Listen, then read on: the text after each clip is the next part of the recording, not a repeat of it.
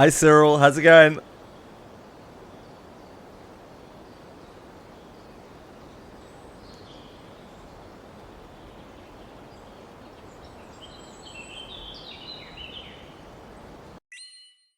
Hello. We're back.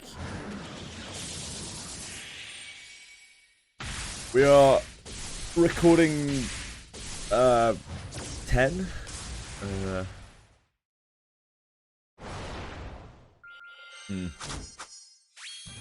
Okay, great. I'd love to hear that, mate.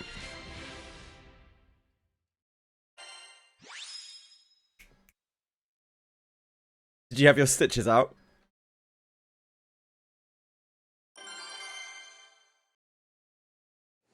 Like cats? Strange you picked this very moment. I'll say hi.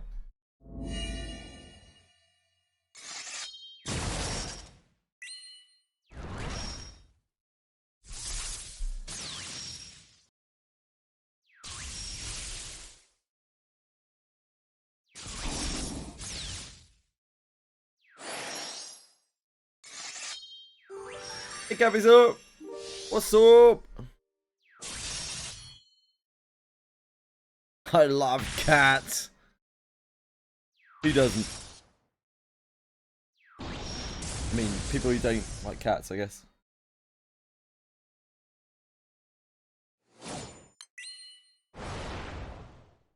I love being used as furniture.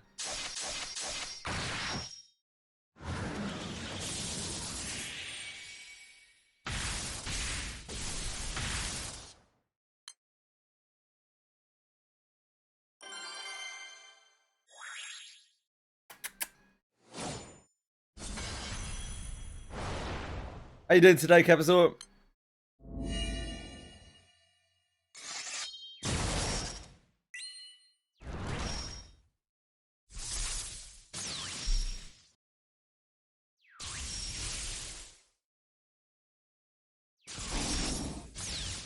When you catch used to love sleeping on the keyboard. It's the place for optimal attention. Didn't go for a run. Good luck.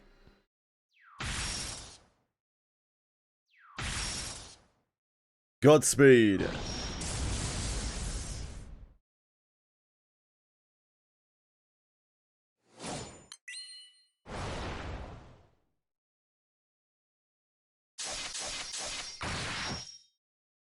Hello.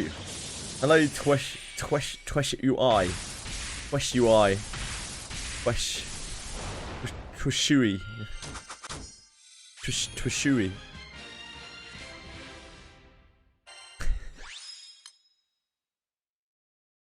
Become is nerfing Prish. Is that true? Seems unlikely. Hello, Tricaro. How are you?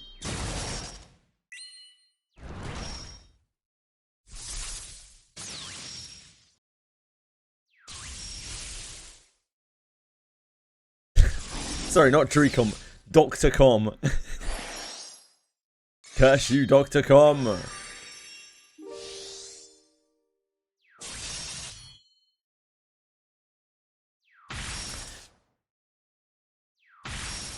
I'm glad to hear that, Tricaro. What do you got planned for the date?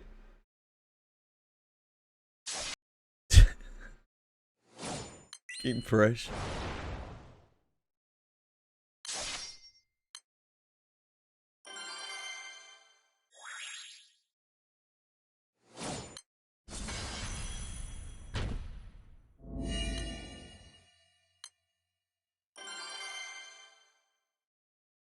TrueCom's a powerhouse of the industry, mate. Keep up with the gadgets, oh, what a life. What a life to lead.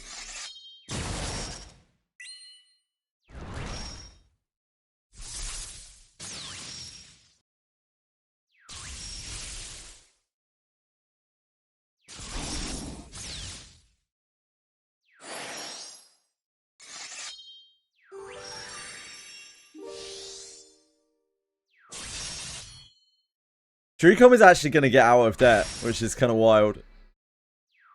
Almost entirely off the back of Wizardry. It's kind of nuts, really.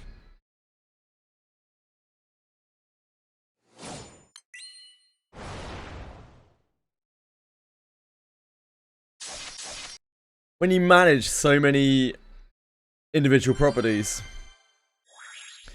for one of them alone to get them out. How the fuck are you getting your Prish to 800 attack? And that's cool, but like, I don't think 800 attack is a realistic amount of attack for a Prish. Yeah, I'm with you, I'm with you. Yeah, it's cool.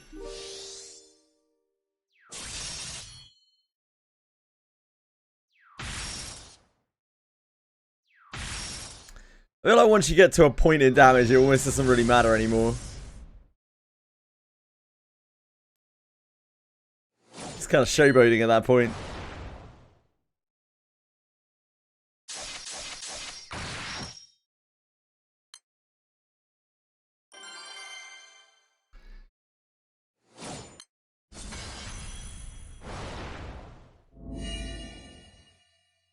My third remake on my Relic Greatsword did +3 surety, +3 surety. So I'm done with that now. I'm not pushing my luck with that. That's good enough for me. Alright, I say it's like 7 or 8 or something.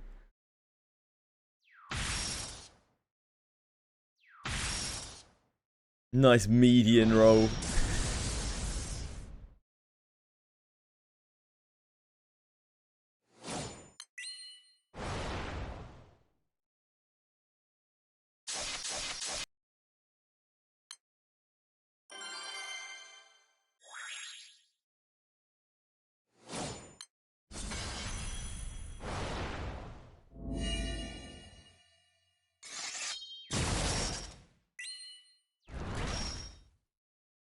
Can't reveal too much or my source get in trouble. Oh, of course.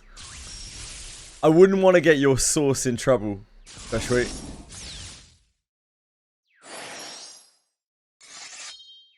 Yeah, exactly, Gabby. So that's why, like, I don't really... I mean, like, it's cool that Prish deals that much damage and is uncapped.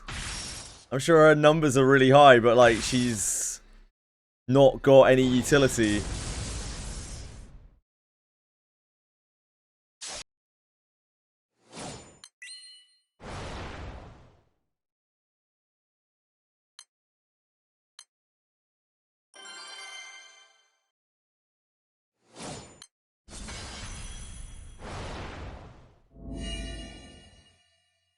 Supports are OP, mate. Supports are actually so OP. When you're fighting hard stuff. All we have to do really is look back at like how I have cleared things when I have been undergeared or whatever. Literally defend with whole front line. And poke things to death with Geralf. Like, you don't need to win quickly against stuff. Knight is always required, which it should be. Yeah, I think it is. I agree. I think Knight should be used. Like, that is what Knight is for. I feel like if Knight or some kind of close alternative isn't required, then like they've kind of fucked it up, right? That's the whole point of it.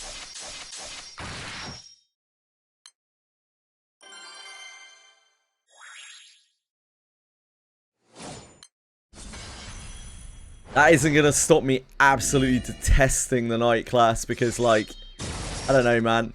Knight's defense is such a junk move. I hate it so much. I never want to use it. I'd rather just not clear the stuff.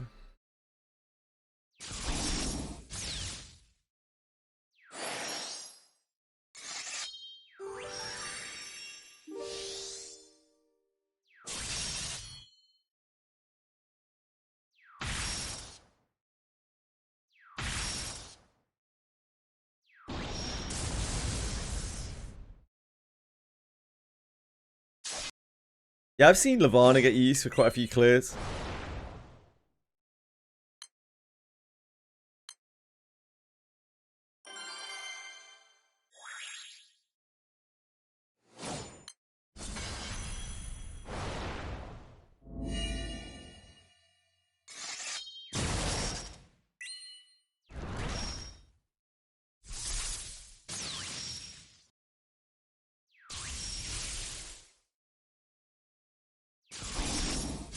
2 knights helps a lot because it means that when your turns get inevitably pushed out of order after lots of rounds, you have more coverage for knight's defense and more SP for knight's defense.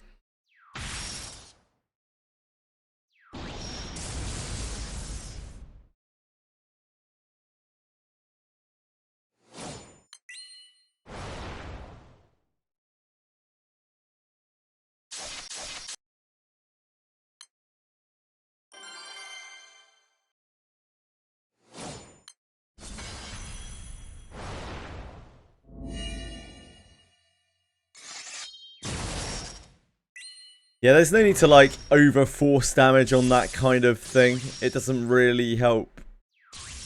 You're better off bringing just things that are very defensive.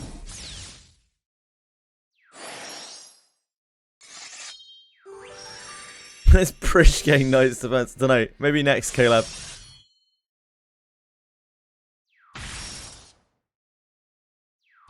When something's hitting you that many times in a turn, it's much better to just sit there and kind of be able to take it than it is trying to force it down. It's always been that way in these types of games.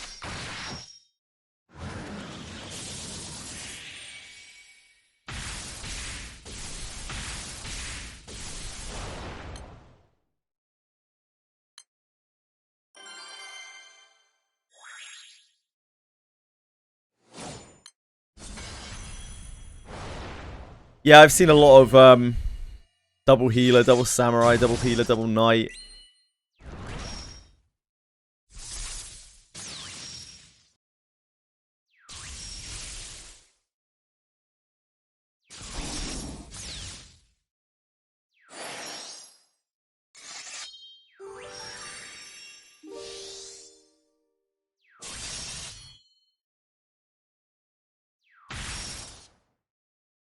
Shreds the Dragon, yeah. And of course can be water.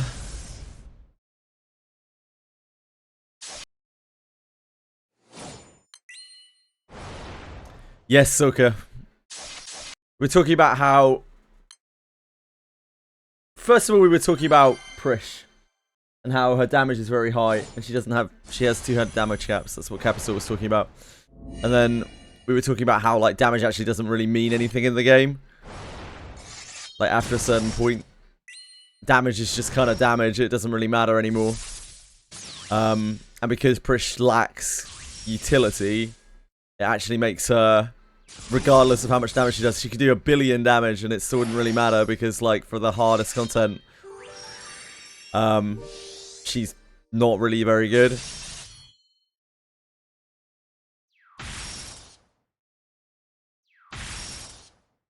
I think they've done a pretty good job of just making DPS very interchangeable for the most part.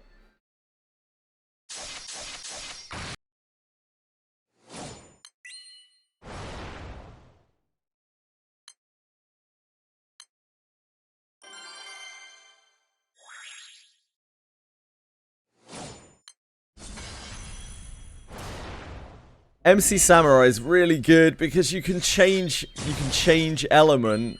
And then, of course, you can use the type attack thing, like this type attack series that Samurai get, to match your element, which means you deal omega damage, like, while also being heavily resistant to whatever you're getting hit by. And I don't know about this, but I assume if you make MC dark or light, they get the dark or light thing. But I don't know. I don't know that for sure.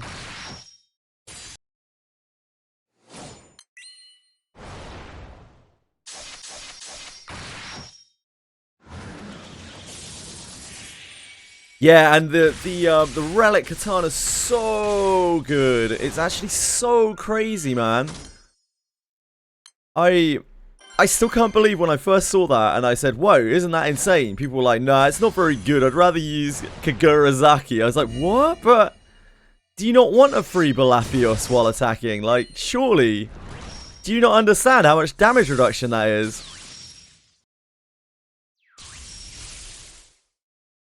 for free with no action economy. Or, sorry, extreme action economy. I think the katana is the best of the relic weapons if you are using a samurai. Obviously.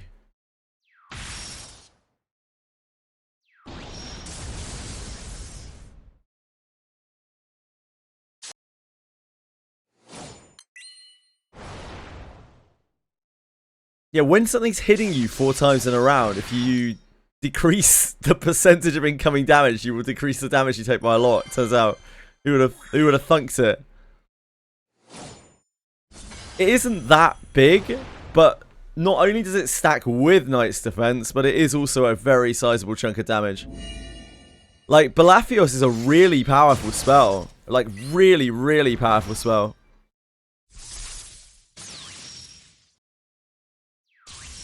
I'm gonna... I just feel like attack down is so strong. It's like so strong.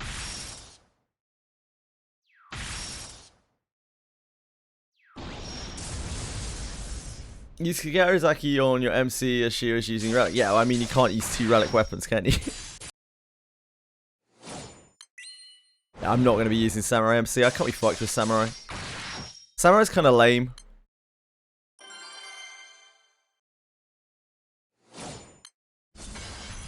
Hey, son.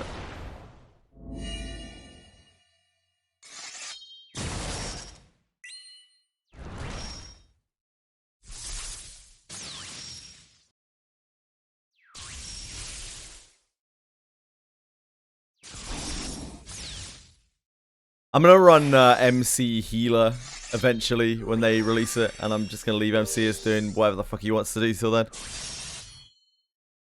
Unless by some miracle they give Eineki healer skills or something.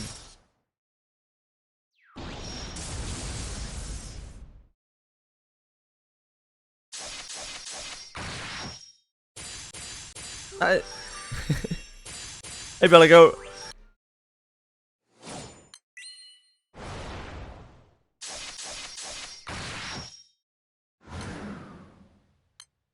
I wouldn't be shocked, Silka.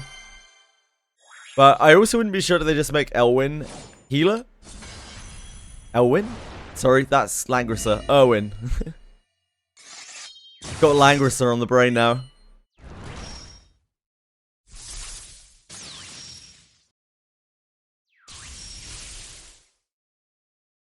I mean, the more likely reason to Tweshry is because they won't want to make a collab unit, like, be able to be that good.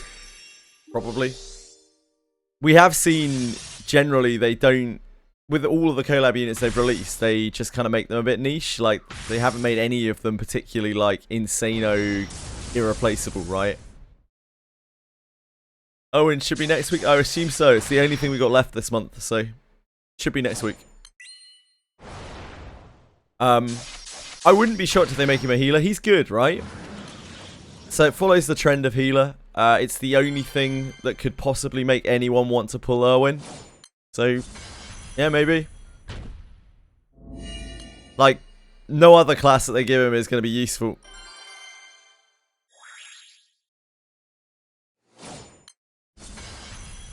He is probably, like, despite the way that he looks, which makes him more popular in Japan, like considerably more popular in Japan, nobody uses him because he's completely useless. He is just so unbelievably useless. Soul class mage in a time where mages are useless and his unique abilities are useless. Not great.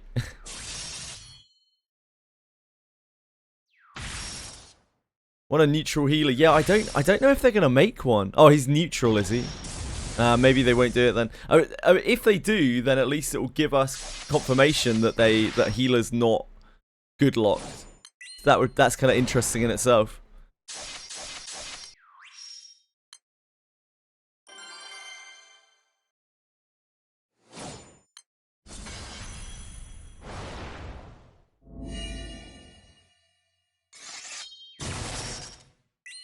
See a water soldier in your Earth Odious raid, really? Good old Hrisvelga. A completely balanced and fair weapon.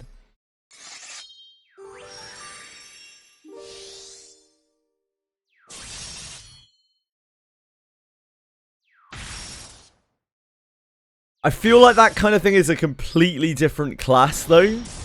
Silka, that's the issue, right? Shamans are all about, like, spirits and ghosts and that kind of thing.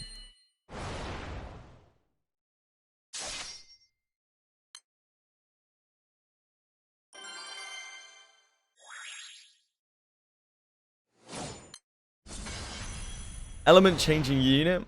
Like, actually hard element changing, like changing their entire element permanently, or... In WoW, Shaman is totems. WoW is the only game, really, that Shaman does totems. Totems are kind of wild. Also, coded totems are really shit.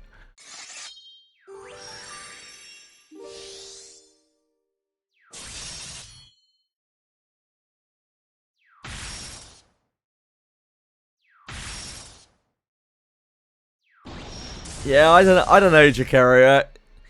There are too many things that make healer like very good coded. Like, for instance, the fact that they get the passive that's like you just deal less damage. Healer seems like a very good class.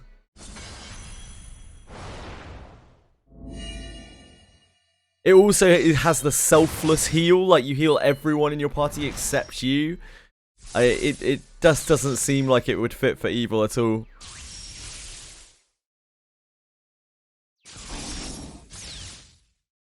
It's too, like, selfless of a class.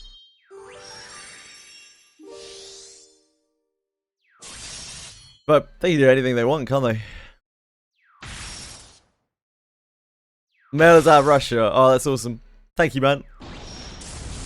Yeah, you take away your own HP to heal others. You automatically, like, miss yourself and heal everyone else in your group. I don't know. It's very. It is a very good coded class when I think about it.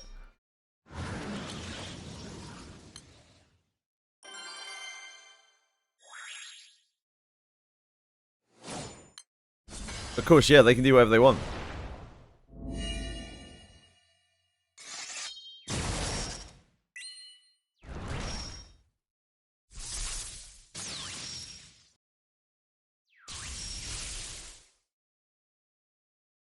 You know who's good, guys? Eineke.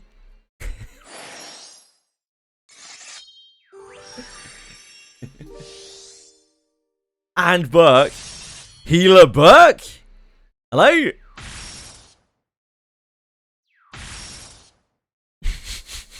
He's such a shit healer.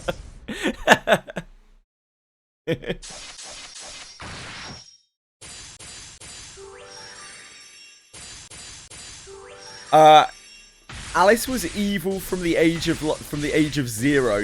Hidden. That's the only issue, mate. Alice was literally born into an evil cult where she quickly, when she was just able to walk by the sounds of things, killed her parents.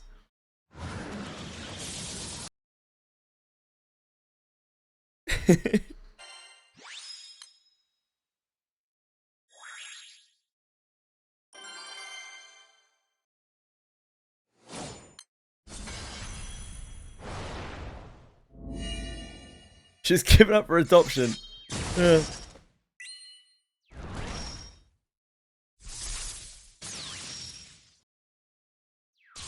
If Alice was, like, indoctrinated into the church at that kind of age, she'd probably be more like Shagtis. We would have Alistis. Shaglis? Shaglis.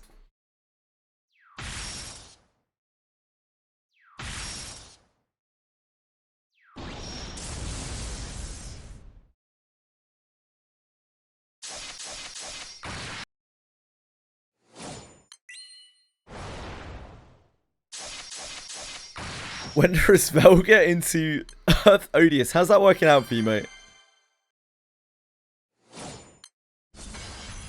Alice Haggis? I don't think so. Doesn't roll off the tongue.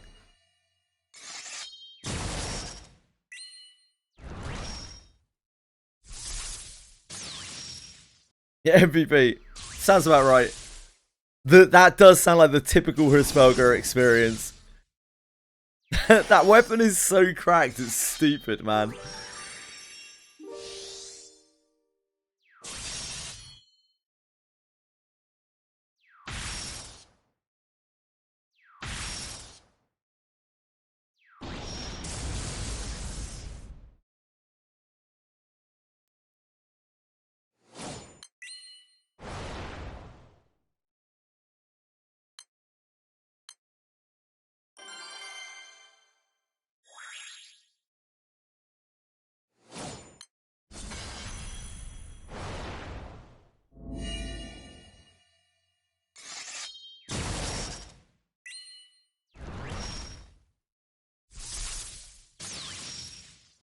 Oh, I need to keep an eye on these levels.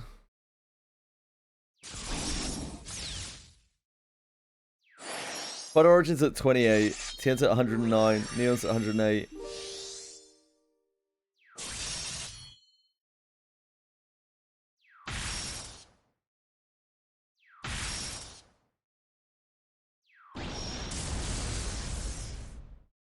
Straight up to Steel. Didn't increase my drops in collab, but True Ending for Abyss 2 did. I'm guessing True Ending for Abyss 3 might as well. Again, there is no de facto anything for it. It is some sort of amalgamation of your general progress. So it may be that you needed to do both of those things to get there.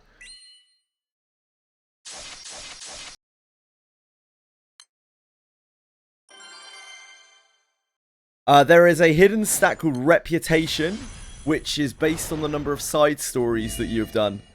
So yes, there is a hidden stat there as well that may come into play.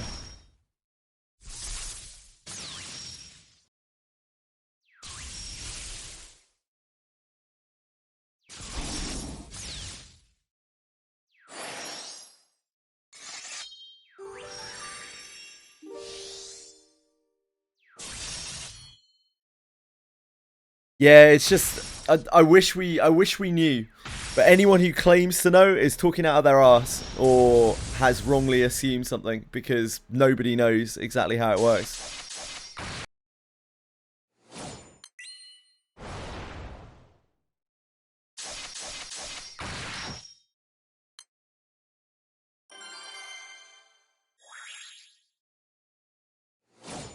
It's like a complete new story, yeah.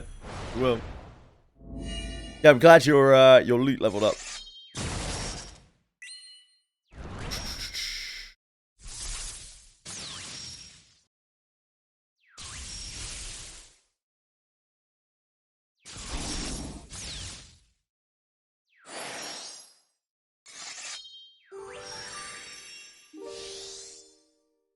Every collab we have in Wizardry, it's the same shit. We have people going around saying, ah, yes, just grade up and you will get this shit. And then people grade up and they're like, my loot didn't go up. Every time I'm just like head in hands, like, come on guys, we just don't know, just progress. Don't tell people to do stuff when you don't know it works. Why do we have to spread this misinformation every fucking time?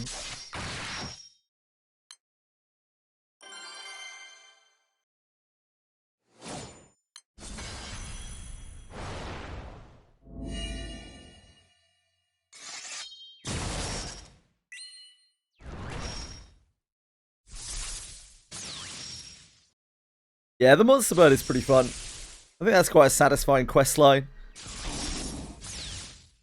Yeah, that's right. That's right. Suka. The monster bird.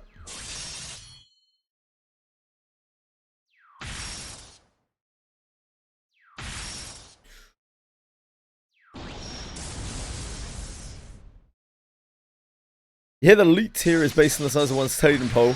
That's not true because I'm at the max rank.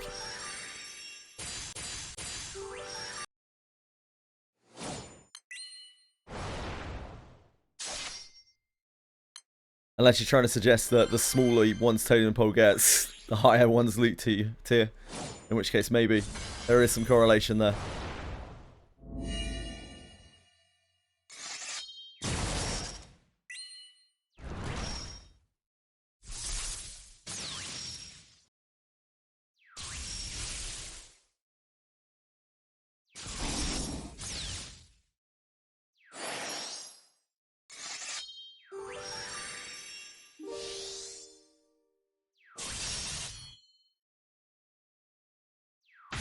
Thank you, thank you.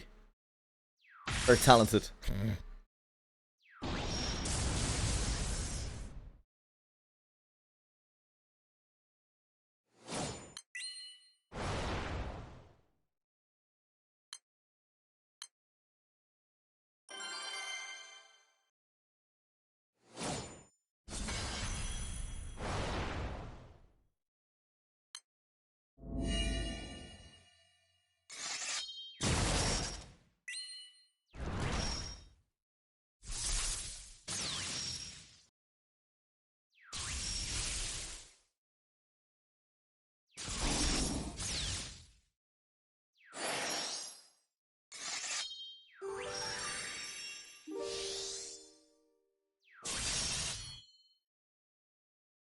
GBF combat animations look better than I imagined.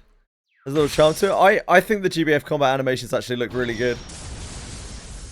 You know, considering they are sprites. They put a lot of work into them, and they have a bunch of animations that are like external to just their combat as well. It's a very, very old game, but they do their best to make it look nice. The episode does not agree.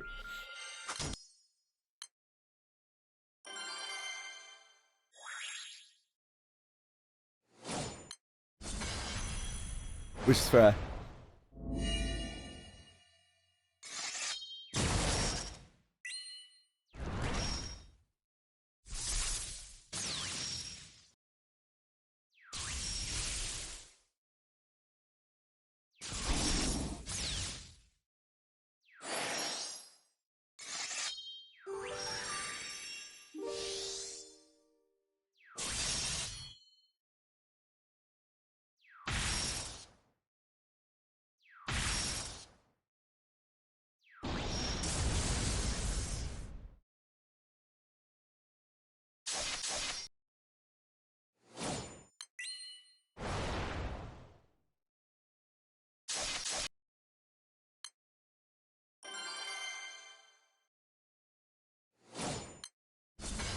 GBF2. I mean, they already made Relink, right?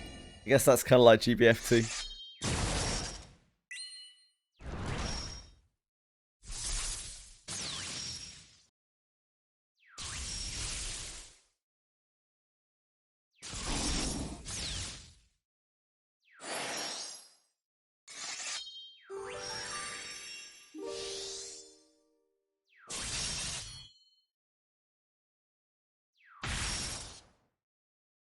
'Back to waiting for the next content patch for Wizardry now, really. I wonder when we will next get something to actually do on there.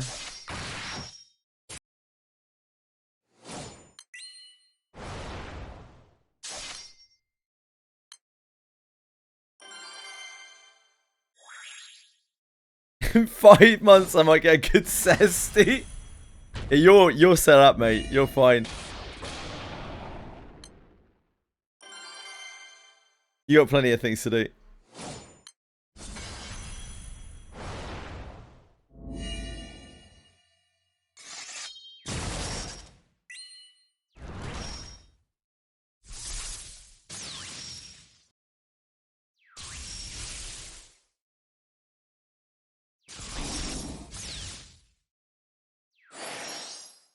How hard is it to get a purple 4-star cesty with attack surety? Come on.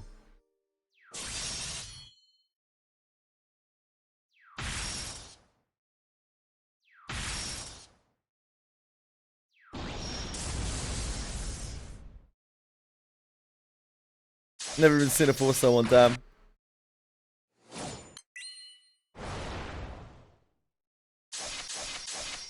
At least you can reset the Tomberries now.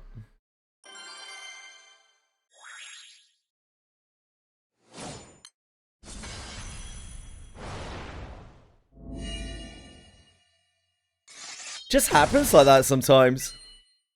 Like people, when I was doing my inventory the other day, people were like, "Why don't you have any hunting gloves?" And it's like, I just haven't got any. I farmed alabaster for quite a long time, and I got plenty of hunting boots, but I just have no hunting gloves. Like all my hunting gloves were kind of shit. Just the way it goes sometimes. RNG is RNG.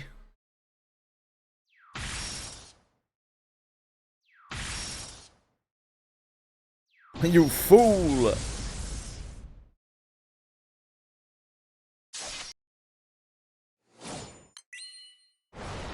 4-star purple necessity twice. Wow. You're a beast.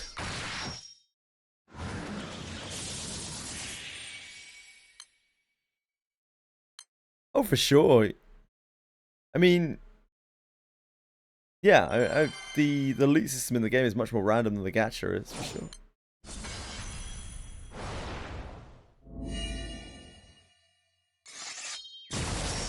All that, like, charm confusion res gear is no longer anywhere near as important as it used to be. Because it's a healer, obviously.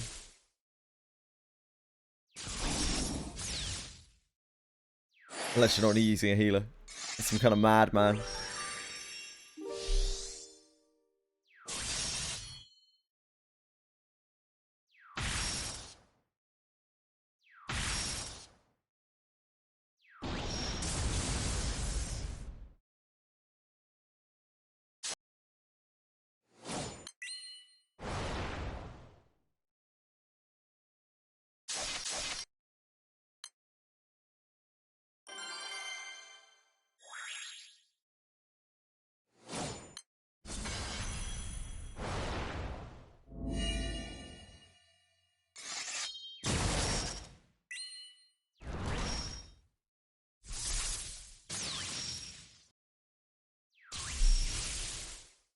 Hey, Breadstick.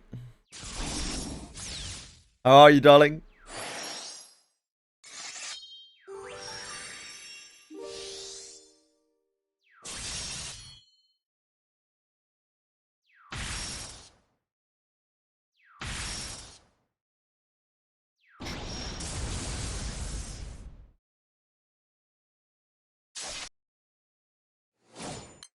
I'm alive, so I'm here. Wonderful.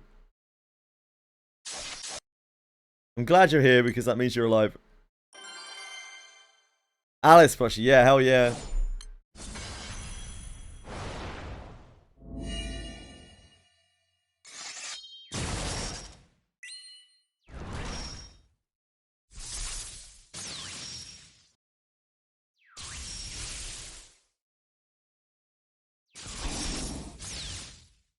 You could do an inside out Alice Agora plushie. That would be sick. Like where you turn it inside out and it's Agora instead.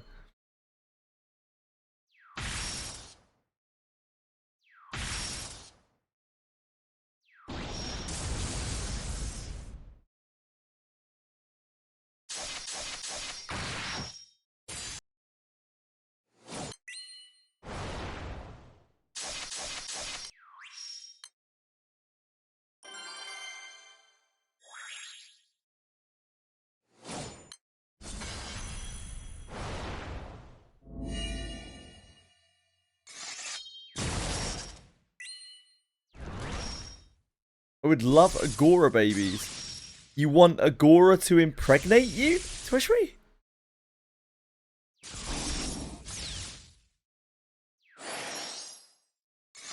To each their own.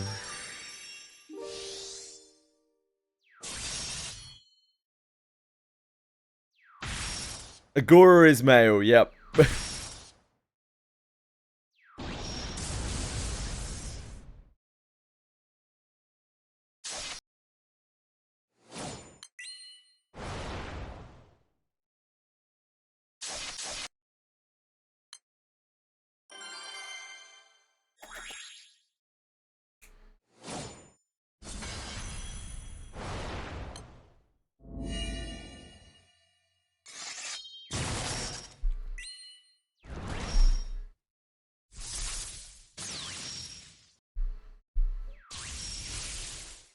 He doesn't want to be.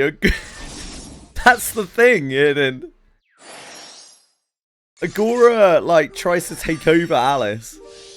Alice is too strong. And so Alice just keeps Agora trapped inside her forever. Until she eventually consumes him. He can't get out. He wants out so bad.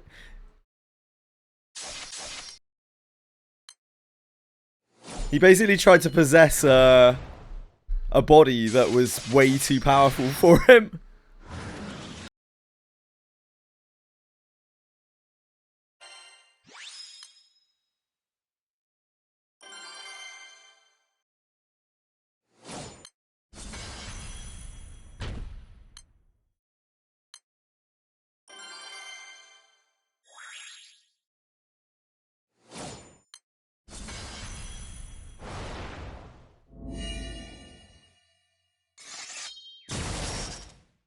Alice's lore is pretty cool.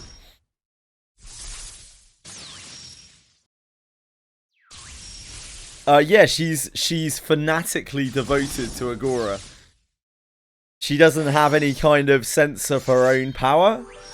She believes that all of her own power is fueled by Agora, but she's just actually ultra powerful.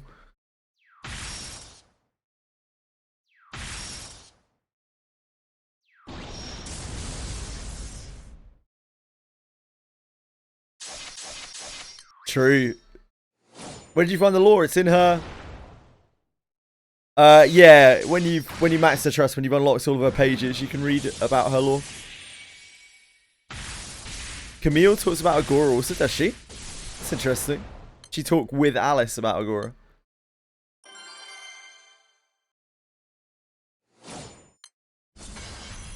In the like little party banter things. Yeah.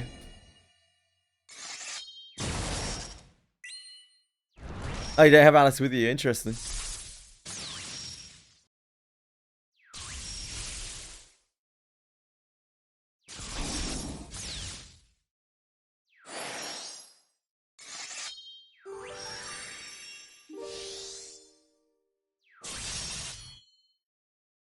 She thanks Agora for things. That's interesting.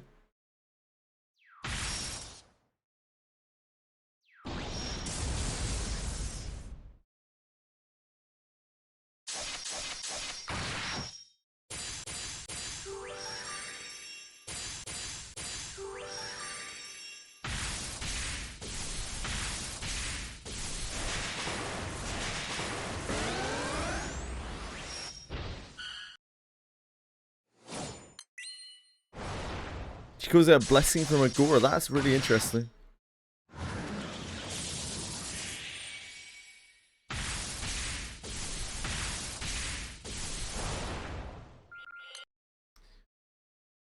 It was floated early on in the game that Agora was actually the god of change. But I don't think that has any real basis. I think it was just someone making assumptions about something.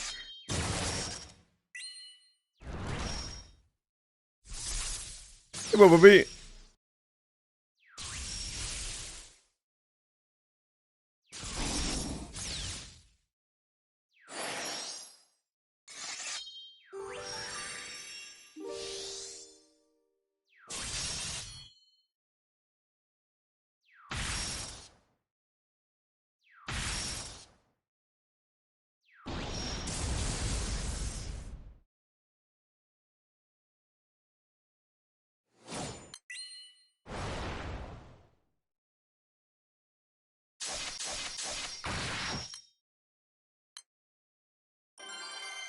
Kamehameha. Kamehameha.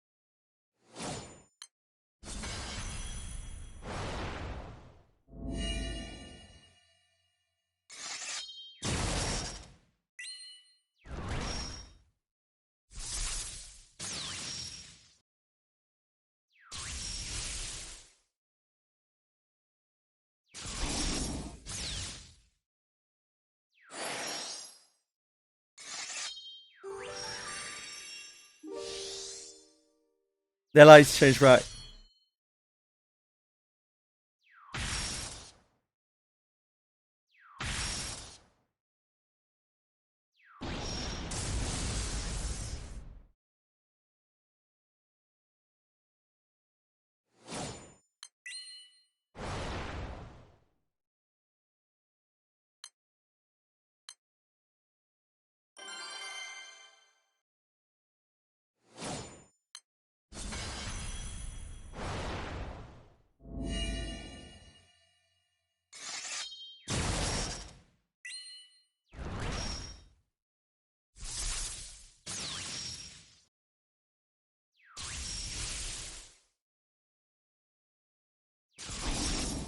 Jericho making questionable changes? No.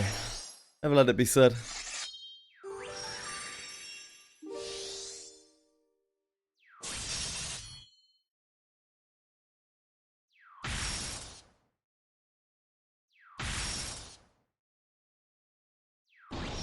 Prepare for trouble. How big a team, the capacity for more lore-based side stories and dungeons would be a fun addition. To unite all peoples within our nation.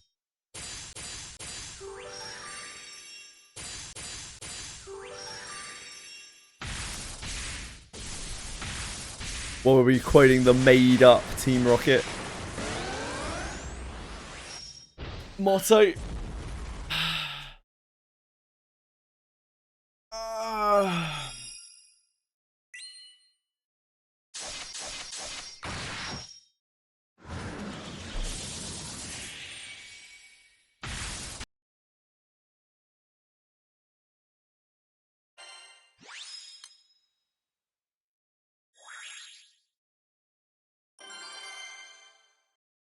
I think it probably is. Yeah, it's probably best that they just hop to it, make their big patches.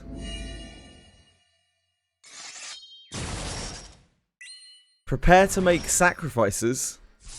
I don't know, Mythicfoot, sorry. I'm not sure what you're talking about.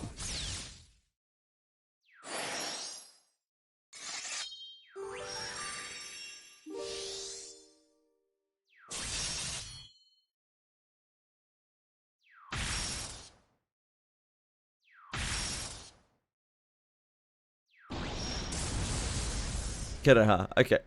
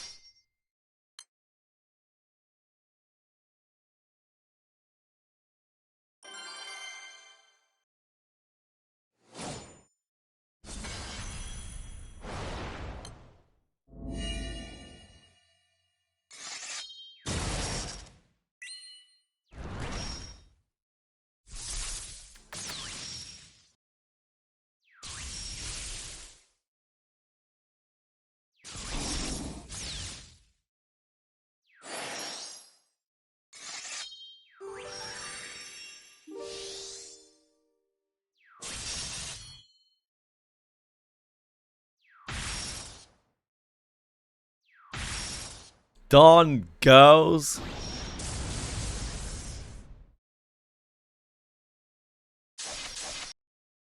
Maybe I can point you in the direction of a fine gacha such as Love and Deep Space.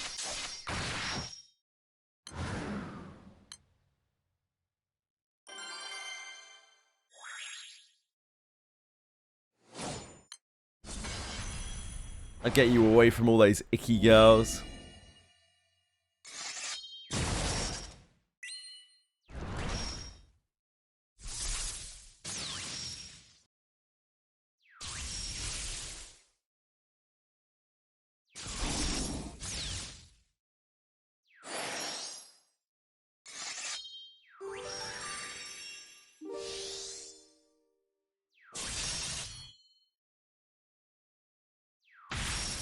Darn.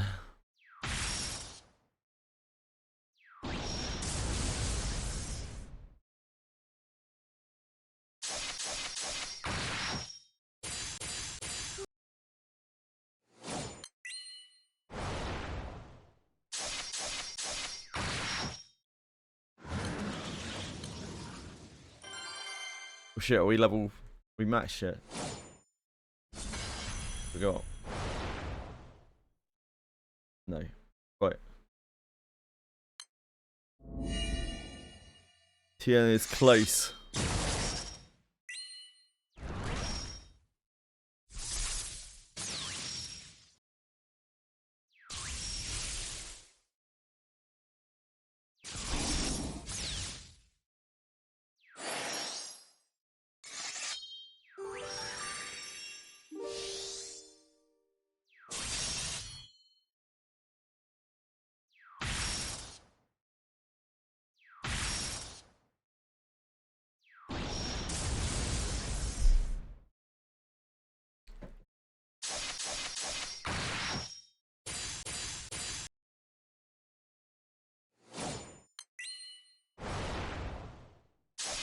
You're in the abyss too long, he starts talking about bugs. Good to know.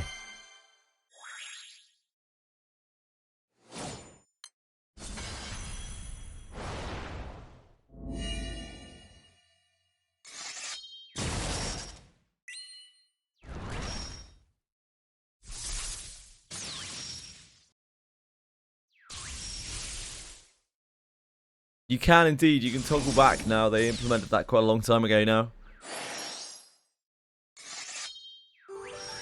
You obviously can't pick a look that you haven't unlocked though.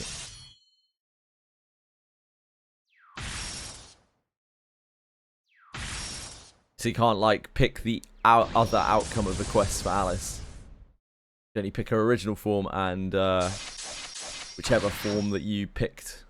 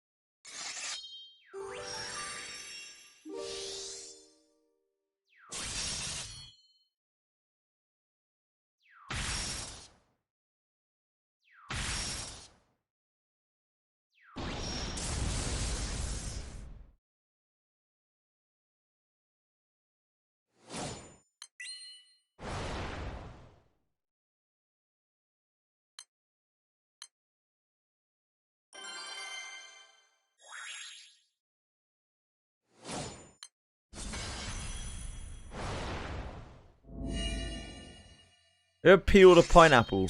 Yes.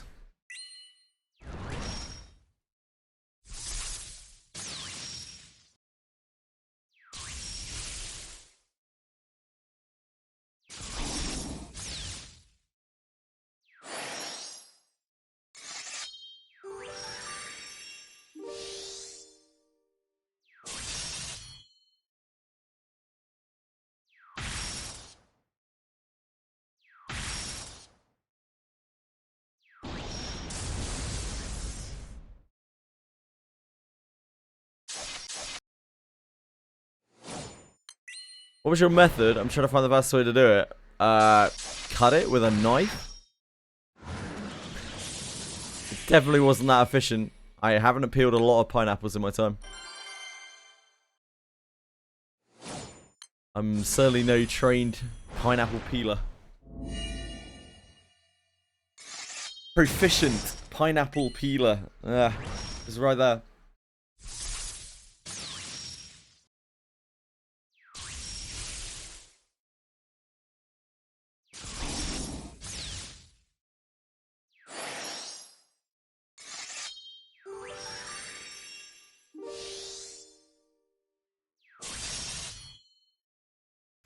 Pineapple peon.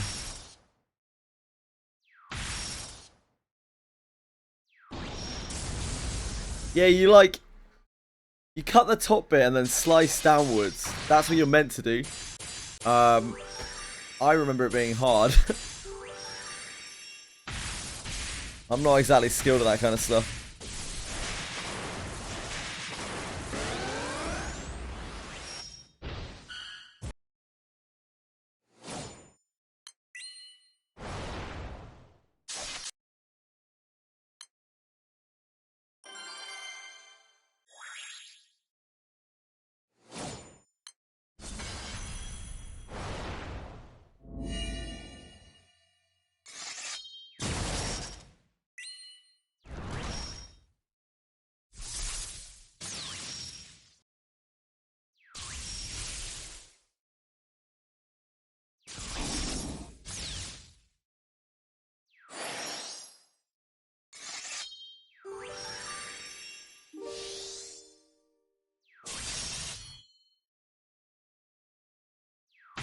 Not skilled at eating. Not skilled at cutting pineapple. I don't see how that would be not skilled at eating. Do you leave the brown bits? You're not meant to leave the brown bits. The brown bits are like, what do they call them? Eyes? Is that right?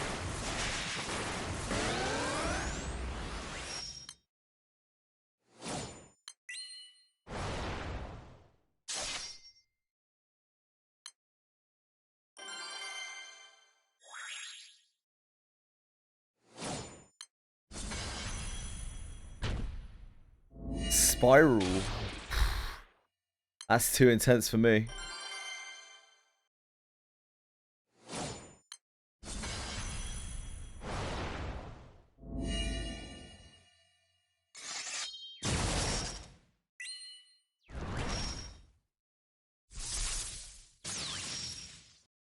I think I've cut up 2 pineapples in my whole life. And both times, I was not particularly successful.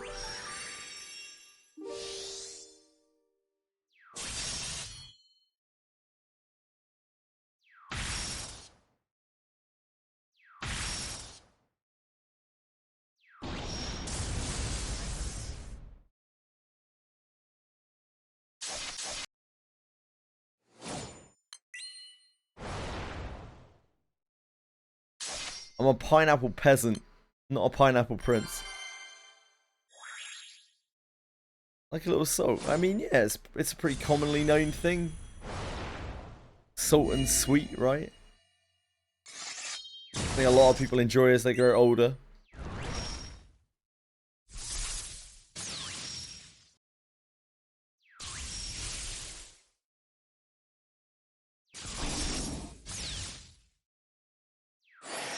I can't eat pineapple anymore. I haven't been able to eat pineapple for about 10 years. Used to be one of my favourite fruits.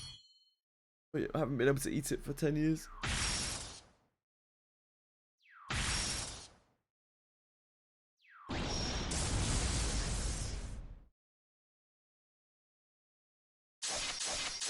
A lot of people, especially men, get like aversion to pineapple as they get older. Not like full-blown allergy, but it causes me gut-wrenching pain when I eat pineapples.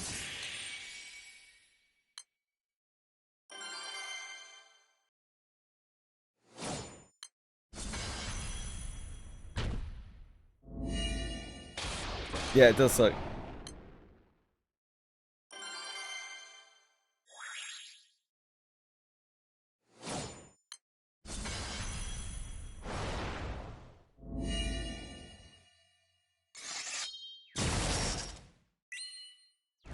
Kinda, yeah. It's intolerance, so yeah, similar. It's just pineapple, no other fruit. And yeah, apparently it's relatively common, especially in men, as you get older.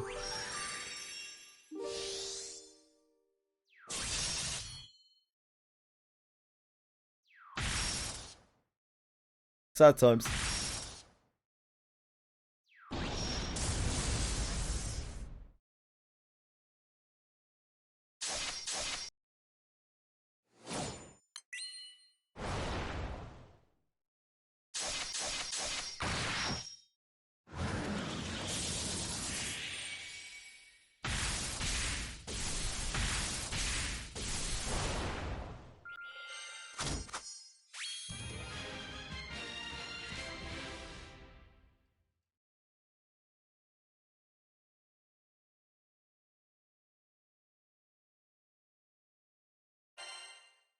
Pineapple has a specific thing inside them. It has an enzyme. I can't remember the name though.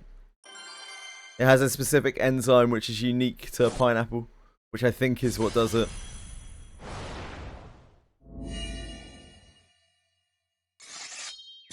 I have a friend who is actually deathly allergic to mango. As in, like, when he goes to restaurants, he has to be like, "Do you use mango in your kitchen?" and bromelain. Thanks, Anybit. Do you use mango in your kitchen? And if they answer yes, like, they can't legally serve him. And he probably doesn't want to eat that.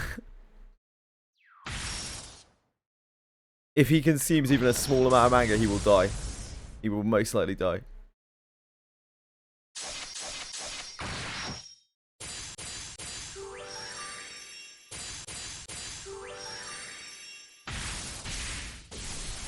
Feed him mango. No.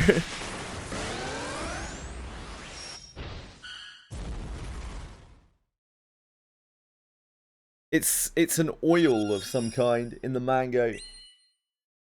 I can't remember what it's called. I think it starts with a U.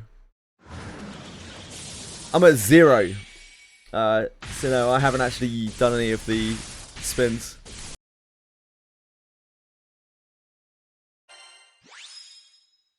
We are almost there on TN. You have to test if he's bullshitting. He's probably not. I've known him for like 30 years.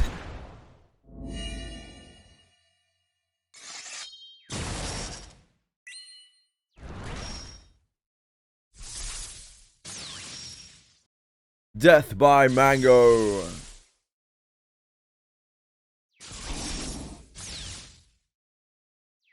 How many points do I have? Like 22,000 or something? So no?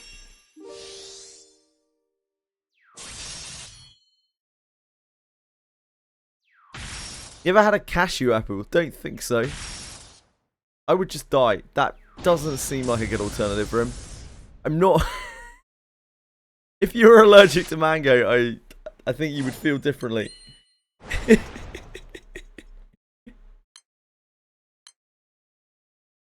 I'll just die.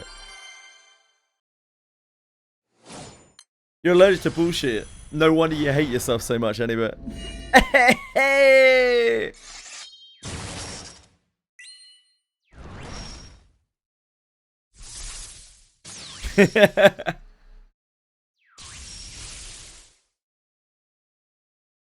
I'm glad. I'm glad, Mythic, but you're actually like seriously allergic to pumpkin. I quite like pumpkin. I don't mind it. I wouldn't say I love pumpkin. Pumpkin's like a 6 out of 10 for me. Maybe a 5.5.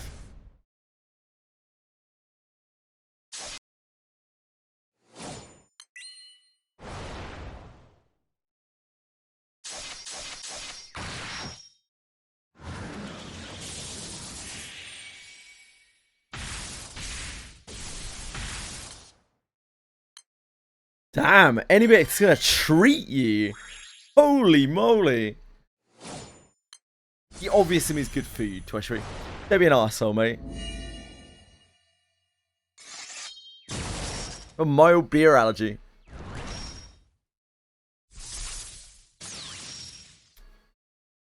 I don't think I'm allergic to anything else. It's just, I mean, I'm not even allergic to pineapple. I got kind of intolerant to milk for a little while, but I just drank more milk, and then my body was like, alright then. I'm not sure that's how it's meant to work, but that is actually how it works.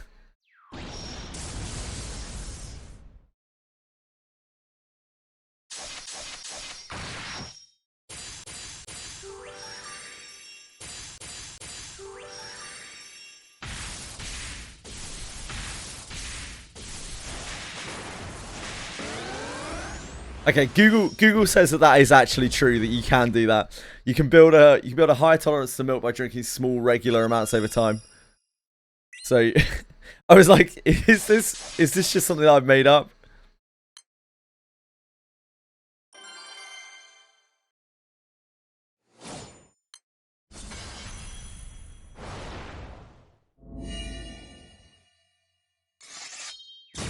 Apparently it's good if it doesn't cause you immense pain. Drinking more milk will actually solve your lactose intolerance, apparently.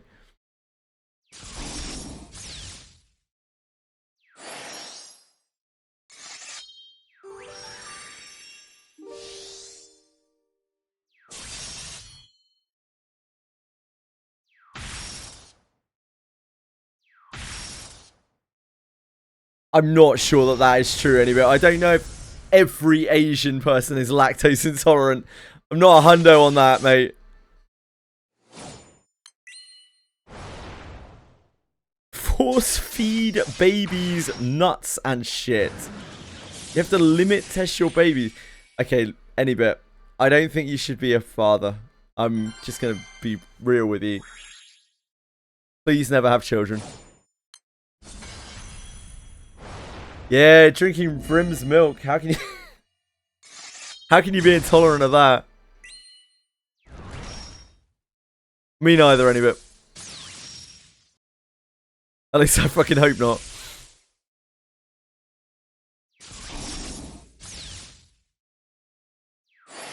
That is a ridiculous statement, bot.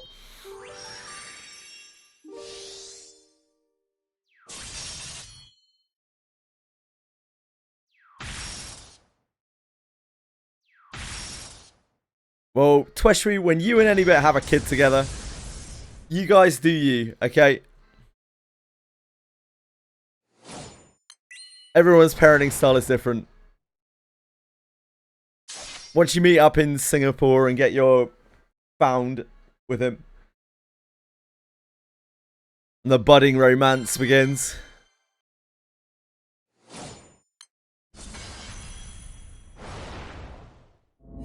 They inject the allergy into them. Yeah, I'm not sure about that. I feel like that might not be true.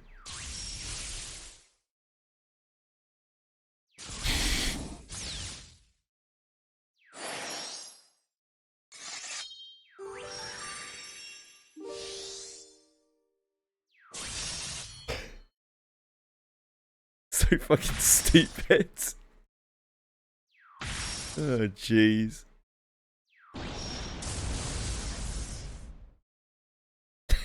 It's so stupid.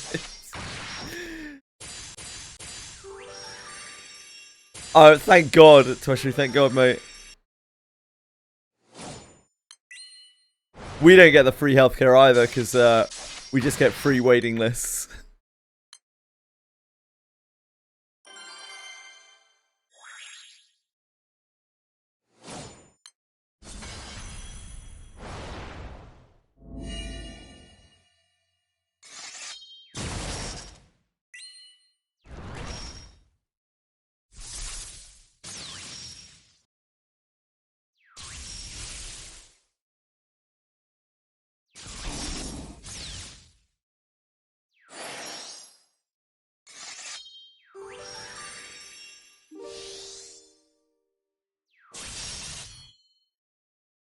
Well, I know you're not endorsing the killing small children.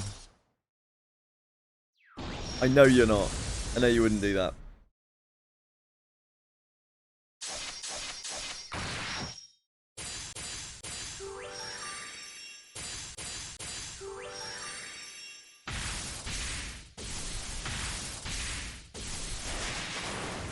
How she does is not urgent, so we can wait. Interesting. Babies are so shouldered nowadays. They don't even get force-fed nuts to test if they have a nut allergy. Crazy. Question any bit of controlling me. They're not. They have no power over you. When I was a baby, my mom would feed me paper. Why?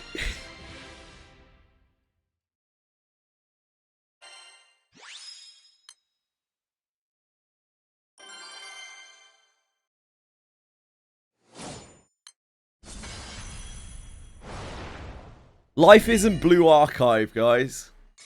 There are people queuing up to feed babies nuts.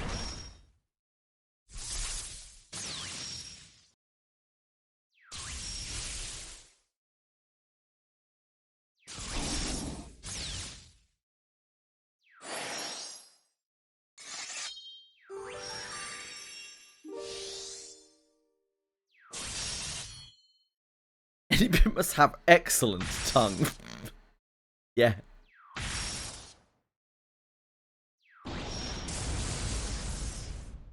His paper is tasty.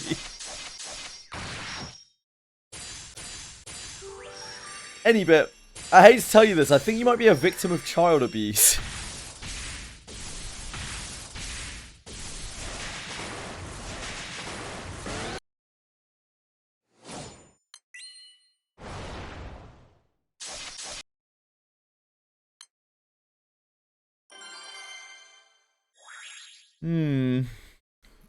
Doesn't sound great, dude. You're all weirdos, yeah. Most gacha players are weirdos. Not you though, Capital. You're perfectly normal. Don't worry.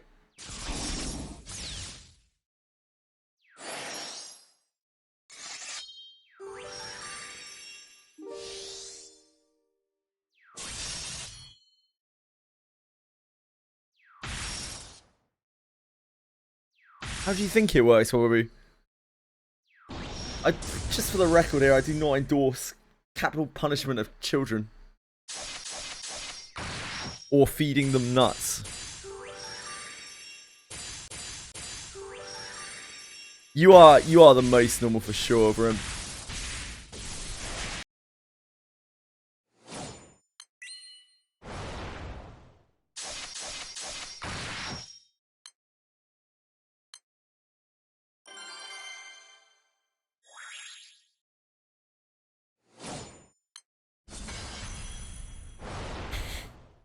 That's actually kind of true, the bot. Most video gaming spaces, to be honest. Maybe most spaces. Like if you go to a Legend of Zelda stream, you're gonna see some wild shit there. Gonna make the gacha space look tame.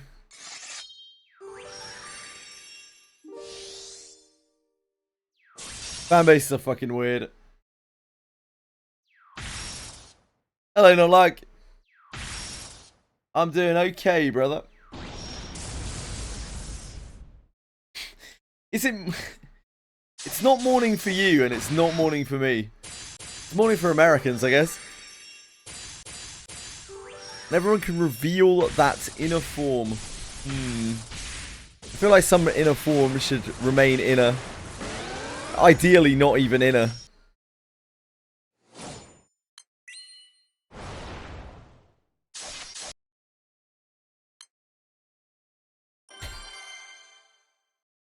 Once you try the milk, you don't go back. Yeah. True. Trying to grab the entire ring supply from records at the time. Hell yeah. I want all the rings.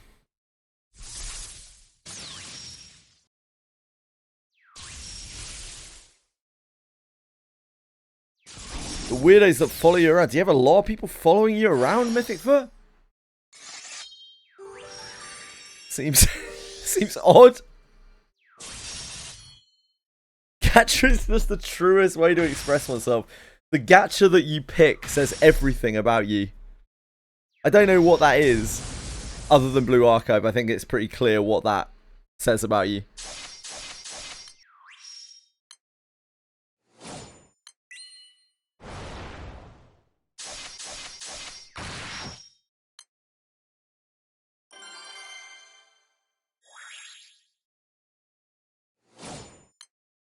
Whose main game, Twitchery? I'm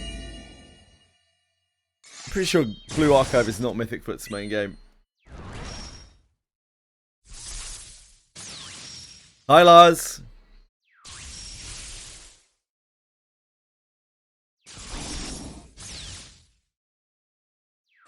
LARP. Laura. What about Whoopia? It says you probably enjoy furry related stuff and or are a furry yourself. I don't think that's unfair to say.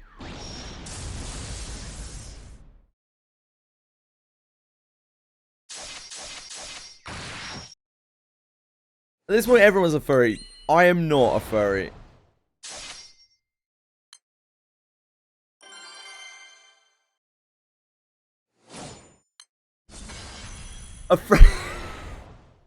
A friend of mine was telling me about how he's like a fairly high up, like, corporate dude at the BBC. And he was telling me how he has an intern who was looking like they were super tired. They've been getting like no sleep. And he asked him what was up. And his intern just sighed and says, "Oh, I'm living in shared housing at the moment. Somehow I've ended up in a group of 5 furries, like with a group of 5 furries, and they've started up like the furry hotspot of the area, and he just spends every night having to listen to furries fucking and barking." And he had to explain, like, his neighbours complained to them about how they need to shut their dogs up at night, and I don't think he explained. I don't know, Twitchy, but they certainly bark. Poor kid, man, poor kid. It's a tough life for some people out there, you know. You know, God gives us many trials.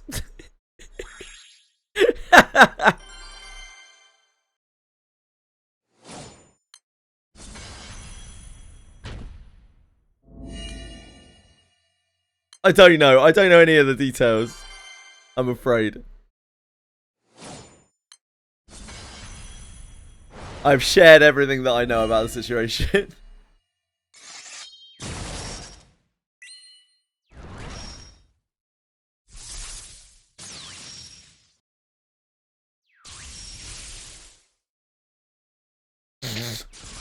It must be so uncomfortable.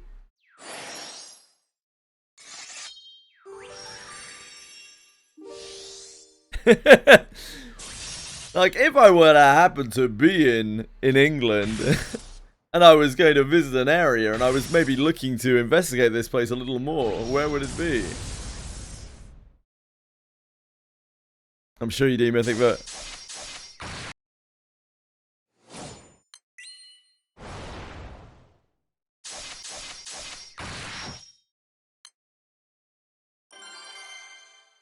you're a big fan of anime conventions, Toshri.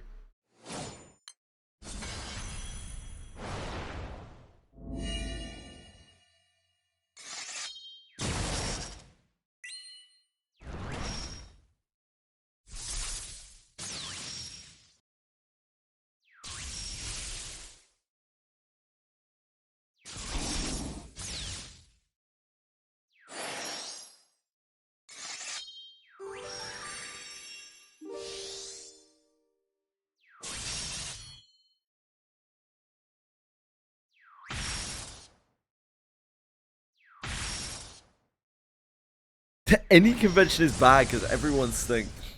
That used to be a problem when I used to travel around to Magic the Gathering events. This is why I always bring up that Magic players are unbelievably stinky. The cleanliness of the average Magic player is absolutely fucking wild. It's absolutely disgusting. I don't know why there's such an aversion in the community to showering.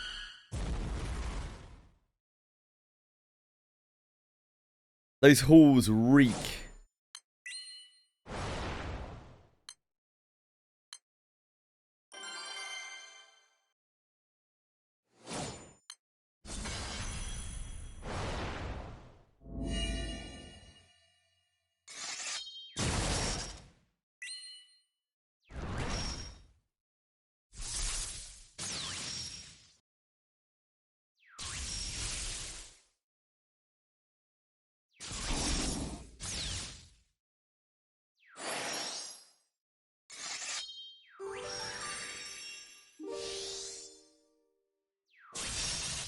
Edie has to tell you to keep cleaning your Daphnes, yeah, it's true. Just as Miss broken in Wizardry, I ran all 3 Greater Warp ones with 1 adventure and get the heart. And the exact one the same with the second adventure. Were they the same adventure each time, Mythic Foot?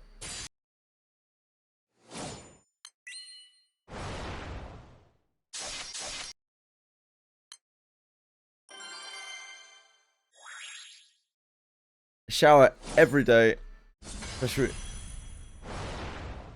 After stream, shower, eat, sleep.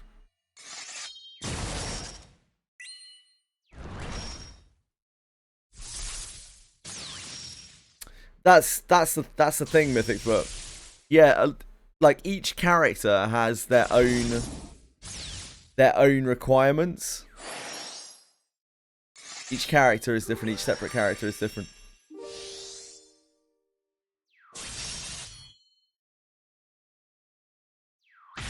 Some are easier than others.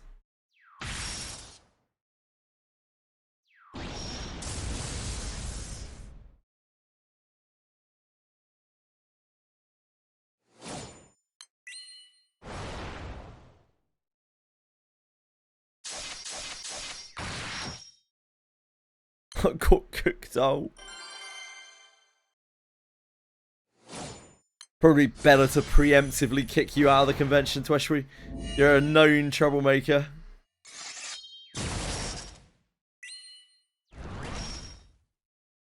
Yeah, each character's different. I did probably about half the cast as bond mates. Some are a lot easier than others.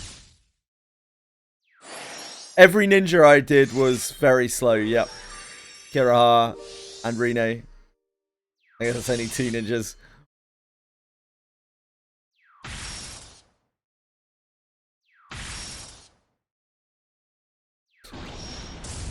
Get good, the bot.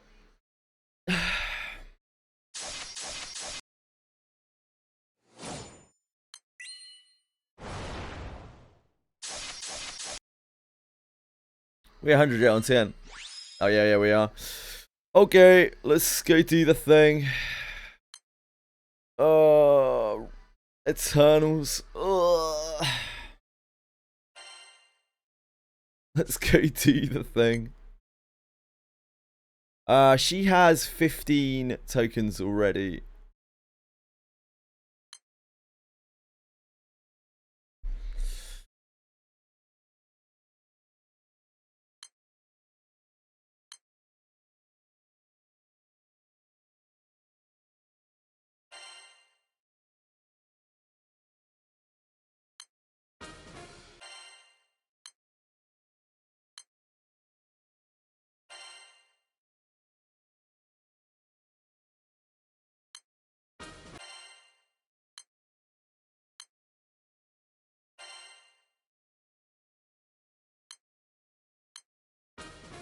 Okay, that's the easy bit.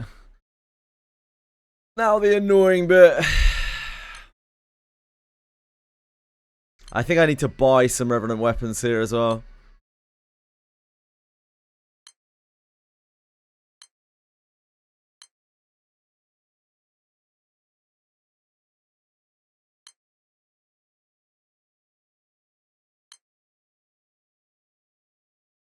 Okay, we need to not do fire. We have 9,000 Dark Orbs. We're getting Dark Orbs from Eternal, from Records of the 10, so we probably do Dark Orbs. We definitely don't want to do Wind either. I think it's probably Dark.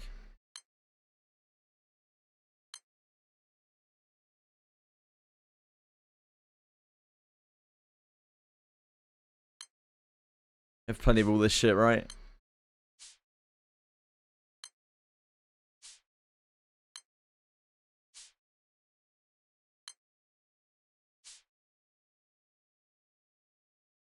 We're actually looking a little light on Flawed Prism. Not. We'll be alright.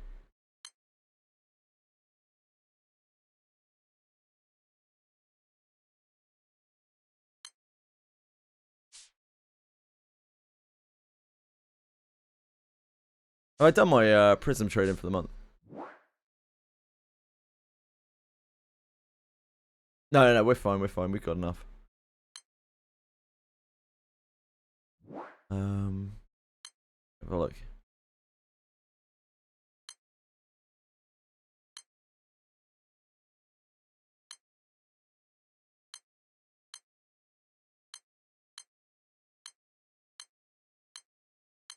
There's prisms. Treasure.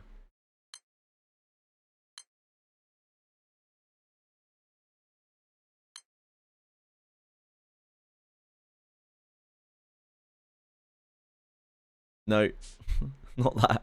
I think we already did our trade, didn't we? For presumes.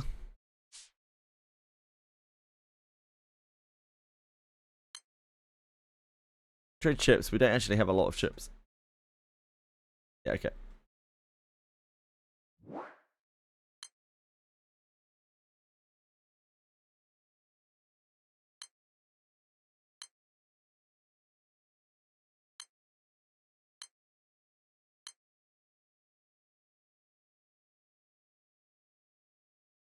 So we need... Should I just do them all?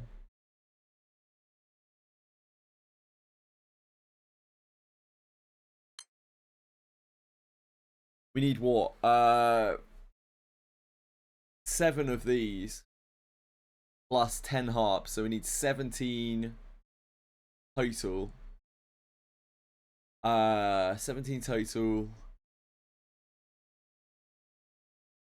17 total is... what? So... It's for 2 something prisms. Then we need another 40, which is another 8 guns, which is another 2k, which is actually slightly more than we have. So yeah, I guess we don't do them all right at this instant.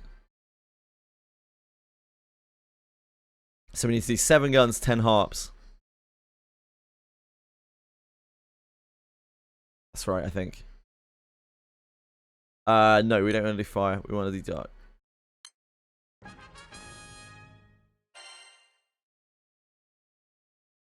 Yeah, thanks, Azine.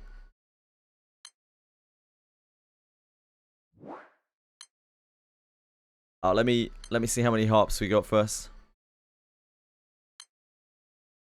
Harps we actually have a bunch of revenant weapons for already.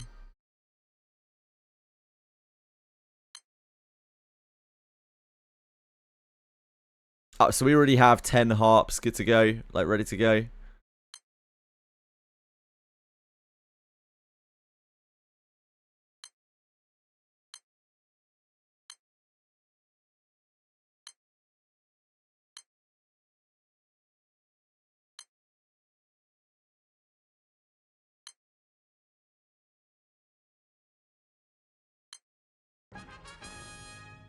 One.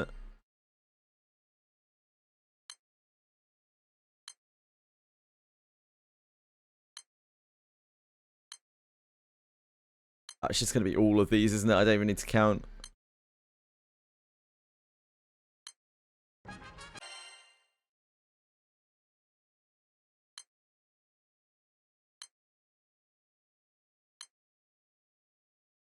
Third class change option, no idea. Maybe never. Maybe tomorrow. Probably not, though.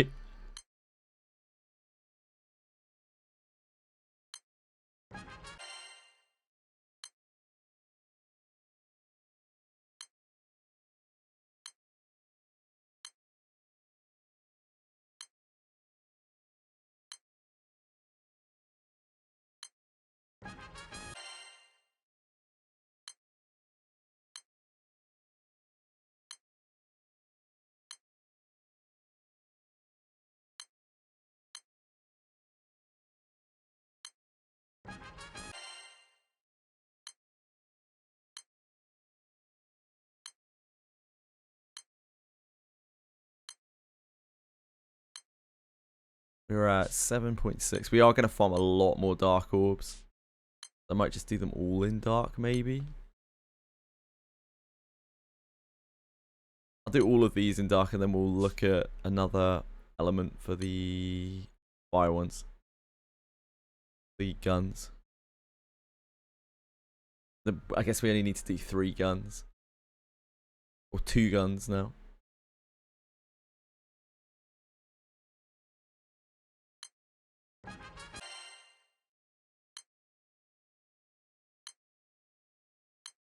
I still have to do a few more for their transcendence though. Their radiance.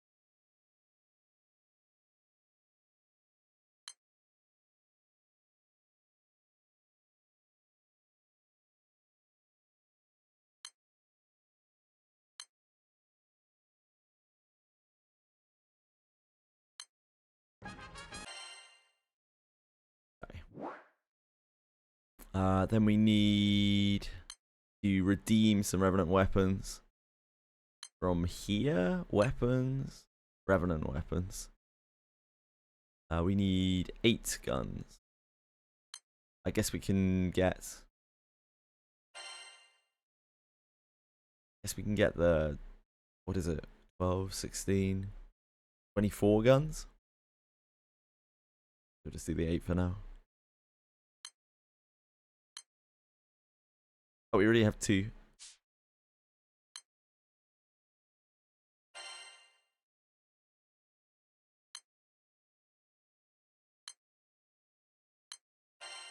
Is there a fighter thief adventurer? Yeah, Benjamin.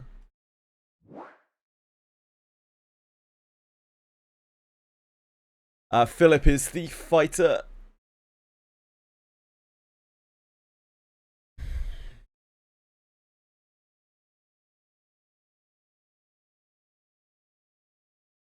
Gaston is fighter thief as well, is he? Didn't know that. Benjamin, yeah, he's really good.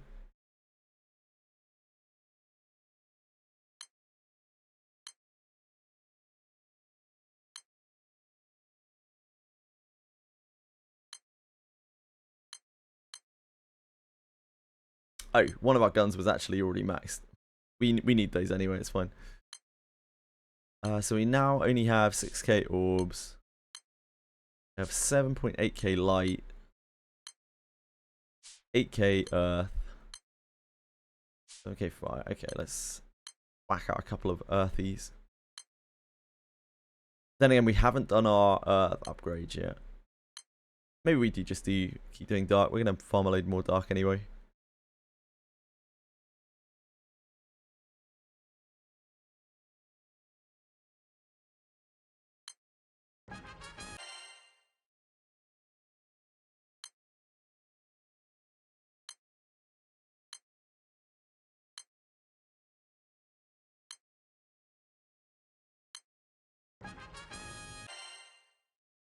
You're anti-dwarf at this stage of your life, I see. Weapons, filter.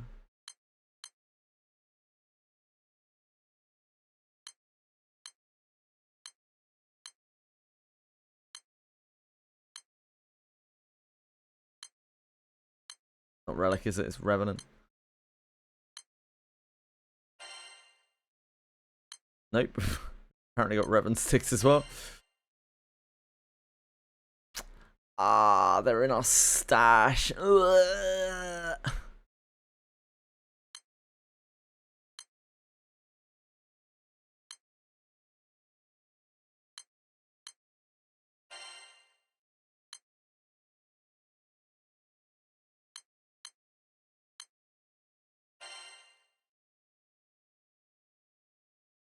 Not in this one.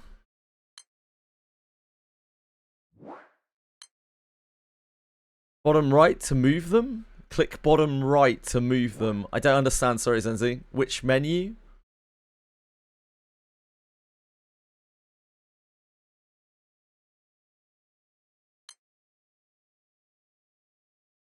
Inventory.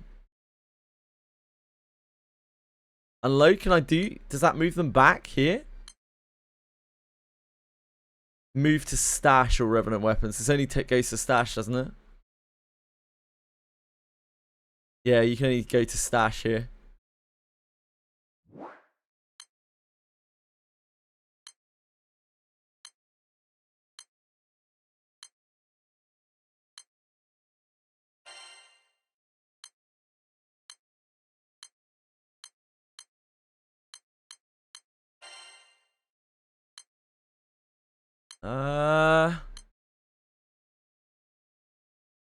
You move from stash to inventory, I think. It doesn't. It said that I could not.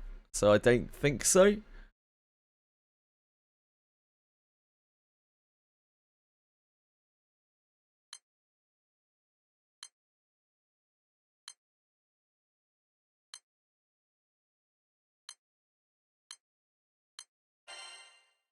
Okay, here they are. We found them. Yeah, that's right.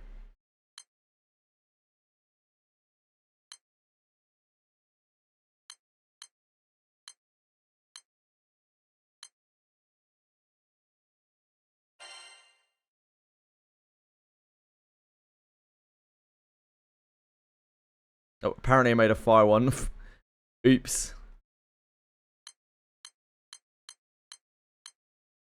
8, 9, 10.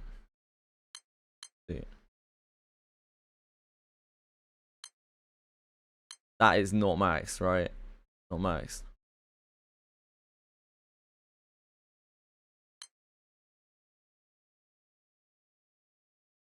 Uh, 50 and 10.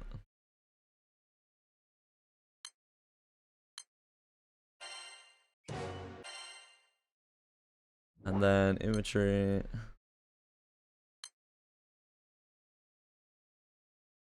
Jeez.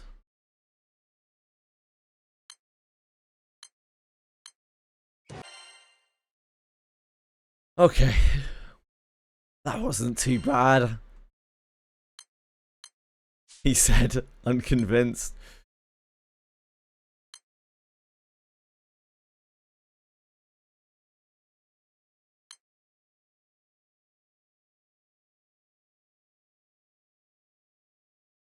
Oh yeah, I only had 15. Yeah, I need 4 more guns.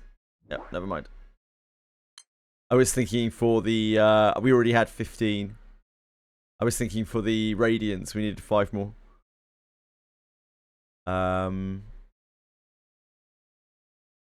Treasure trade. We have 2 guns already.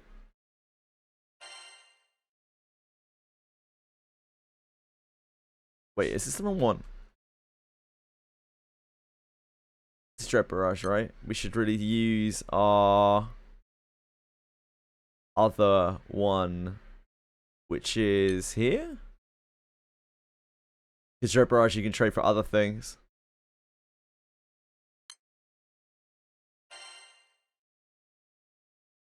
We have 3, so we need 17, right?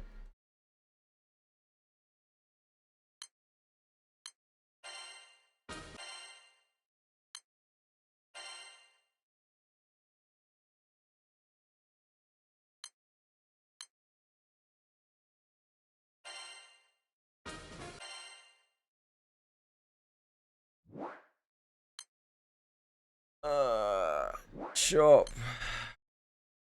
Weapon series, Revenant weapons.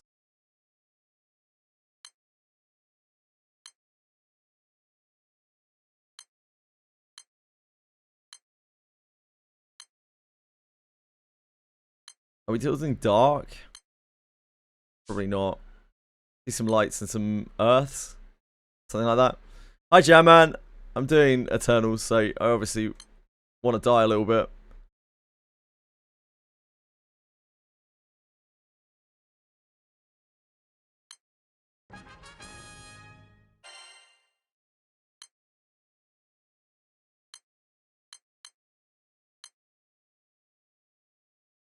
No.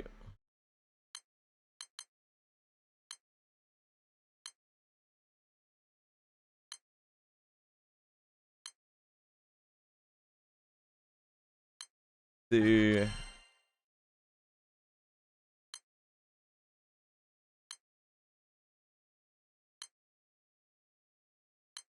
3.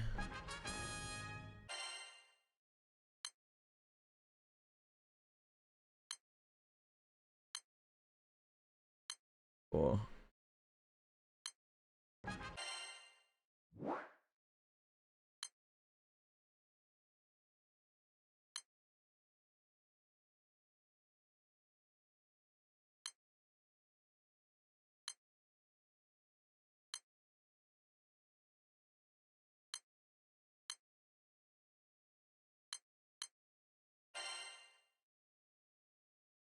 One, 2, 3, 4.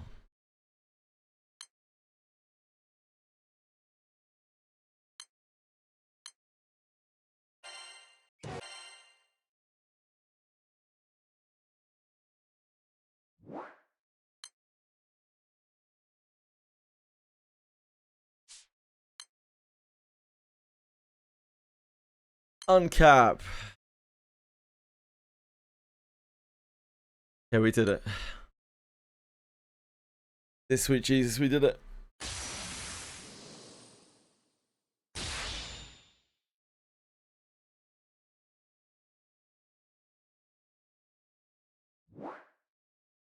Neon isn't quite ready yet. She needs about another level. Back we go. Yeah, she's in there, Jamman.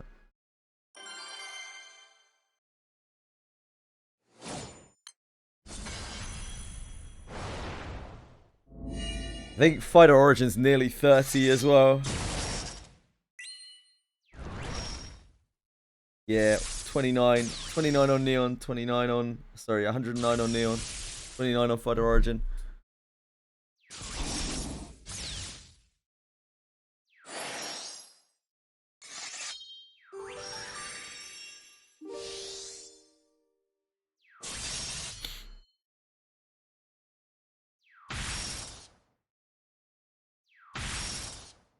We still have to do another 4 Revenant weapons. 4 elemental change Revenant weapons for both of them. They're Radiance.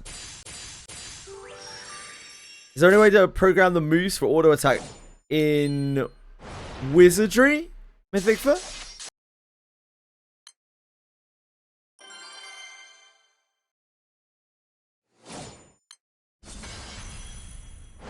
Other than picking class moves. Kind of. You can do repeat last action. That's about the best you're getting. Repeat last action.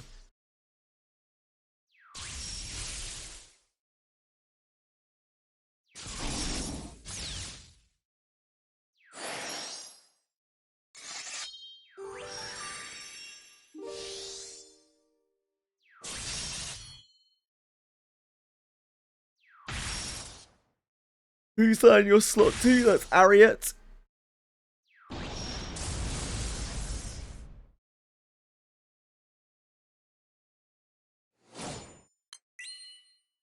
Yep, that's right.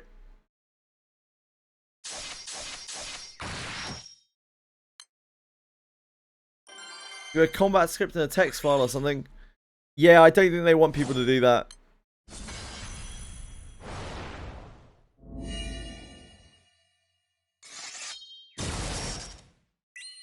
It does look a little bit like that, Jamman, yeah. Parents were drunk.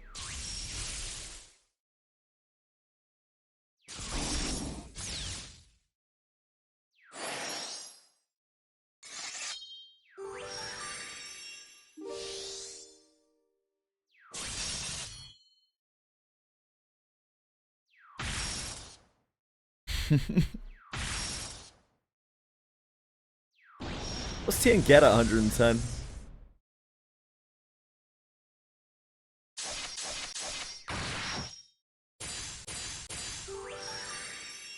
Considering Harriet is a British name, that seems unlikely, Gemma. You're done prepping for Light Guild War? Pretty much, Zynex, yeah. Just leveling Fighter Origin.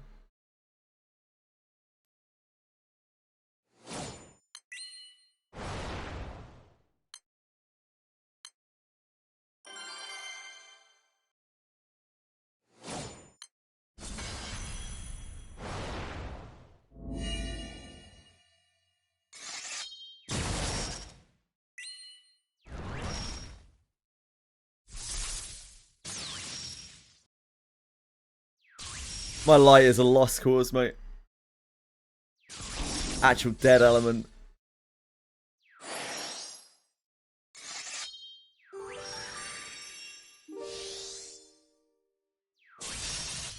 Thank you, Zynex. Good luck to you as well.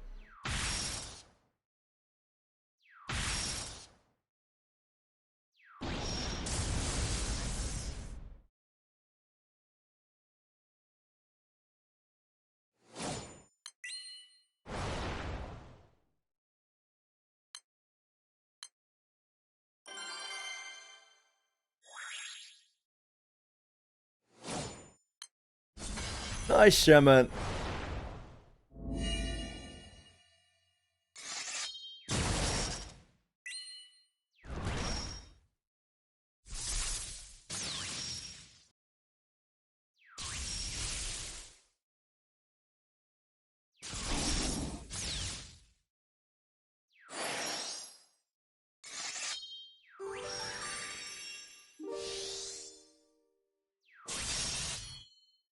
I have enough hexamats to do our last Draconic, which is Earth, but I don't have Damascus ingots, Damascus crystals.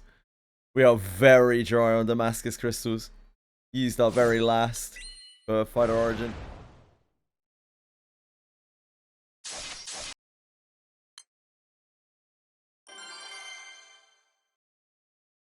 We were down to 0 crystals and 1 grain. Yeah. Yeah, no crystals. We'll have to box a bunch of crystals at the end of the month. The auto in Wizardry is actually pretty good as far as gacha autos go, in my opinion.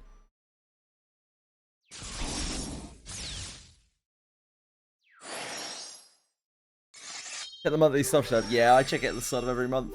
Jam man.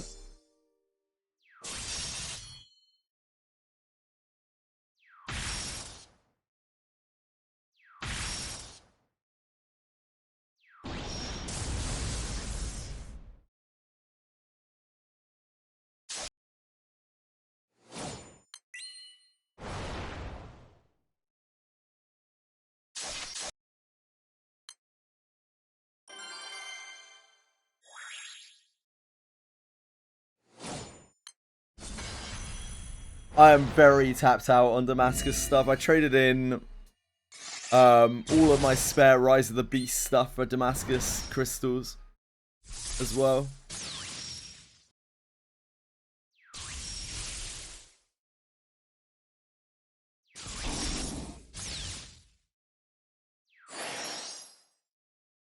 But we'll be able to get Damascus crystals at the end of the month. The boxing event, yeah. Big boxing event.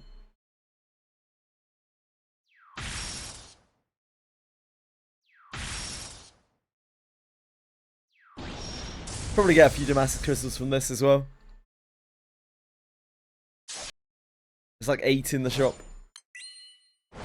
And you can get grains through the walking.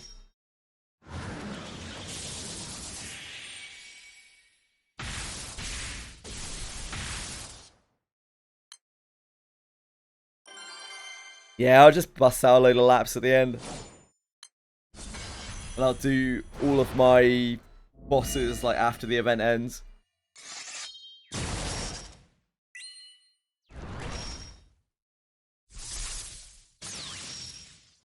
I just want to get a bunch of rings.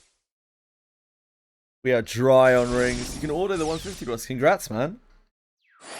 I don't know if I'll be able to even do the 150 boss.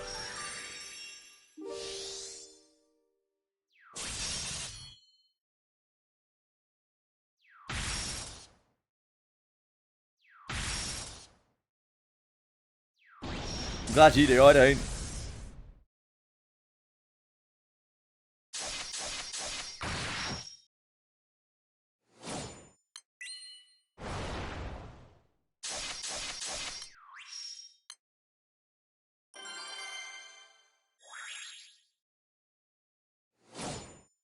Sounds a bit convoluted.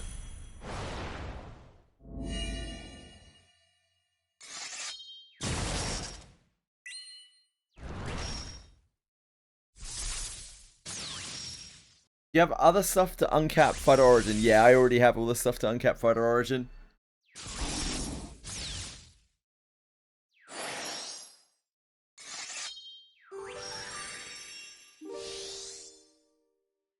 Getting the XP though, whew. What slog? You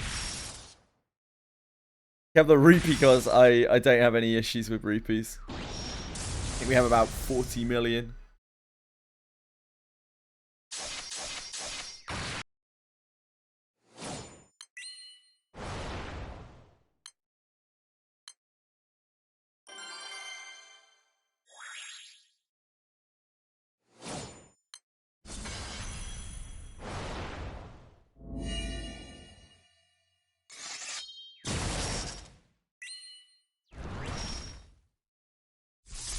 Yeah, indeed. Jam man.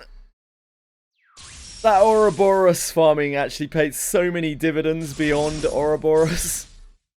Not to mention Mana Diver carried us for like 1,000+ hours of play.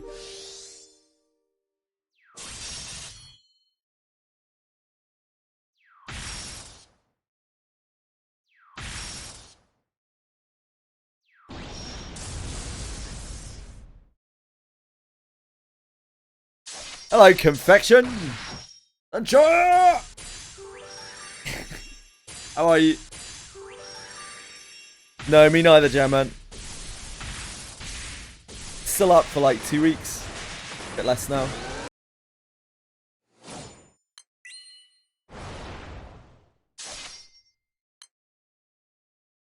Yeah. I'll do it after campaign, after Records of 10 ends. Tortoise. I don't think I'm going to bother with Wizard Origin.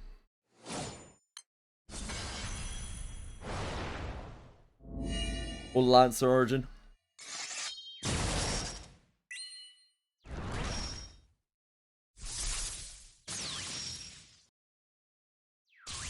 Failed all initial interviews so far. Oh no! Sorry, man.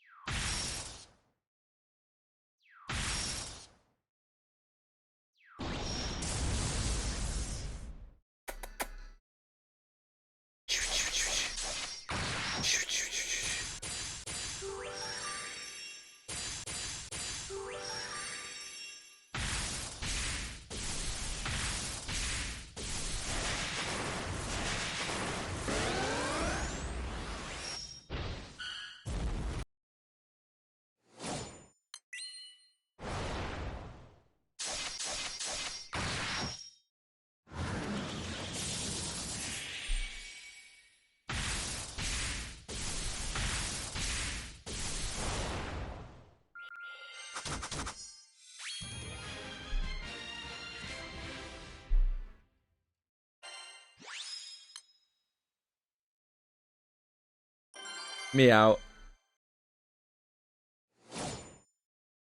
Just chilling on my lap.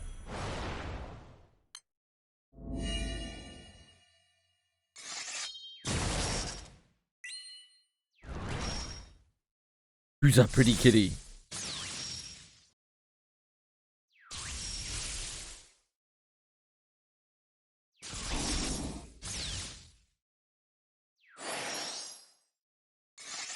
Yeah, I don't know, Jamman.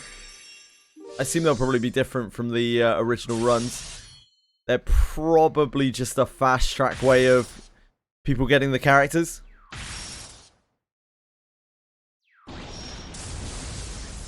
Maybe I'm talking to you, Jamman.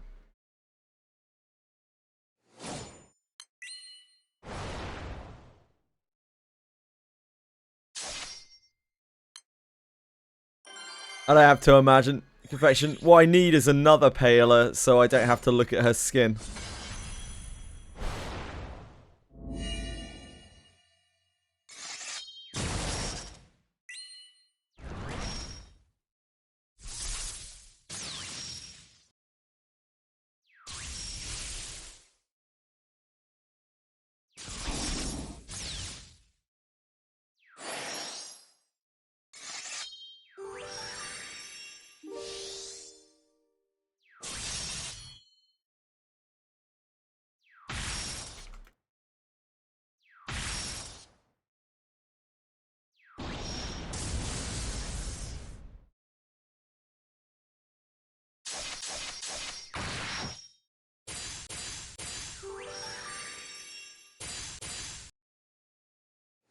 My light team fucking sucks, Confection.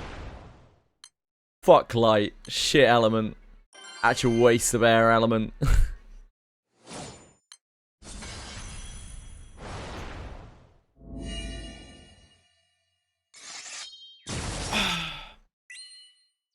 Hey Nick.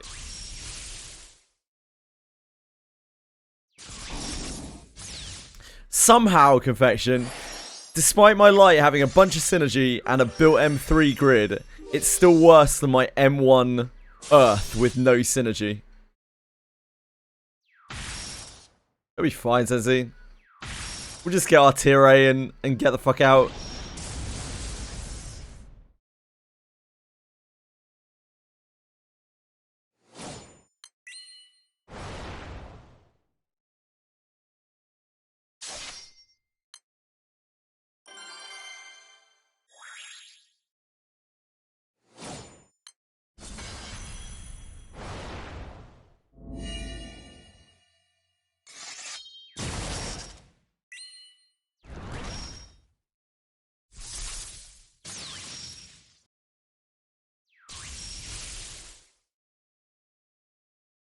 This team feels useless on every piece of content that I try.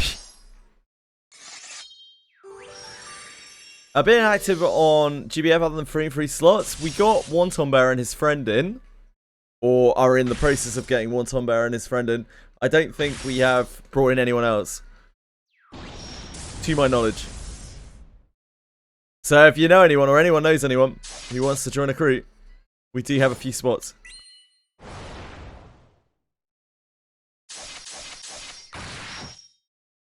Lights, I think a big part of it, Lights M3 is fucking dog. It is absolutely shockingly awful. The options you have are basically none. They are absolutely awful.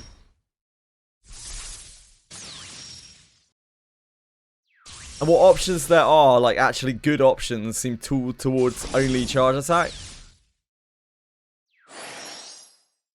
There's nothing to really do. Yeah, Revens ain't that great for light either. Not that I would be not that I would be getting like Revens. Heavens above.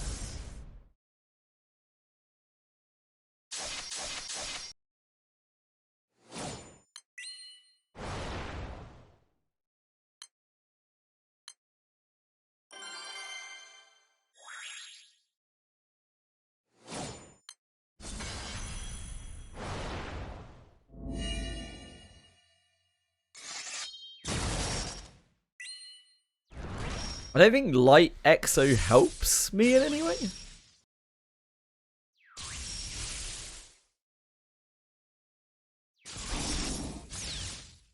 Yeah, that's the Fang from Proving Grounds, but again, it's pretty niche. Any ad bows, yeah.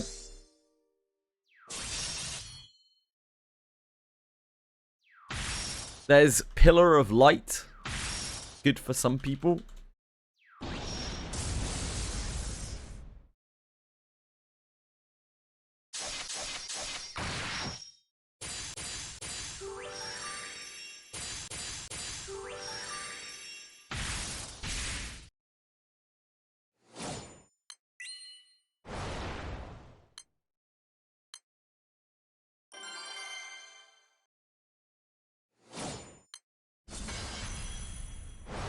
It's a horrendous drop.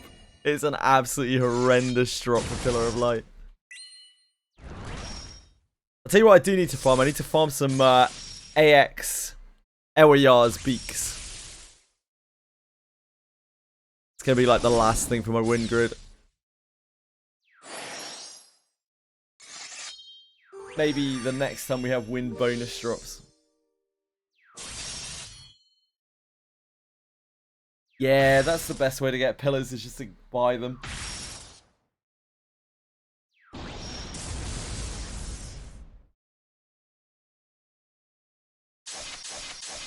Did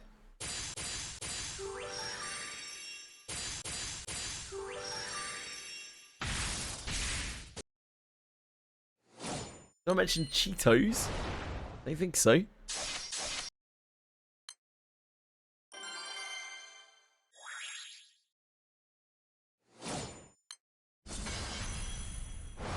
Maybe I'd mention what's this. Fuck Cheetos.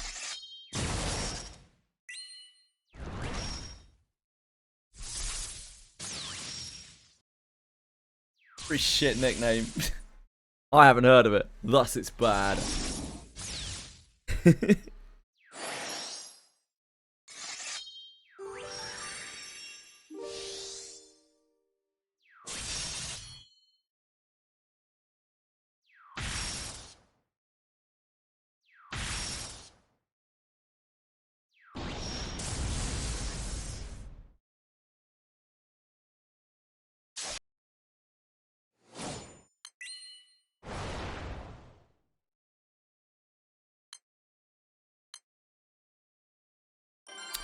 You're a beast, bite me.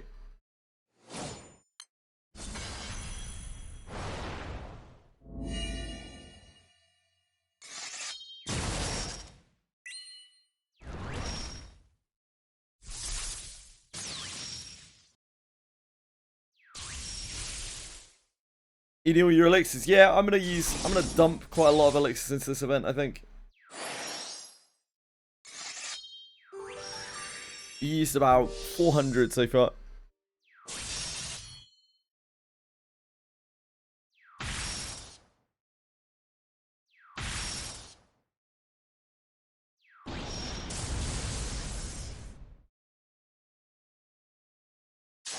Afternoon!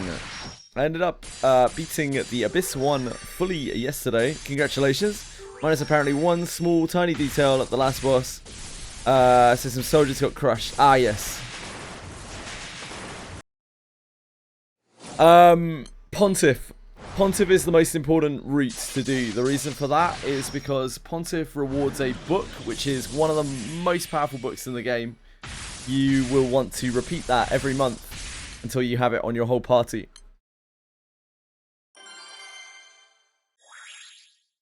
As far as I'm aware, Drakero, if you can kill the 150, the 150 is faster. Sorry, what am I talking about? The 150 has the same drops as the 100. Other than it can drop celestial weapons, so it's kind of up to you.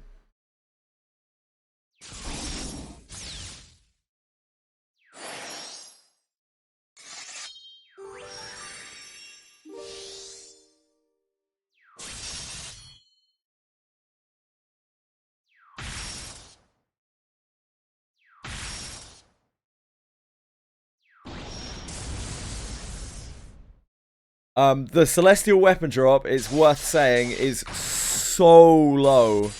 It is like insanely low. So please don't bank on actually getting celestial weapons.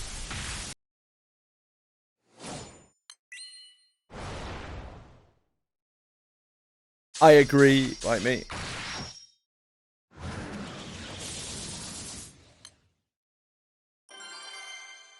It might be that the 100 is better to do because you get more of them. Yeah, that's what you're meant to do, Illusion, right? That's what I did on the last one. We'll do it again for this.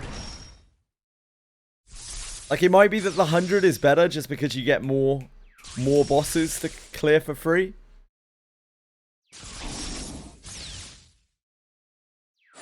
Unless you desperately want Celestials, but like, you are fishing in an empty pool, you know? Like, the chance of getting a Celestial is so low.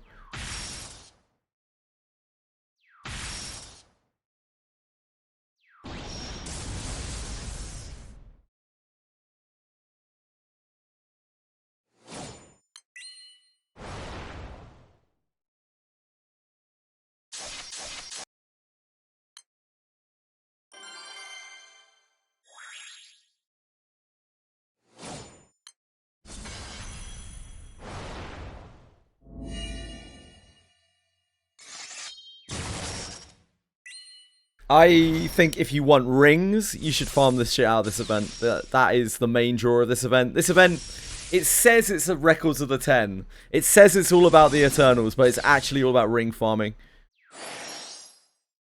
You farm this event for rings, not really for anything else. All the other shit is like, once you clear out the shop, you're just farming for rings.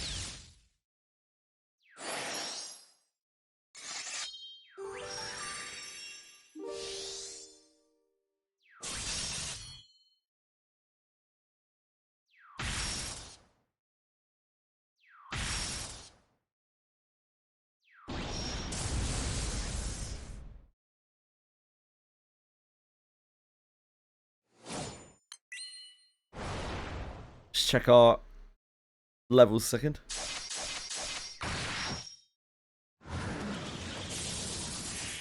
$29, 109.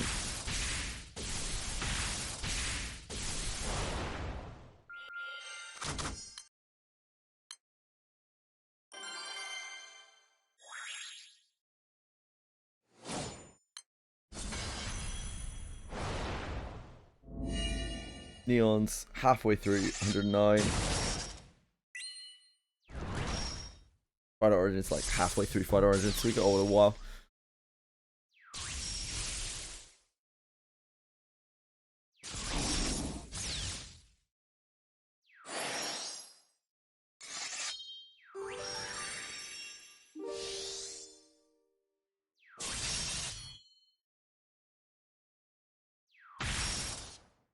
What's the mini game this time, guys? Gonna have a banging mini game.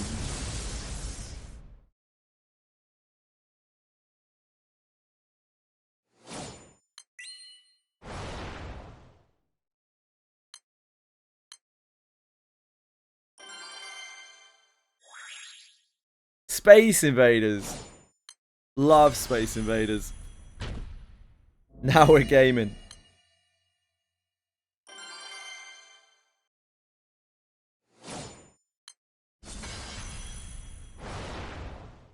Awesome.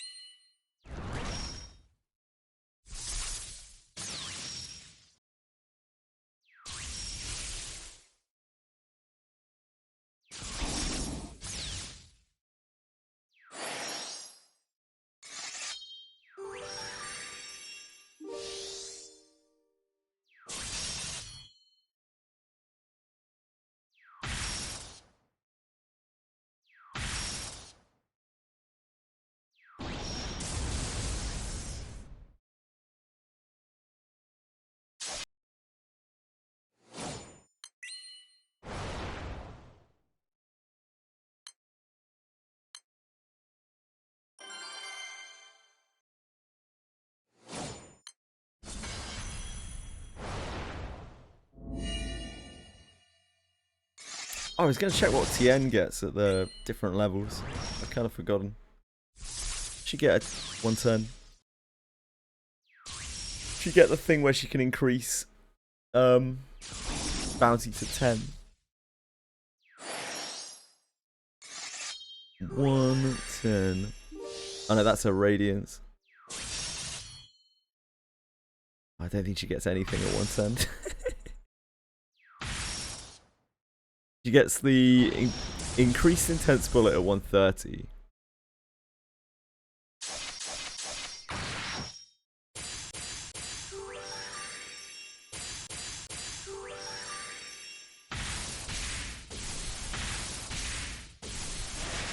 Yeah, I think that's the only real major break point.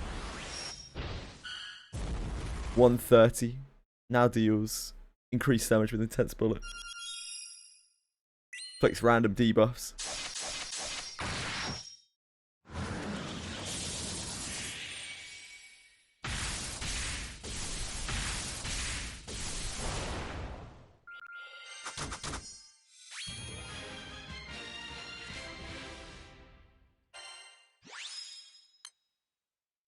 It's a classic, Nick. The random enchantment system, that is a classic in gachas. pretty lightweight in Granblue, to be honest. Seen much worse. Not every game can be pure and innocent like Limbus Company.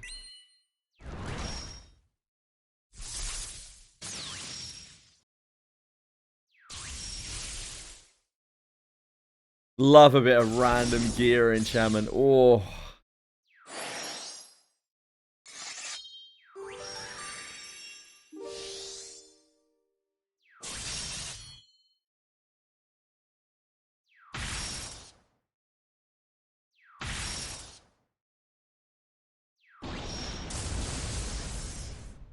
Yeah, artifacts are At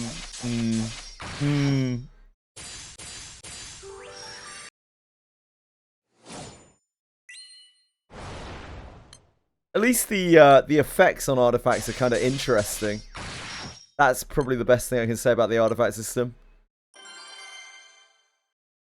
In most games, it would just be like you'd have nothing there but like crit rate. You just want crit rate, crit damage on everything. It's all every gacha ever boils down to. It's like crit rate, crit damage.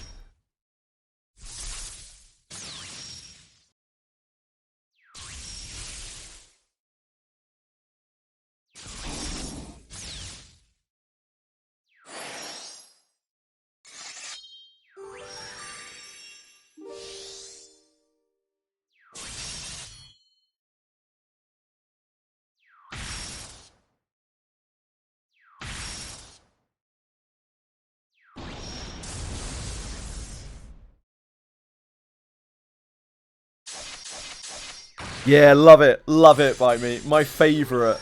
Have loads of stats, none of which you want except for crit and crit damage.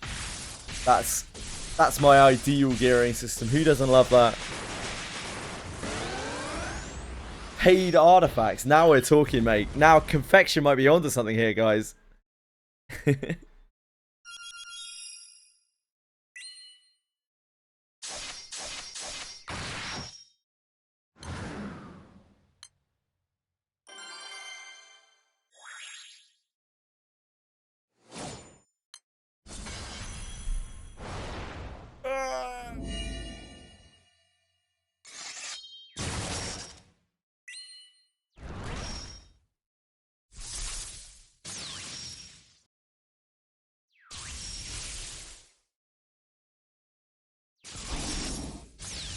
Love weapon banners.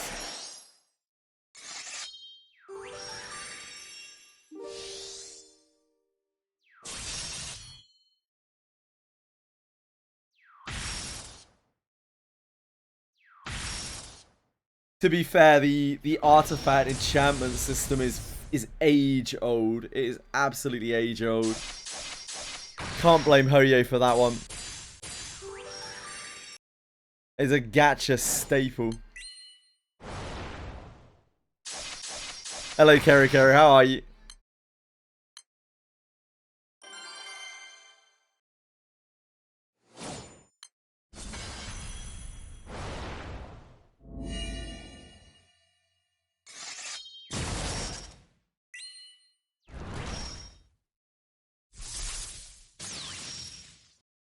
The farm of a sandbox, lovely. My major qualms with sandbox is if it's a sandbox, where's all the eternity sand?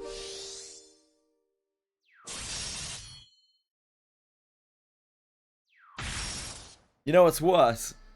Many things. The Eternals. This is Solemnis. Ah, makes sense.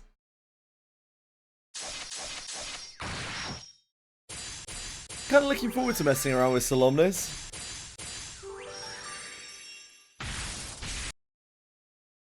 It looks kind of fun.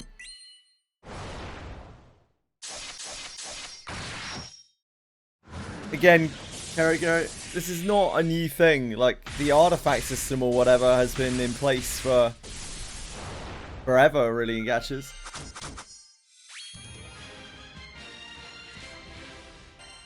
Like enchanting and engraving artifacts, whatever you want to call it, rune system. Present in so many games. This is the dawn of gacha history. No originality anymore. Yeah, no kidding.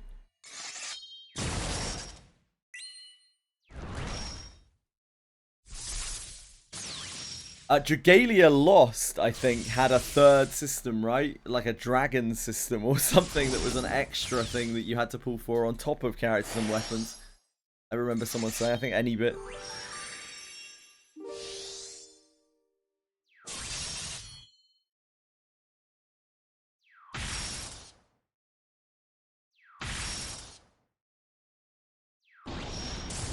Grid system is pretty cool, yeah.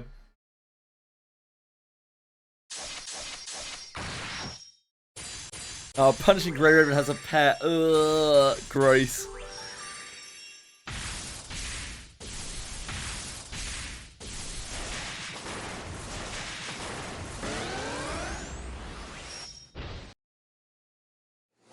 That is a good idea, Twitcher. Isn't 0.6% allowed outdated? Surely we should get down to like 0.06%.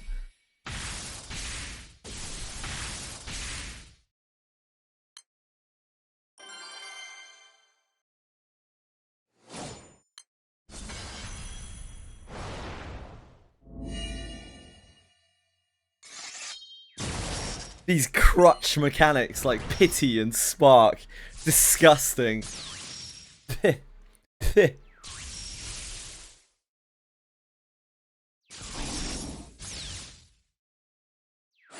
And then you can say that your game is free to play friendly by including a sharding system, but like it's so impossible to pull the characters in the first place, people can't even use it. It's genius.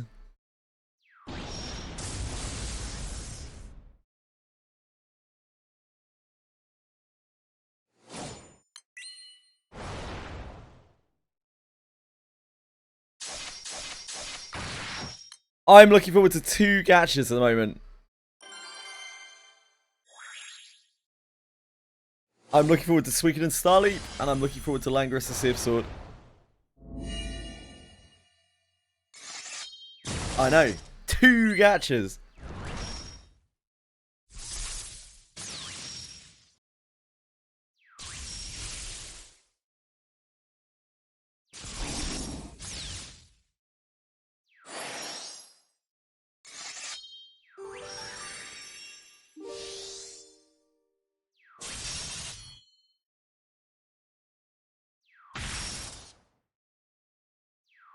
Whatever you're happy with, Kerry Kerry.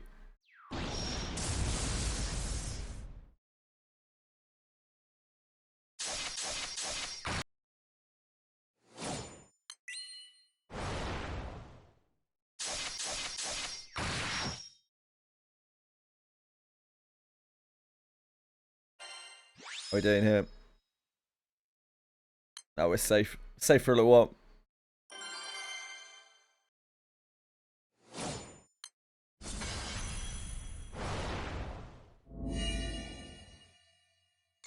Newer titles from CN games looking boring. Again, I am interested in Langris the Sea of Sword from the CN base. Hi, Razil.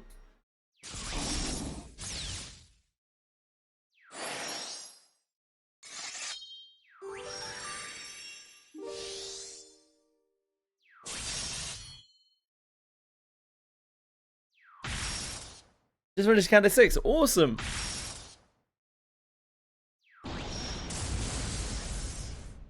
I hope you enjoyed it.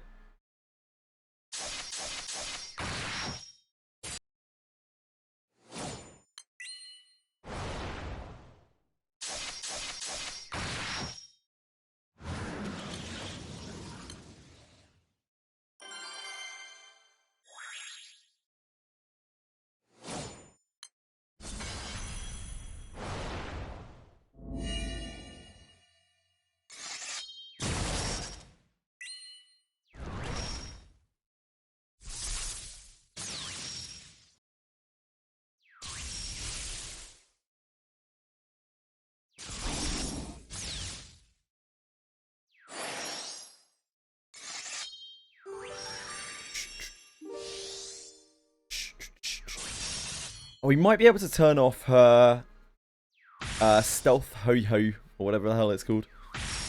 Now that our fighter origin's a bit stronger. Might make up the damage. You seen the Lost Order? I have not seen the Lost Order, Kerry Kerry.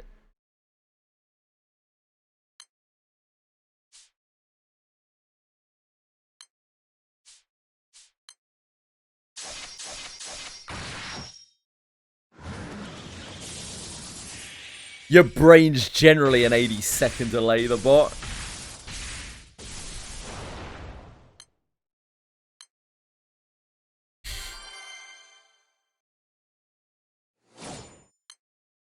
I did, but I got so scared on the last boss, thinking I was gonna die.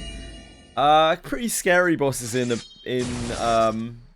Kanto 6. It's like quite a nasty boss gauntlet. But if you have strong IDs, you will just breeze it. New side games are IP and still alive. Final stages of development, cool.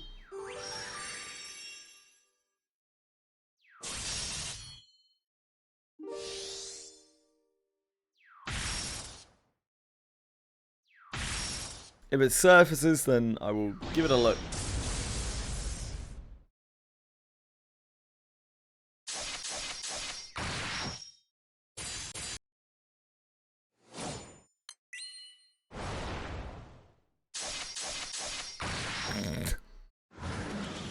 Oh my god, Rasul. Oh boy.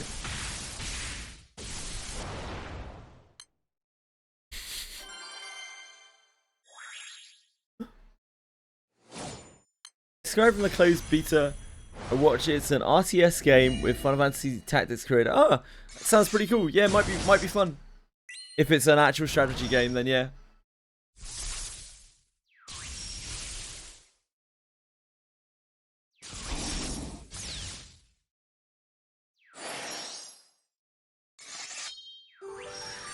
Agreed, Twitchery. Good point, sir. Makes characters feel unexclusive.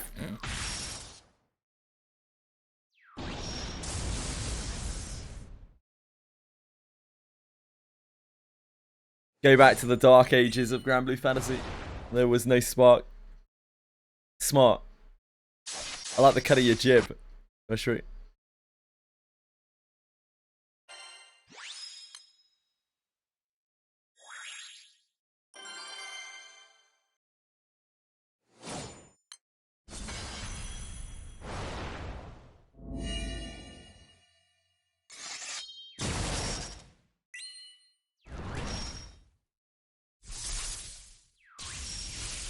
$2K times didn't get right up. Lovely.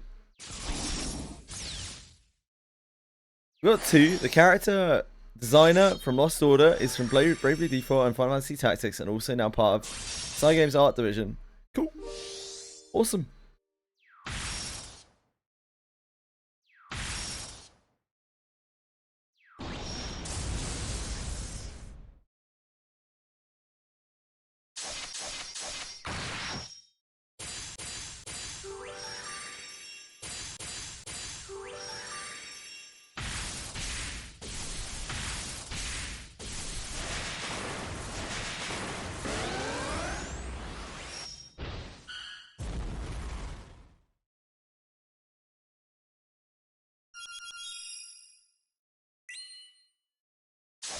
You're so wise, Twitchery.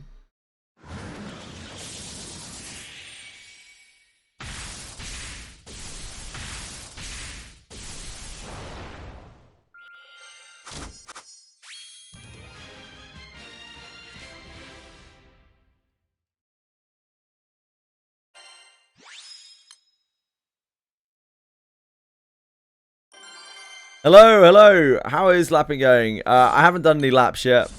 Just storing steps. How about you?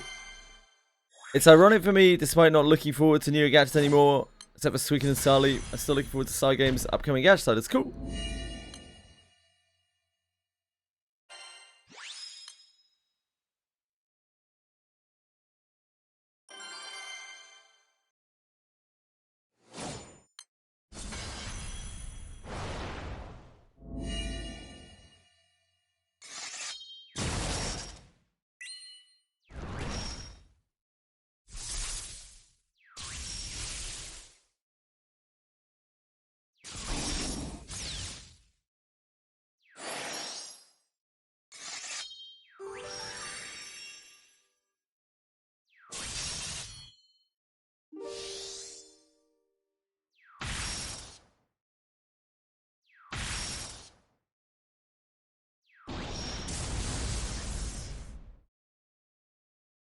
I like Sky Games as a company. I think they're a decent company as far as gacha companies go.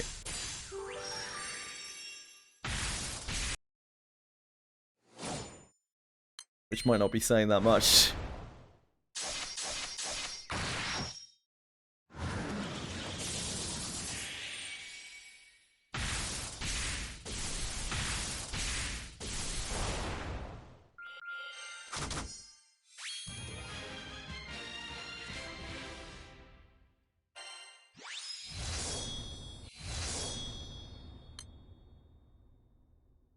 Every company's using AI. I wouldn't really be concerned about that.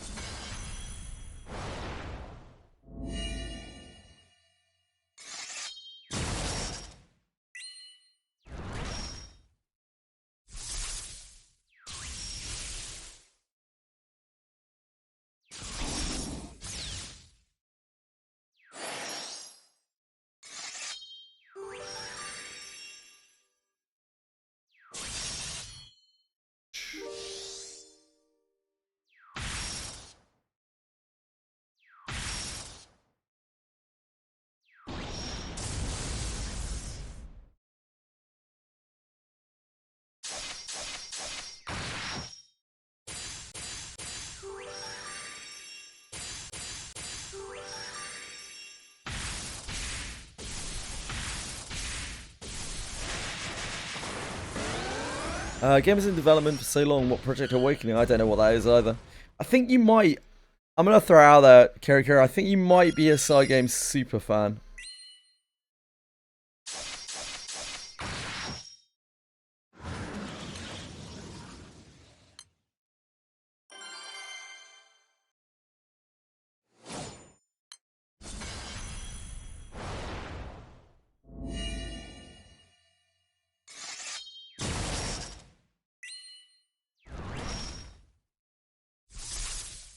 Can I find my water gun? Ah, here it is. Yeah.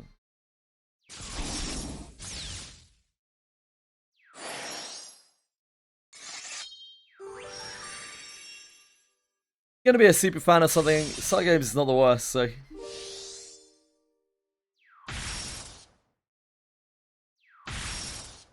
What are they called? I don't know.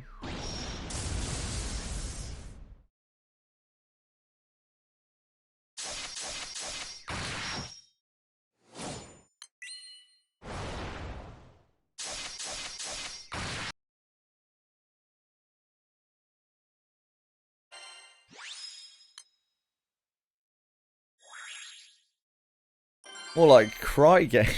Yeah? I don't know. I'm not sure.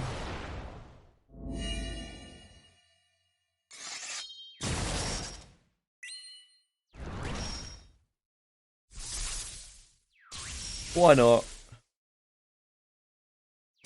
He's have a job at Side Games, damn.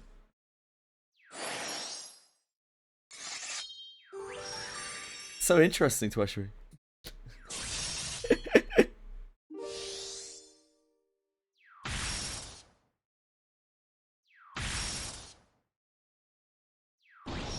Trying to do my Radiance and my TN.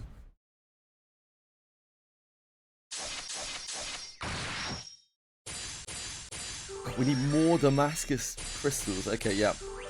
Never mind. Scratch that. Damascus crystals are not a real resource. Once again, they are a government psyop. There are a lot of government psyops in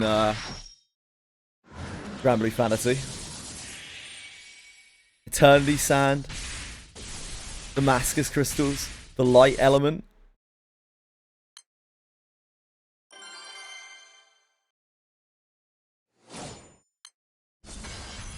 Eternals are a psyop, yeah, 100%. Eternals are 100% a psyop.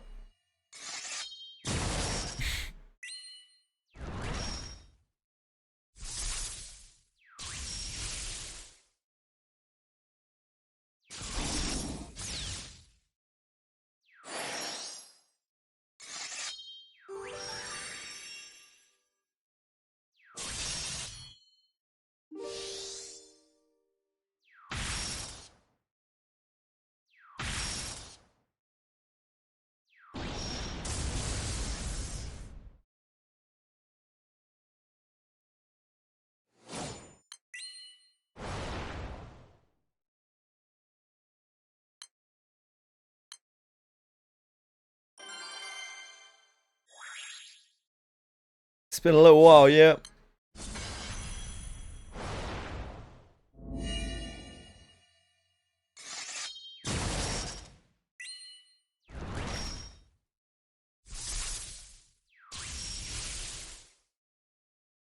Yeah. Yeah.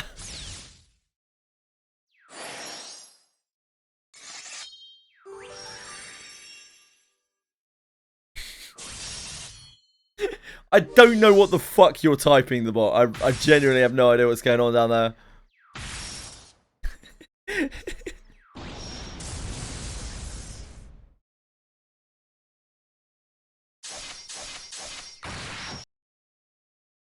I wouldn't say they erased it. They brought loads of things forward from Rage of Bahamut. They obviously loved Rage of Bahamut. But it wasn't what they wanted it to be, I guess. But there are loads of aspects of Rage of Bahamut in Granblue Fantasy, aren't there? So it was more like a prototype, I guess you might say.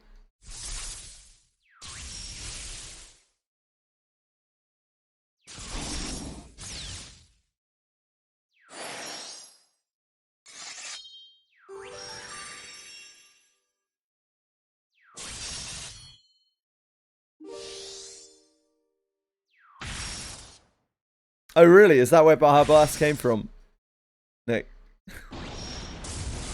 The more you know, mate.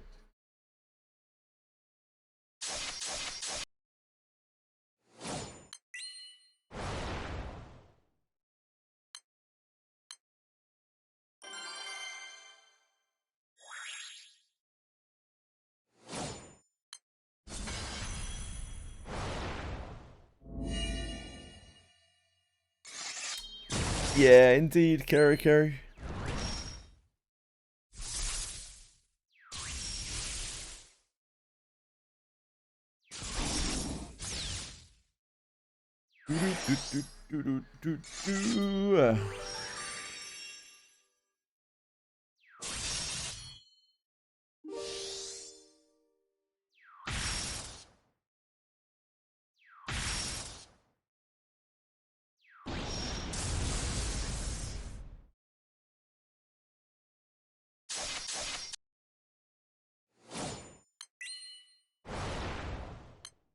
Da da da da da da.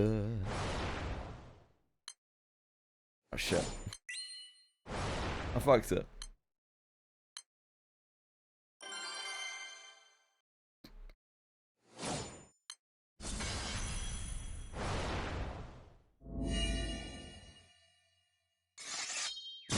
I fucked it.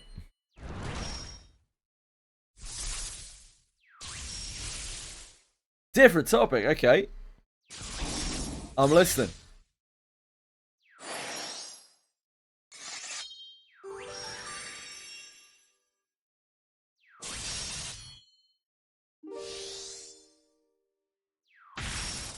I'm very surprised that Enfield is getting better now than I expected.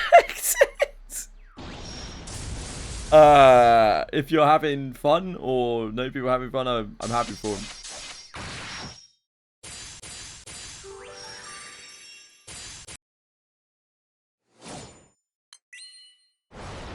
I'm also very surprised by that.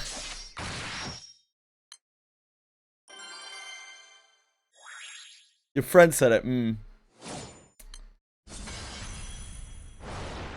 Well, you know, we all have a friend or two who are on the wrong side of the track.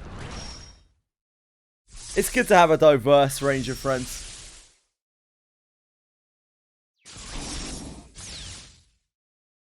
I'm sure they do.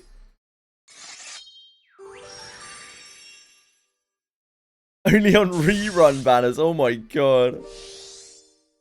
Grim.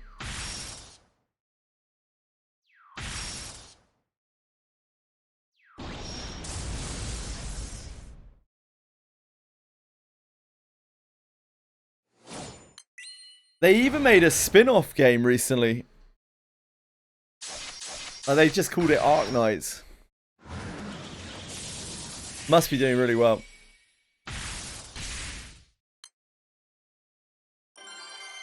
Someone already did the math and it's the best.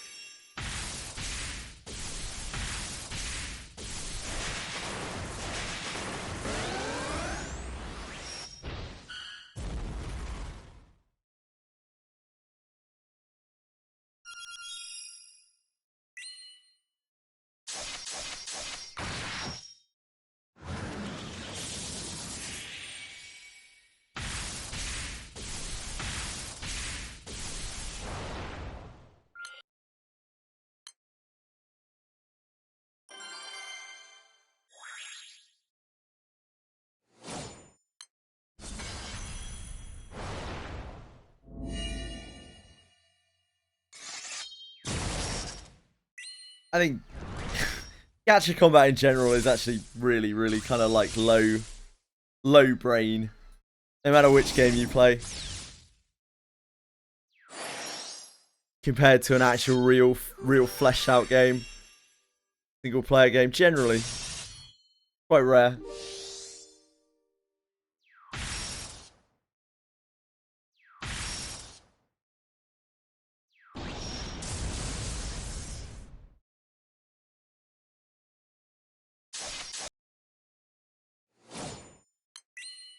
Really? You're enjoying a Cygames game? Kerry, that's odd. It's not like you.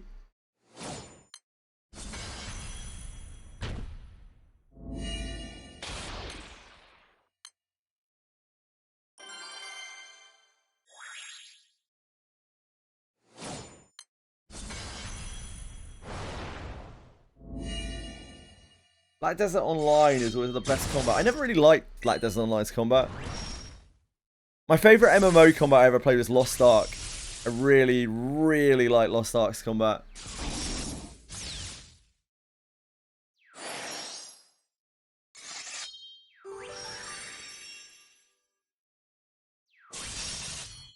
So the Fake Ground Order can't produce a game like Relink, even though they have the budget for it. I guess. Yeah, I guess. Sprickenik. You heard the news? Yeah, it got given back to Smilegate, right? So I've been told. So I think Tweshby was saying yesterday.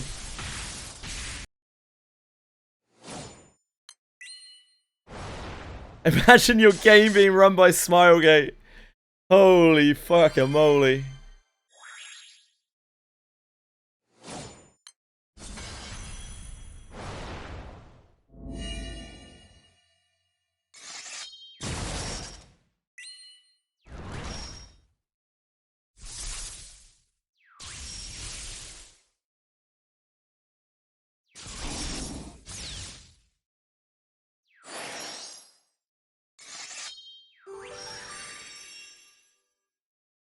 I can't believe that E7 players have put up with Smilegate for 8 years.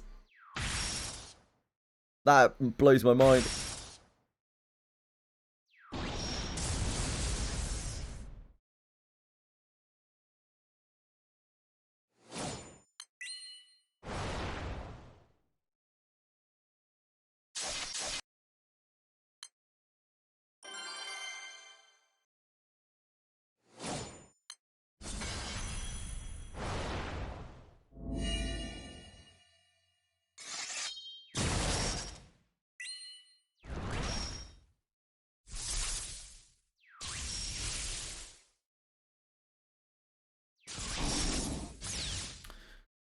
What's wrong with Smilegate? Don't know, just personal bias, mate.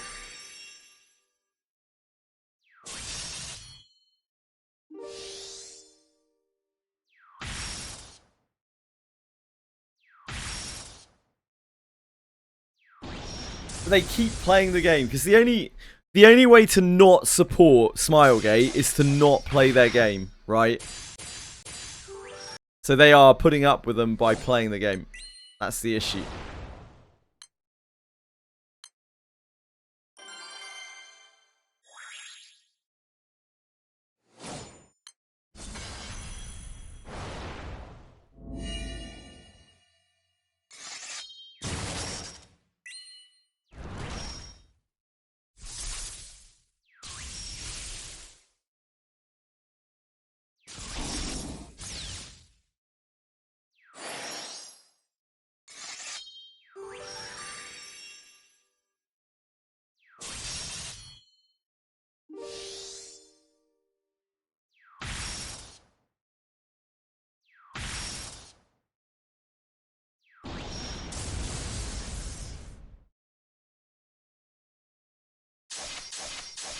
E7 doesn't really have a bigger Cerner anymore. E7 makes peanuts. PvP catches are dead. I don't really know how Sea of Sword is going to do. Probably not very well.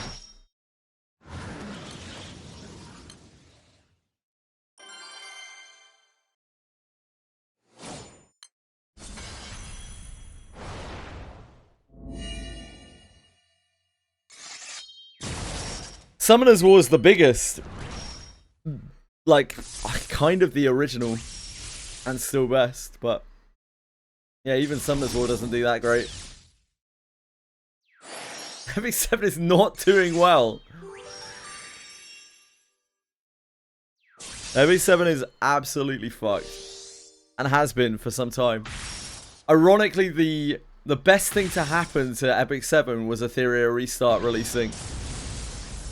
By Etheria Restart being so unbelievably bad and poorly developed, it shone a bit of light of hope towards Epic 7 and got them a bunch of new players that they almost immediately lost because their game is shit as well.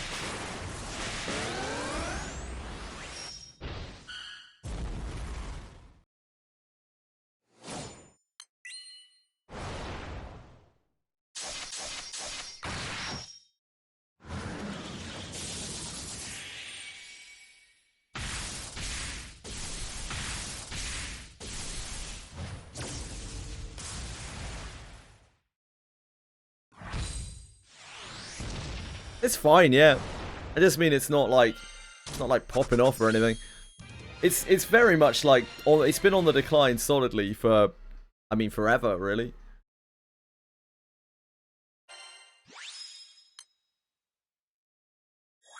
There isn't any saturation of the market in terms of PvP.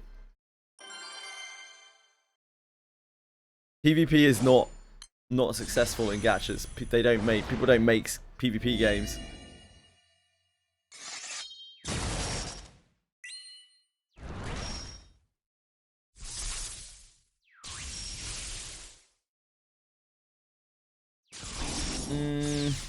Because it's being Weekend at Bernie's. Like,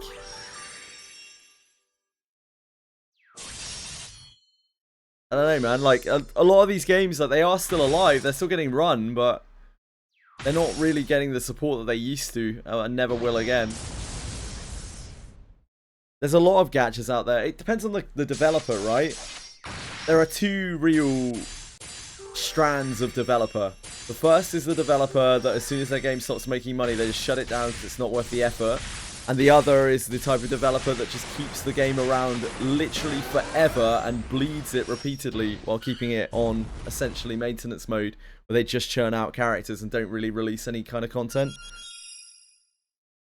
Those are the two main strands of a developer.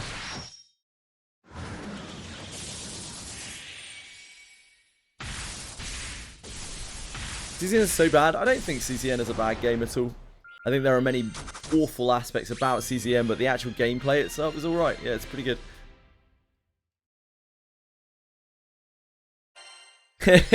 I wouldn't applaud Drcom too much.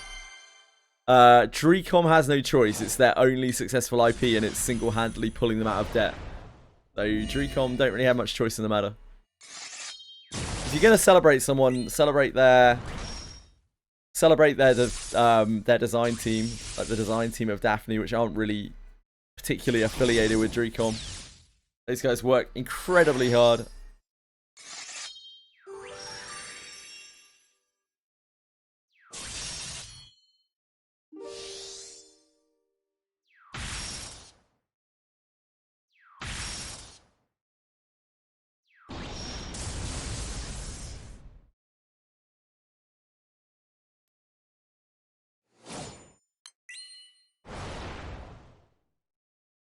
Make actual good games like P5X or Enfield. Yeah, okay.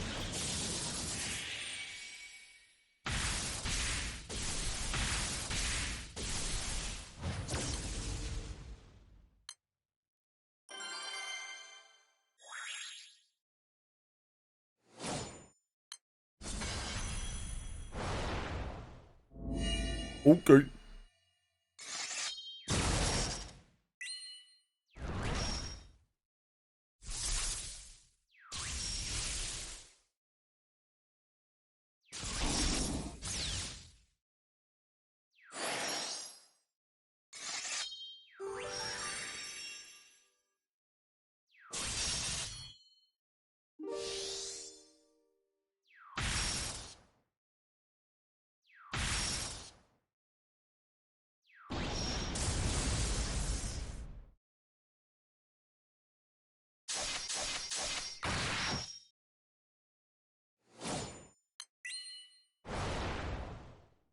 Okay.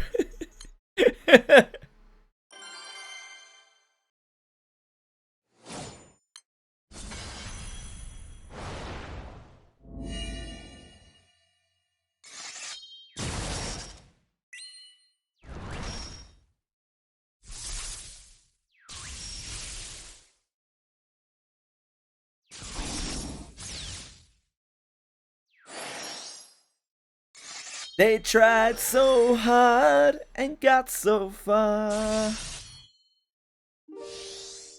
but in the end, the devs are greedy cunts.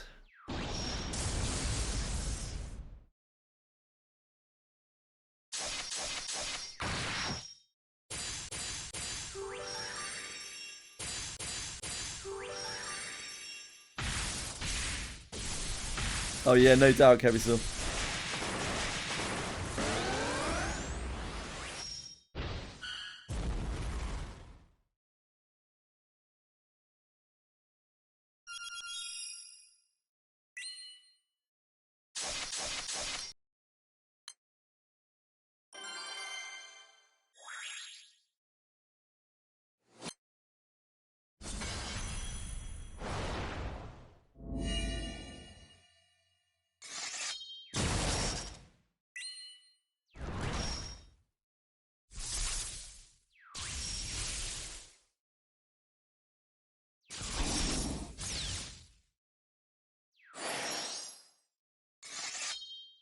You're right, Caprisaur. Some people have no taste.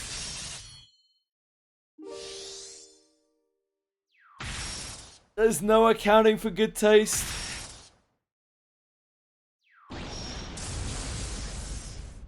What's your lap now? 0.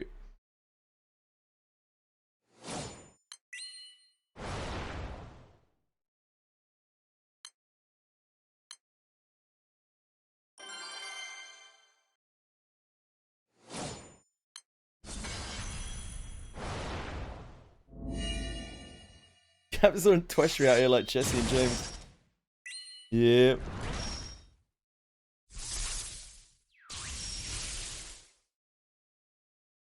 Yeah, I haven't used any of the steps yet.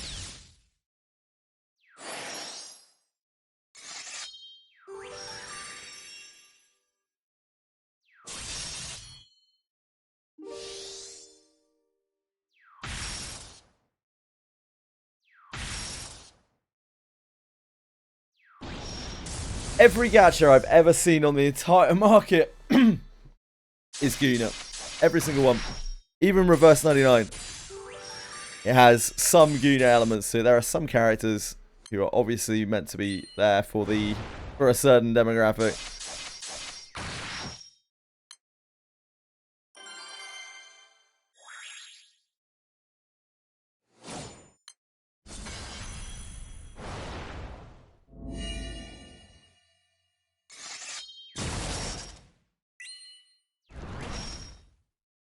After, like, I appreciate that Arc Knights is a pretty good game, and it's lasted for a long time, and allegedly it has a good story. I don't really like it, but like allegedly it has a good story.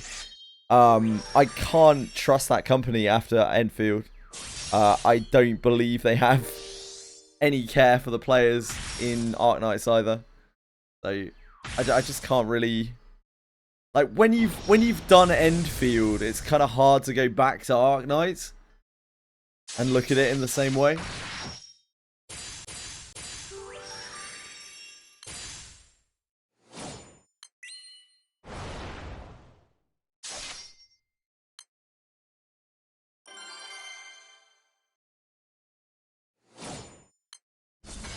You can't deny it. I don't know. I don't have enough details, although I know there are plenty of other really good free-to-play friendly games out there.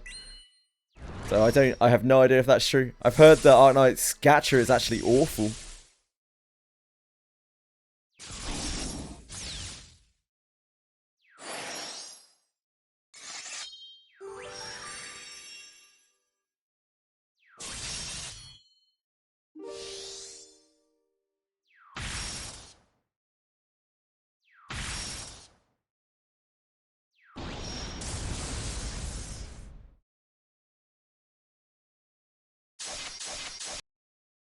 There are lots of games like that.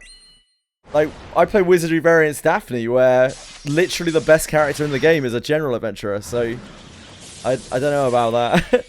I'm sure there are lots of games out there that are free-to-play friendly in that respect. Yeah, it's that kind of free-to-play friendly.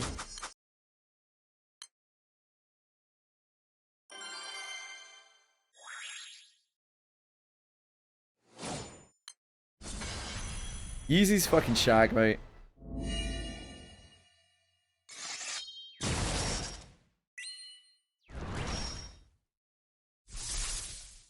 It can be free-to-play friendly, it's just a different... It's a different sort of free-to-play friendly. There are lots of games that are like that, where you can play with lower rarity stuff or like very limited high rarity stuff. I don't think that's unique to Arknights. Yeah, I agree, Tushri. I'm agreeing with you. I'm just saying that I think it's hard to say that a game that's like that is the best free-to-play game on the market, because there are lots of games that do that on the market.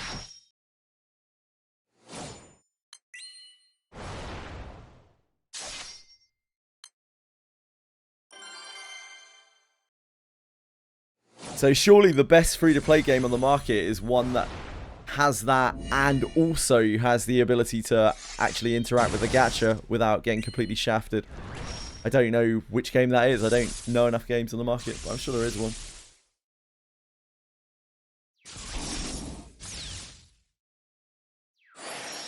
Raid Shadow Legends, the best gacha. Best Western gacha, maybe.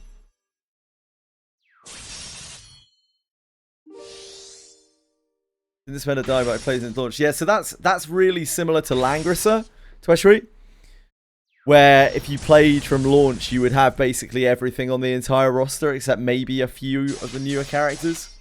You have a load of free currency spare. I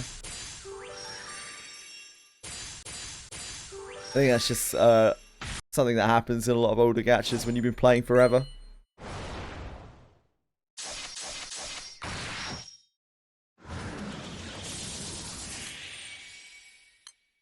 Warframe is the best free-to-play game out there. Pretty sure like Solitaire is the best free-to-play game out there.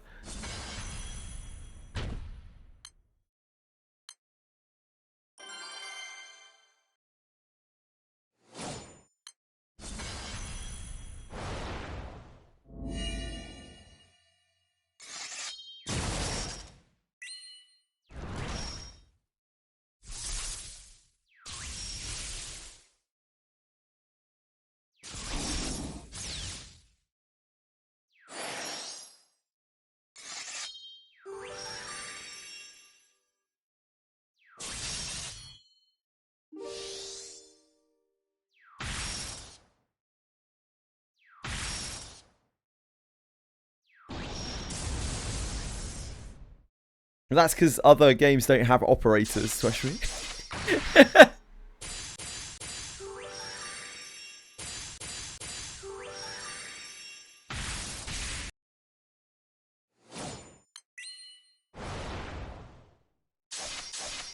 I wouldn't know. I'll tell you a word for it. I've heard very mixed things about Enfield and the gacha.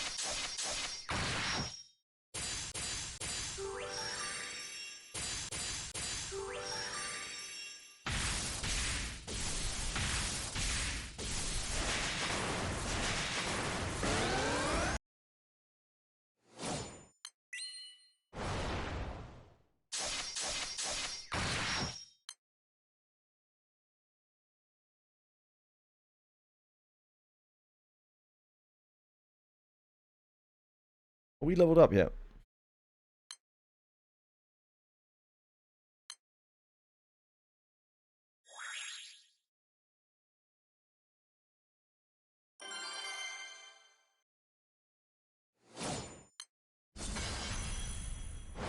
Yes.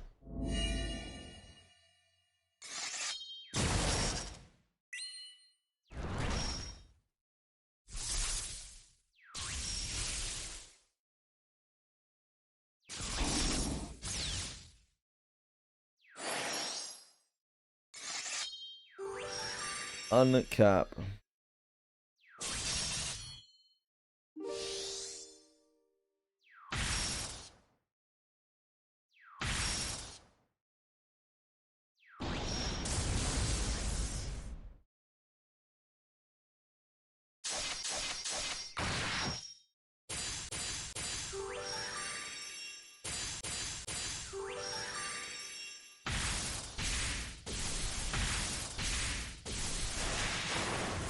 Three eternity sands. Oh.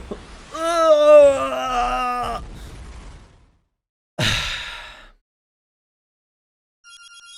Things I do for love.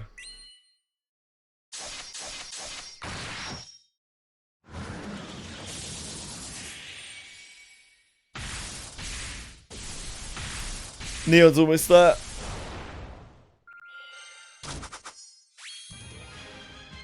I've heard a lot of very bad things about the original Arknights gacha. I remember when I looked at it, when I played it for a day, it was very, very poor. But I don't remember it in detail.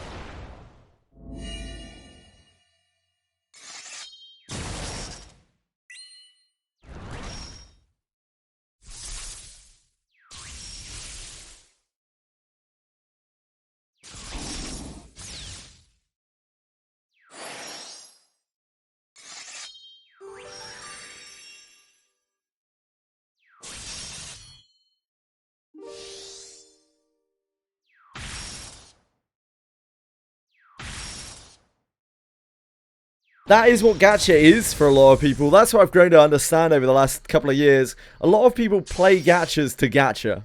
They actually don't play gachas to enjoy the game. And the first thing they look at with a gacha is its rates and shit. They don't actually care whether the game is good. If you need proof of that, you look at fucking Star Savior. 1,000 free pulls, oh my god! The pulls dry up and they're like, well, fucking dead game. Yeah, a huge amount of people who play gachas just want a gacha. They don't give a shit.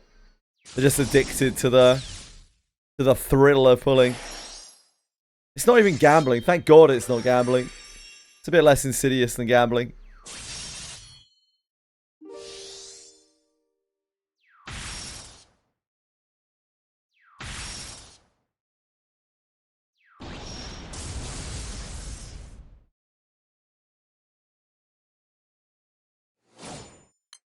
Yeah, some people are like that as well, Cappy. So some people are just like playing with new flashy things.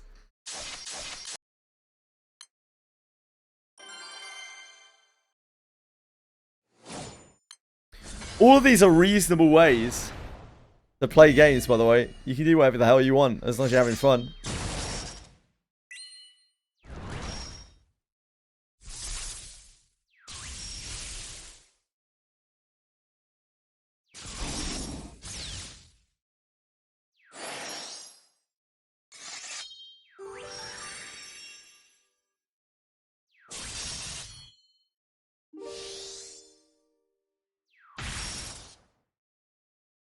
Darn stamina systems. I actually quite like a good stamina system.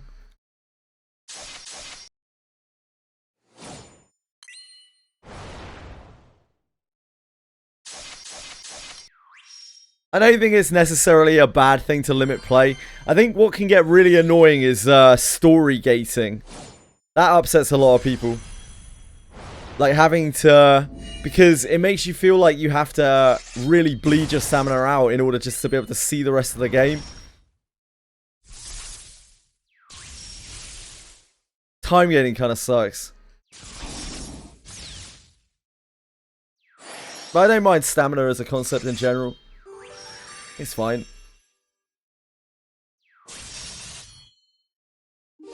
Tower of Fantasy. Oh boy. What a game.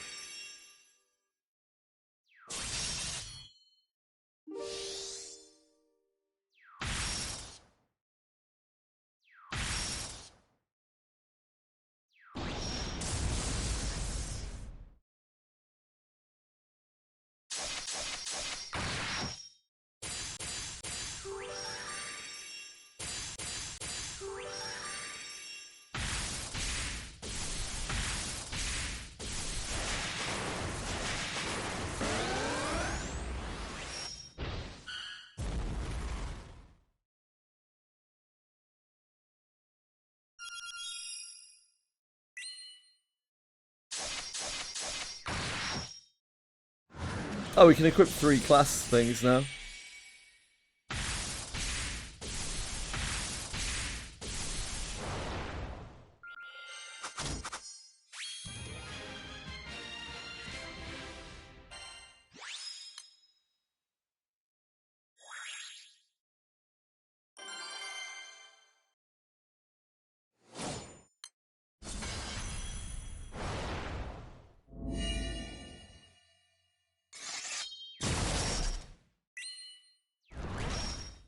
Is that a flex? Not really.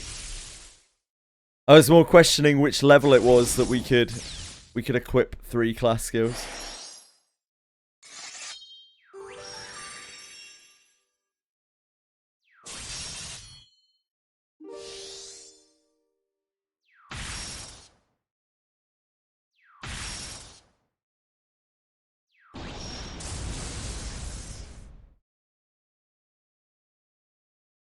Oh, you probably weren't talking to me. You're probably talking to the Twitch screen. Don't know.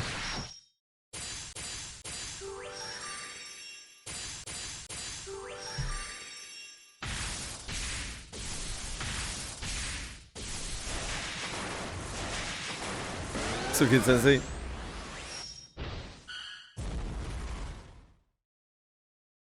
The EOS of Black Beacon. Black Beacon died like a year ago, dude. I don't know, man.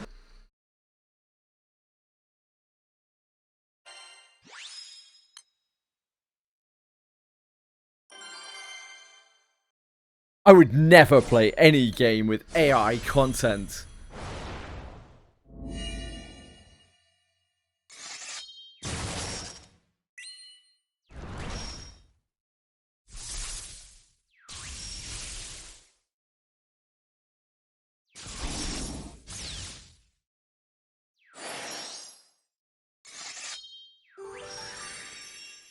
You playing the new EverQuest? Is that classic?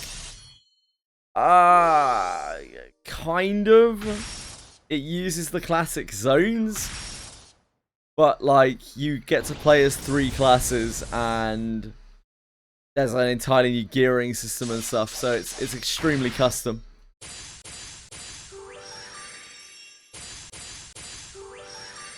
It's a power fantasy EverQuest where you get a huge amount of power. It's not even really classic power. Plus, it's like it's a power fantasy server, really. You get extremely powerful and get to be able to solo stuff that you would never normally be able to. It is, yes. You have to. It has a box price and you have to pay a sub.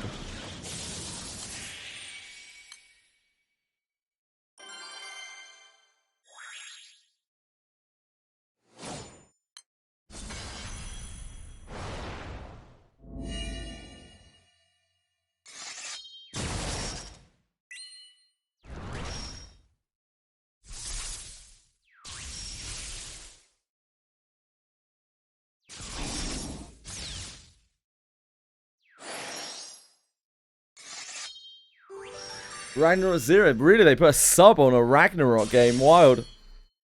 In 2026. I'm shocked.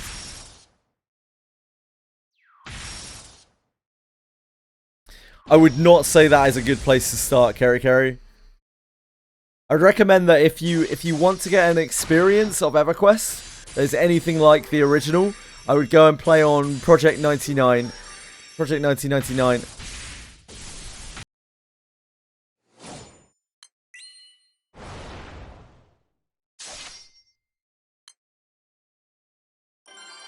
You try every gacha game. You even try out ZZZ on stream. Yes? What's your point, any bit?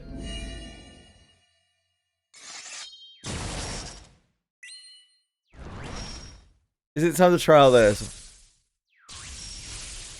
Oh, Woofy is coming to Steam.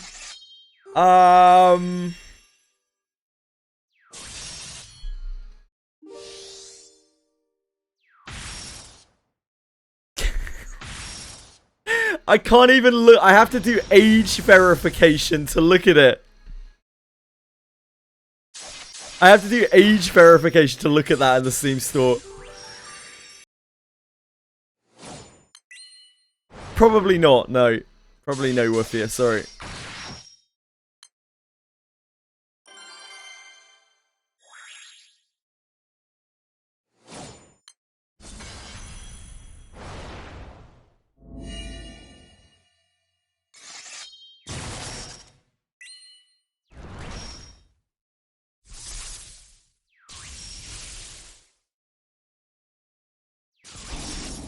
It concerns me that it has age verification on it. Yes, Kerry. Which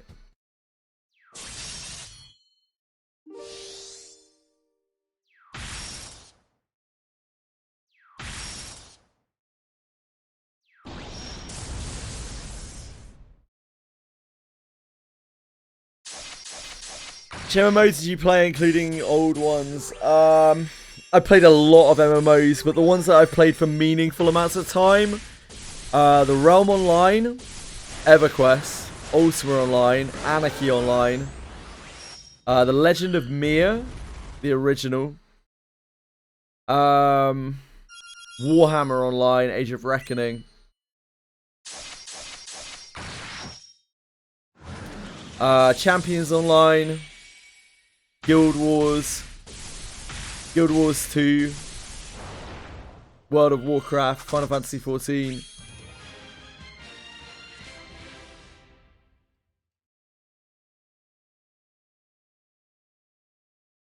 City of Heroes. Elder Scrolls Online. Lost Ark. Black Desert Online.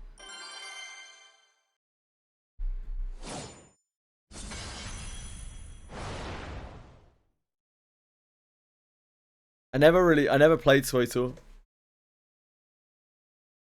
Am I still looking forward to Guild Wars 3? I never was looking forward to Guild Wars 3, and I still am not. No, absolutely not.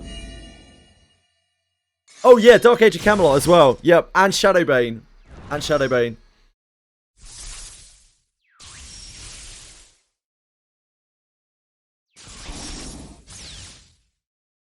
Nope, never played RuneScape. Literally never played it.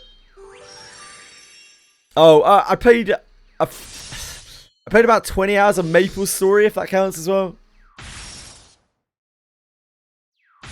I've played all sorts of random shit over the years, but I've never, ever played RuneScape. Probably never will.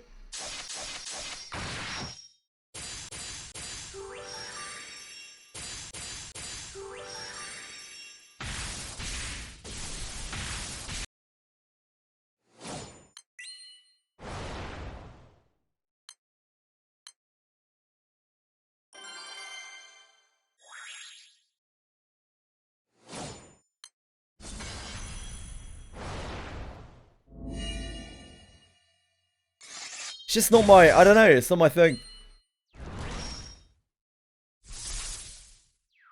I look at it and I don't see anything that I like. RuneScape is Ultima Online for me, but kind of worse because it's like pushed towards children, I guess.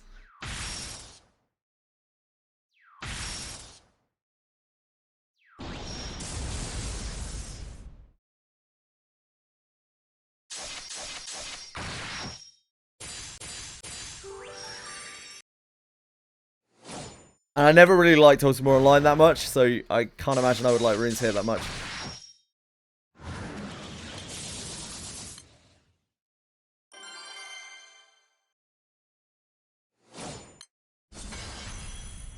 Oh yeah, I played Dragon's Nest for quite a while as well.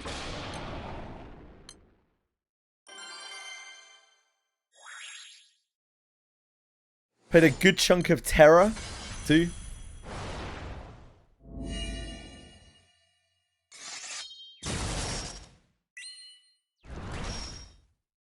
No, he didn't play Dragon's Sword.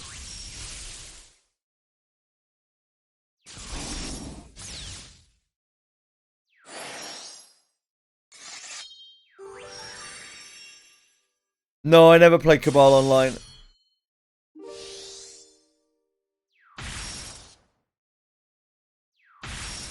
Never played any of the Ragnaroks either. Just not my thing.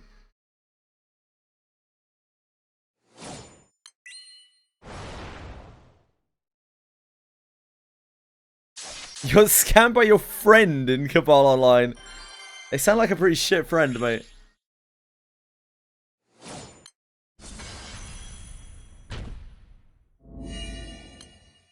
You borrowed your friend, you gave to your friend a $300 US ring. And they were meant to give it back and they didn't? Oh, you're banned. Oh, no. That's grim.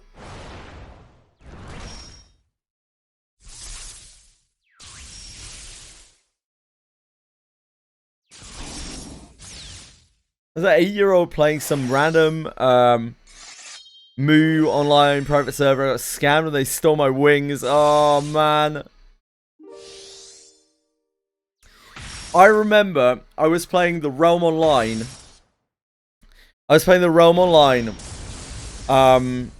And my dad had just passed away. And I got scammed in the Realm Online. Like the day after or the day after that, after my dad passed away, and I had an absolute breakdown over it. And the scammer felt so bad that they actually gave all my stuff back. Not my proudest moment.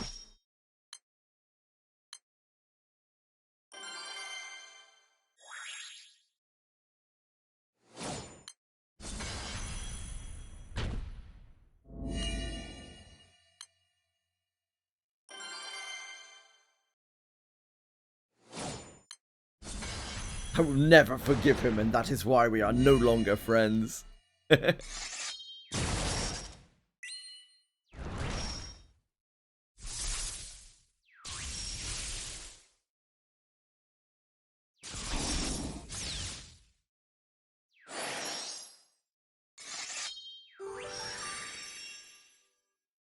Deserved crash out, nah.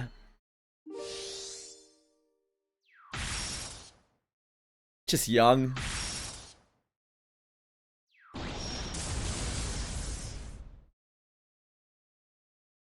It's a good learning experience.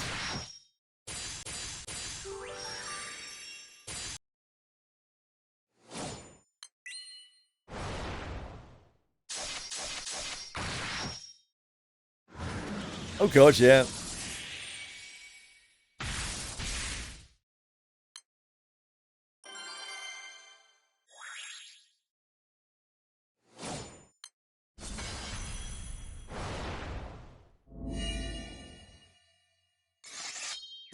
Still getting scammed every time I play PoE, yeah.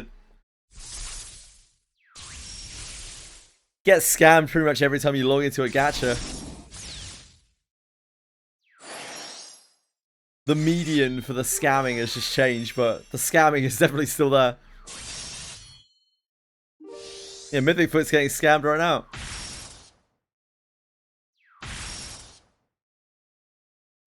A lot of MMO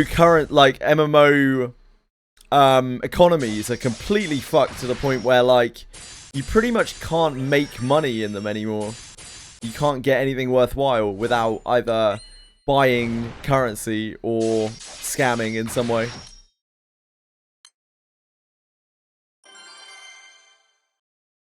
Because gold farming, like gold selling, has ruined economies so badly.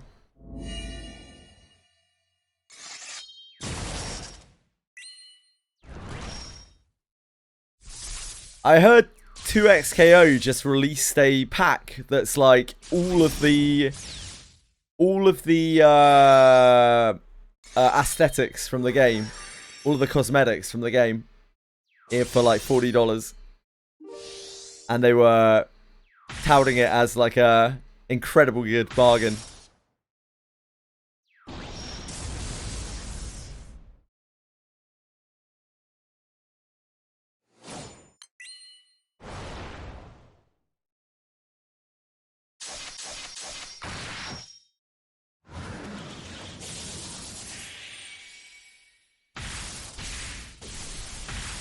Makes sense to losing.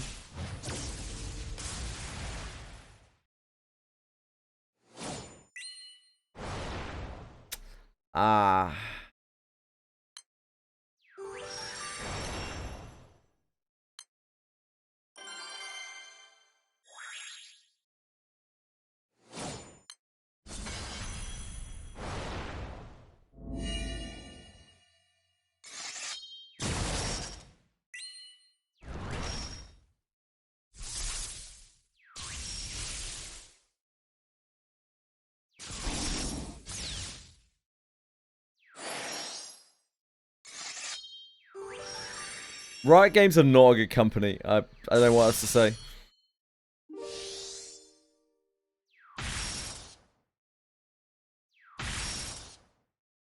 I'm sure the Riot MMO will be better, guys. Don't worry.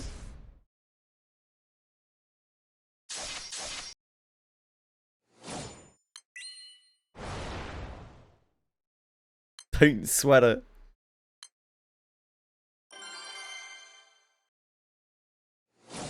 Riot is just not a good company. Riot has more than reached the point where they are just a money-making company. Stealing ideas, that's what all game developers do, though, dude.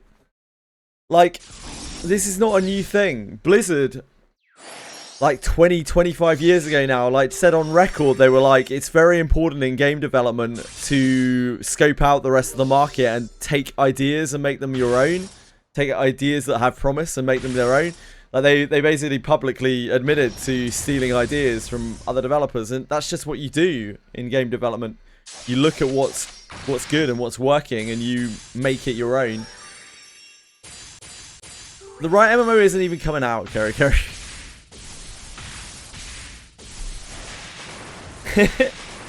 Riot MMO has made no progress in the last like 6 years.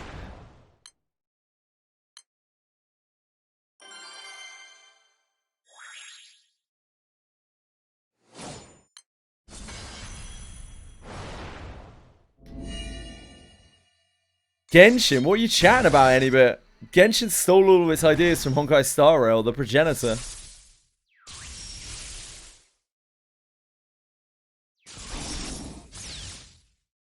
Like everything else, the shitty gaming market.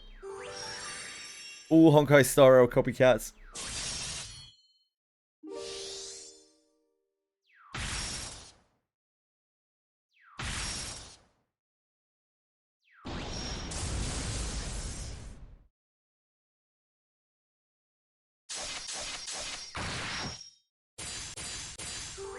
They have been through 4 different development teams at this point.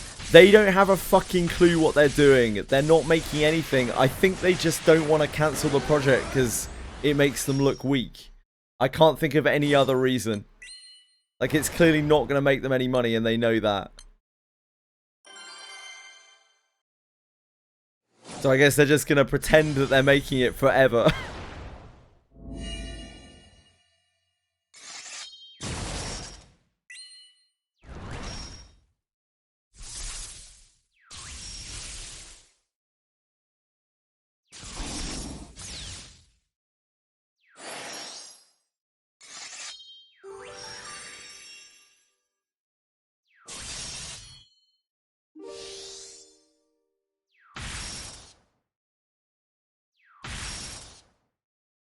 What, from Riot?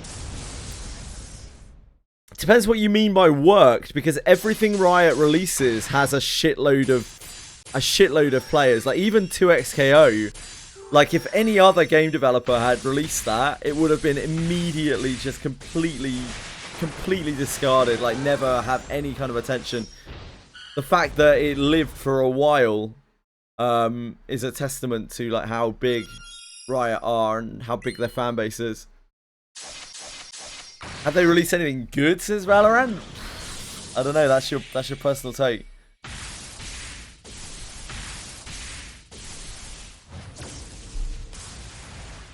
Yeah, healers are pretty squishy. Yeah, I mean that's your personal take as well, Capital. I think Valorant's objectively quite a good game, personally.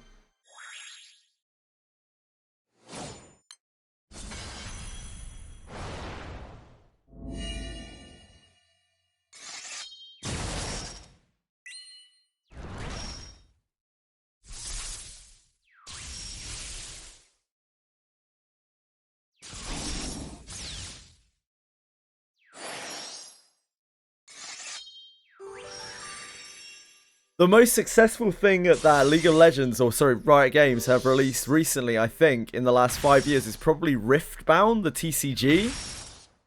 Oddly enough.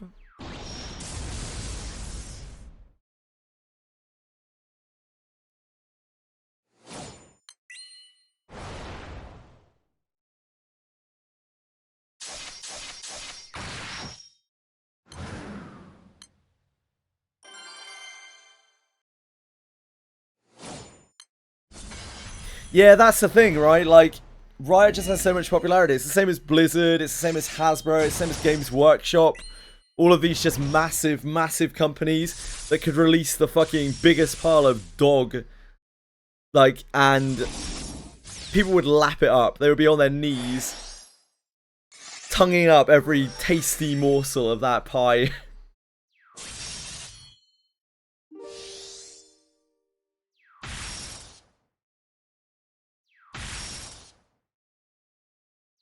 Such is the power of brand loyalty. It's absolutely insane.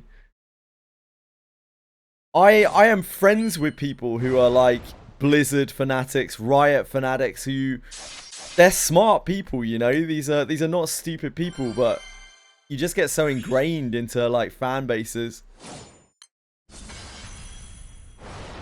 that you start over appreciating everything that gets released. Yeah, Legends of Runeterra is their online TCG. They kind of like abandoned it at this point. I think they were redoing some other online card thing, but I'm not 100% sure.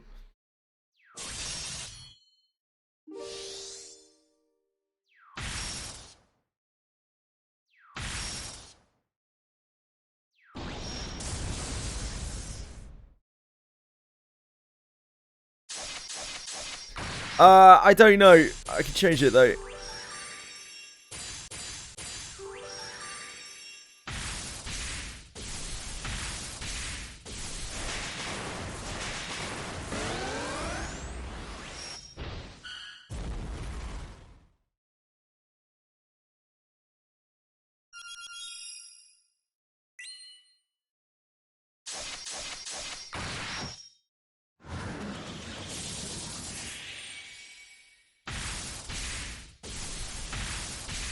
This other yapping doesn't seem to get used. I didn't even know we had another yapping.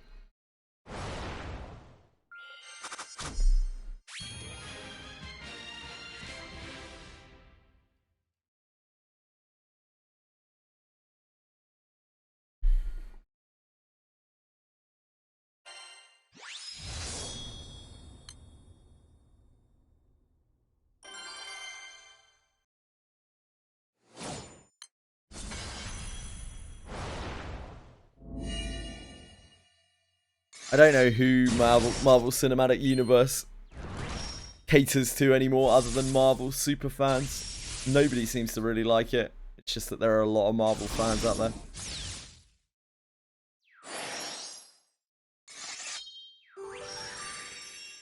Dumb down the Odyssey. Yeah, I haven't seen the Odyssey, but they have to do that in Hollywood a lot. They have to dumb down movies a lot.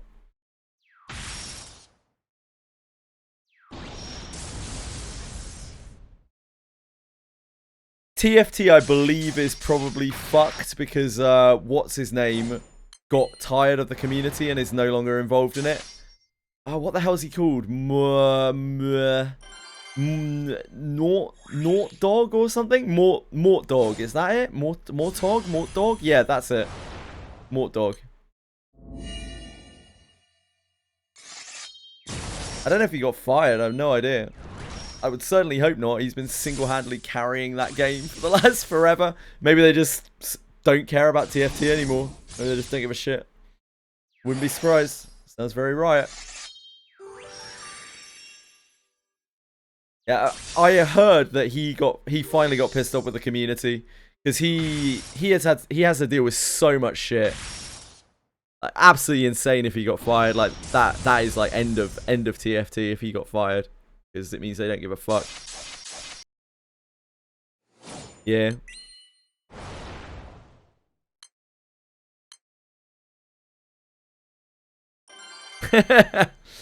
Like, that's the thing, right? Why pay staff to manage a game when you don't actually have to produce anything for it and can release skins for it? It's the same concept as, like, why make Persona 6 or Elder Scrolls 6? Why rush these games out when instead you could just remake the same game or make cosmetics or make spin-offs? Why bother? It's so much easier to, like, why take the hard road?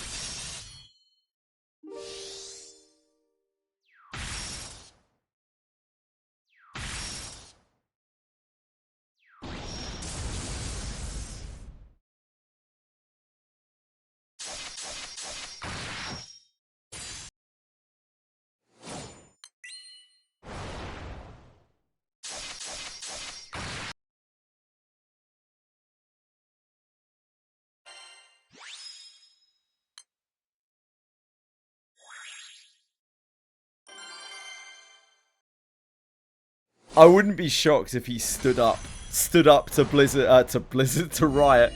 Freudian slip there. To Riot on something, and they were just like, "You're fired, get out," because they're so out of touch.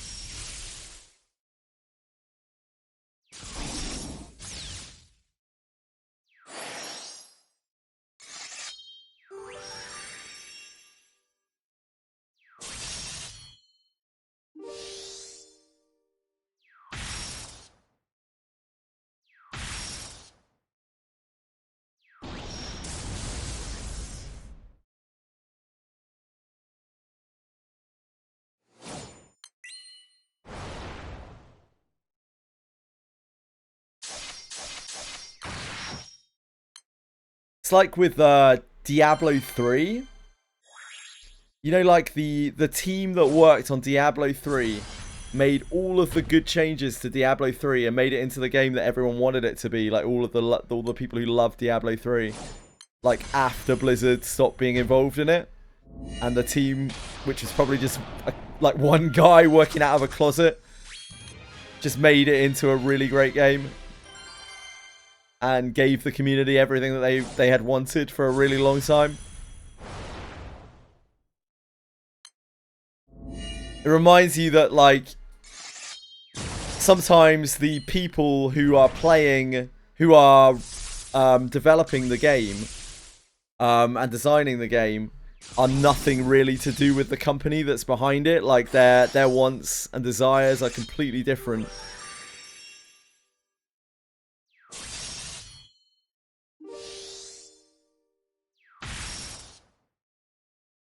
Usually it is the company at large that is holding back the little people from making the game that they want. As generally there are people working on the project, at least originally, who really want their game to be good. I got sued because it was apparently a common thing for female employees to get fired. Oh yeah, I remember that. I forgot about that. Now, that was a funny one, Capisaur, because that was around about the same time as Blizzard had the milk fiasco and all of their PR stuff. Riot's PR handling that was so much better than Blizzard's that, like, Riot's stuff went comparatively completely under the radar.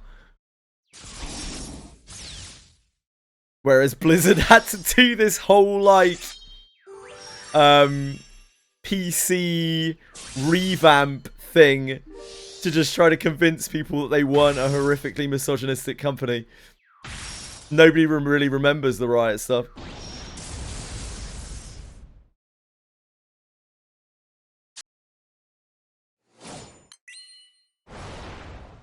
Recently, within the last couple of weeks, I think, they found an animation that had gone under the radar. It's basically the this emote. The undead males, when they do /rude, they used to grab their crotch. And that survived for a really long time. They've just changed it. They were like, we are so sorry. We are so sorry for not catching this. It flew under the radar. We can only apologize. Now they have like a throat slit instead.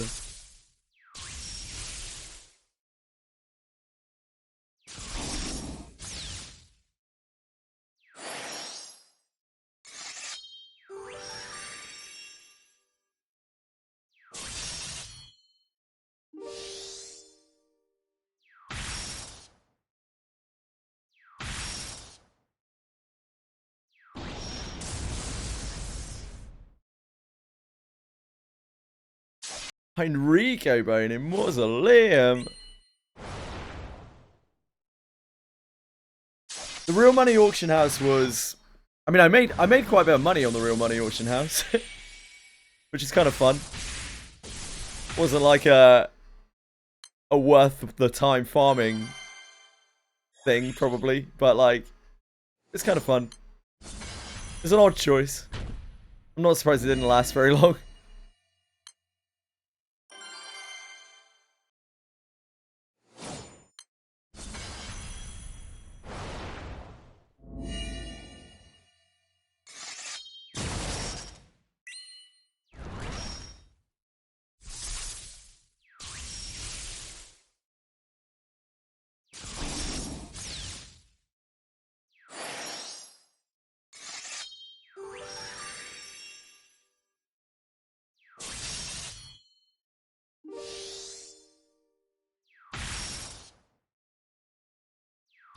That was it for me, Tweshry, yeah. It was just kind of, so it was kind of odd for a Diablo game, for an isometric action RPG game, to have it where you would spend more time like surfing the auction house trying to find bargains, and finding than playing the game and trying to find better gear, because it was so much less likely to find better gear than it would be just to get a little bit of gold and go on the auction house. It's a bit weird. The auction house in general was just strange. The real money auction house was even stranger.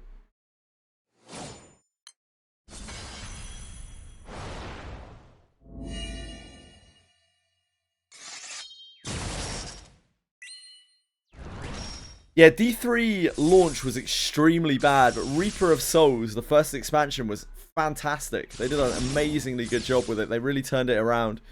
The D3 team always had really passionate people behind it, trying to support their game. Even after Blizzard really stopped supporting it themselves, the team somehow managed to continue to support it.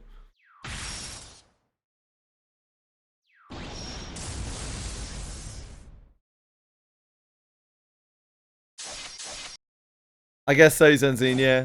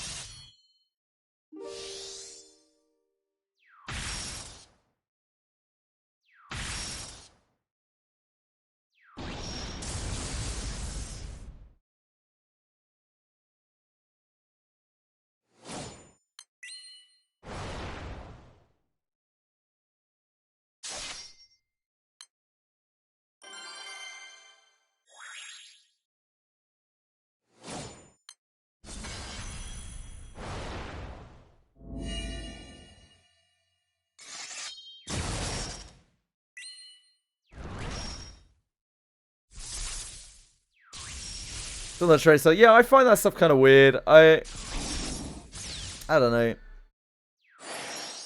I like the game to be in the game, you know?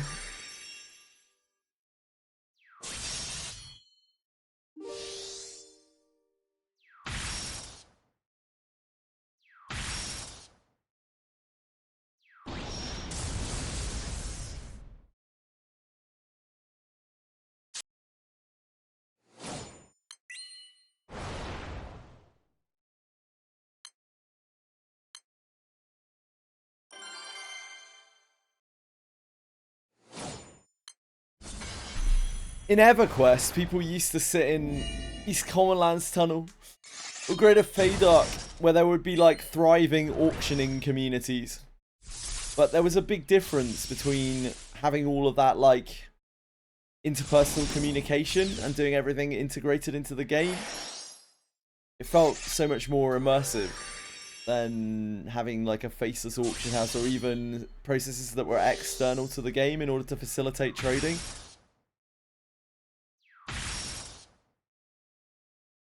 At some point it just stops feeling like a game to me.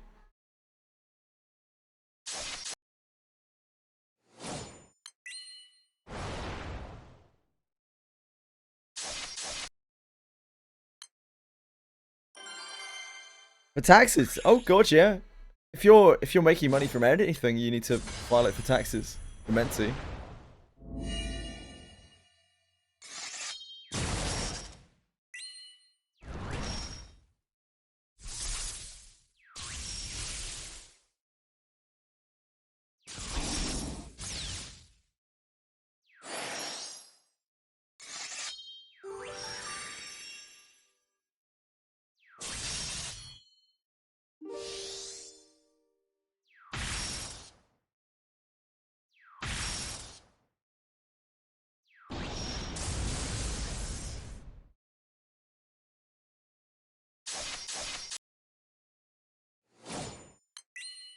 Yeah.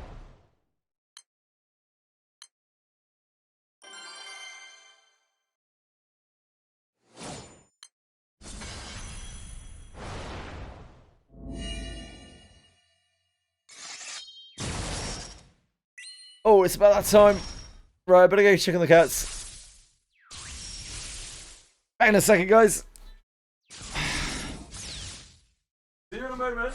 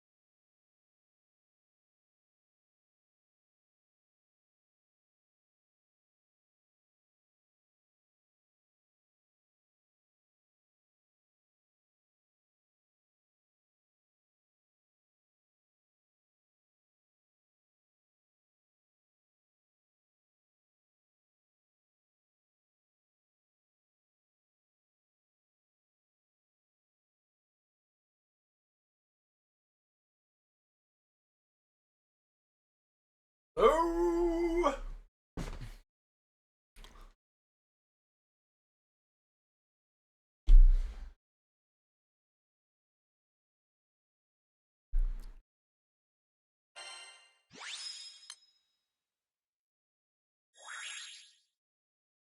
Hello, hello.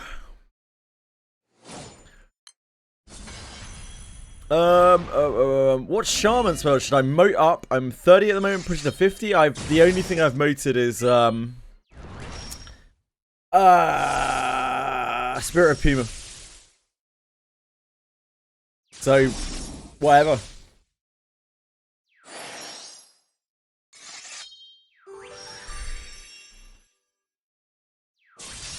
Hello, not like. Thanks, man. I love you too, son. I am back, unfortunately. Sorry, everyone. I'm sure you can. I've seen people moat like their dots, their slow, their incap, their pet. I think those are the main ones. Their heal, slugs, either of the heals. But yeah, I haven't moated anything. I put very little effort into like moat farming or anything like that. It's just not really necessary.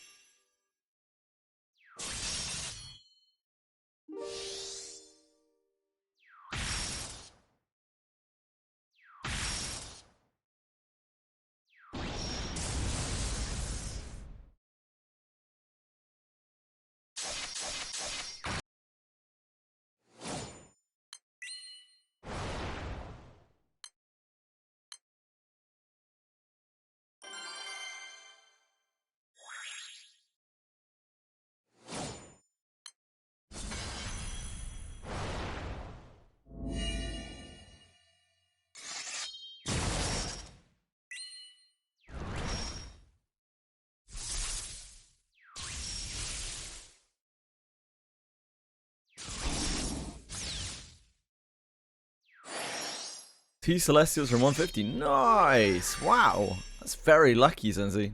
They are exceptionally rare.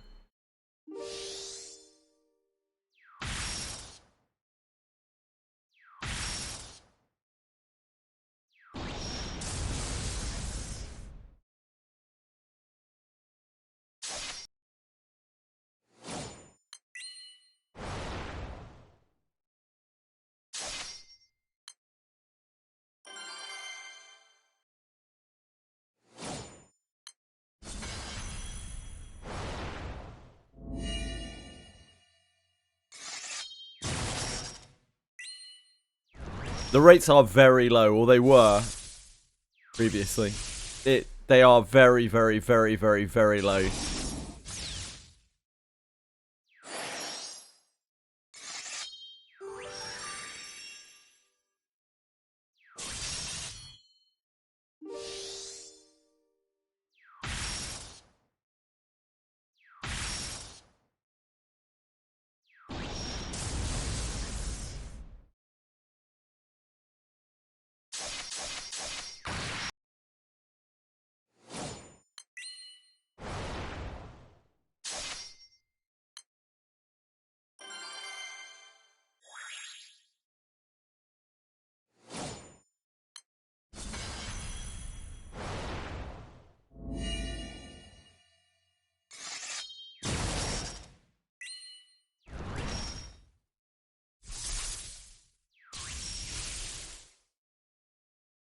When I spoke to Umakin and K18 about Celestial drop rates from this event, they genuinely said don't try to get Celestials through the event.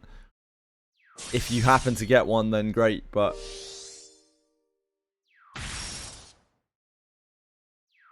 like, this is not really an event for farming Celestials. It's barely even an event for farming Revenants, really.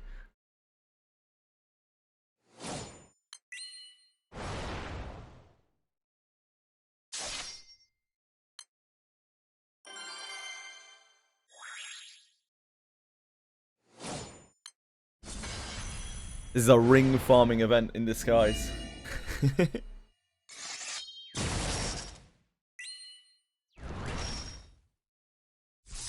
How close are Neon?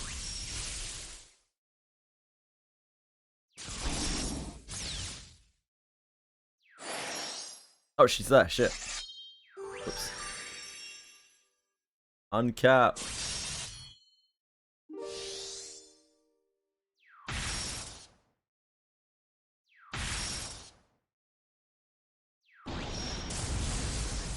Mere moments ago, we had 80,000 something class points. We now have 3,000 from Fighter Origin and double Eternal.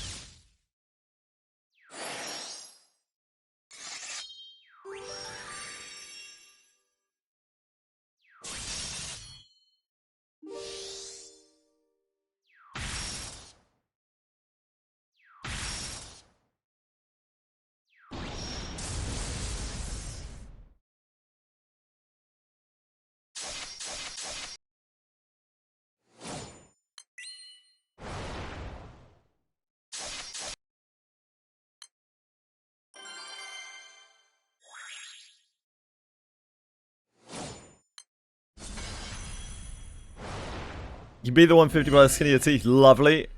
A win's a win, Nick. A win's a win, mate.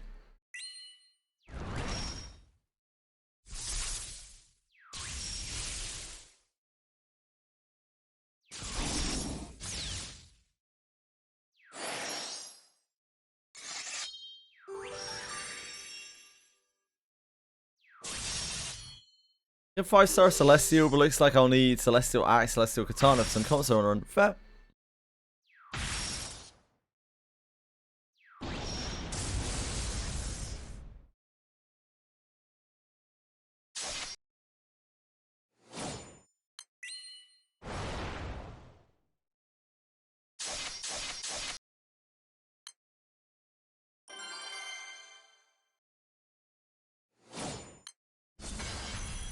Porters.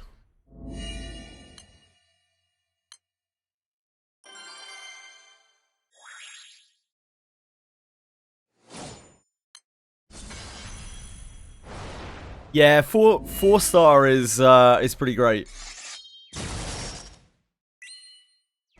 The best thing about 5-star is you can awaken it from there. Yep.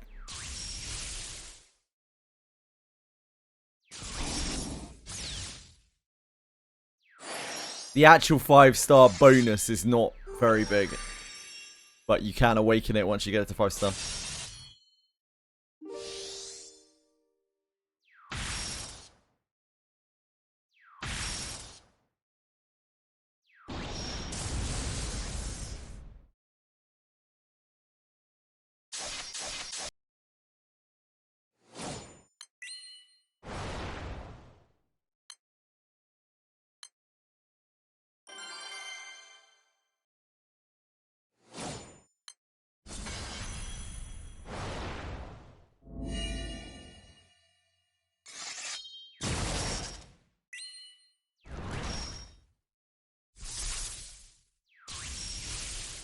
We're through the really rough bit of Eternals now. The rest of the Eternal Transcendence is cruise control. No more horrible inventory management.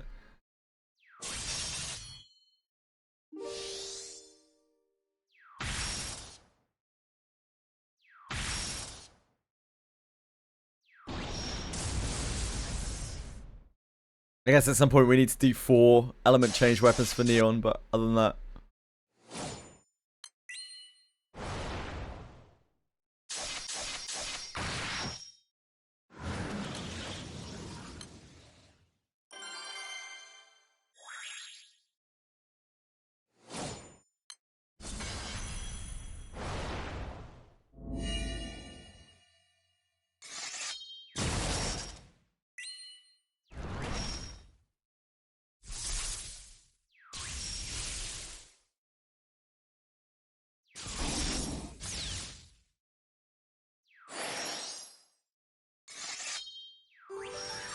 Yeah, don't have to worry about it anymore.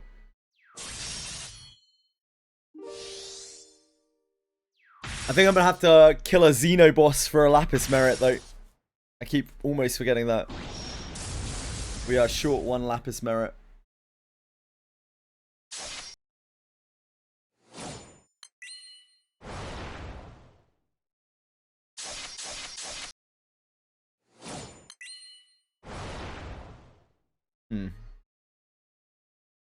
Hate that.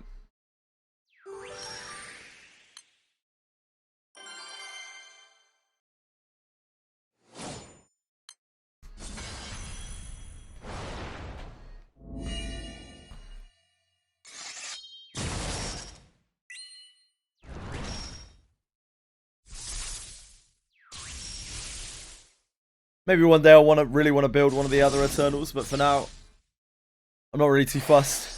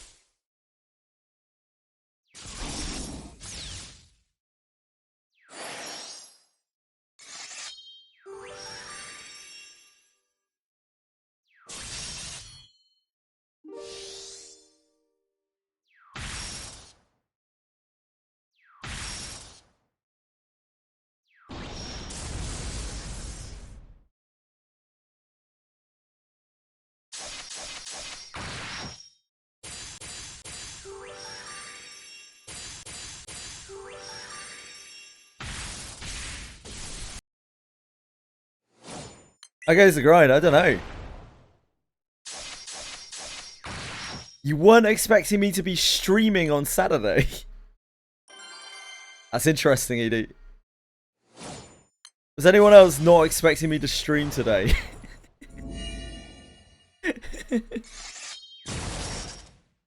Hi, dude. Yeah, it's my day off.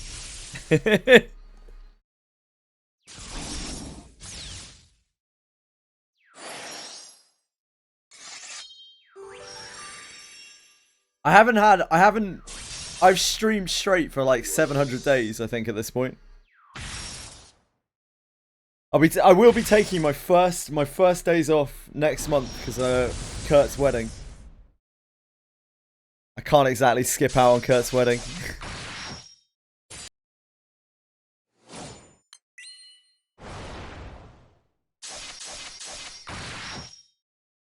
Yeah, so I've streamed every Saturday and Sunday for the last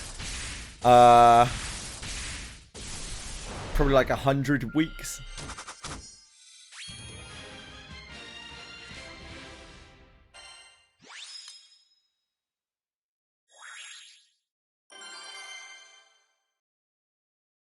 Enjoy the break. I will, yeah. Be nice to celebrate. Nice to celebrate Kurt's wedding. Kurt's a wonderful guy. He deserves every happiness.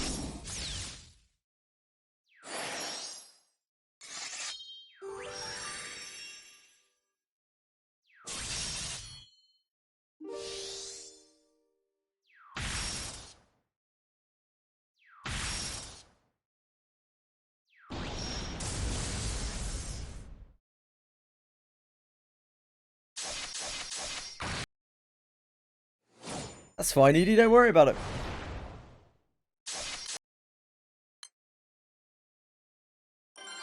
I'm only on my second lap. I'm not on my first lap. Don't worry about it, mate. The chance of Celestial from this event is exceptionally small anyway. Don't worry about it.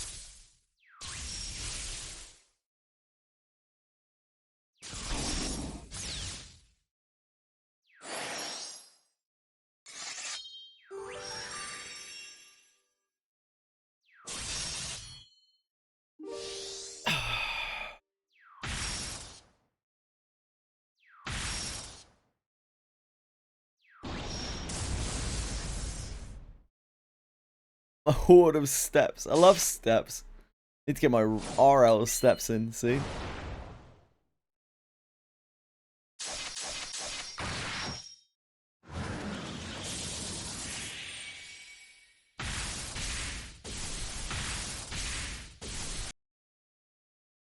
Sounds like a good plan, Edie.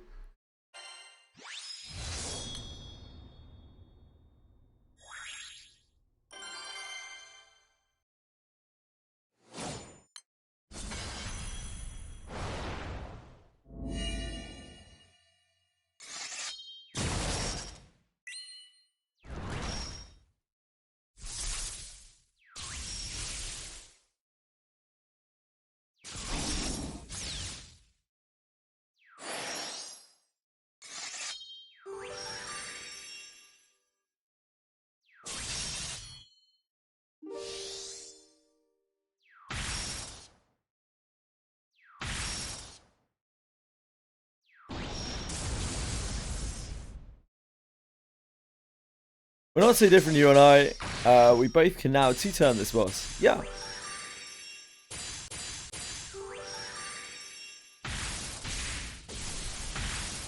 Have enough for half of the remaining blue bricks. Yorichi is strong enough to get all the blue bricks this time. Dude, my fire team is so much stronger than my light team. It's an absolute joke. My light team is an absolute trash can. It's so bad comparatively. It's quite funny, like, I feel like I've downgraded so much from the last Guild War. I've gone from absolute riches to rags.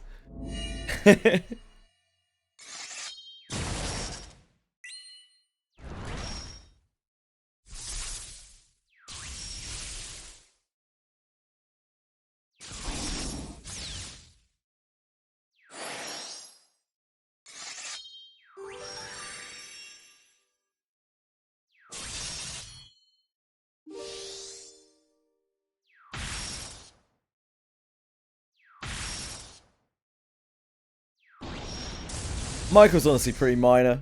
Percival's very strong though.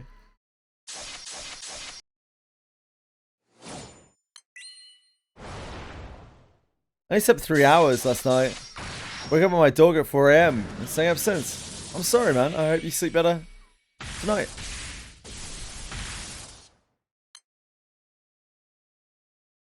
Yeah, it is for sure, Acumen. But even then, it's not really that big of a deal. It's good, but like it's not like game breaking.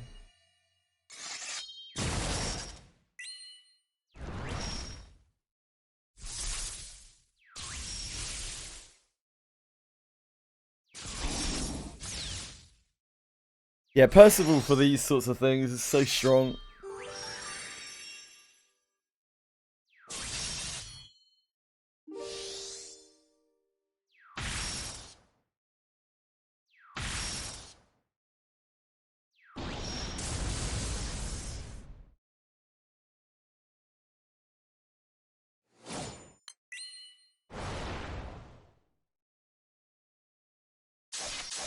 But more than anything, like, just the fire grid is so much better, man. Like, the fire grid feels so much stronger than the light grid. The light M3 grid for this shit is really not good.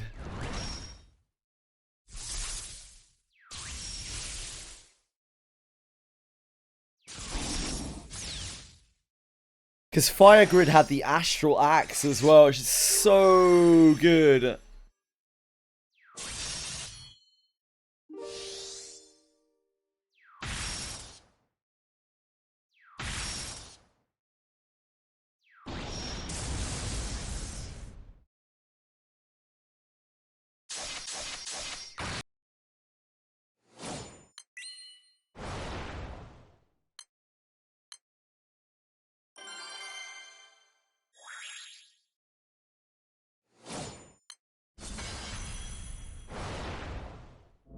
Yeah, true. Bemonet is really good as well. You just have so many. You have so many good choices for fire. There's so much you can do with a fire grid at M3. And it also feels like there are a lot of viable characters for fire as well. Even UL, like basic UL, is actually a really good character. It seems like you have so many options in fire. You have like nothing at all in light. It's a miracle that we got Yaroichi, honestly. Yaroichi is everything. She's the whole of my team.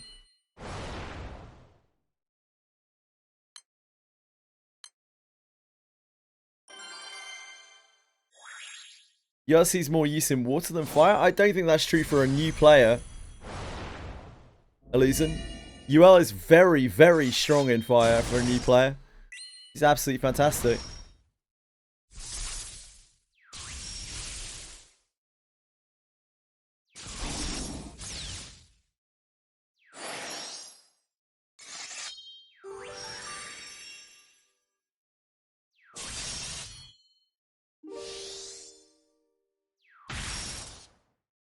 Fire has such strong standard characters. Yeah, it has really good non-grand characters.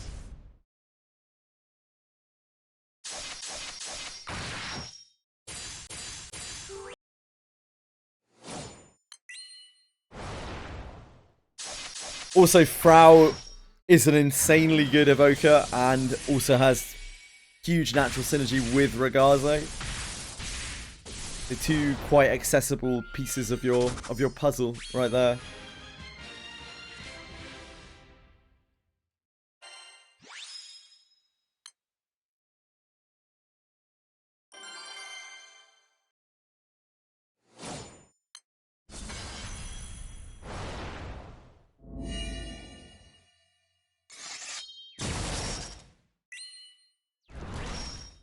I think I would probably feel very bad about water as well now that I think about it. If I hadn't have randomly got, if I hadn't randomly got Yakada Aaliyah, I think my water would be very sad. It would be in the absolute pits.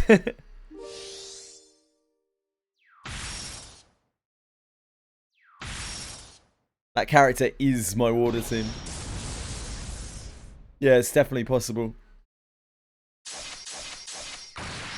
But again, the water M3 grid is actually quite good.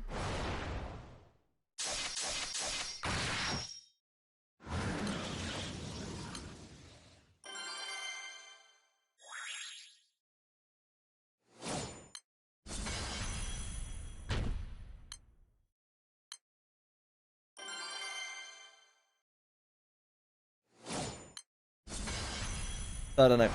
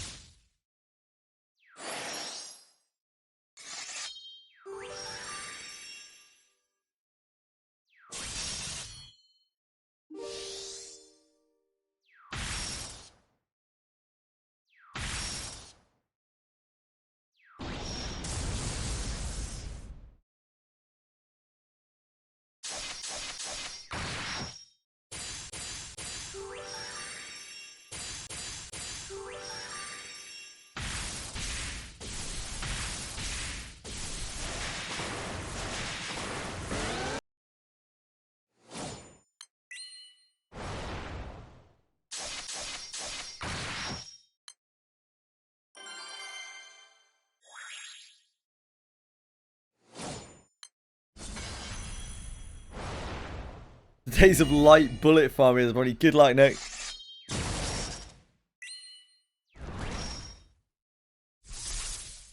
Guess your soul berries are going to be at risk again.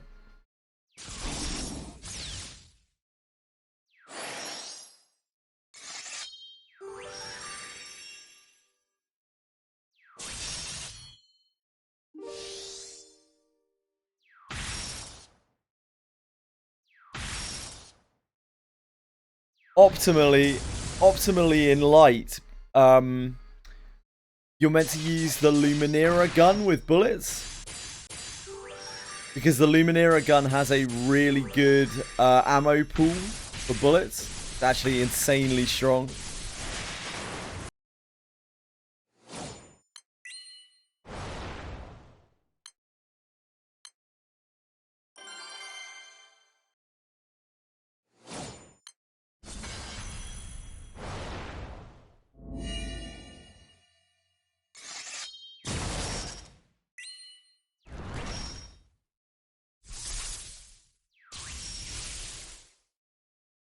Yeah, it has a really good, I don't even know what the gameplay term is for it. It's like a cartridge or whatever.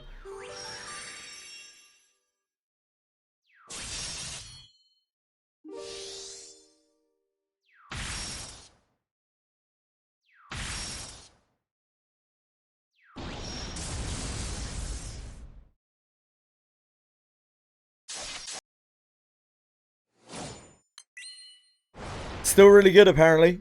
At least it. So I was told by the powers that be.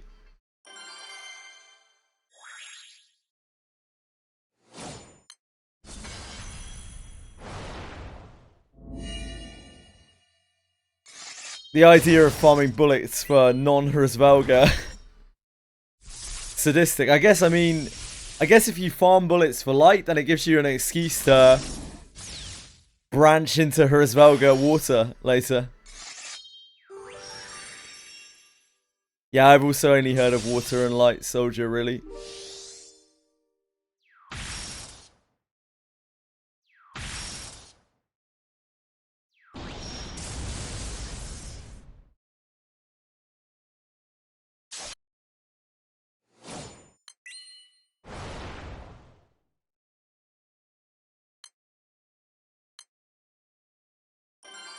Luscious Fire was Big Soldier. Oh, really?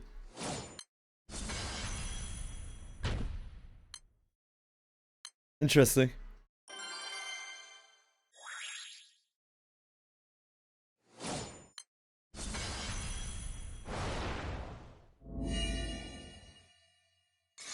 Like, the nice thing about bullets, at least, is once you got them, you got them.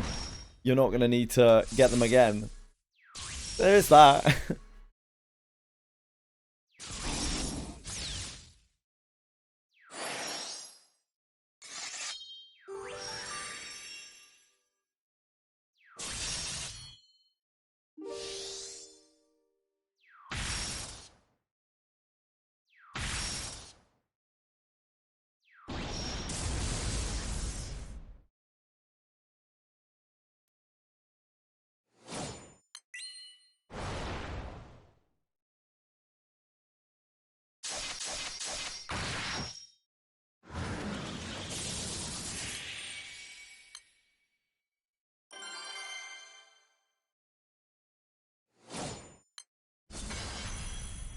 Yep. It was K18 who told me all about it, and obviously K18 is a bit of a beast. He seems to know pretty much everything about every element. So I fully trust. K18 was also saying that the powers that be are looking at Europa Formal as possibly one of the strongest, like I think it's 200 or 250 teams. So that's where her niche is.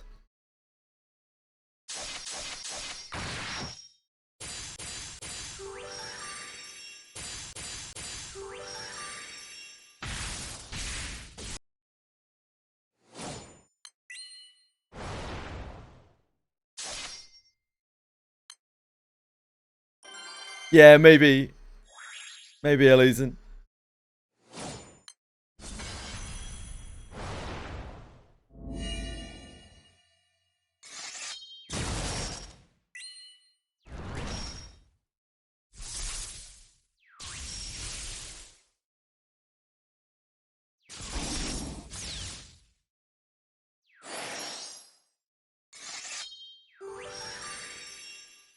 Oh yeah, the no attack. The no attack clears. Pretty funny.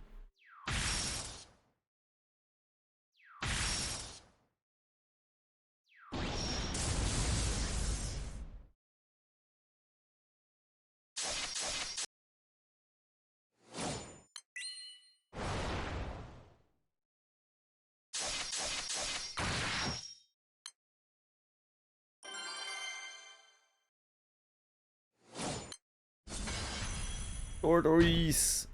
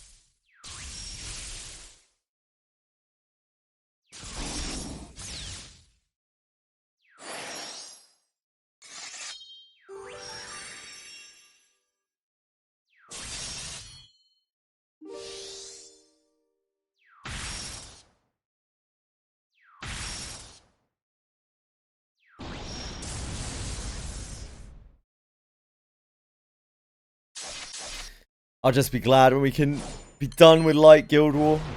Move on to something else. Anything.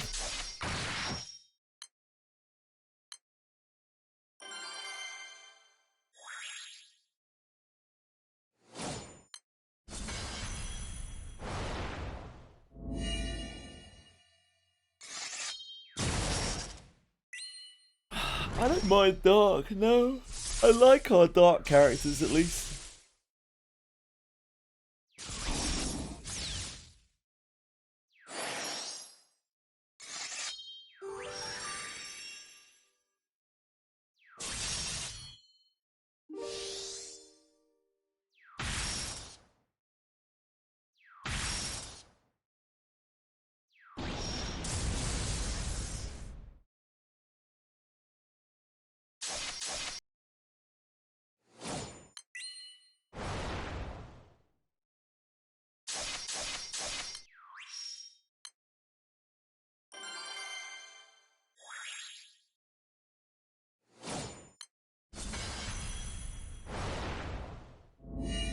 I'll pray for you, Zenzine.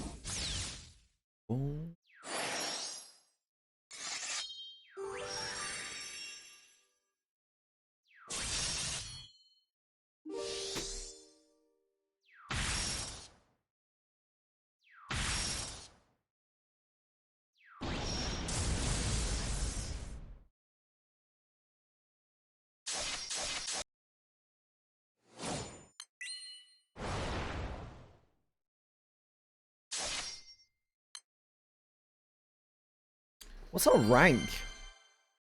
222, 322. Might have to rank up before the end of this.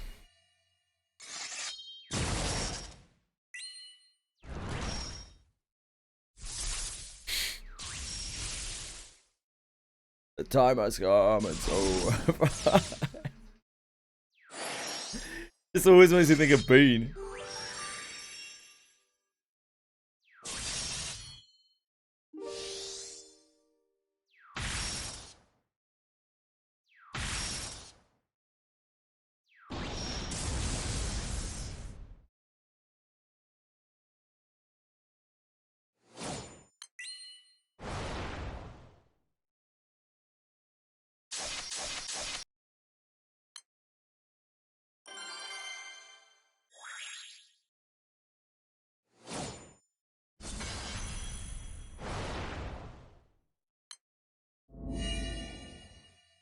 Right, I gotta hit the treadmill. I'm falling asleep here.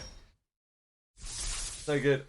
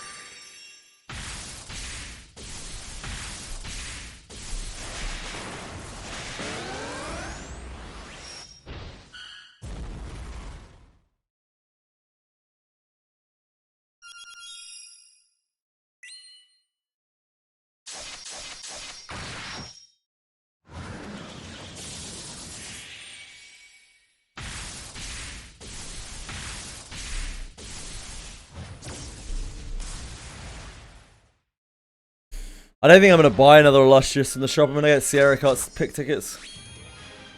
If and when we ever get there.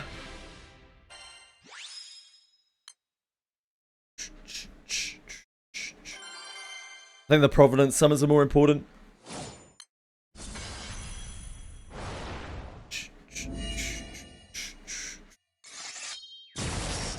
Yar.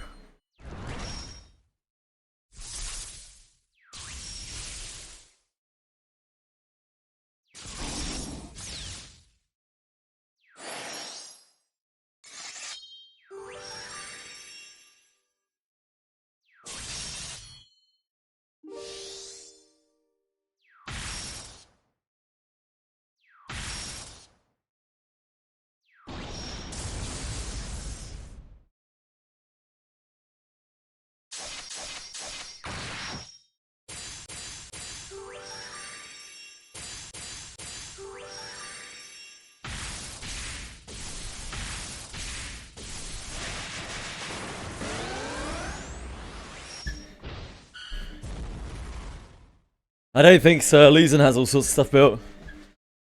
He's just branching out into Earth.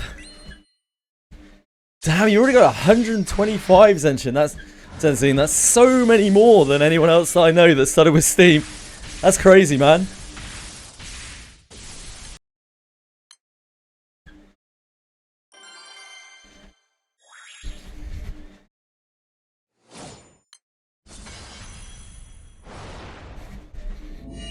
Gun Jeeps. Yeah, that's like 50 plus more Jeeps than anyone else.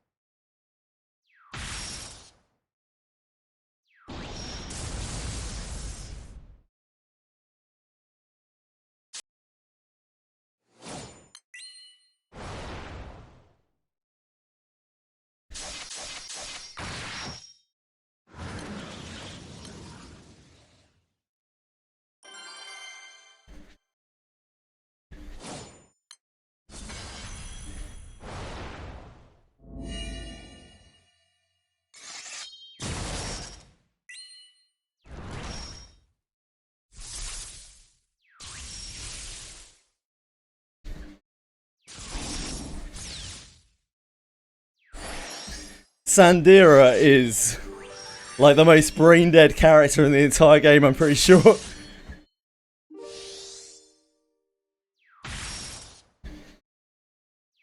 The amount of people that I see using Sandira, it's got to be higher than any other character.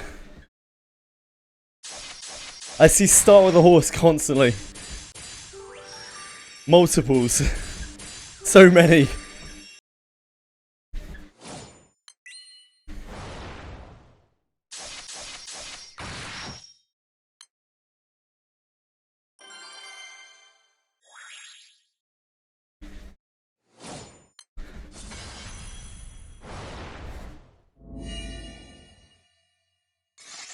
Yeah, she's only going to be 2. But like most hard things are V2, right?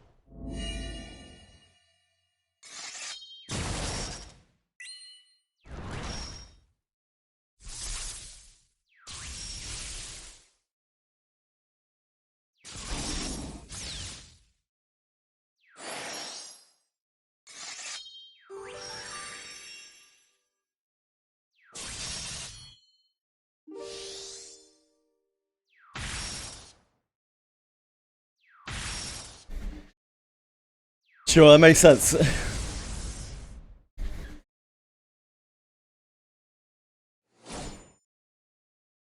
Oh.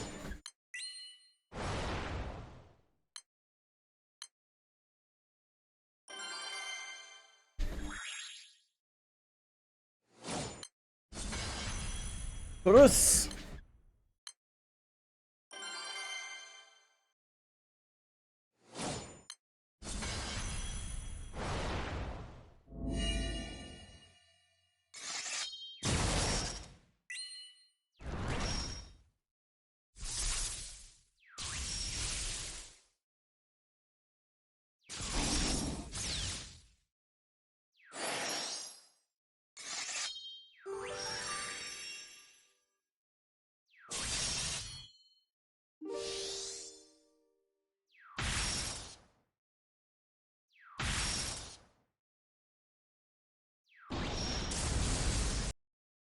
Oops.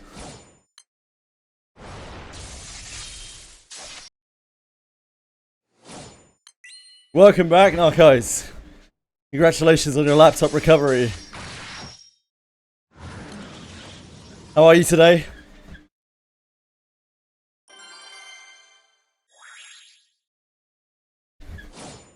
None of the keys are sticky anymore. Bonus. Winner, winner, chicken dinner.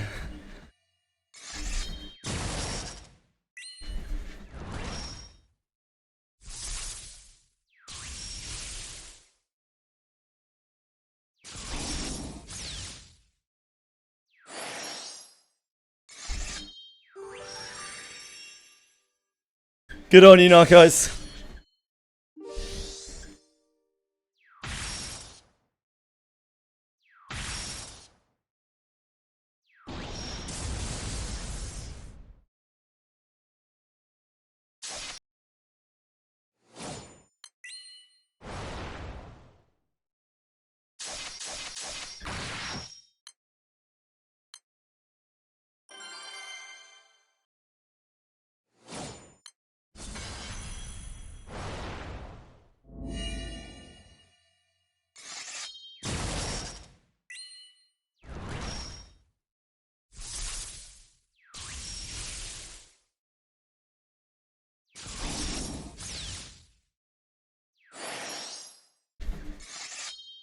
True. Can't trust his energy drinks.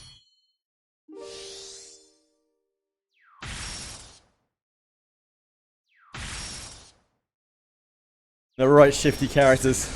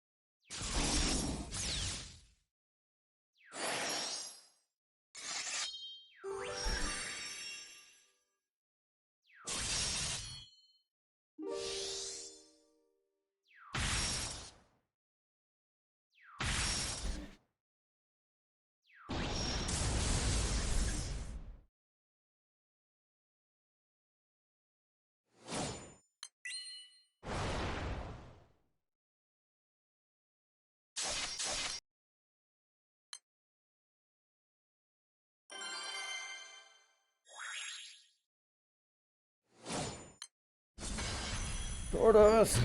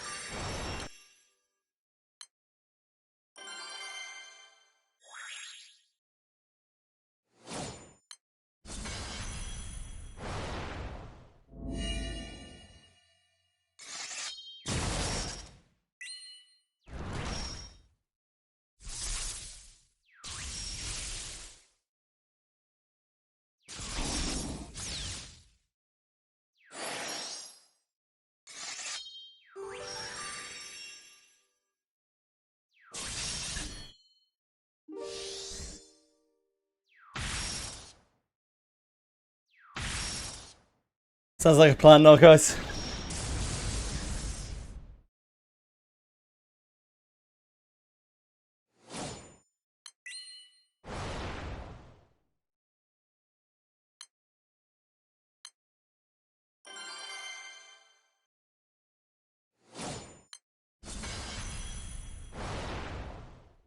Another FAS today, congrats!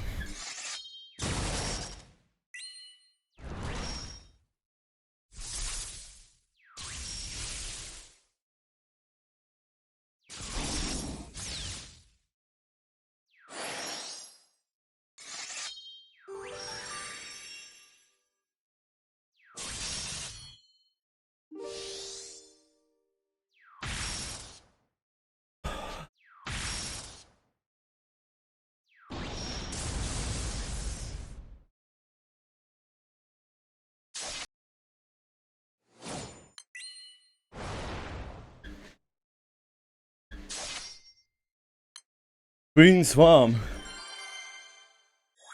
It's from Fight Music. That's how I learned that Boon Swarm was a thing. From D12 Fight Music.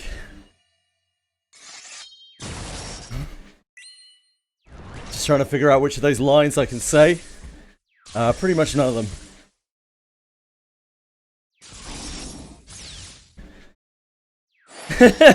Definitely not that one. We can start with smelling like Boone's farm. Hiding under tables as soon as I hear an alarm. Paranoid thief that'll steal from his own mom. Conniving con. Artist with a bomb. Strapped to my stomach screaming, let's get it on. Okay, those are safe. Those lines are safe.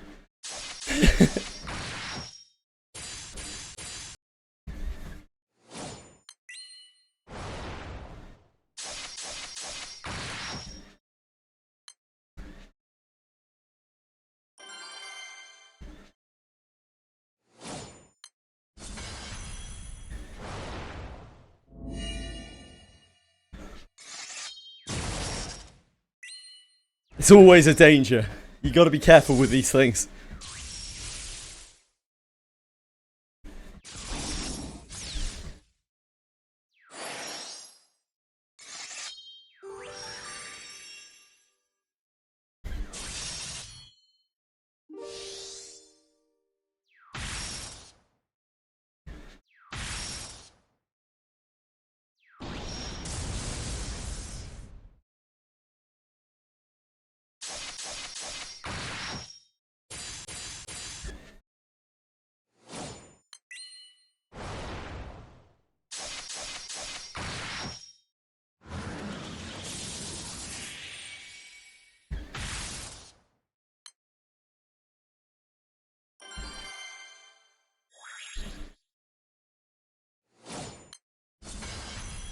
Tortoise!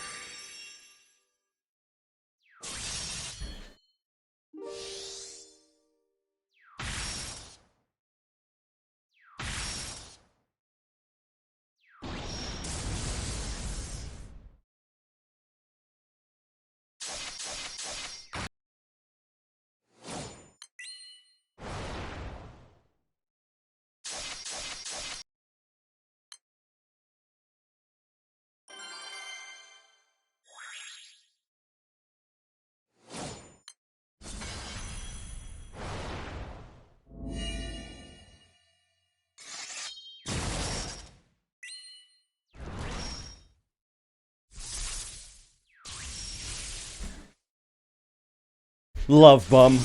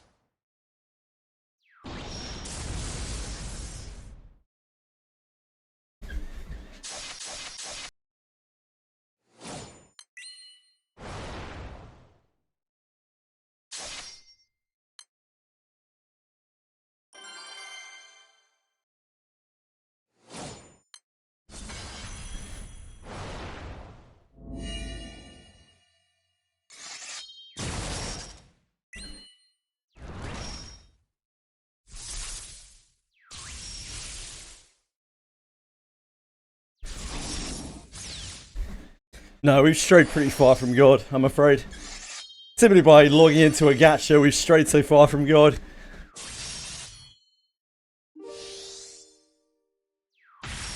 There ain't much hope for the rest of us.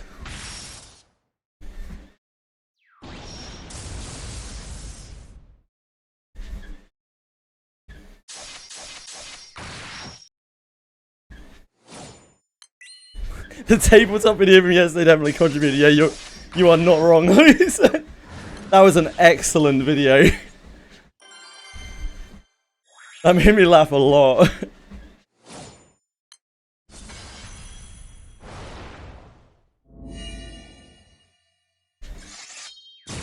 The guy's mannerisms and facial expressions did a lot of heavy lifting. I'm on 0 laps, Brazil.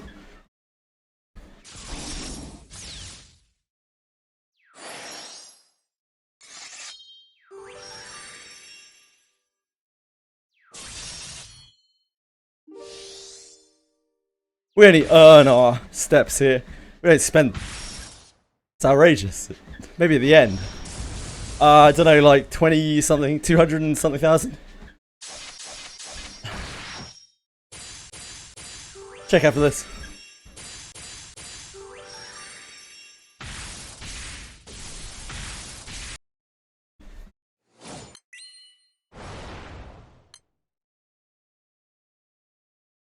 $29. Yeah, there we go. Not 200,000. Sorry, 29,000. Yeah, not 200,000. Sorry. I misspoke. I misspoke.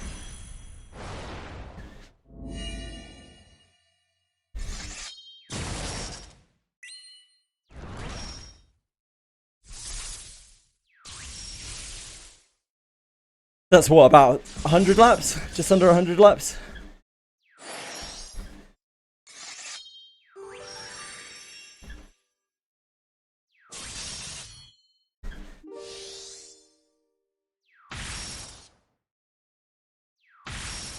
Some guys like 10 laps. Oh, okay. I thought it was 300 a lap. I have no idea. 18 laps? Yeah, don't know. Ah, checkpoint. 300 is a checkpoint. That must have been what I was remembering. So yeah, no idea. You tell me.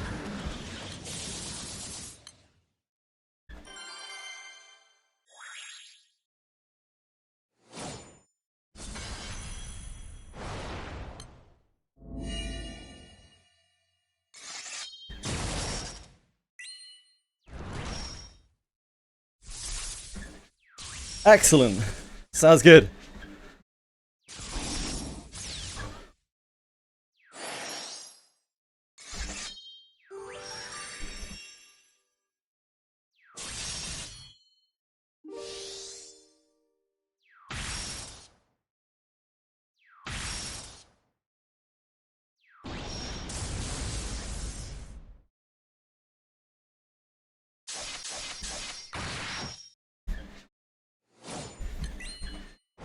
Boom.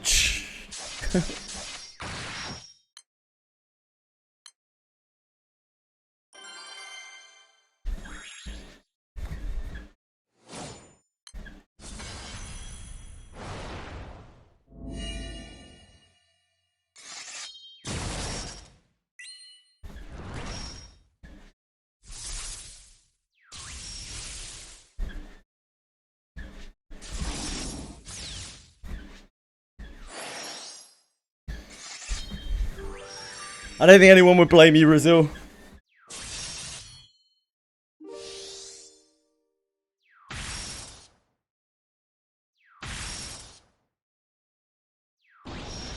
Which Eternals are you looking at transcending? Yep, it takes a very long time if you don't.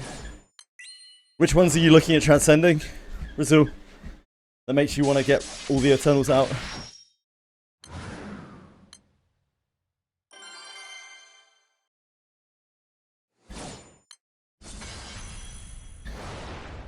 Narc, I see a sword. It's looking pretty good. Langris, I see a sword.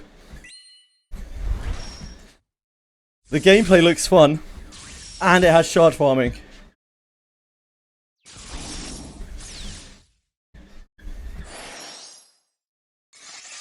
which means that it's very accessible.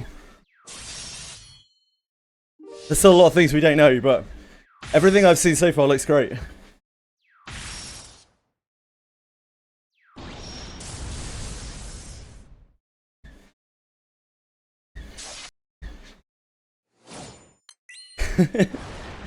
And as someone who is ever critical of upcoming gachas, you hopefully know that I mean that.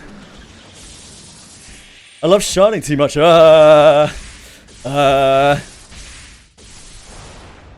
Look, I got no Coke Browns going on right now, okay?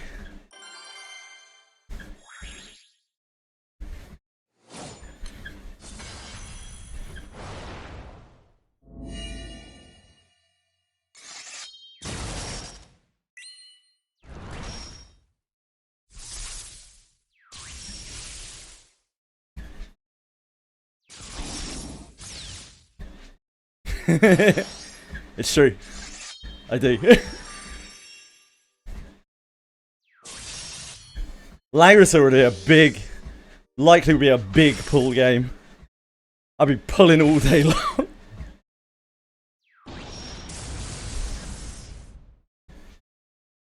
Why 130 for her, Brazil? Her spike is 150 as far as I know. Because 150 is when she makes it so that your buffs can't be removed. Like permanent buff protection.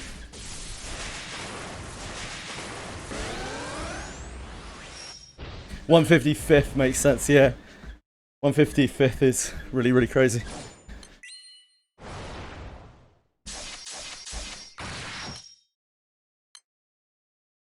Ah, for her burst. Yep, you're looking at a different part, yeah. For Murcielago, her spike is 150 because she makes all of the buffs that Murcielago applies undispellable. Which is the only bit of her that really matters. Everything else is just utility.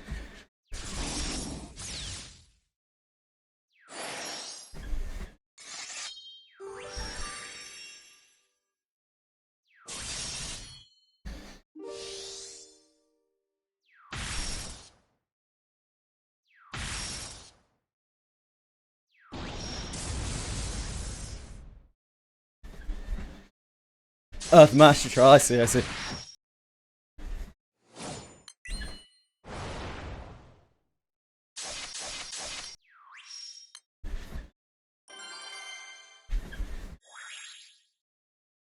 I don't understand normal attack wind. Burst wind. It's all mystery to me.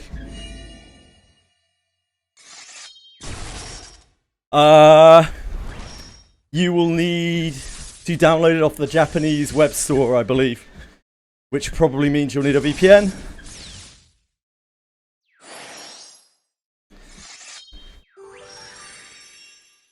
As it is currently Japanese only.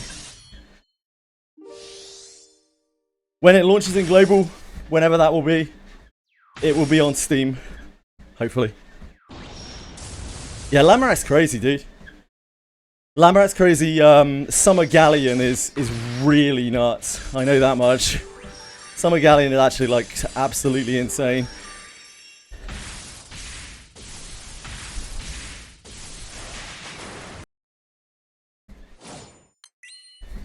It's pretty nuts that Lamorak is just a general unit. His power level is just absolutely insane.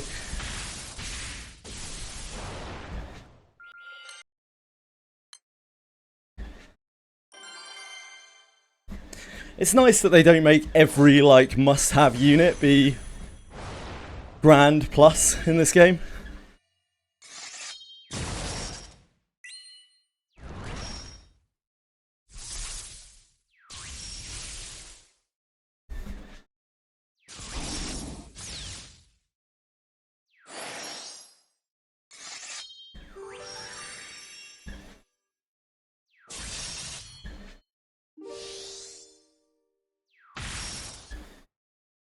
There are a lot of alternatives to Summer Vanya, to be honest, from what I have seen of Wind Normal Attack.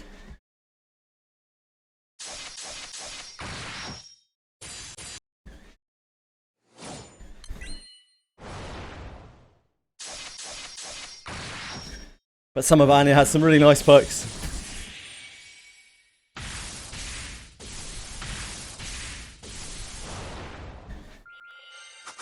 Summer Galleon is nutty.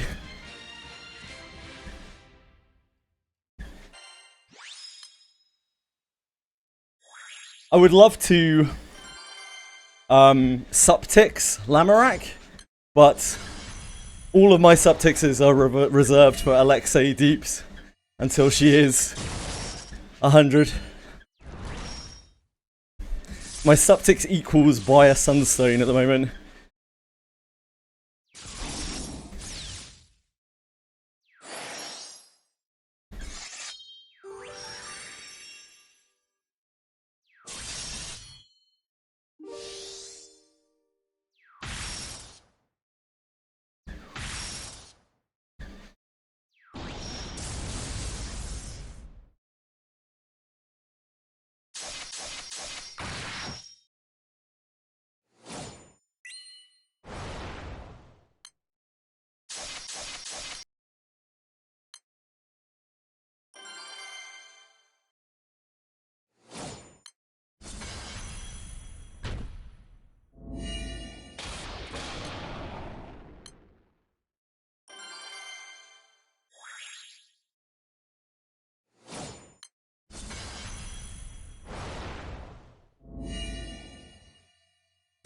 I will eventually build Wind Normal Attack as well, but I'll probably do, just for bursts, but I'll probably do, it will be my 7th, 8th and 9th Sede de Spades.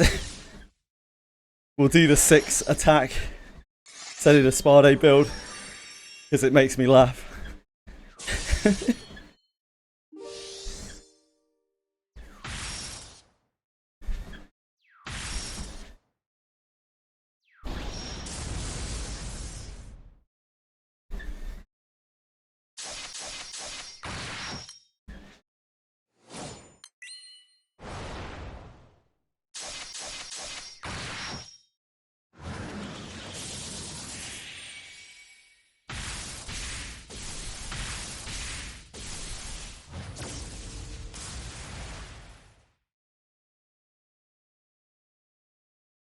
Yeah, that's the standard build, but you can do 6 offensive Sede de Spades. That's still a very reasonable burst setup.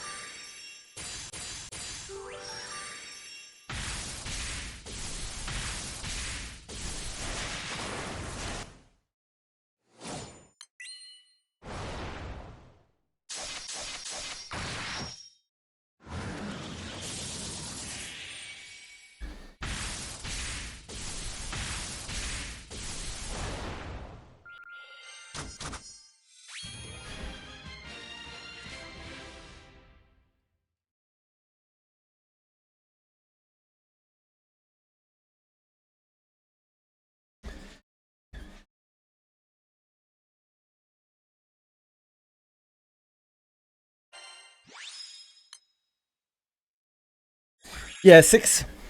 So I just fact checked myself just in case I was talking shit. 6 offensive Sede de Spades still makes an offensive a burst wind grid, burst normal attack wind grid, because it guarantees triple attacks on characters that don't have guaranteed triples. And it's just a huge base attack mod off of the Awakenings. It's just an unbelievable amount of Seaphon mats.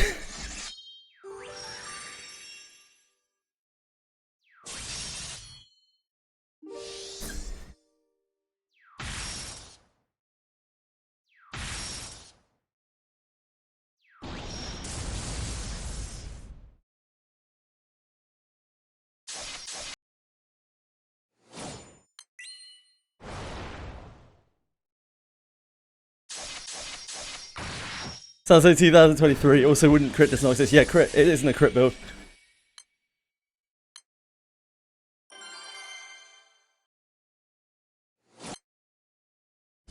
This is not 2023, this is 2025.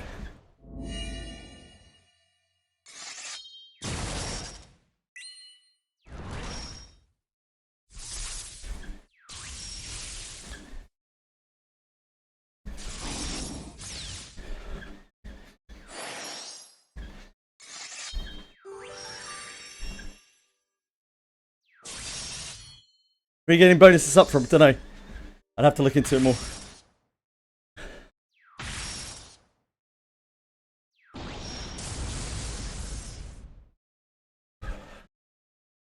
Presumably from LER daggers. The sup. But I'm just guessing.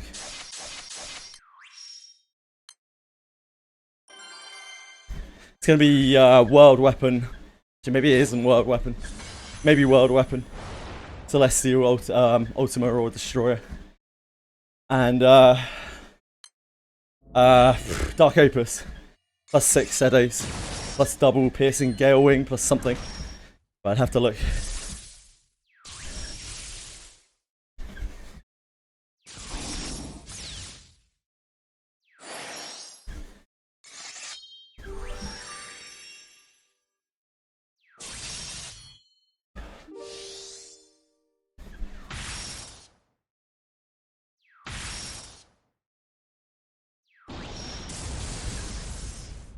Probably. I don't know, but I haven't tried either, so I'd like to try both, right?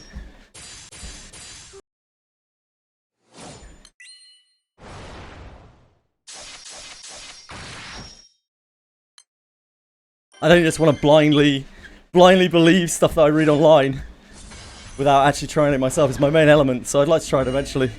If it's an option, I want to try it.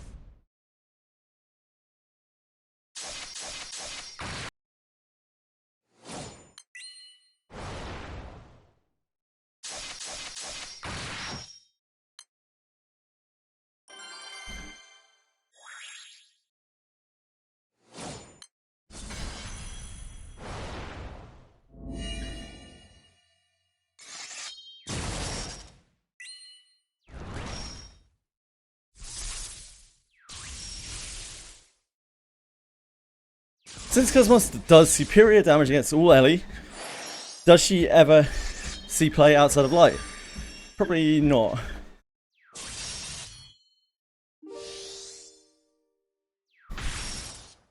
Because she won't get all of the boosts, right?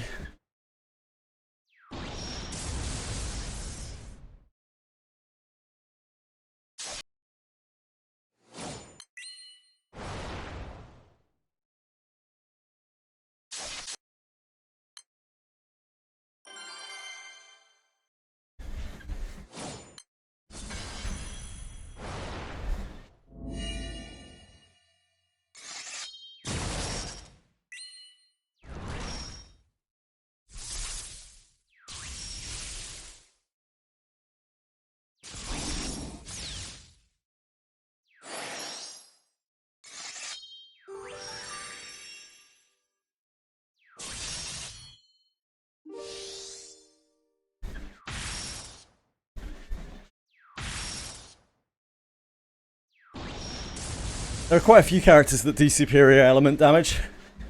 I don't think any of them see play outside of their own element apart from Lyria.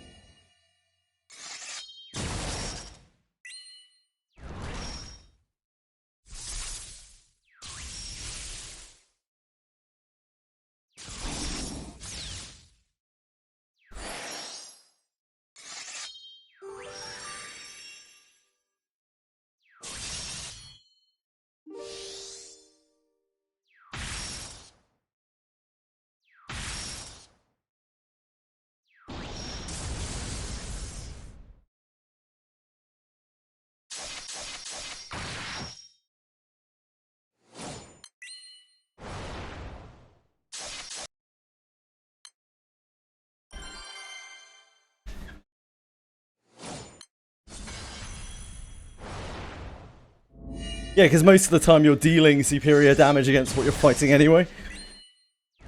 But I'm sure there are some situations where it comes up. Or if for some reason you have to off-element something.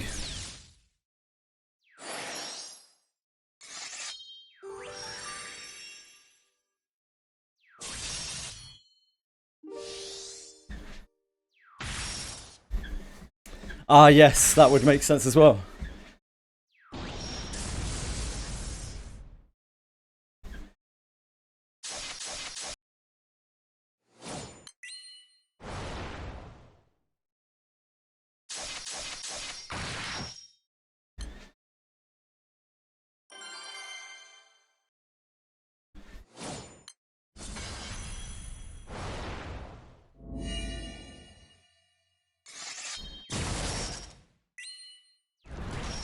I think 5th is a lot of people's go-to for Cosmos.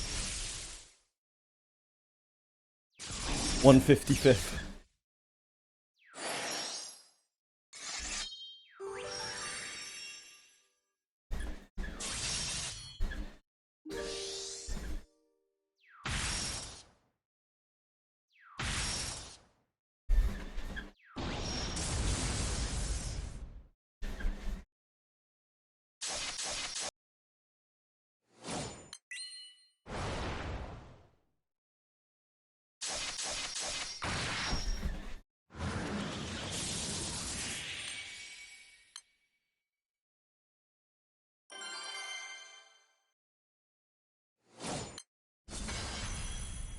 Yes.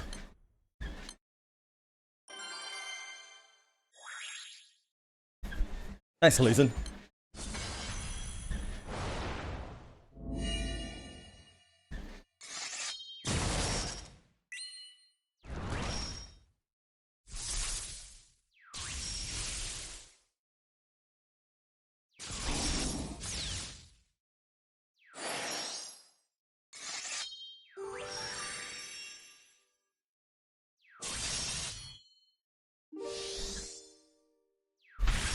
It's only Stoneman Epic 7.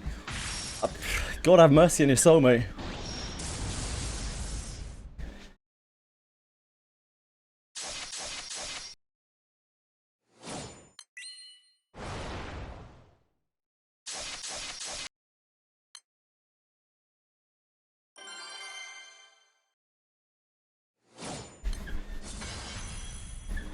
Yeah, hope you get better soon, mate.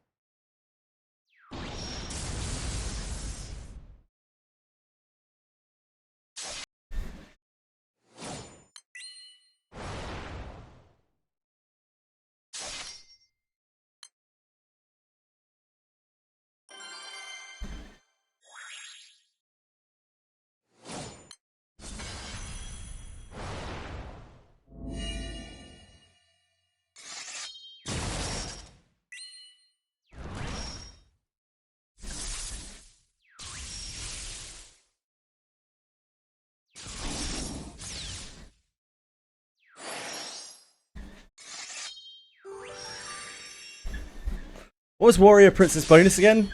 5 surety or 4 surety? I can't remember which.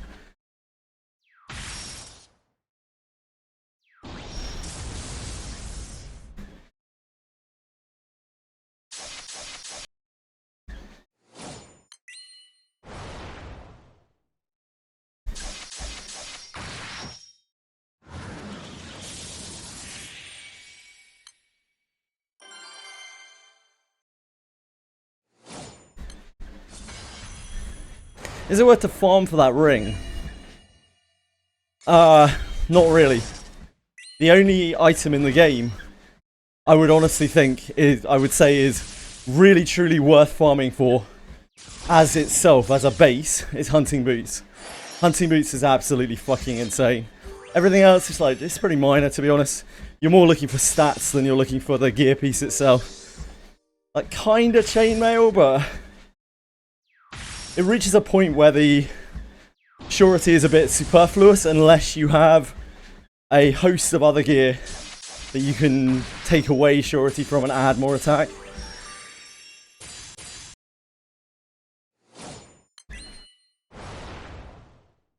You have definitely not got any Hunting Boots or Chainmail yet. They are both Abyss 4, I'm afraid, Illusion.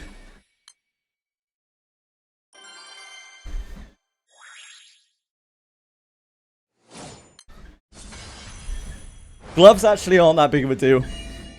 Their stats aren't that much better. But what's really nice about the hunting gloves is they do have beast resistance on them. The actual stats themselves, they're not anything too crazy special. The boots have like an additional action speed on them. They're really nuts. Yes. The beclouded weapons are a good base. I would not recommend anyone farms them. I would recommend absolutely nobody farms beclouded stuff. Unless you really, really, really love the game and you have a huge amount of time to play, because that is the worst farm in the game. It's so terrible. I don't think the hunting gloves are that big of a deal compared to hunting boots. I don't think the stats really make that much difference. I think the boots are massive though.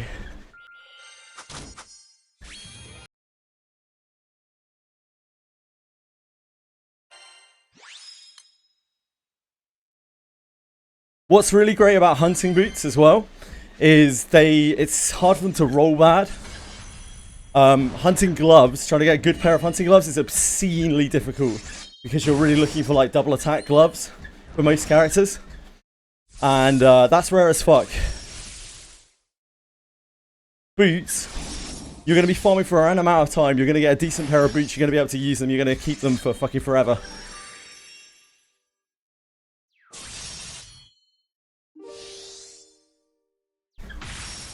We half joke about the idea that a white pair of hunting boots is better than most of the pairs of good boots from Abyss 3. And yeah, it's only half a joke.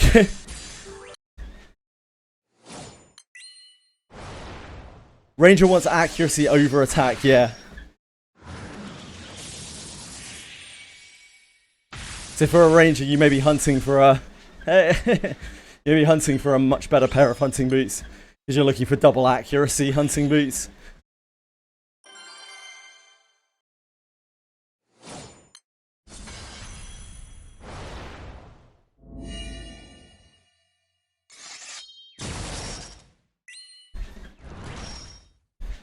Handguards of accuracy? Nice.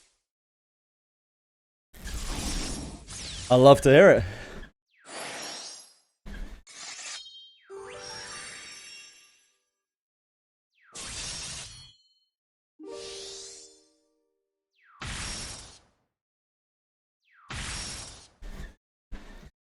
Gloves for the average player are going to be whatever you can find that has attack on it. Like, it basically doesn't really matter what the base is.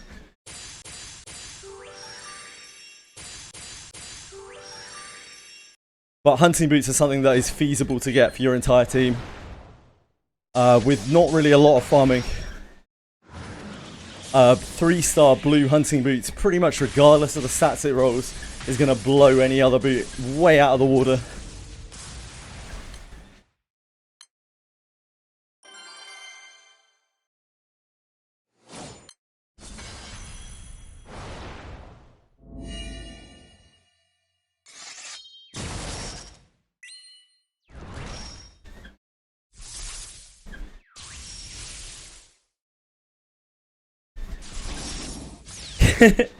Toshi would never wear a 3-star piece of gear. It's unforgivable.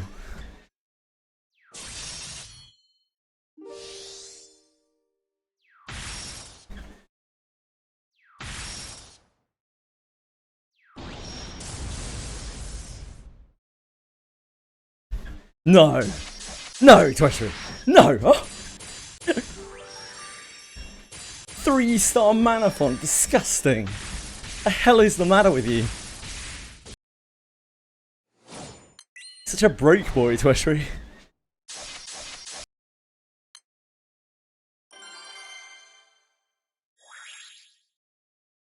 You did, you really did. I'm ashamed to know you, mate. I'm so sorry for him, everyone. I'm so sorry for him.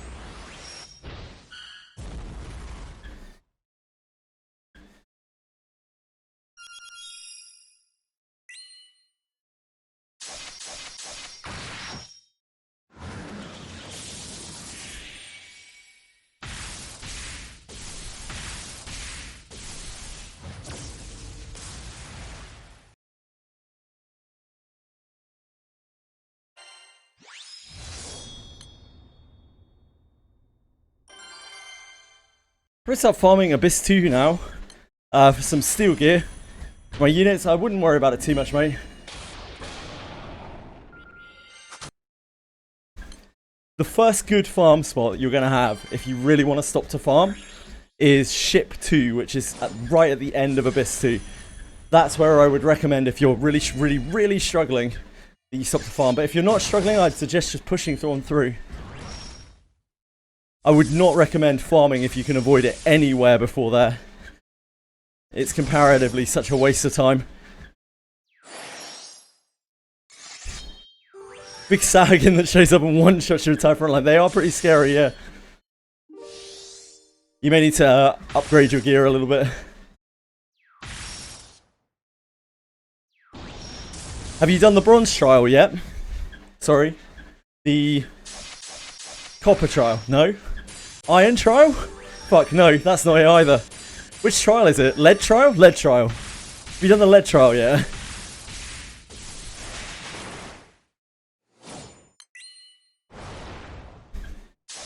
You have, right? Yeah, copper's level 70. Iron's level 50. Steel's level 60.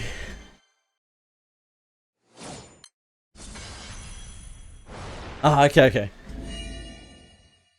Yeah, it sounds like it must be your gear if you're getting absolutely blasted by single Lizardman champion.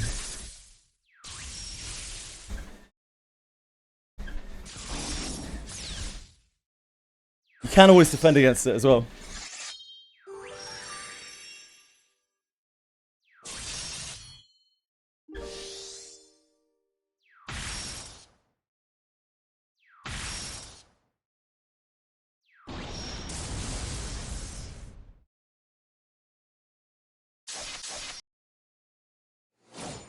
No, they ambush me. Take me out before I get a single action rough. Just don't get ambushed, lol. That is a big welcome to Wizardry. It's all good. However you progress, it'll all help.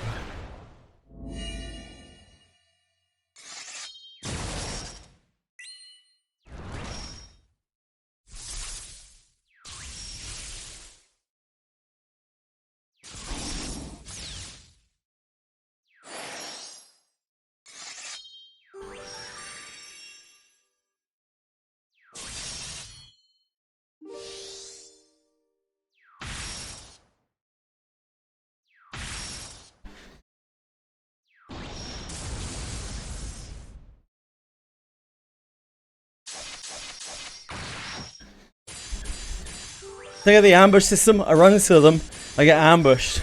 They run into me ambushed. When you're hit from the side or the rear, they have a chance to ambush you. When you walk into a mob that you can't see, they have a chance to ambush you. And sometimes, the game just sucks and it's poorly coded. And you get ambushed anyway.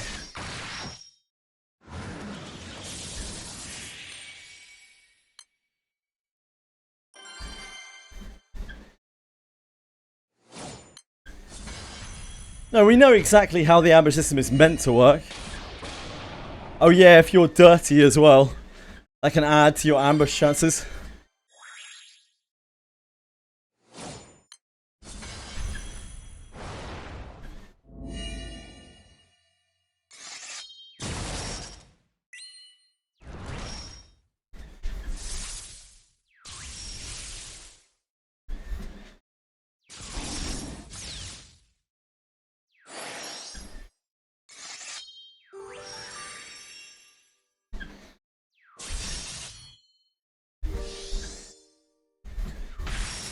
Even though I like how the dirty looks on each character.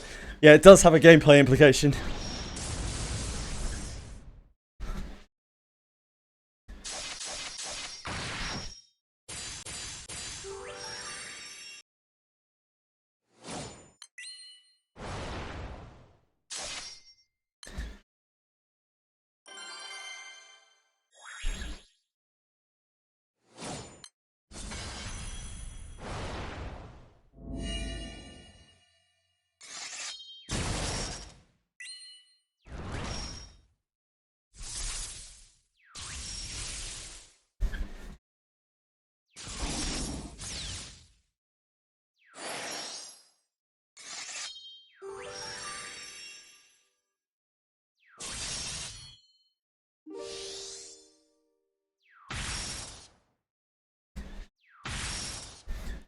His helmet rolled a triple accuracy. Nice!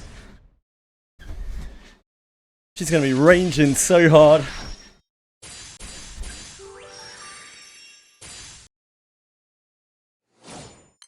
This is one of the really nice things about having a ranger in your party. It makes normally fairly useless accuracy gear into incredibly good gear. So it gives you more gear diversity.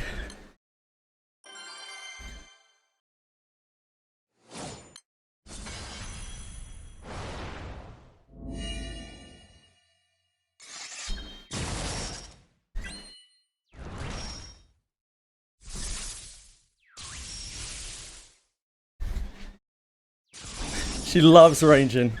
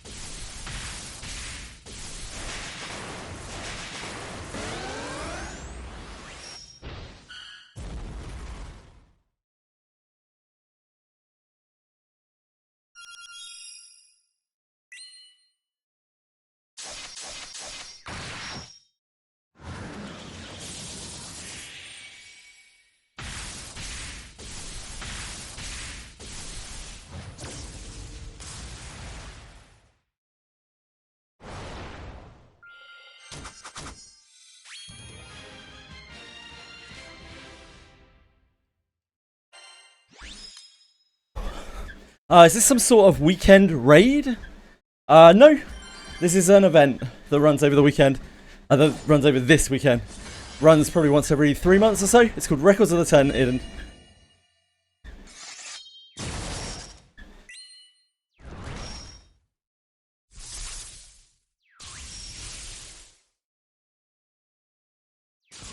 This runs for a week. Ish.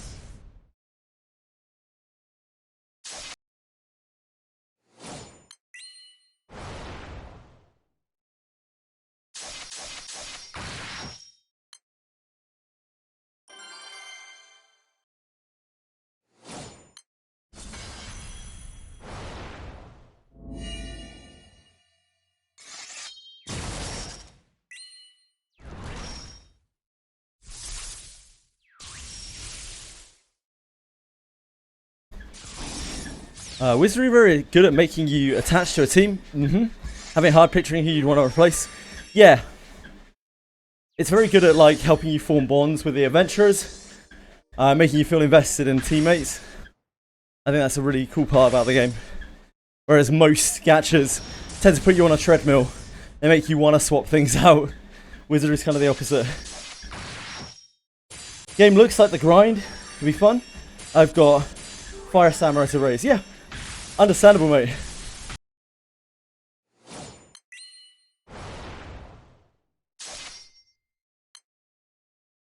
Wizardry and this game are both very grind-heavy games. But they both have points in them where you have ground what you want to grind, and if you want to grind more, then cool, but if not, you can kind of put down the game.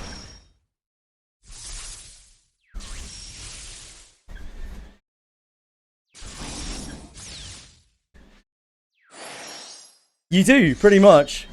A single character can drastically change your party in Wizardry. And because you have, you know, the row system, and you have 6 characters in total, there's a lot more than most gachas. It impacts, there are a lot more things to think of when you're impacting stuff. Generally, characters have so many abilities as well. It's even more impactful when you swap someone out. It can change like the whole dynamic of your party.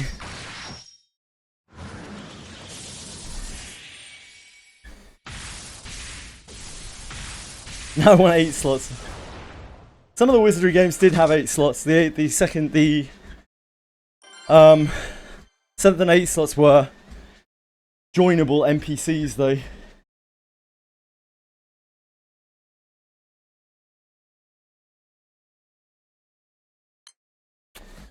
Darn, that might have been an I. An X? Or a K?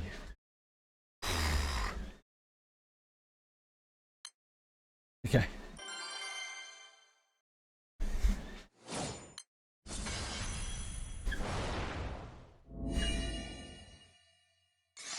Yeah, class changes can make a lot of difference too. One of our abilities is by far the best for combination play, yeah. Use Attract here with Golden Maiden on hard boss content. Yeah, never gets hit after taking all the aggro.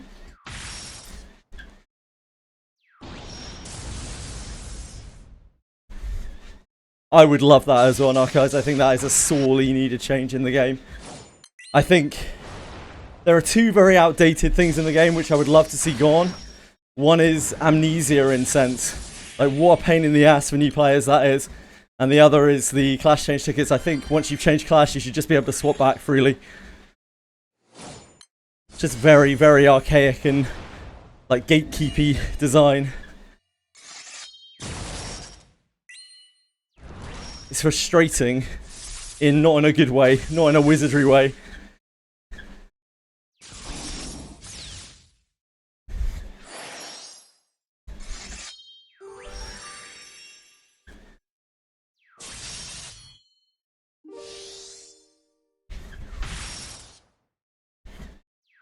I'm okay with that, Aiden. Honestly. I think it's okay in this style of game for people to have to wait for their class change. It makes it feel really good when you finally get it, and that's what the game is all about. What I really don't like is the idea that you can't change back without a class change request.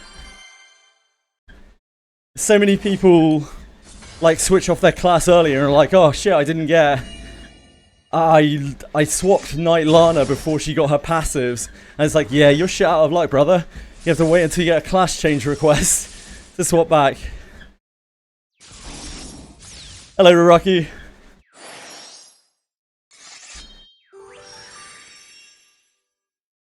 Because people are really excited about getting Fighter Lana book.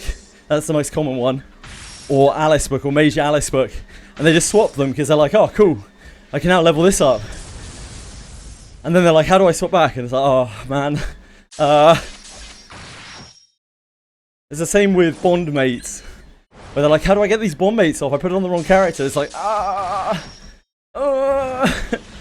well.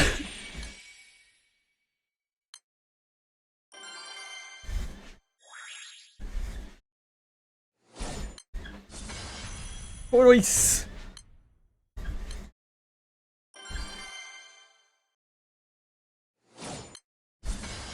Tortoise! Turtle's all the way down.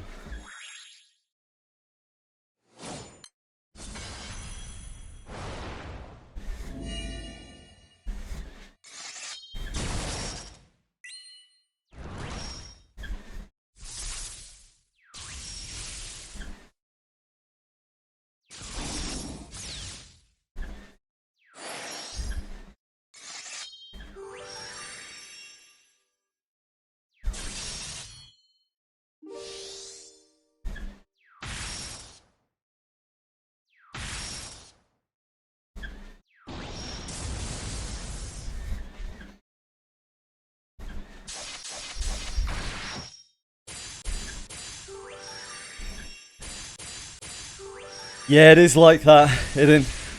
Some of the super bosses are very, very, very tough to tackle. Some of them kind of for the wrong reasons, but...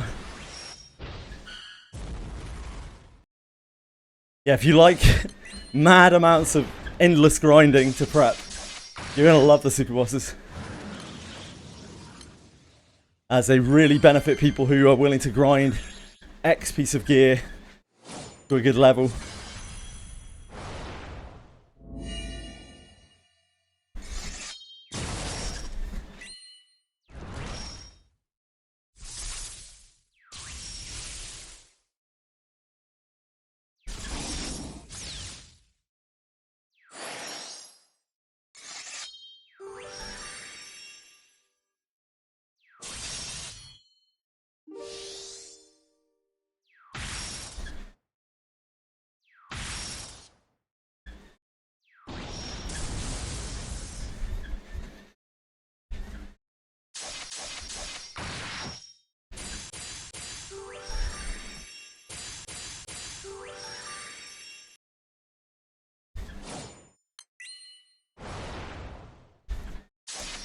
That's the thoughts is pretty good. That's a pretty good sight. Yeah, specialized gear. Rather than the stats being like incredible. Although I guess sometimes you need good stats as well. Particularly action speed. Yeah, they benefit from having like equipment that is focused against the type of monster you're fighting.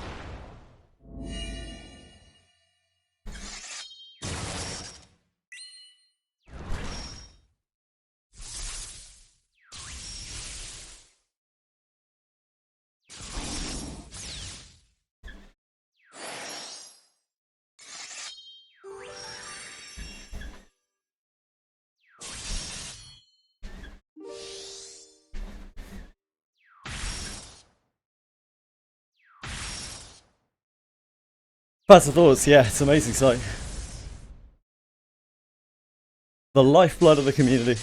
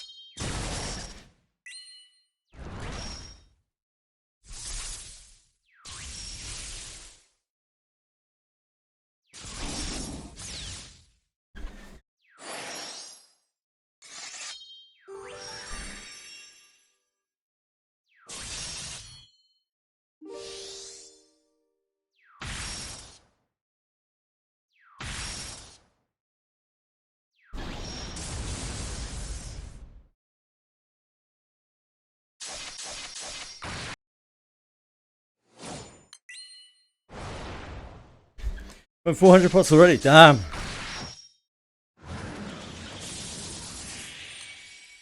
Blasting off, Nick.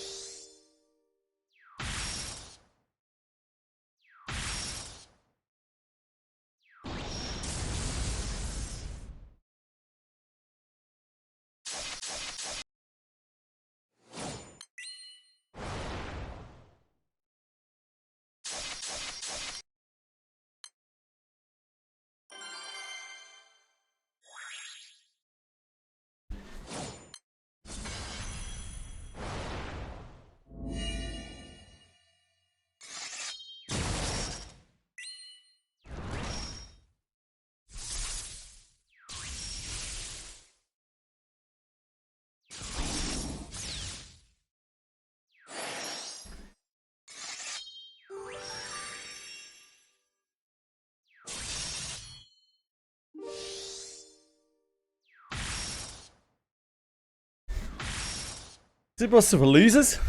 Real end game is deal as much damage as possible to a level 2 goblin, I agree. Very good point, Capital.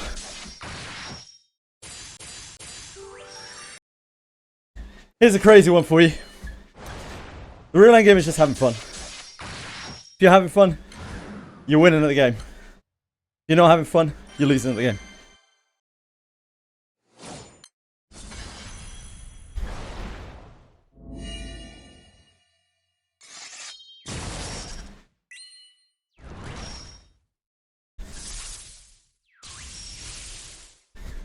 I know.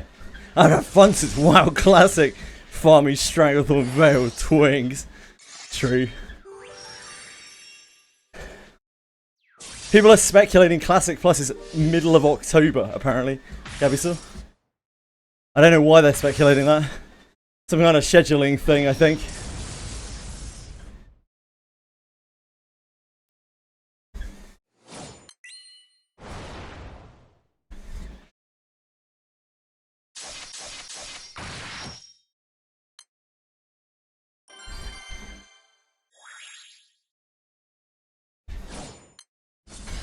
Mid-September. Most recently,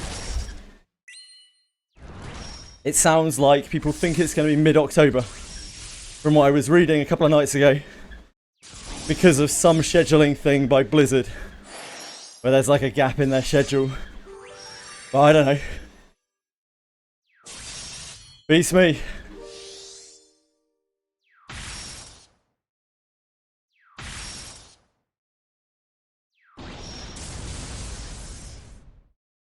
Yeah, they'll announce it at BlizzCon, won't they?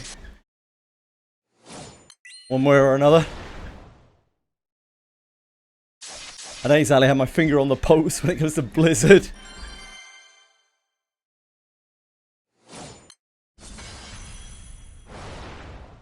That is also true, Baraki. That's a very good take.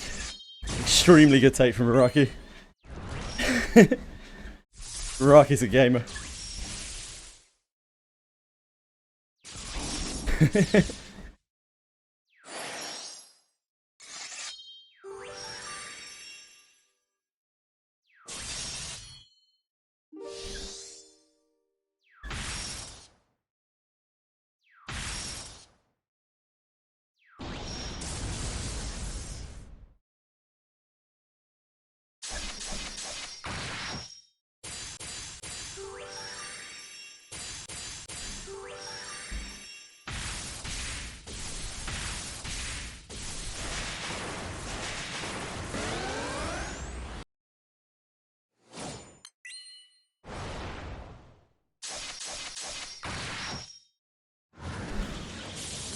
It's impossible with specialized gear for losers, true.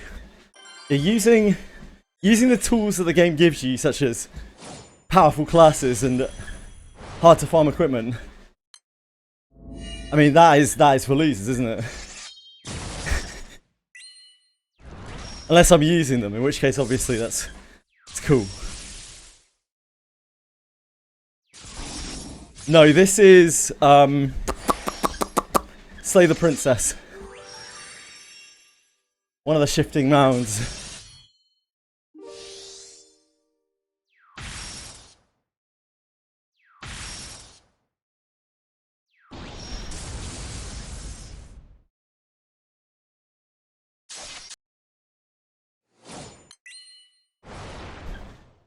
Which is an amazingly good game if you like graphic novels. One of the best.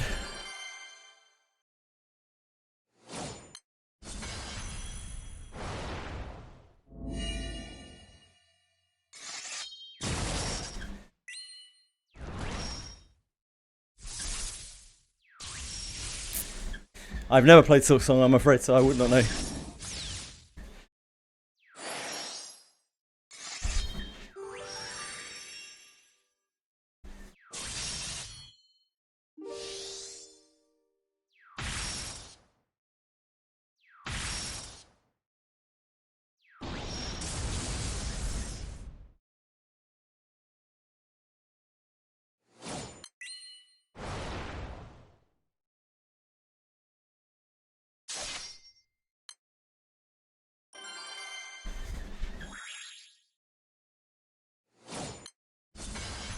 Oh, nice.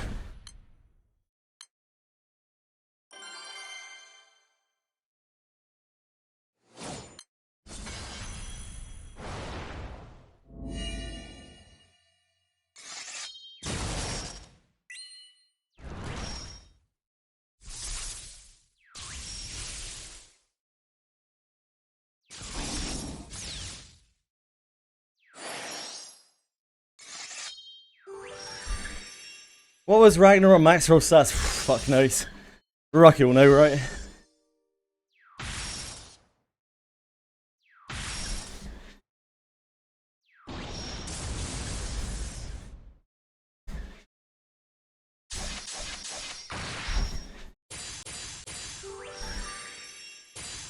Probably. The max base is probably 7 plus 4 from enhancement.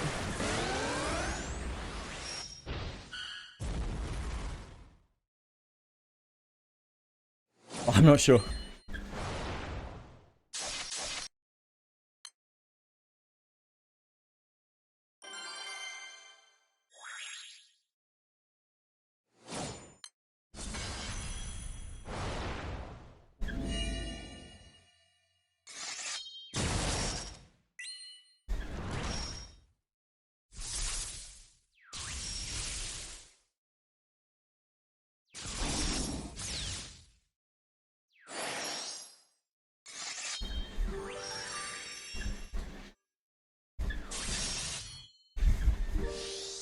$21. Oh, baby. Is that after altar? I guess so.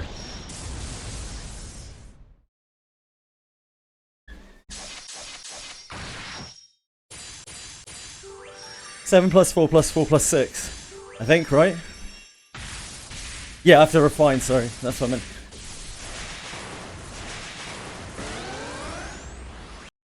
I think it's 7 plus 4 plus 4 plus 6.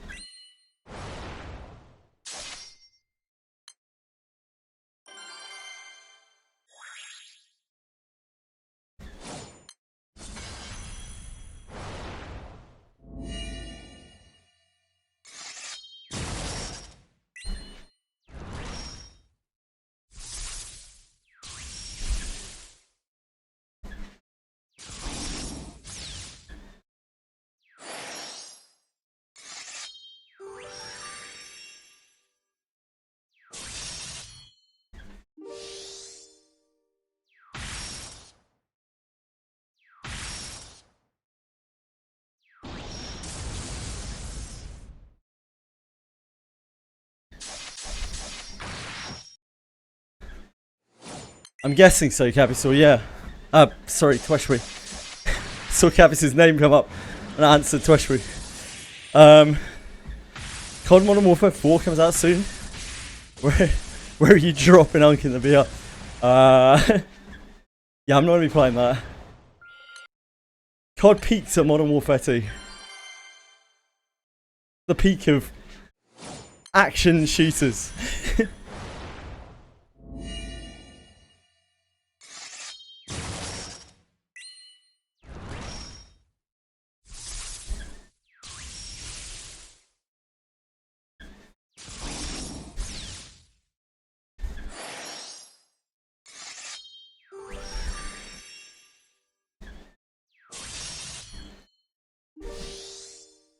I think it should be 7 base plus 4 from full alteration stone plus 4 from enhancement plus 6 from refinement.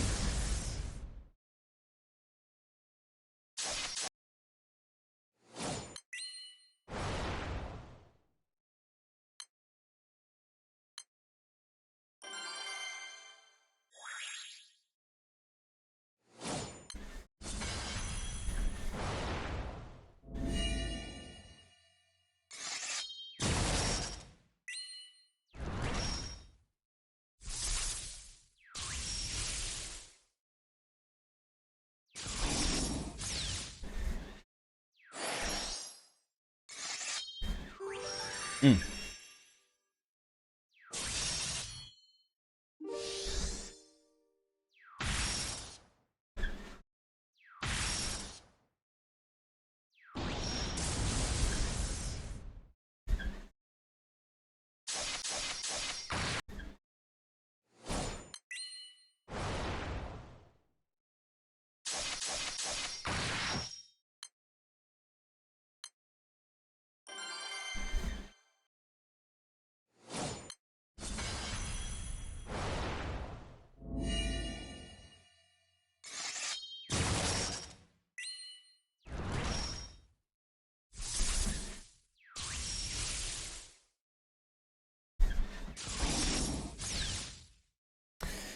Elisen, are you out there?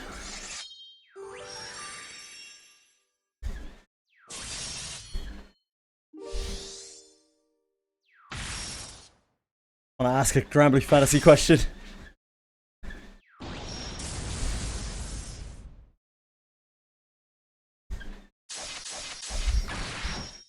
He's been quiet for a while, I assume he's probably not. But I thought I'd give it a shot. Does anyone know if the steps expire at the end of the event? Do I need to use the steps before the end of the event? I know I can do the monsters after the event. But I don't know if I have to use the steps before the end of the event. I think I do. Peacefully probably wouldn't know, yeah. Peacefully knew a lot of things.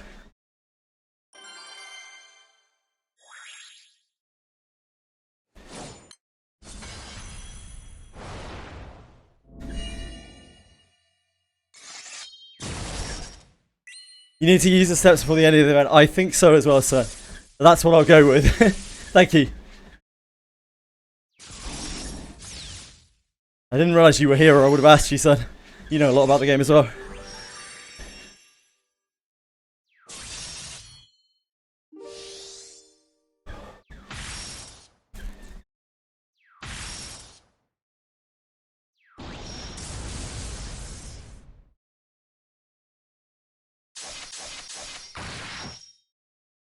You just came back from your nap, that makes sense. How was your nap?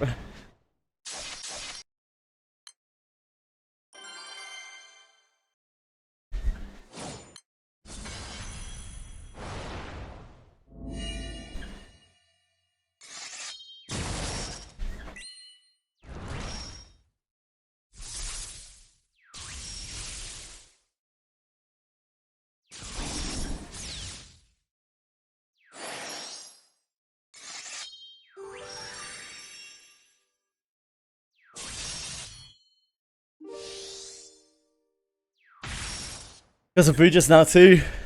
Little steak, very juicy, hot. Love to hear it, mate. Enjoy.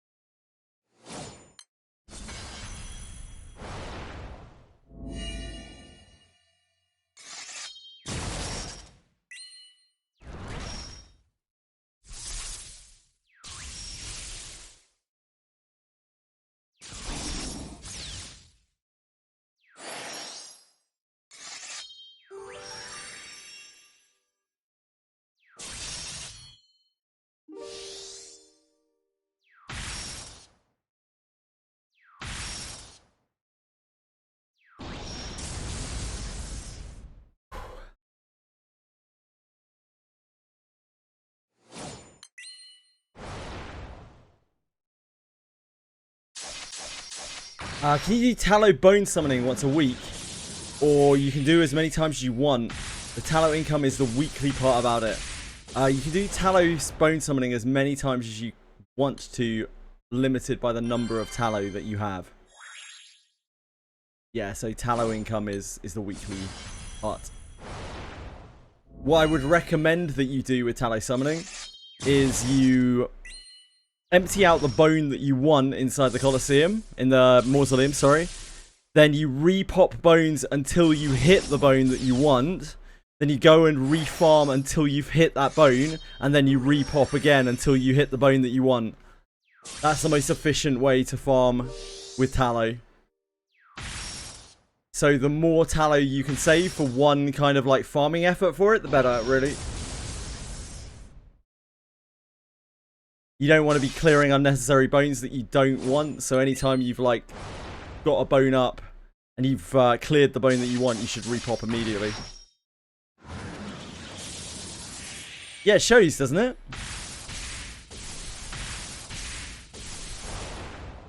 Oh.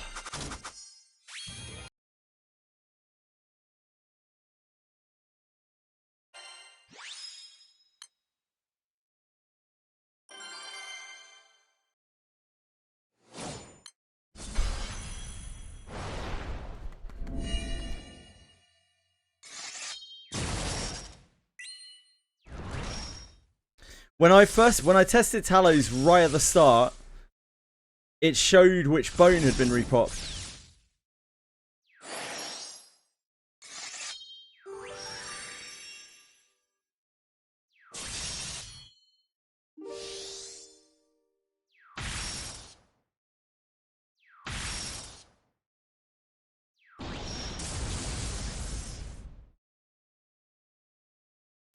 I haven't used tallow again since, so if something's changed.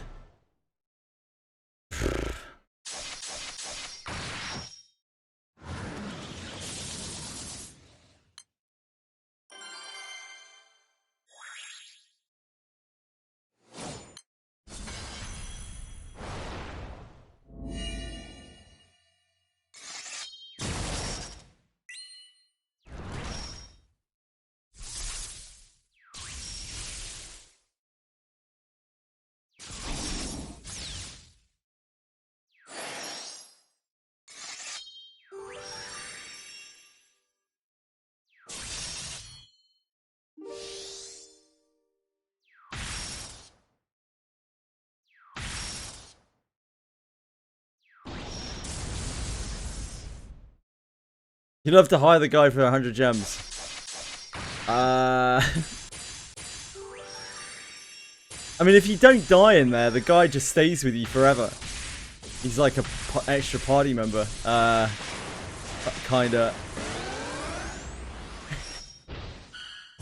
Kinda. It's games, isn't it?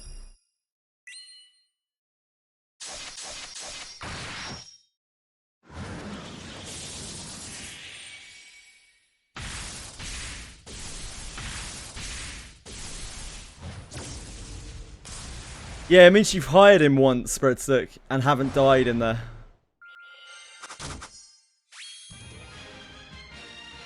Lucky. +1 party member.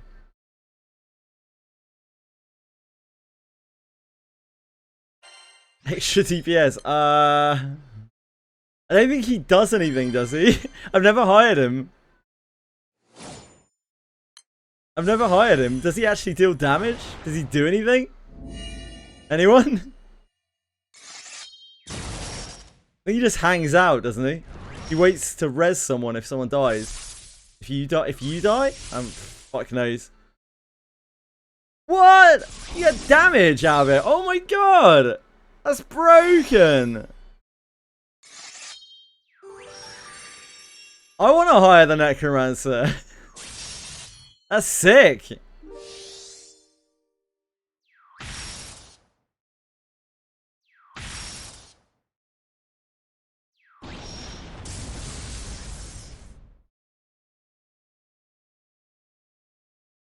That probably would have been really useful way back then. Like, genuinely.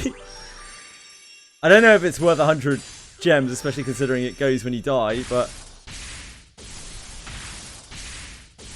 guess if you're not dying, maybe worth.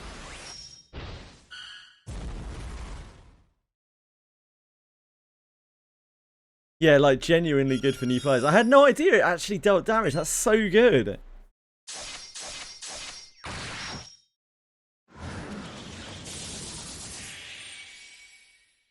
Like 200 damage isn't that much when you're a level 70, but it's quite a lot when you're level 20, isn't it?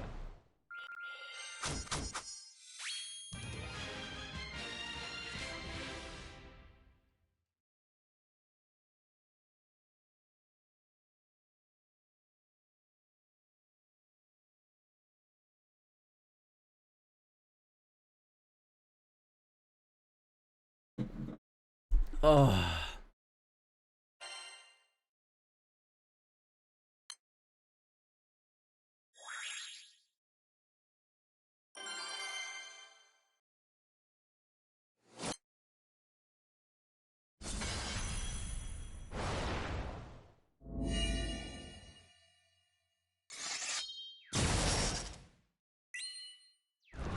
What, so it does half of 235? Or it does 235 after the damage cut?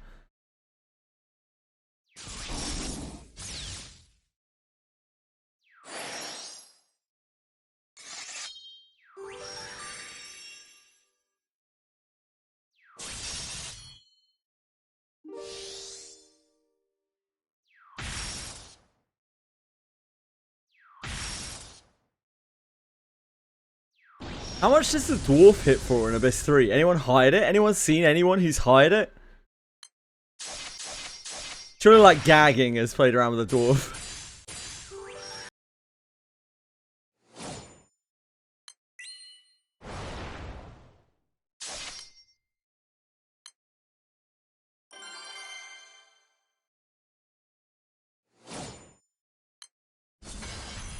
Orders.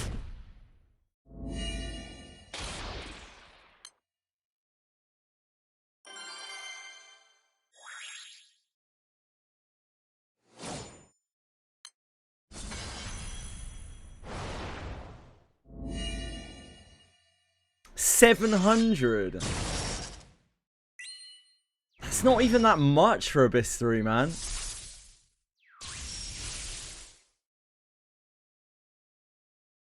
It's decent, but like it's not. Considering you're spending gems to hire him for an hour, that's not great.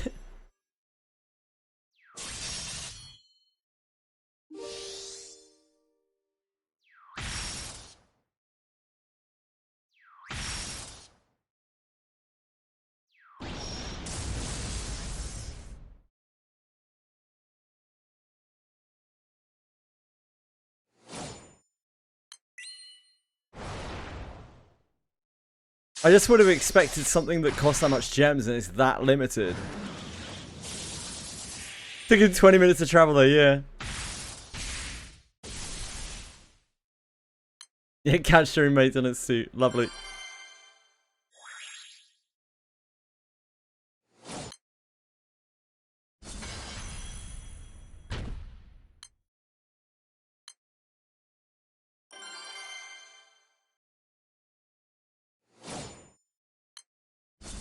It doesn't? Maybe they changed it.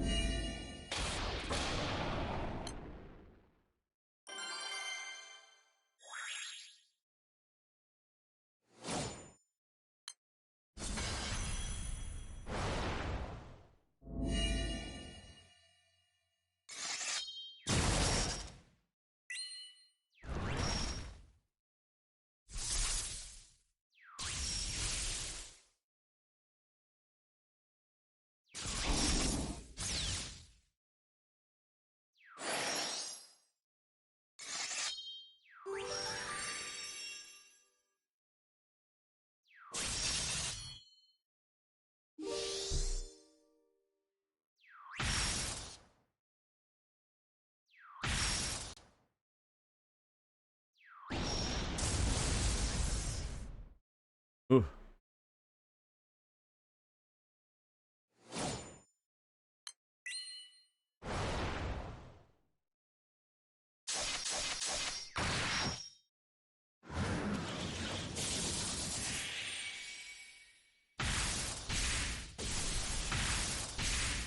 Yeah.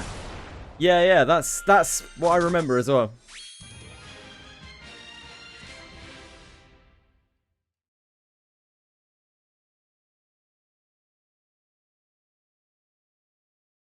No, they wouldn't do that. I imagine it's more that they have engine limitations which don't let them do that, for whatever reason. It's not great. Not really great.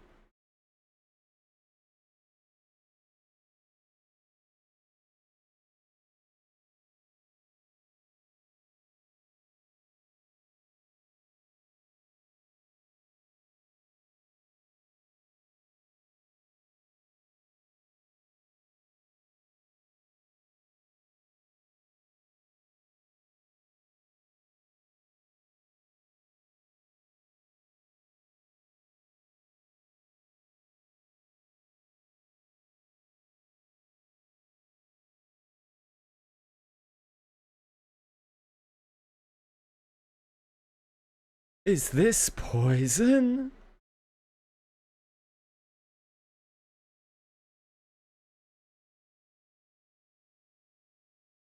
Is this an apple?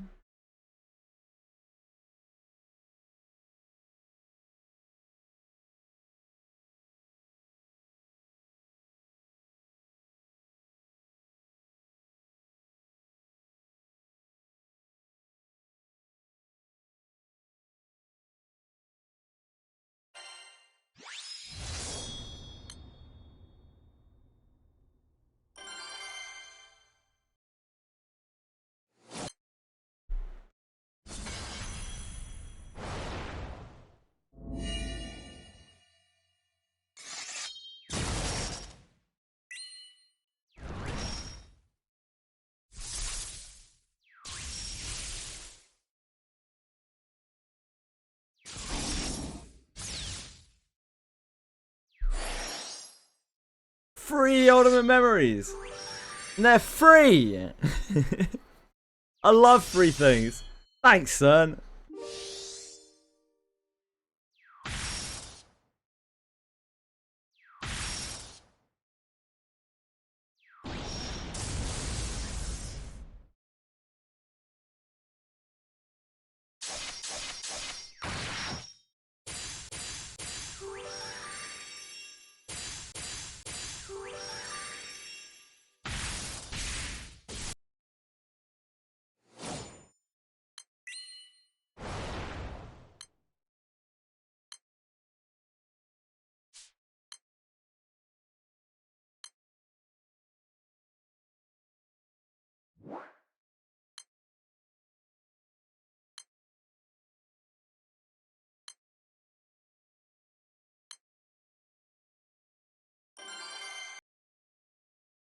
I should have brought Tien.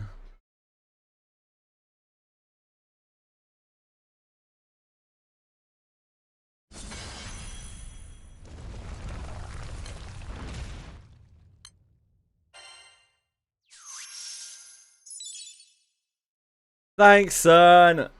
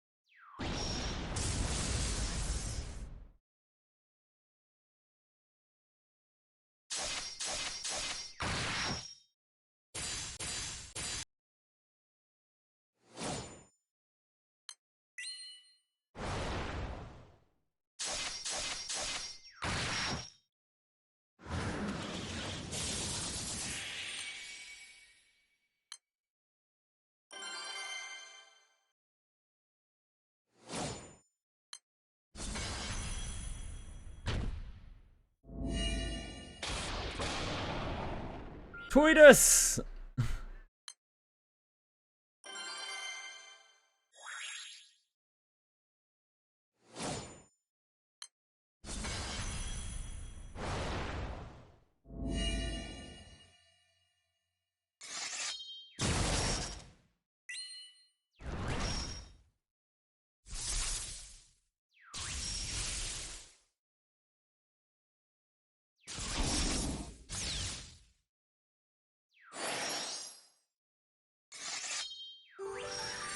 Ew, it fucking sucks.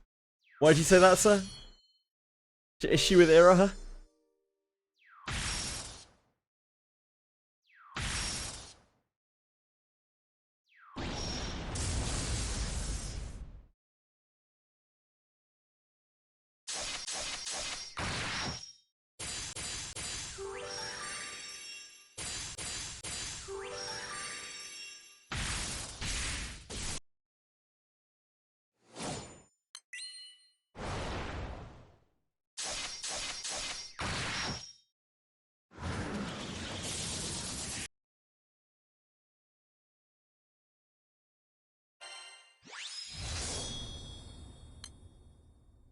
I think it's more like Iroha fucking sucks. Thank you, son. Very kind of you.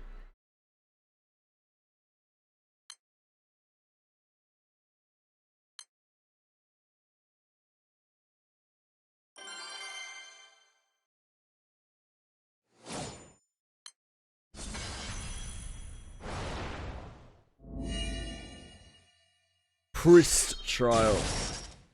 Yeah, we still haven't had Priest Trial, have we?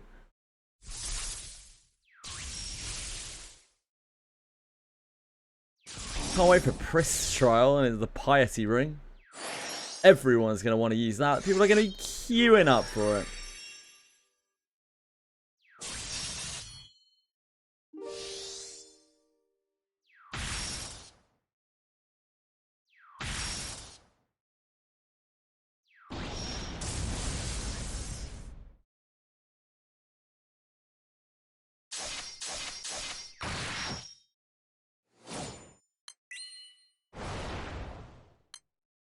Tweshby, come on, mate. It's going to be resistance, defense, and like divine power.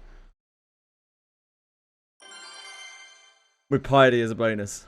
It's going to be div, defense, res. Yeah, fuck off, you're getting action speed. Dream on, brother. Dream on. Either defense or magic defense. Res. Divine power, probably.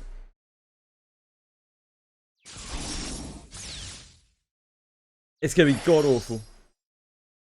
It's not about being clueless. They give stats based on what the class is. What the class has strong stats in. That's how they do their rings.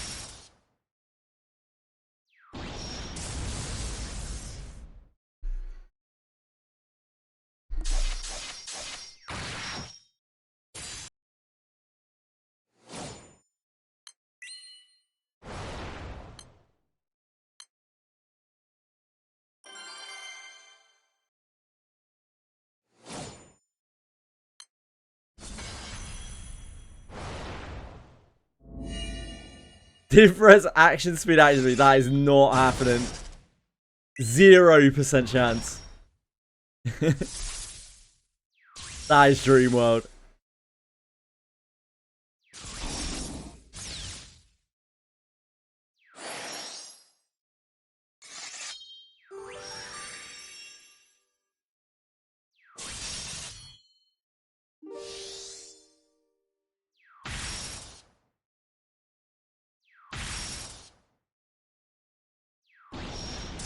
They ain't dumb. Again, it's not about being dumb. It's what the class has as its strong stats.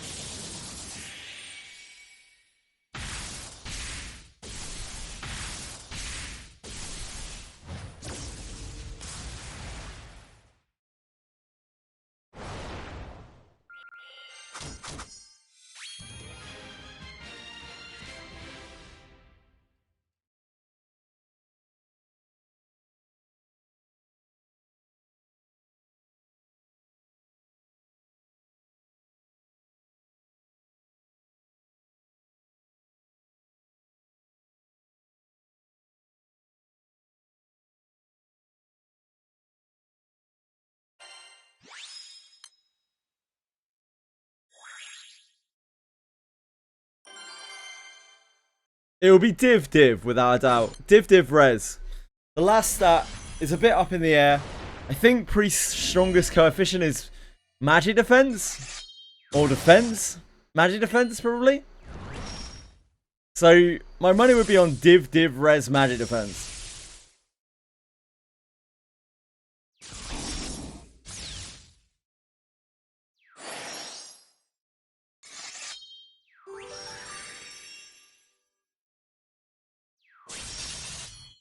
If it was div action speed res, then it would actually be a decent ring.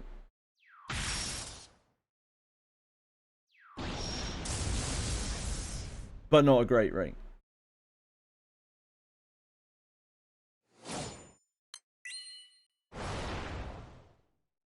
Yeah, we passive piety up.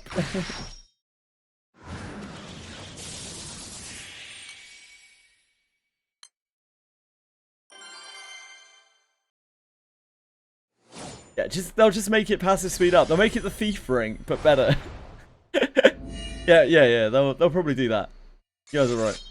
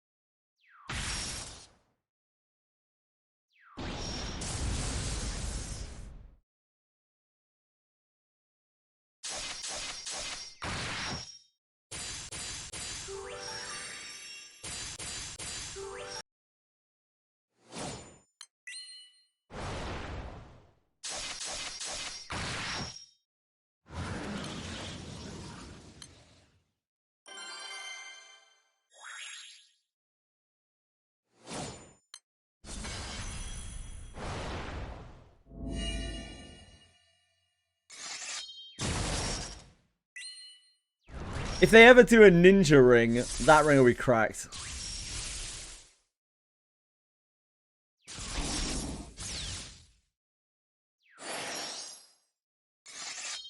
I would imagine.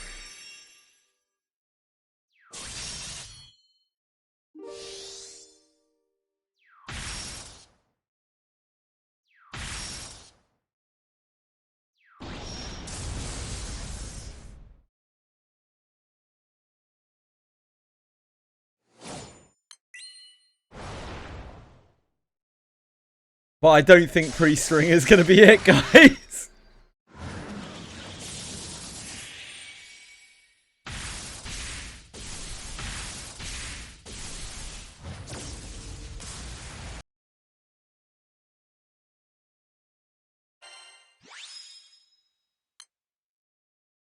I feel like if you got a good roll on that ring, if you got a good FAS on that ring, I'd consider not re-rolling it even.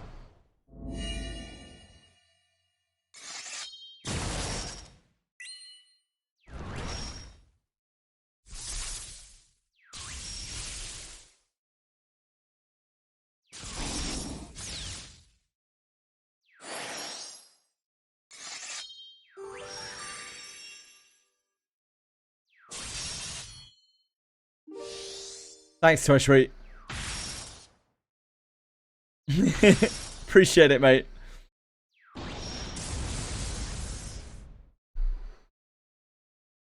Yeah, maybe they'll just skip out Priest and go straight to healer.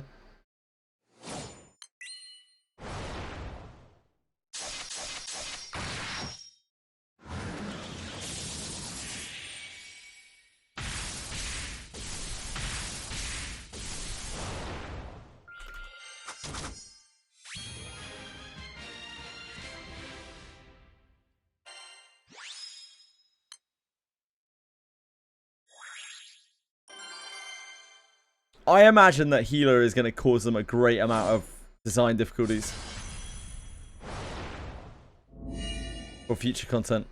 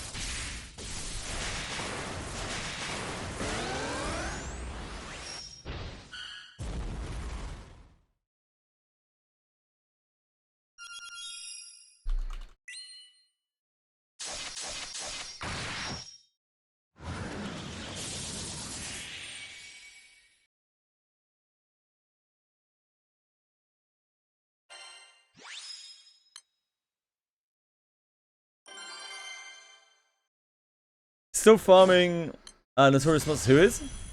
Oh, Bretso. No, Bretso, you shouldn't be mining.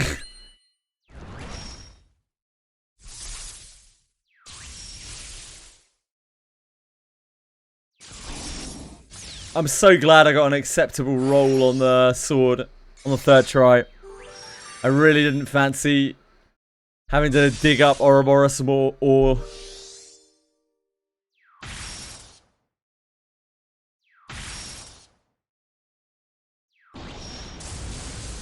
For a hand job and a latte, apparently.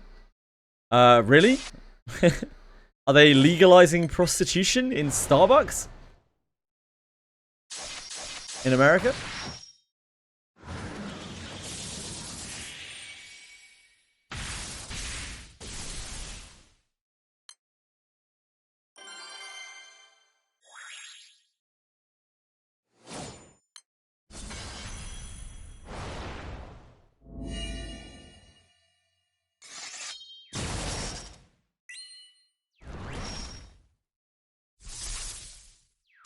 Priest is there literally just to buff and debuff. That's it. That's like Priest's whole role now.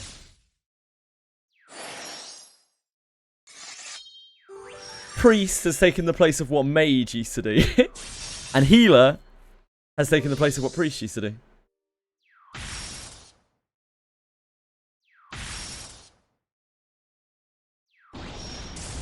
Yeah, I've seen Idiocracy. Yeah, and mages just don't do anything. Mages have been removed from the ecology, from the ecosystem. They've just been ejected.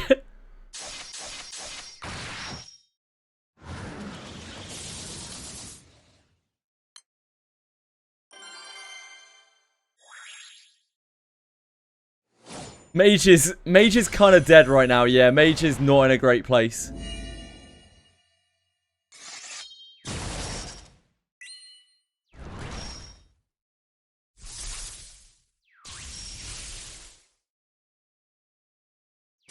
Yeah, Porto is very focused. The buff. The action speed buff.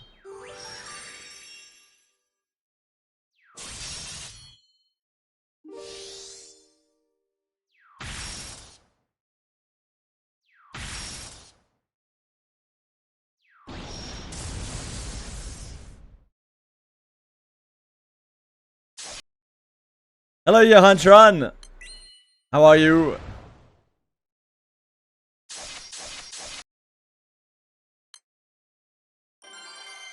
Berto.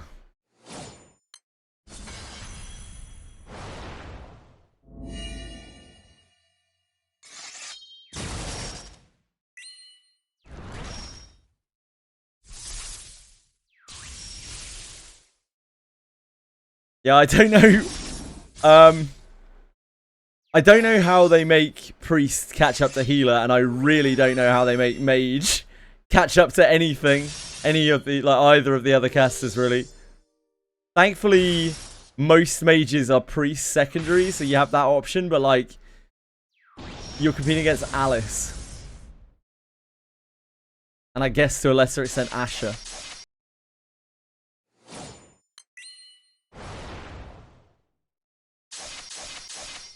You can indeed, Drago-san, yeah. Although, if you've been summoning on Bone 1, you're probably better off summoning on Bone 1 than Bone 2.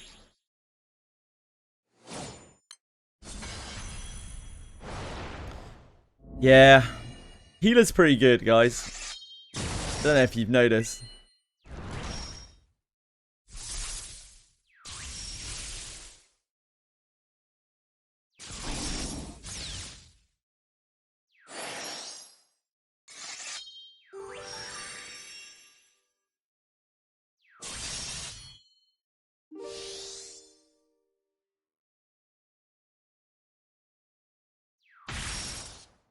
Ah, I see, Draco-san, I see.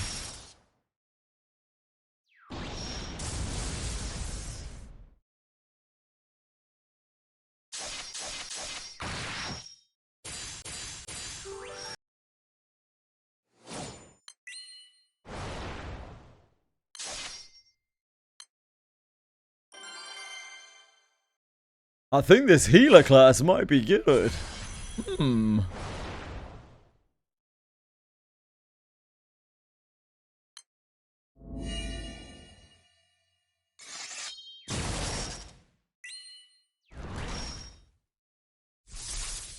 Yeah, Gerard is so worthless in his base form. He is so useless.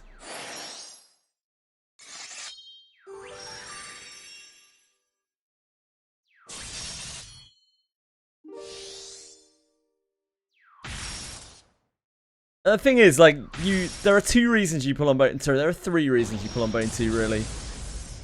One is you like one of the characters on there and you want to build them.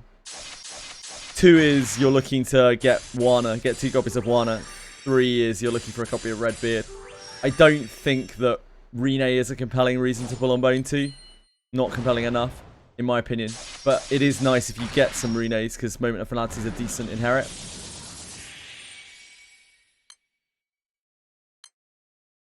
But I don't think I would be actively seeking it as a new player.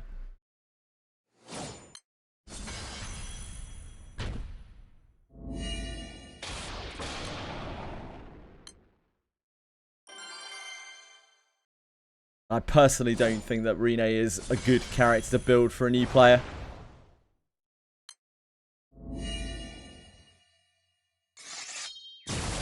Yeah, that's the thing, right? Like, Bone 1 is way better to pull generally because you need so many Alices and so many Adams and so many Yekas and so many Deborahs. Extra Alices, oh baby, it's like the most desired inherit in the whole game. Yeah, I wouldn't discipline her at all, as Hiraki says. If you're using Alice, taking her to 3, inherit 3 is very reasonable. But it's also a consideration to give her to other people, because 1 Alice on any other person gives them 1 extra turn of buffs and debuffs.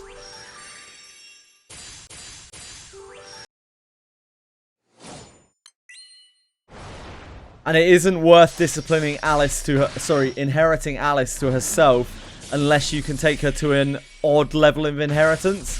So there's no point in taking her to 2 or 4 or 6. You want to take her to 3 or 5 or 7. Because those are her break points. That's where she gets an extra turn on her buffs and debuffs.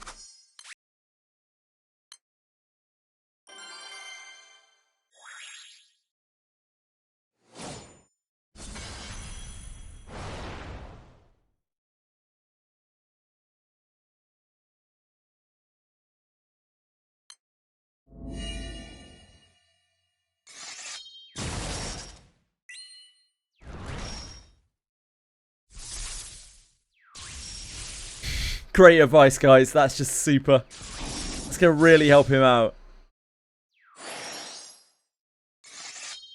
It's exactly the guidance a new player needs.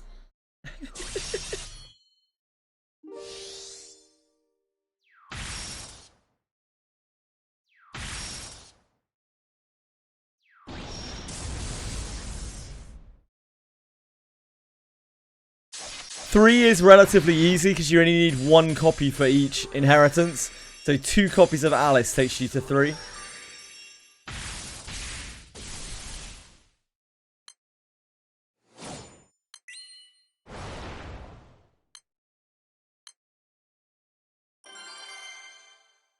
I know, dude. I know, Brett. That's what I hate about that banner so much.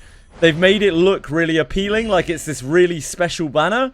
And it's really not. It's really, really, really awful. And I hate it.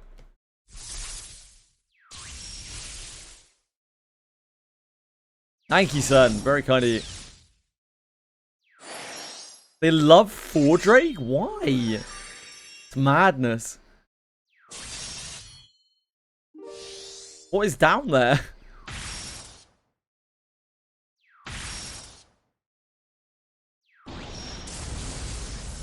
I saw Japanese posts complaining about Wizardry on the day of release.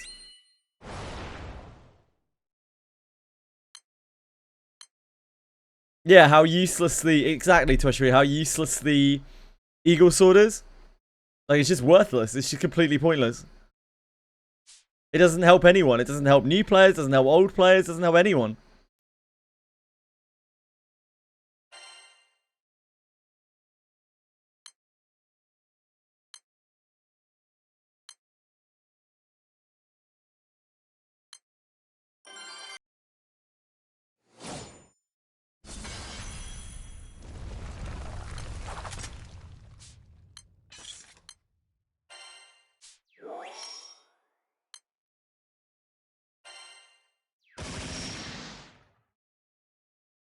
Thank you.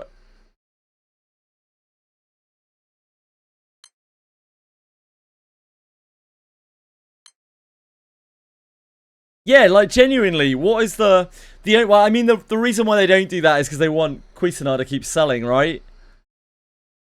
I do understand that, but they're so useless, man. Like, what do you do with one-handed sword? Like, a standard one-handed sword does fucking nothing.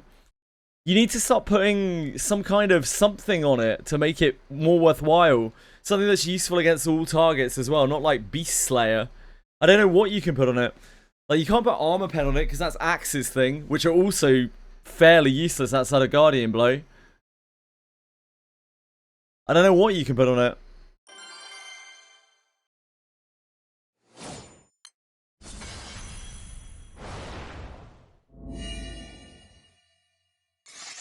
Maybe you could put, like, I don't know, increased surety damage on it or something?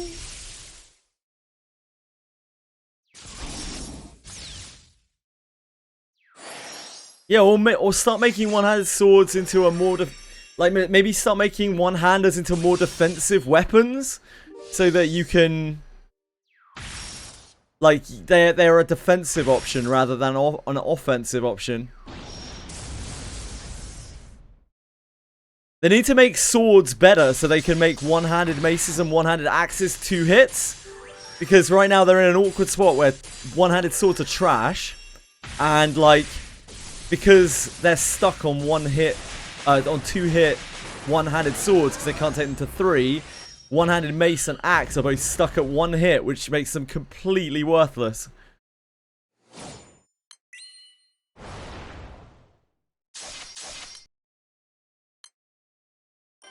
Yeah, or make shields better or something. I don't know. Make it so you can slam with a shield. Make it so you have an offhand attack with your shield. So you can have a one-hander with 2 hits in your main hand, and then your shield does a singular hit with your offhand as like a shield bash for some classes. I don't know, for like knights or something.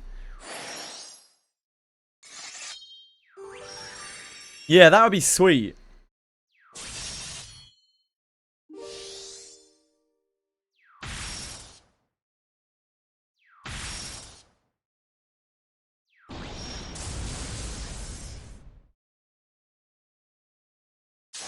And then that immediately makes one-handed mace and axe better as well, because you're going from 1 hit to 2 hit when you're using a shield.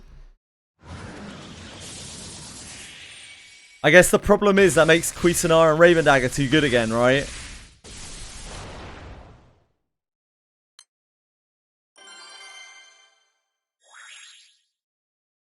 It's awkward.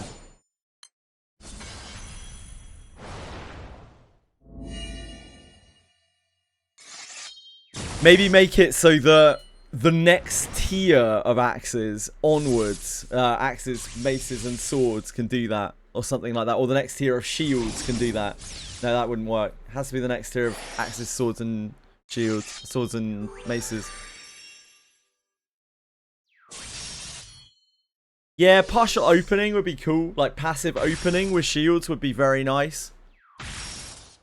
But again, it's the problem that a buff to shields makes Cuisinart and Raven Dagger too good. Yeah, absolutely, absolutely. I'm totally with you on that, Raraku. I'd rather it be the way it is right now than the way it was before, because at least like now all 2-handers are viable. Cuisinart and Raven Dagger are viable at end game, and it's just the other one-handers that are shit. Before it was like literally Cuisinart, Raven Dagger will go home, or like your account's fucking worthless. And that was not great.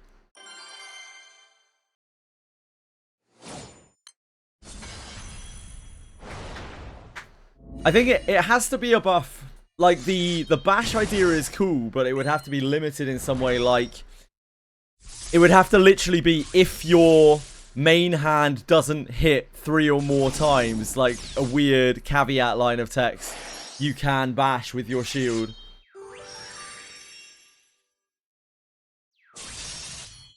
Which is probably a little bit overcomplicated and a bit of a kick in the teeth for Cuisinart Raven Dagger users.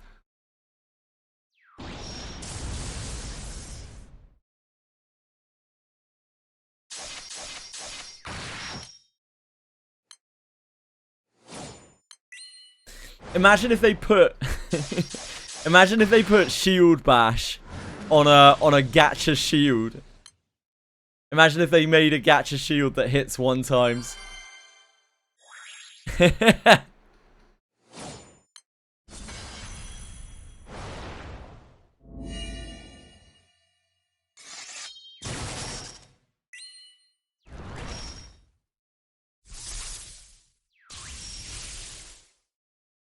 I don't know, I think they're pretty good in general with their gacha equipment. They're pretty well behaved with it.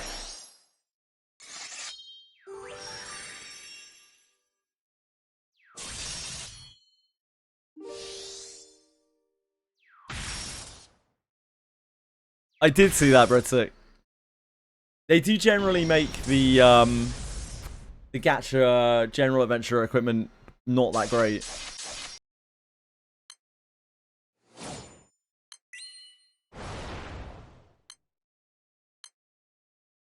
We haven't seen a general adventure altar for a long time, have we? I think Asher was the last one. Oh, Milana. Spent 1k on it. Did you get a good version? Flute was first anniversary. First Christmas.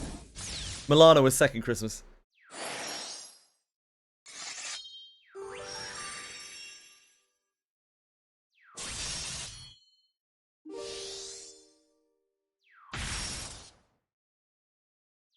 Flute's like a year and 8 months old. The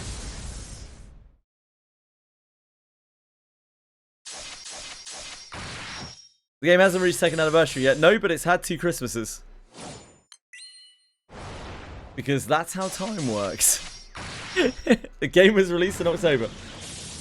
So it was before Asher, yeah. I think the last one was Milana, right?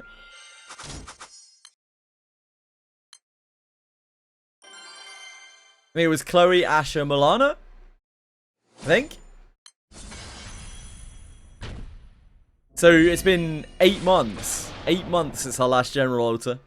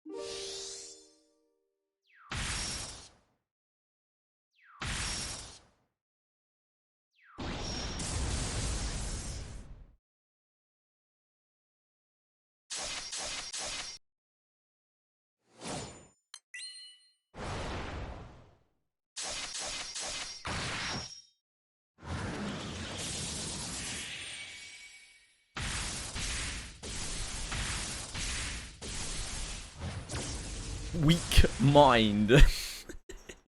Yes, if you need a break from pulling in gachas, you have a weak mind. That is very true. Good point.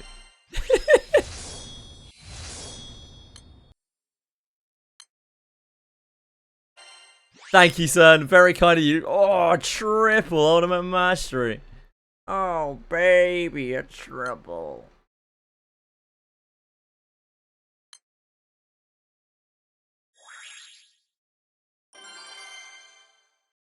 If you don't keep pulling until you've mortgaged and loaned out everything that you own, then you're doing it wrong. That's not how you're meant to play gachas. Huge mistakes, guys.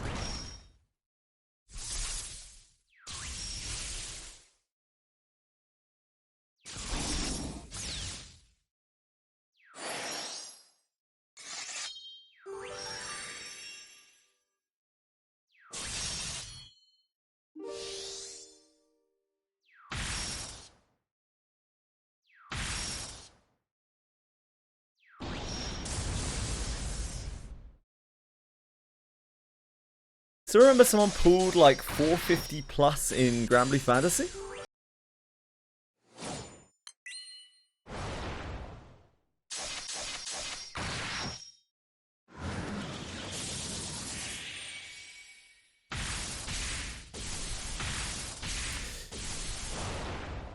I was blown away earlier when Zenzine said that he had 130 gold moons.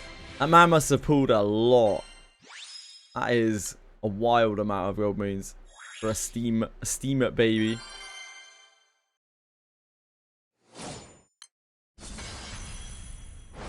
Yeah, 130.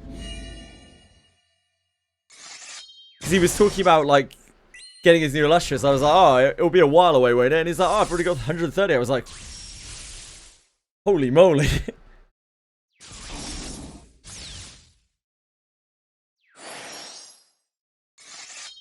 Yeah, it's like 50 more than anyone else I know from...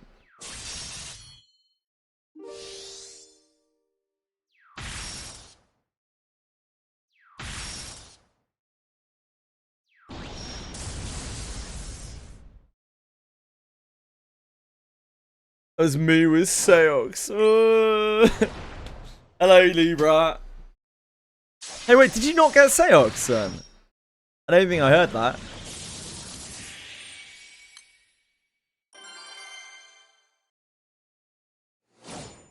The bot.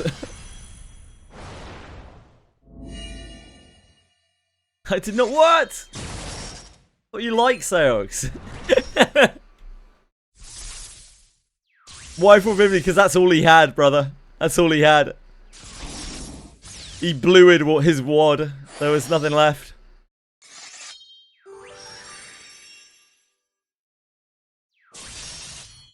He freshly painted the walls white, but Seox just didn't want to come home.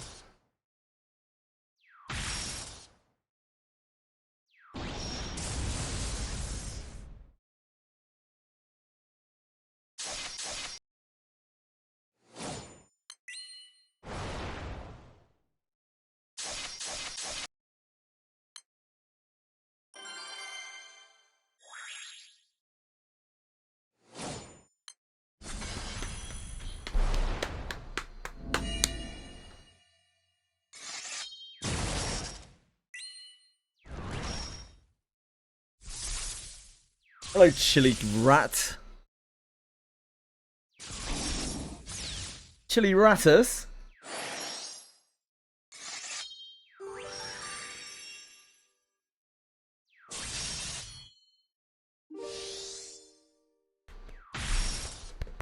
Whale tears.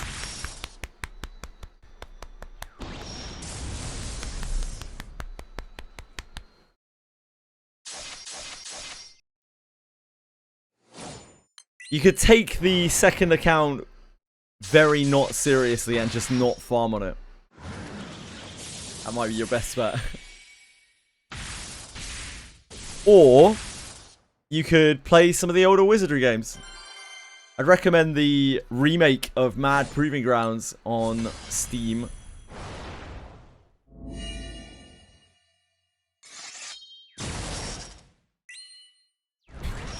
Yeah, I'm kind of the same, Maraku. One is more than enough.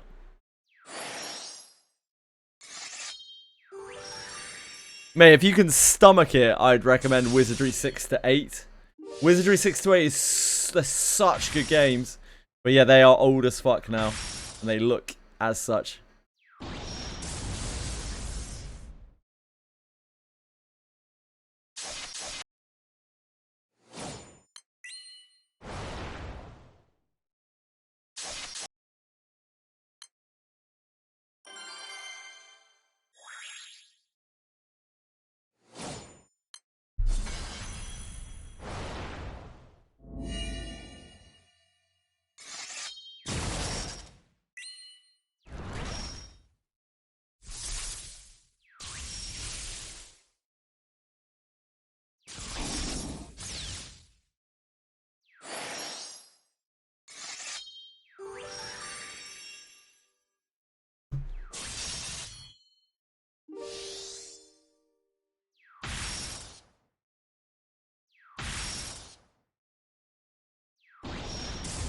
Yeah, just make new teams, lol, as a new player. Yeah, Raku has flagged up the issue there.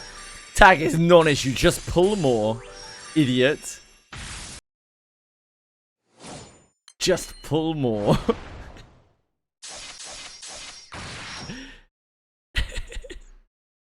It's so simple. The answer's so simple. Oh my god.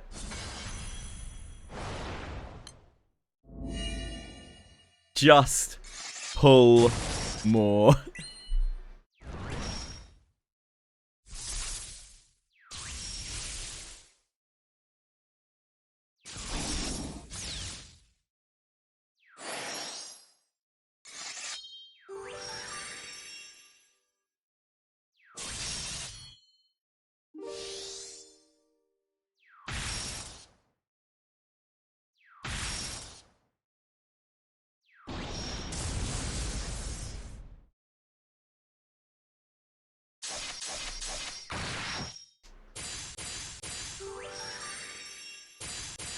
Nice, Libra. You're living the dream, my man.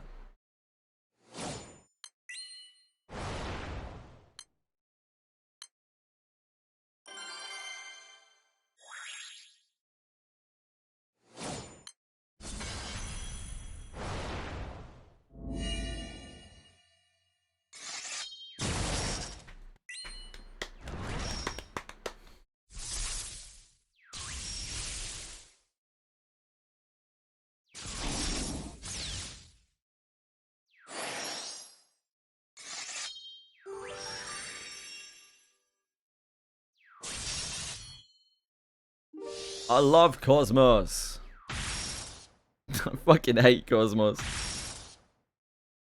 I actually hate Agastia more, but just because light is just the worst element in the game.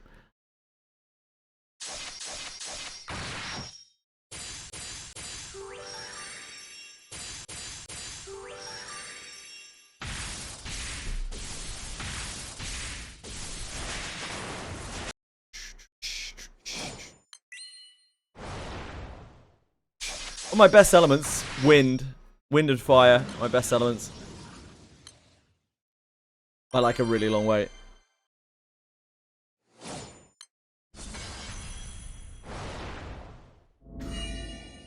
My dark's actually kind of decent. It's okay. My water's,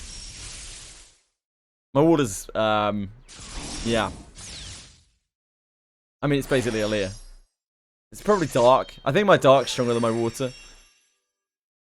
My water is just Aaliyah. It's just Yukata Aaliyah. It's the whole team.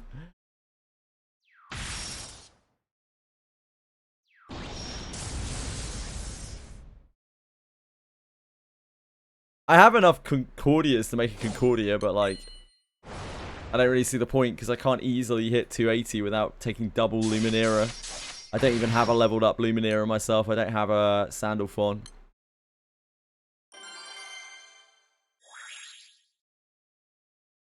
That seems pretty pointless.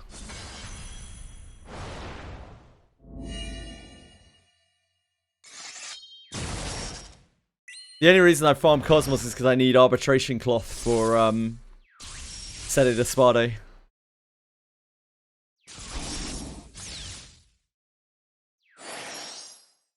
Chaos Ruler. You manually clear Cosmos though, Acuben, which is way too rich for my blood. That's some crazy shit. That's some fucked up shit, Acuben.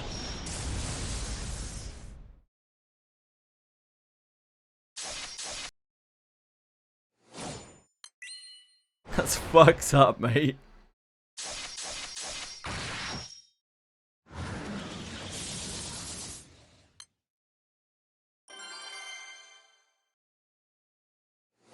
That's fucked up, mate. Yeah, that's true. Yep. One clear a day is not terrible. Yeah, true.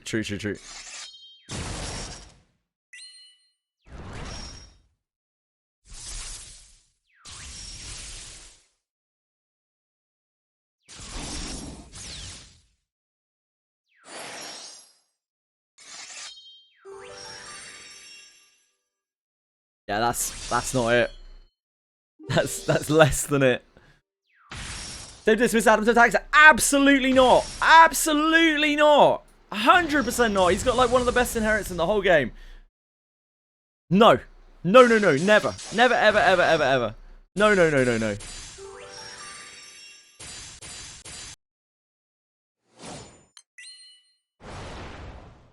Alice, Adam, Yekaterina, Deborah. These are all extremely good inherits. Which is why Bone 1 is so good.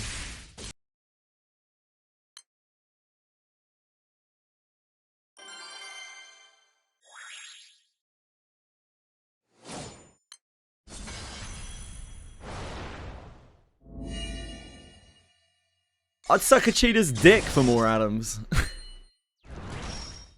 Yeah, you'll be tag starved forever. You'll be tag starved until you're not anymore. It's just, it's part of the beginning experience.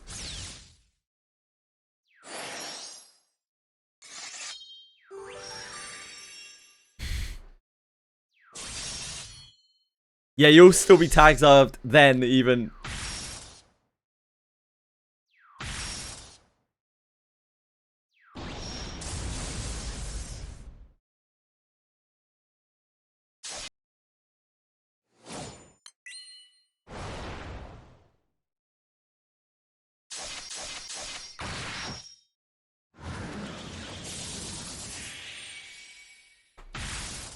Yeah, every little while they run tag dailies. They did it about a month ago.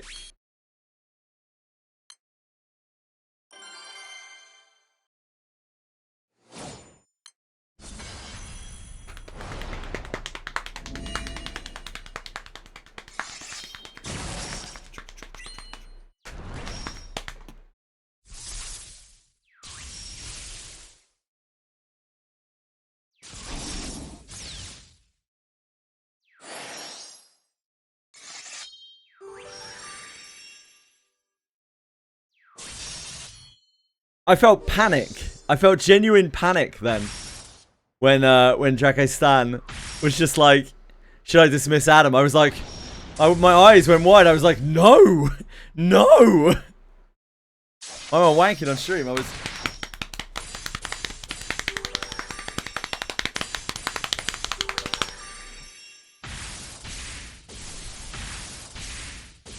Why not? Because I can get away with it.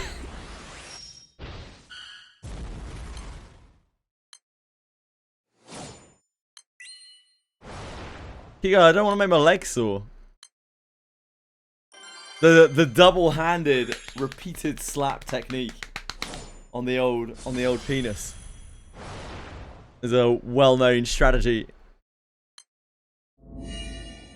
for accelerating ejaculation.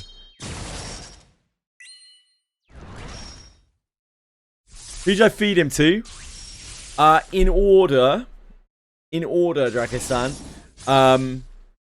Anyone who deals elemental damage on your team, because part of his effect is he stops you from dealing inferior damage when you hit a strong element, which is an incredible effect by itself.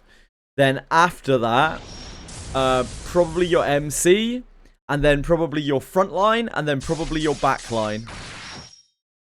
Because the other component of him is he gives you a defensive proc, which reduces your incoming damage, which is very good. Yeah, Adam.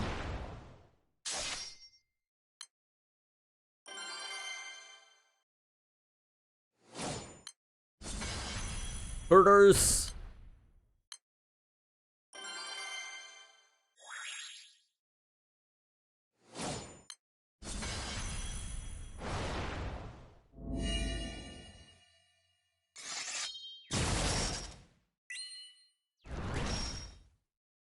What is it, Chilibeth?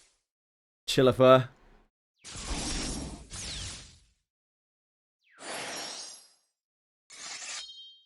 Well.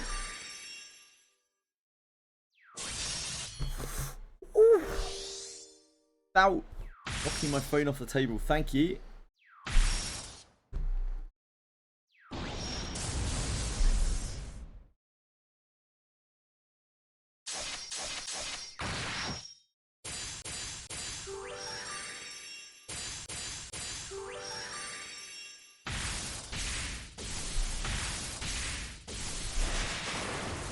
Stuff everything into MC.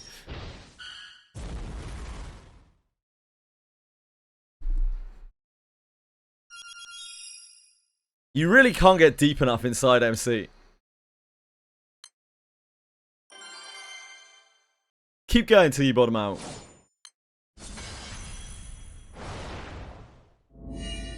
Hello, Citizen. How are you?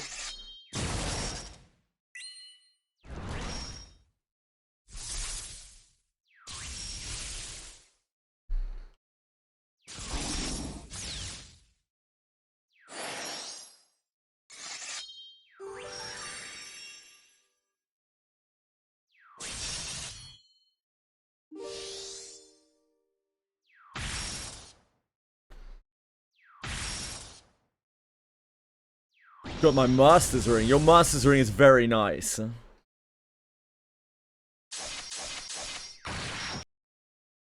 I'm very happy to hear that.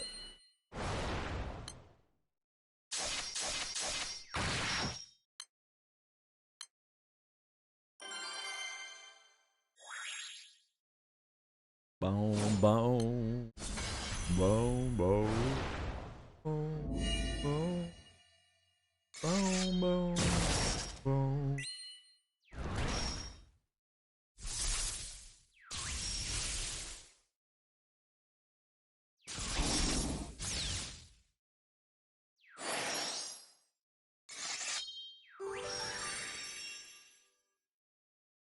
Missing one sum of Odious. Jesus, you've been in the mines, son. I will hope for your Odious to come soon.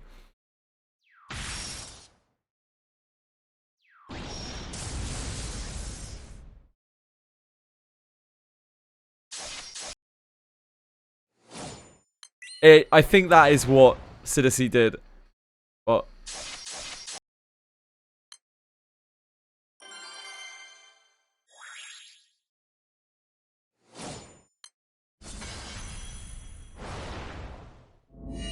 you know, we've got a side story rerun to play at some point on here. The Dragon Knights or something. Looks fucking awful.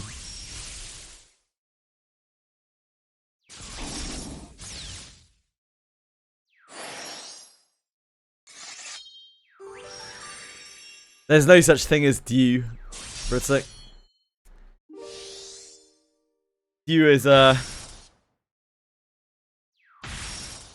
it's a consumer fallacy.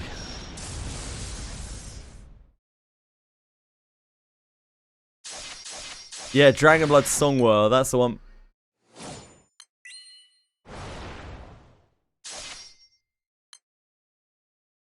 It looks more like it might be the Dragonblood Skip War. Am I right?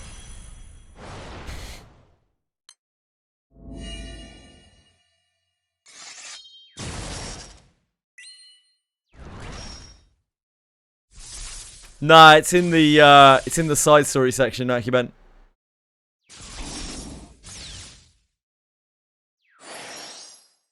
There is some quartz there. I can't remember which type it is. Do you remember the one dude that got beat by his mom on stream, then kicked out? Maybe. Sounds kind of familiar, but I didn't really commit it to memory. Why'd you ask, Radius?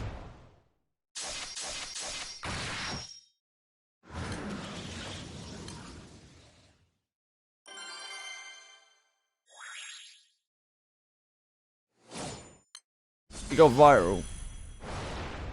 Okay.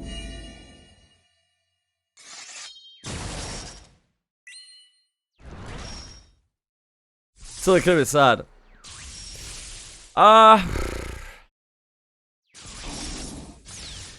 What I will say is that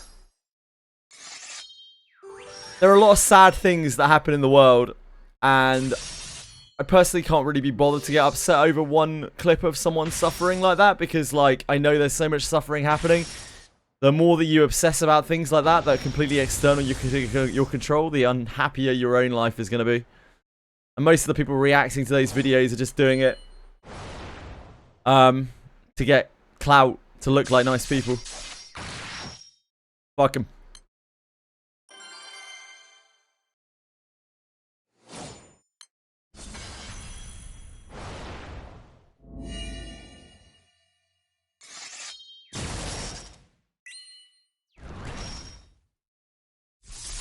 I've seen people do some weird shit in this day and age as well, right?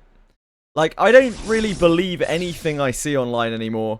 For all I know, that person staged that. I have seen some people stage some weird ass shit that, like, beggars belief to get views. So I'm not buying into anything. If it really happened, I'm sorry to the guy. I hope, you know, I hope he's alright. But am I gonna let it stop me sleeping? No. Oh, dude, it's gross, Raraku. It's absolutely gross, my man. Everything happened too fast to be staged? Yeah, you don't know that, dude.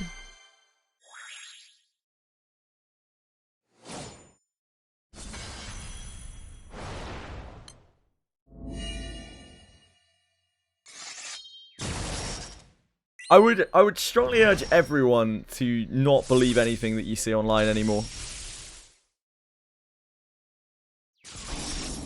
It's a cesspool.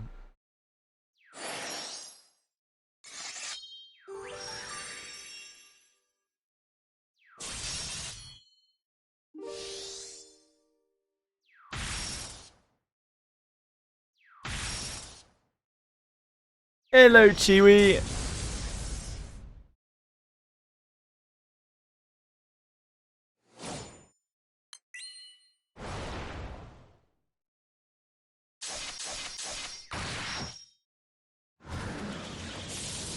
There's a hell of a lot out there that is a hell of a lot sadder than that kid, I'm afraid.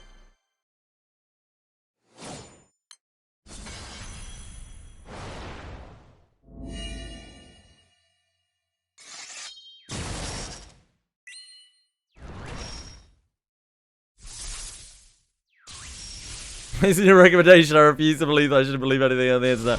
Yeah, fair. I don't expect people to. I just like, I don't know. It's hard nowadays. I've seen some things that are made up that run very, very deep and convince a lot of people. I've seen failed things like that have got people that have, fuck it, it's hard to even put into words. Like things where people have been doing something fake and then been interrupted by someone and like their plan ruined, like their fake plan ruined, and that was also a setup on top of the original thing being a setup, like to try to get clout. Like it's insane how far people will go nowadays to just get views.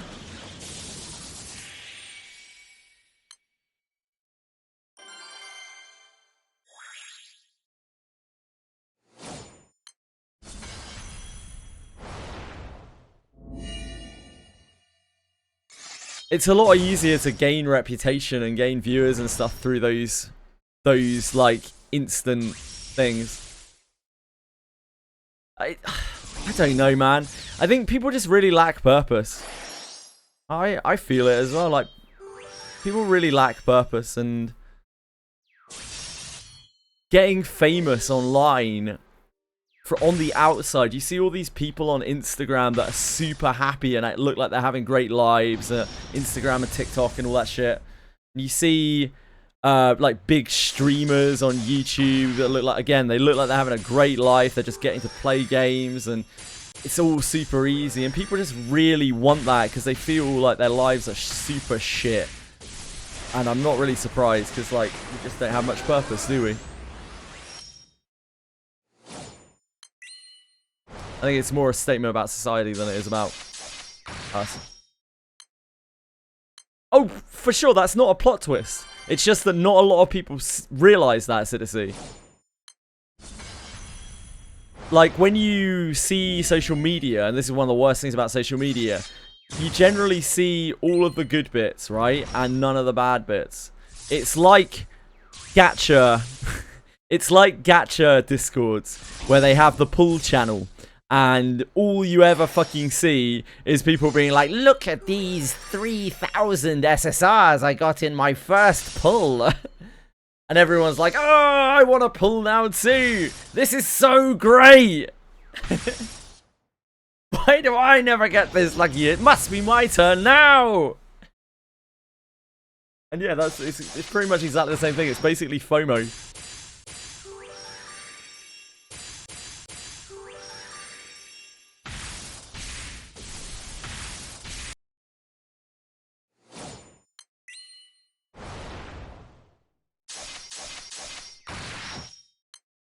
From what I understand, that guy was extremely disrespectful to the culture.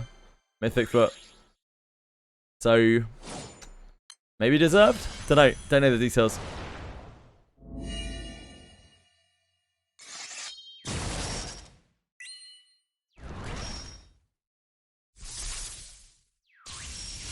If you visit another country and don't respect their laws and traditions, then you're a bit of a prick.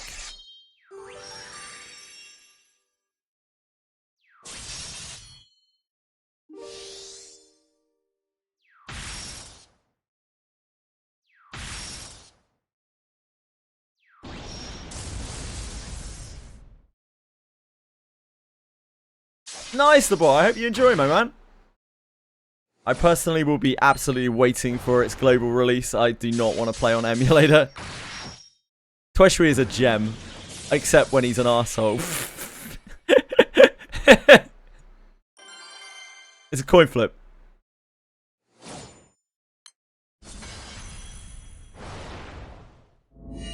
Tweshui is a genuinely very helpful guy. He just trolls like almost all the time. No, we don't have a global release for Starleap. I did, Breadstick, but it's also gonna be run by Smilegate, so I think it's great that they're moving things off of Stove. I hope they abandon the Stove launcher, but it doesn't cure the fact that it's run by Smilegate.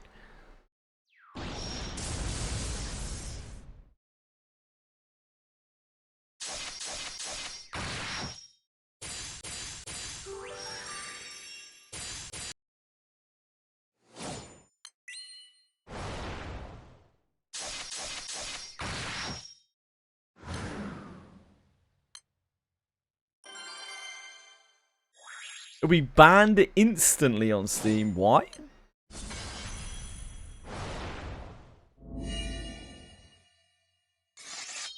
Do you know, Radias, do you know why some gachas get banned on Steam? Do you know the predominant reason why?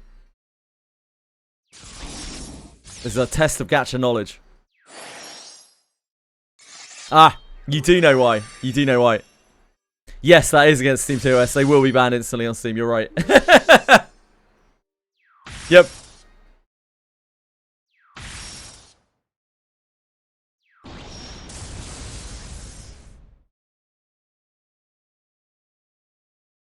Good knowledge, Radius. Good knowledge. Yeah, apparently they're doing a wish list. You're not allowed to incentivize wish listing on Steam. It's actually one of the biggest no-nos on Steam. They come down so hard on it. They just instantly ban the game. I think you can get away with paying for reviews a lot more than you can get away for the wish list incentivizing. Because there's a lot more question about like the review stuff, but all it takes is one person to report the game and point them towards an address where they're incentivizing wishlisting on Steam, and it's actually over. Like, there's nothing you can do. It's just instantly banned.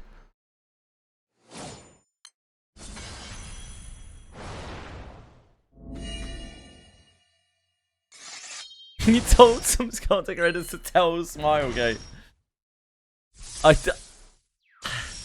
I don't know whether they really truly don't realise. If they don't, it just really shows how unbelievably incompetent they are.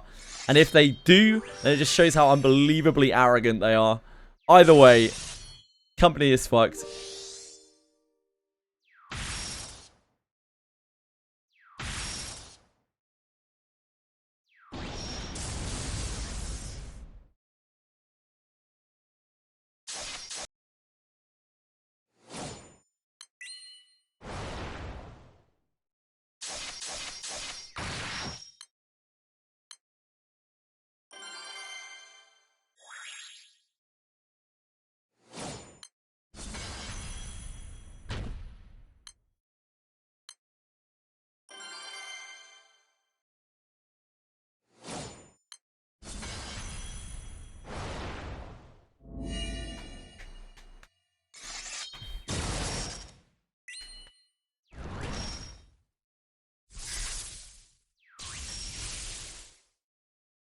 I'd be shocked if they were Citizen. It would be such gross incompetence for a company to be unaware of that.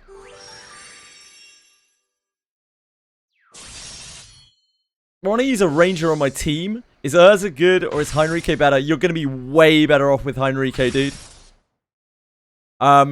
Urza's not unbelievably terrible or anything, but Heinrico is easier to discipline. He's got a better discipline. He's got arguably better stats and things. He's neutral, most importantly, and he has a thief class change. Major selling points for him.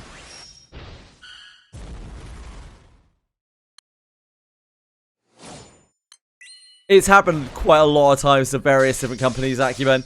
It's not the first time anyone has ever tried to do this on Steam and not gotten away with it.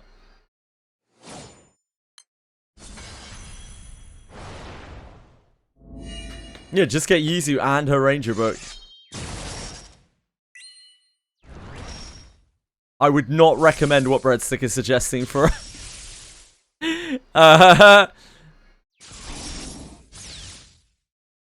not for a newer player. Frontline Ranger is a meme, and it's squishy as fuck.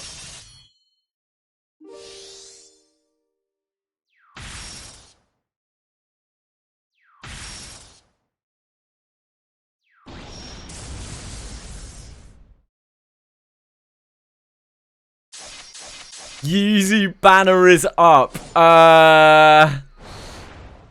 Technically, yes.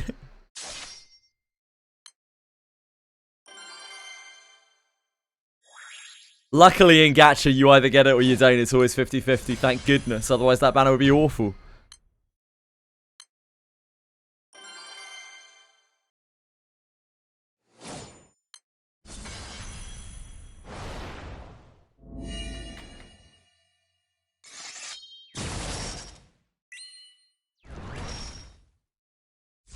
Urza's not worth the trouble of her being a limited legendary, in my opinion, for the most people.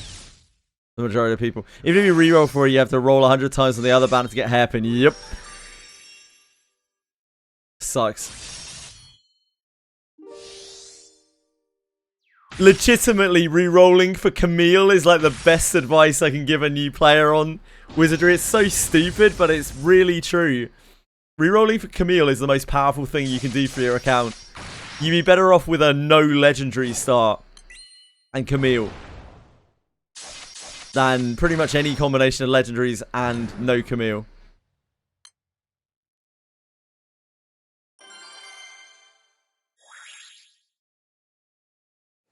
Just reroll for Yuzu and her clash change. You only have to play until the end of Abyss 1 to get the clash changes to pop as well. So it's a pretty fast reroll.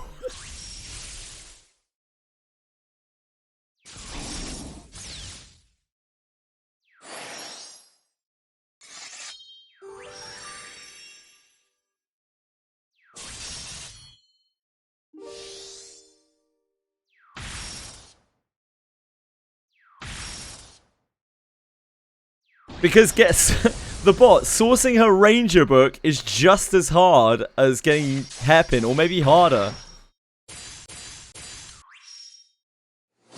That's why they're both very limited resources that are hard to get hold of.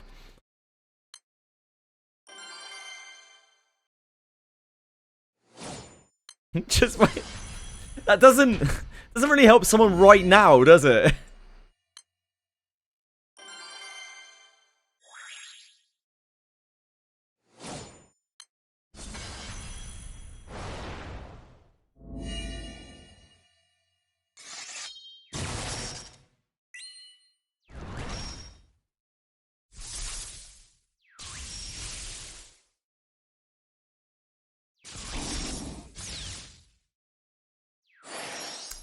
Smart, Citizen's smart. Citizen's got it all worked out.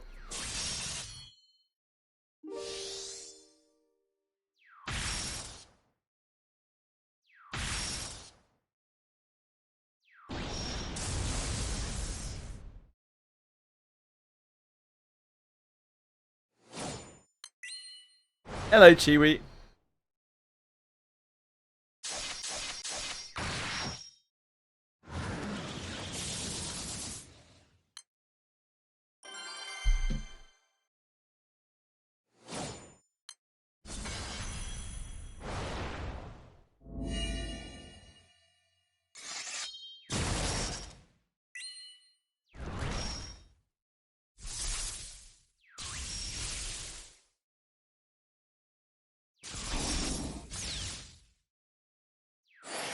I think hairpin is good enough that it will probably be composite reinforced.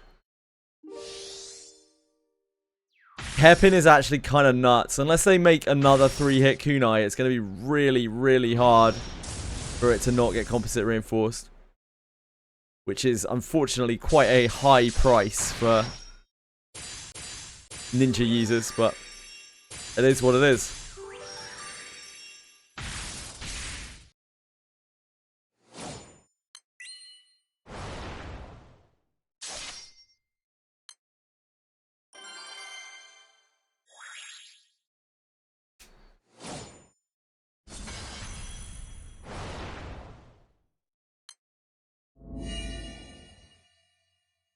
I'm guessing even a silver hairpin is probably still going to be better than a what's the next rank? Gold?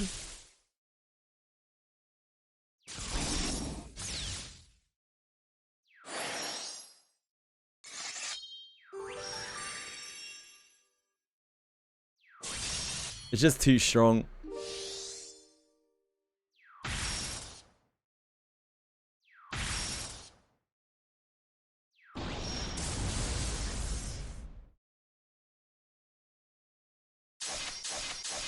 I mean, if they make a 2-hit bow, yeah, it's going to make Ranger probably pretty crazy in general. If they make a 2-hit bow, then every fighter and everything is also going to use a bow. Everyone will use a bow. Anyone who can touch a bow will use a bow.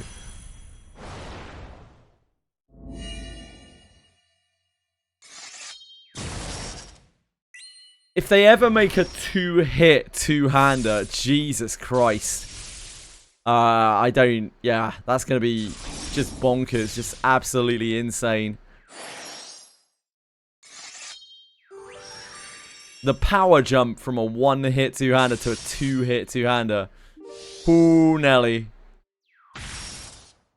Yeah, they'd have... I mean, it won't be anywhere near enough. They'd have to put some major malice on it. Like, some absolutely terrible malice on it.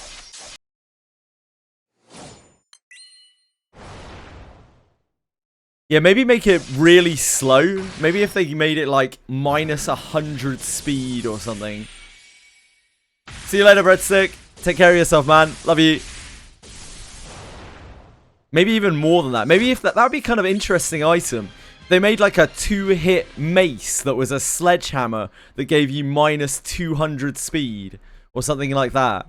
That would be kind of interesting.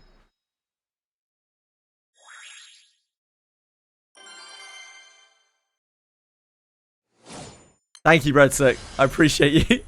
Hey, Ariel. I hope you sleep well as well.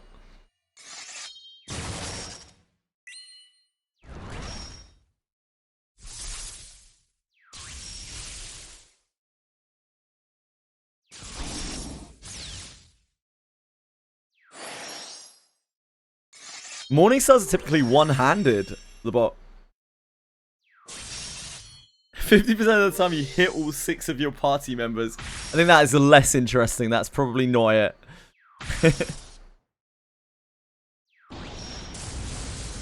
I'd like to see them fuck with speed more. Like, speed is in such a weird place. I'd like them to incentivize lower speed. I think, like, cursed weapons is a good way of doing that.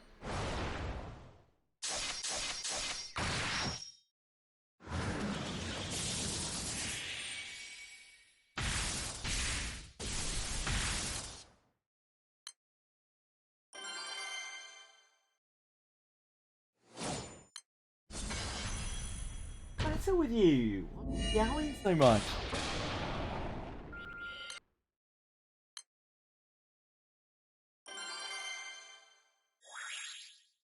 How are we getting on here?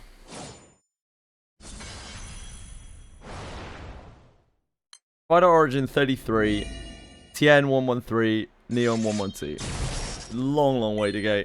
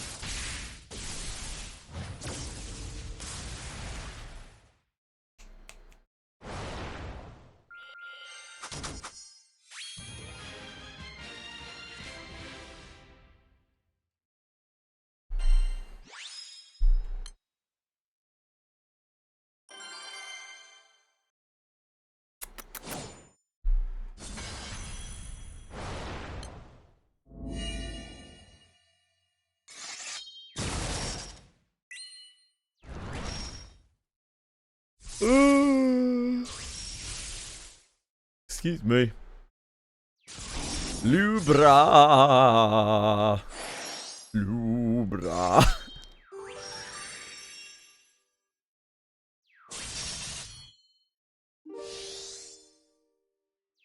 Subly is beautiful and all, but why does the game run like absolute shit on your phone? I don't know. Yeah, no idea.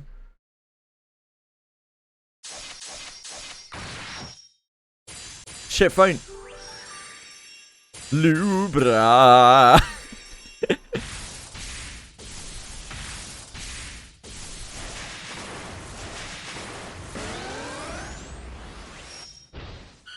Shit phone sucks to suck.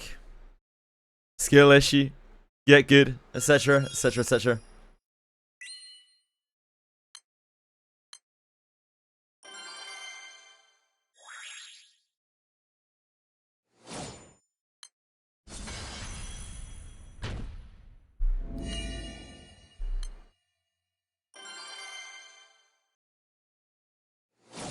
Hey, you should have just said so.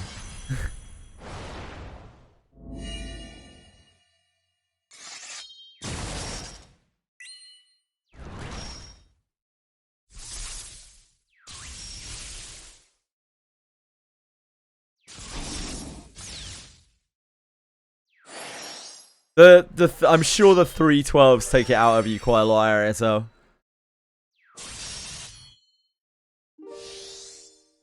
The trade-off is very tempting, though. And I can definitely see why you took that job.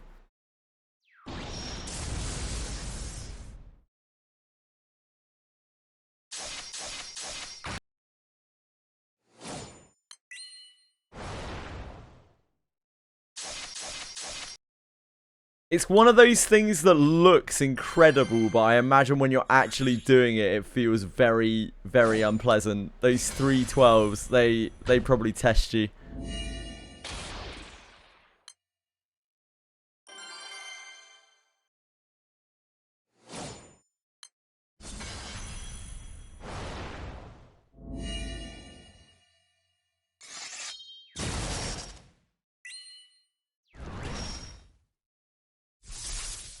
And she really peed it out, yeah, I bet.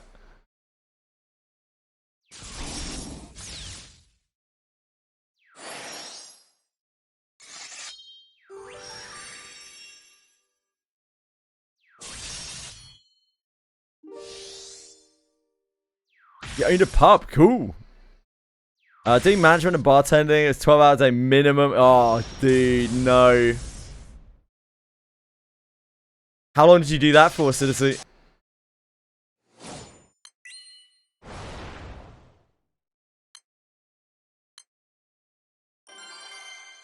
You must have worked so hard.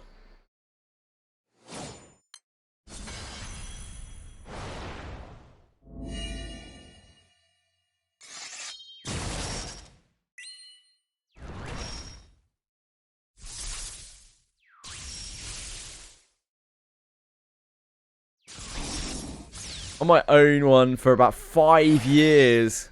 Got burnt out and quit right before COVID. Well, at least you timed things right, Citizen. I'm not shocked you got burnt out. I am shocked that you did that for that long. Crazy, man. Yeah, brutal.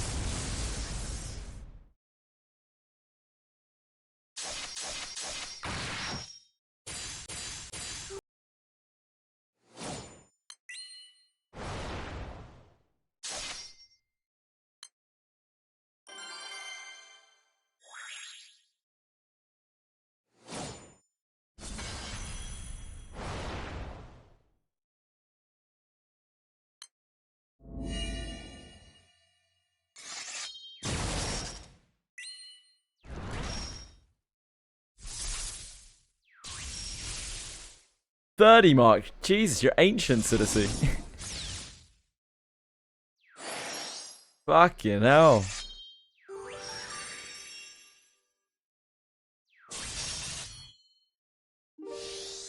You're not going to be able to do much of anything anymore.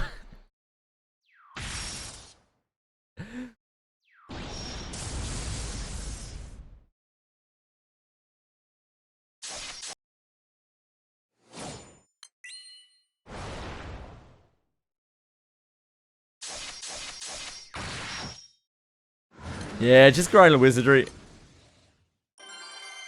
That's easily the most lucrative thing you could do.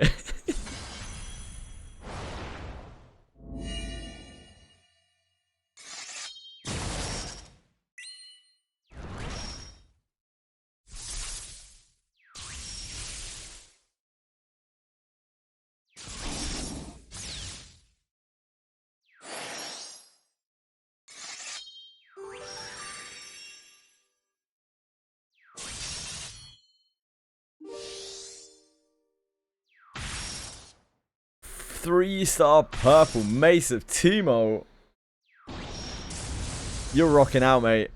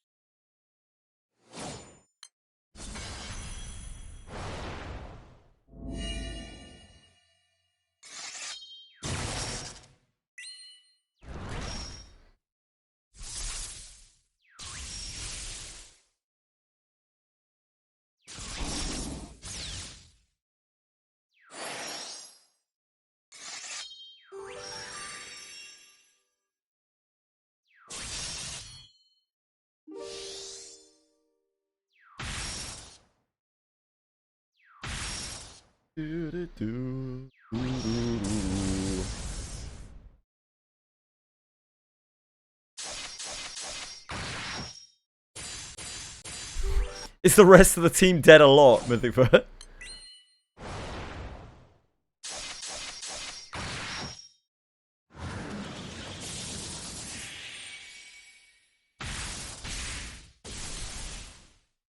It happens. Yeah, it does happen. It's true.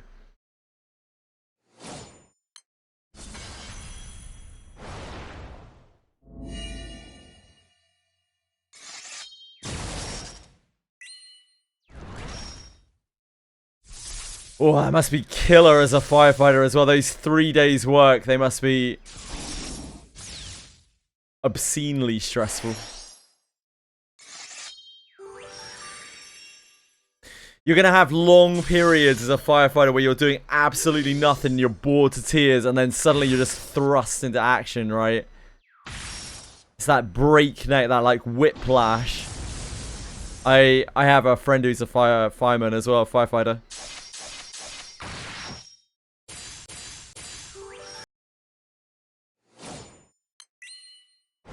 Yeah, you have no idea if you're going to just be sitting around twiddling your thumbs all day long, or whether you're going to be non-stop, like going through incredibly like super stressful stuff.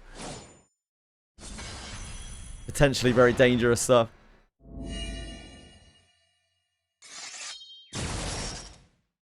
I bet, yeah, actually, Ben.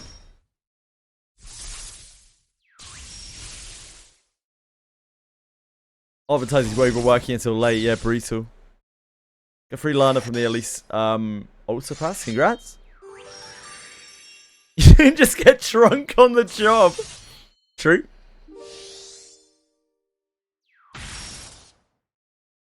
Tea and cakes for everyone. Perhaps some tea and cakes are in order.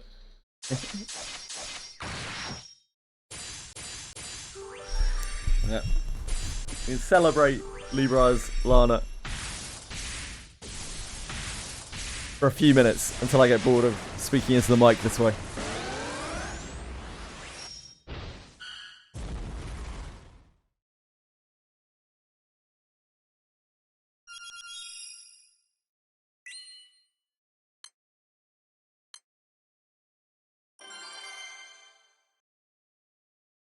She's claimed my microphone.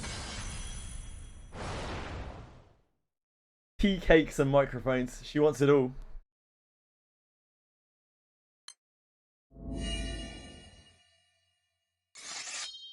I don't think you can get hold of them anymore. They were like, I had to pre-order this like 6 months in advance. They didn't make that many of them. I didn't even do it. Edie ordered it for me. I was not going to get one. And Edie was like, no, you have to get one of these. I was like, okay. Fine. You twisted my arm.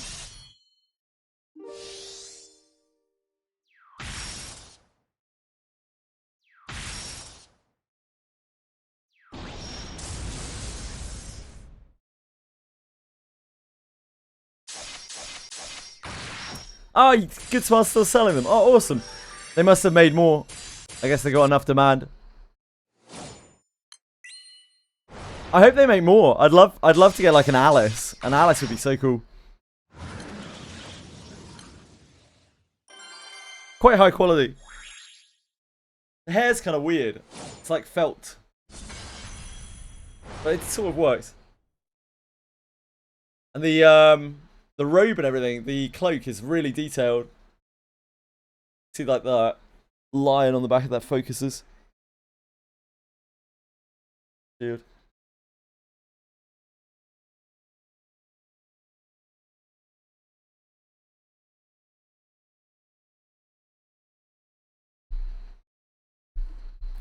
Savia would be amazing.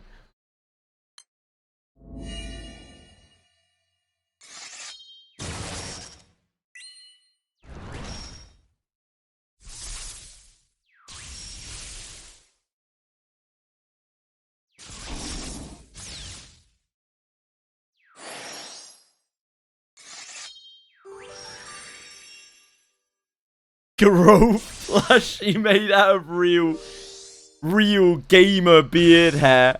Hair directly from the devs. They collected 6 months worth of the developers' hair shavings, facial hair shavings, to make this. Worth.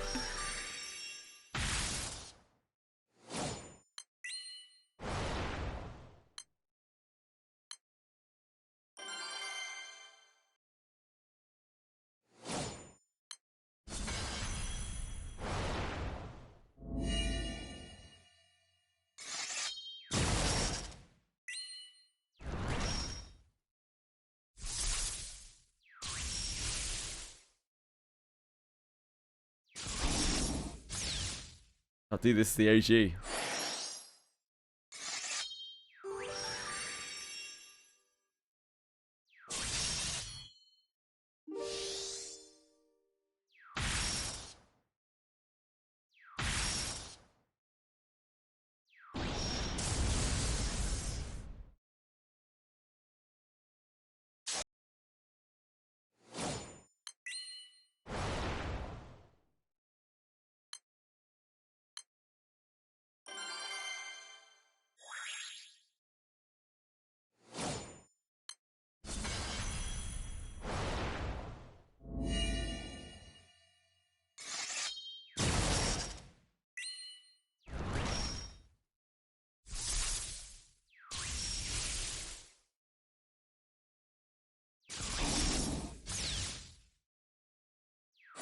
Auto under path to the next quest objective. Whew. For you. For you. So I've heard quite good things about the combat system in Suikoden Starleap. They stuck to their 6 characters, as Suikoden does so well. And you have 2 support characters on top. And the options you have in battle are apparently quite extensive.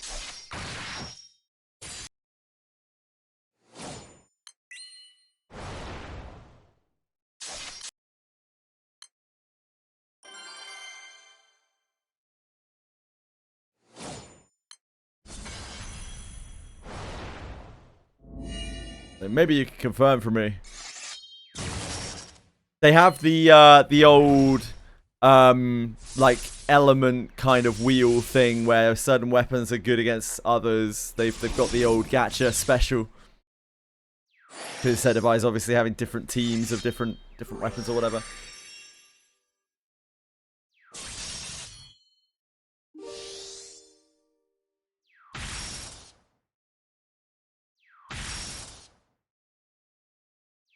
What's the Suikoden combat again?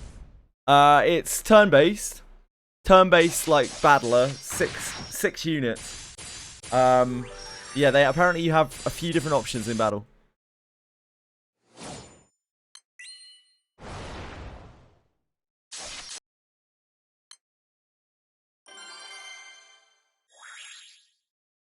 No, yeah, I guess so. Sort of.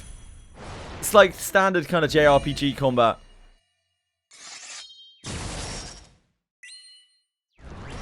Kind of like a theorist, sort of. I don't think there's an action meter. I'm pretty sure it's a case of you take all your turns. I think everyone has a speed stat and like you have rounds.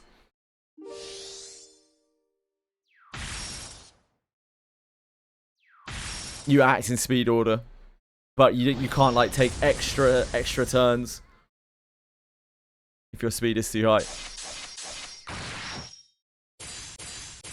No, Ariatel, but like Suikoden doesn't usually use that, so it's very much the gacha element of it that is bringing the. I don't think it's a weapon try. I don't know what it is, but it's bringing weapon advantage or elemental advantage or both, maybe.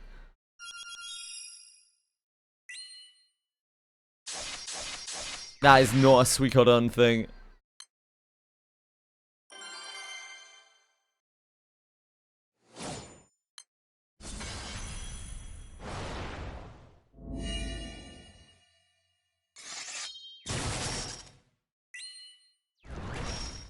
Three main skills, one that seems to be the ult. Yep, sure.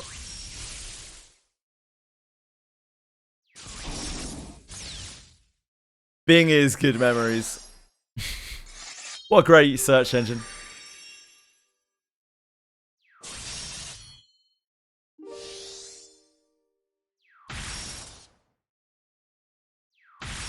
Anyone here use Bing?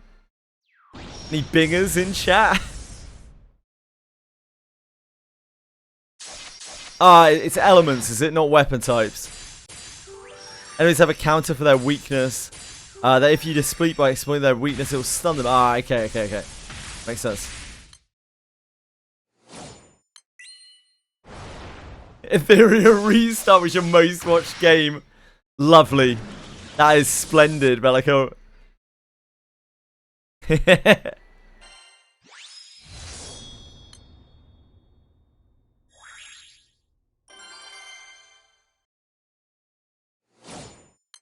Elements, okay, it's elements. I couldn't remember if it was elements or weapon types. From the... I had to like really pick and choose which reviews and breakdowns I looked at because I didn't want to spoil anything for myself. So I could only watch... I've only watched stuff that's like marked as very strictly spoiler free.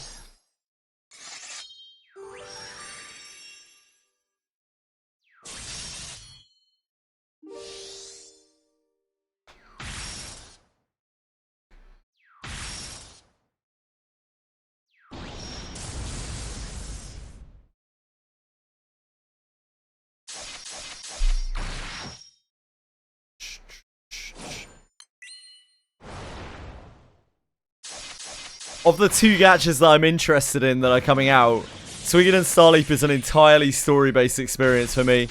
I'm not going to be pulling in that game. I have no interest in it whatsoever. Whereas Sea of Sword, I will probably pull a lot in, I imagine. But we'll see.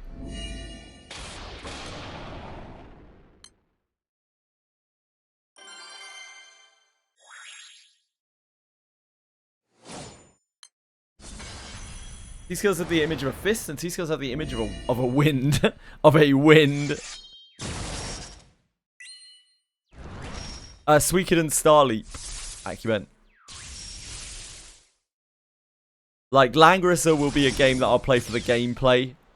One that I would probably play over single-player games of the genre, if it's anywhere near the quality of Langrisser, of original Langrisser. Suikoden, I'm there for the story. I'm there for the vibe.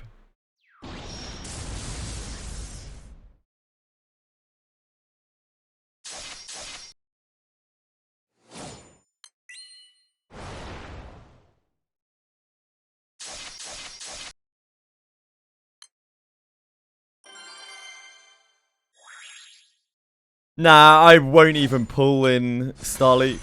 I won't touch the gacha system probably.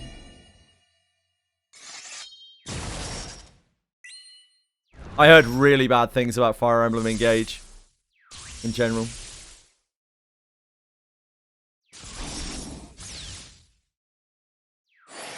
But I have not played it myself, so I can't really comment.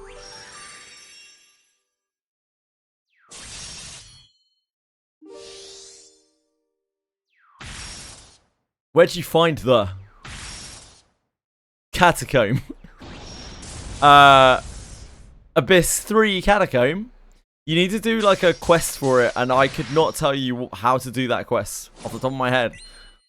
Got a few moving parts. I know you have to go to the library in Abyss 3. You gotta take a quest to go to the library. You gotta do some shit on floor 10, talking to guards, and then you go up to the library or something, but I couldn't walk you through it. There's no way.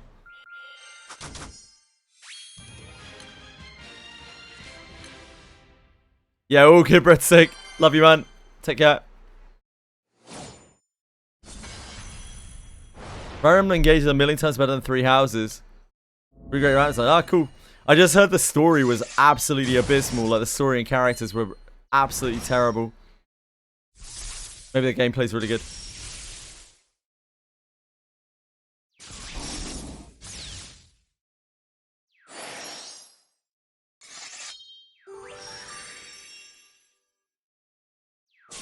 I know a few people are really mad for RPGs, and none of them liked it.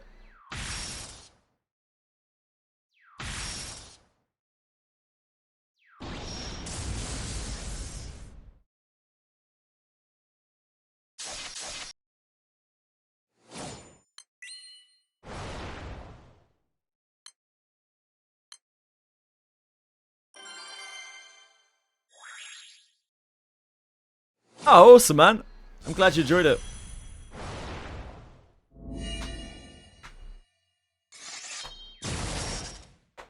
Yeah, I'm kind of the same with those games. I like both. I'd love to have a good story as well, but it's more about the gameplay with strategy RPGs for me, because I find that's the most compelling. I find gameplay in RPGs, like strategy RPGs. Other RPGs, like, I don't even know if I'd say I like the gameplay in a lot of RPGs, but strategy RPGs, I'm really there for the gameplay. And the story is like a bit of an afterthought.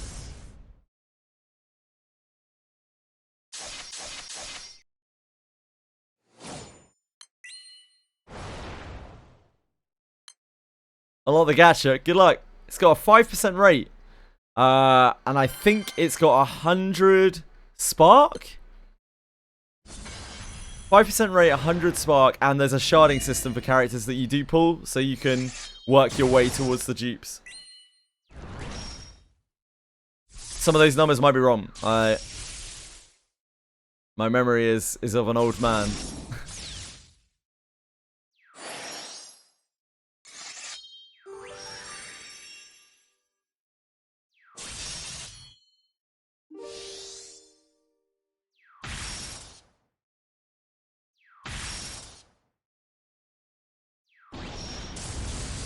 Hi, SA.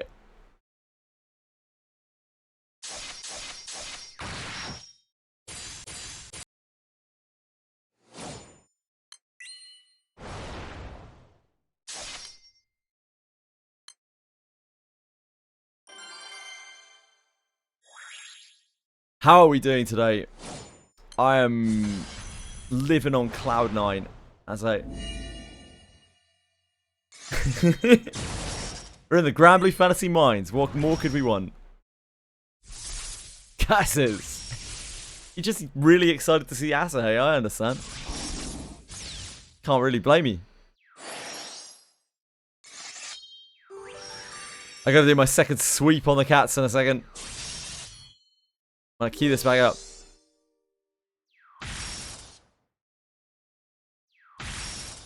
Pretty much, Asahi, yeah, pretty much.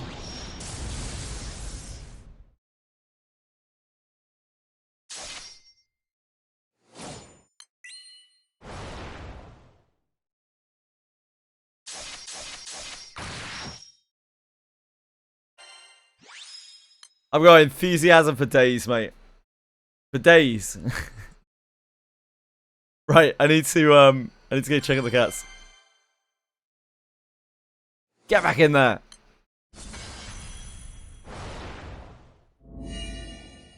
Right, back in a sec, guys.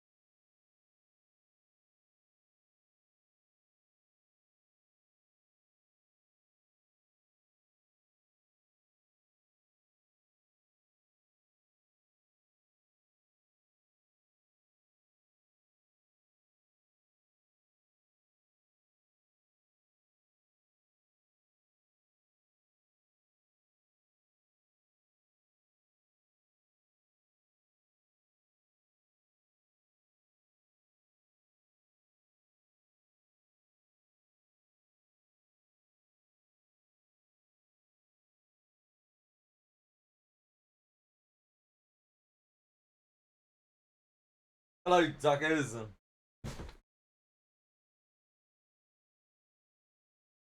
I have an erection that won't go away. Any takers? I already got enough trouble with one penis. I don't need another one. Thank you, my man.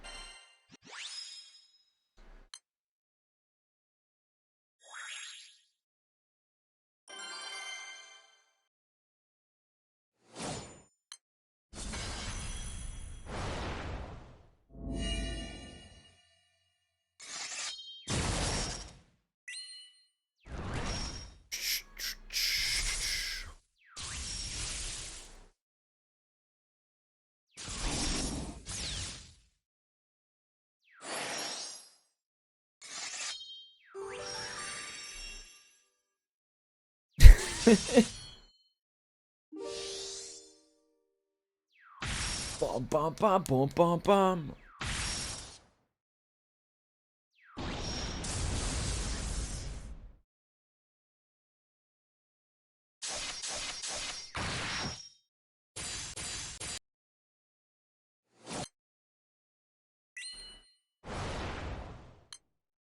We're gonna have the boxing event after this, aren't we? Records of the 10 into boxing event. The grind maybe never ends.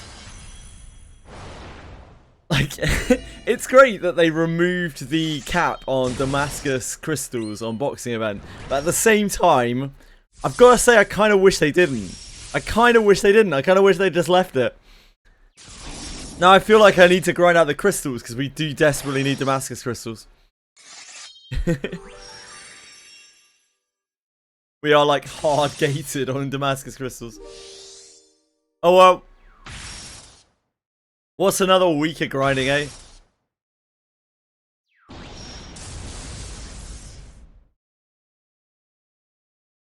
We spent so long already. What's another, like, 60 hours of grinding, really? Yeah, indeed, Tricera. I've done quite a lot on some of those boxes for quartz. It would have been great if we'd had Damascus. Will that increase the cap? I think it's unlimited, isn't it? Yeah, like once you're caught up, you're caught up, once on bear. I don't know how many crystals it is that as new players we're behind. Does anyone have any ideas?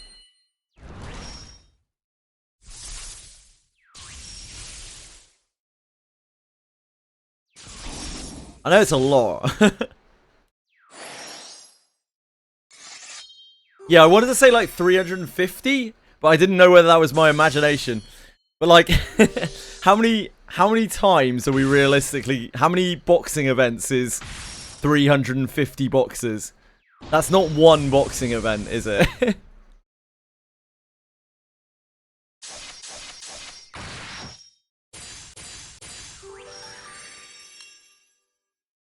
Yeah, like Monsters of Memories, which is definitely releasing on October the 1st. Mark it in your calendars, boys and girls.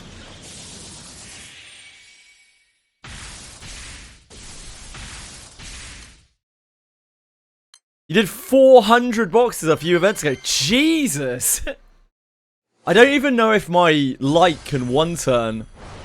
Like, if this was last event, I think I could do a very, very good clear with the fight with my fire.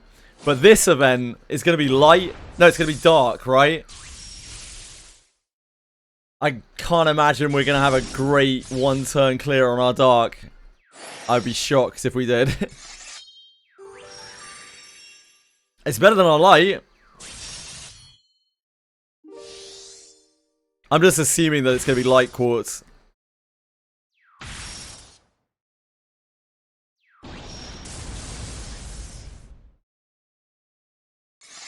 Yeah, that's true, Drakari. Wait, hold on. So if we... Is it still worth 20 boxing an event if you don't get Damascus crystals from it? Is it even worth doing 20 boxes on it? You only got 10 before, right? It was only the first 10? First 7, was it? I don't know. I don't know numbers. I don't understand this game. I can't even remember why you 20 box those events.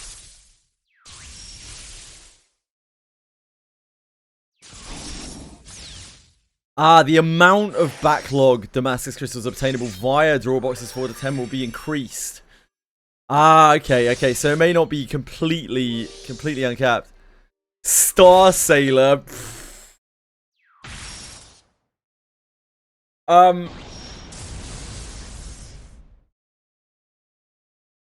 It's a tough call for me, Narcos, whether Star Sailor was worse, Star Sailors was worse than Star Savior.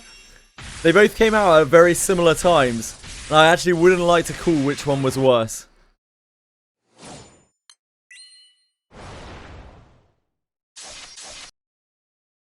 Yeah, maybe it'll just be a high cap. We'll see. I guess we'll find out soon enough. That might just be misinformation that's been passed around that the cap is completely gone.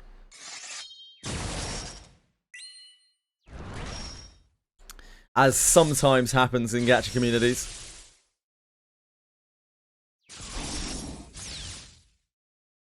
Occasionally.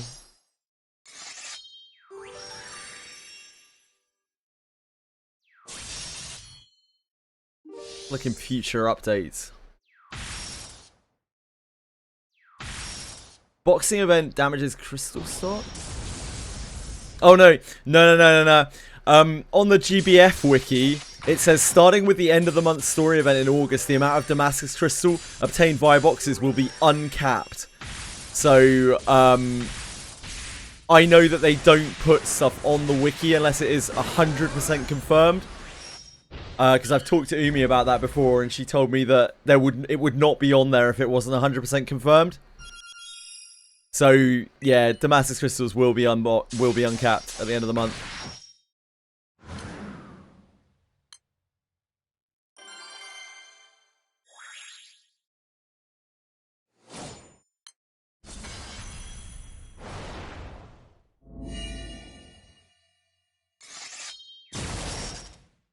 Gotta log in. There's no rush, Asahi. There really is no rush. Please don't rush in this game. It's not necessary. You can catch the next event. It's not worth it. Don't burn yourself out.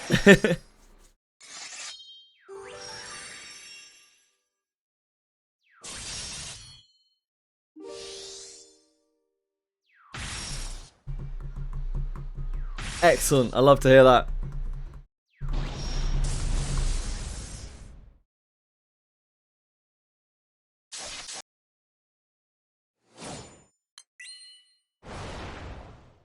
One more shot of Summer Horrors. Okay, let's try our luck. You got this.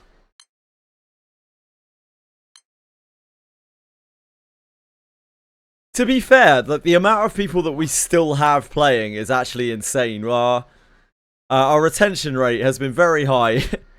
I expected a lot more drop off.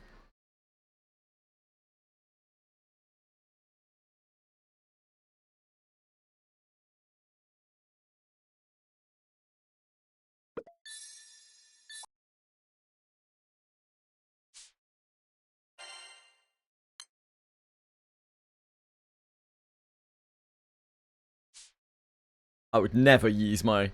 How dare you, game? I would never use my 10 draw. I would never use my welcome draw. Hey, here we go. We're slamming it. Oh, baby. Power bow +1.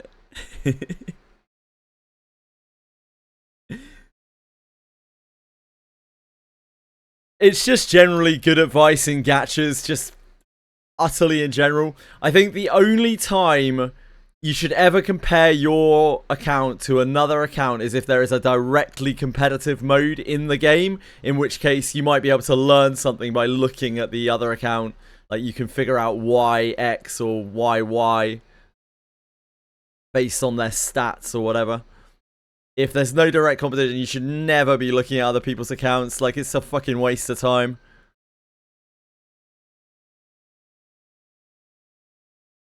Pretty much, Narcos, yeah. Pretty much. Like, it can have... there are some games with competitive PvE as well, and I kind of see that too. That's okay. You know, same kind of thing applies. But most games, like, the competition is very light or non-existent, so just don't fucking worry about it. It's not a big deal. In this game, you have Unite and Fight, you have Guild Wars, but they're like a community thing, really. And, like, you're never going to be able to compete with Japanese whale number 67, you know? It's just never going to happen. Like, the game's 12 years old. You're never catching up to that. It's not happening. Like, you don't have what it takes to do that. You don't have a more attack than overmode. You're playing it wrong. Yeah, true.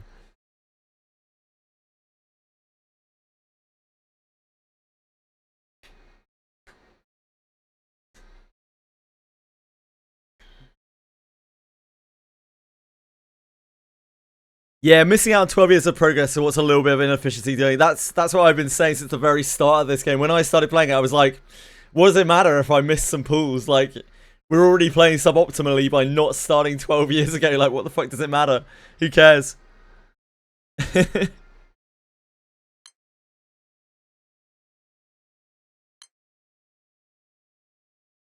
With a game like this that's quite sandboxy, I think the best thing you can do is set goals for yourself that you can feel good about getting to and feel satisfied about getting to, rather than constantly chasing after something that is never realistically going to end or that you're never realistically going to reach.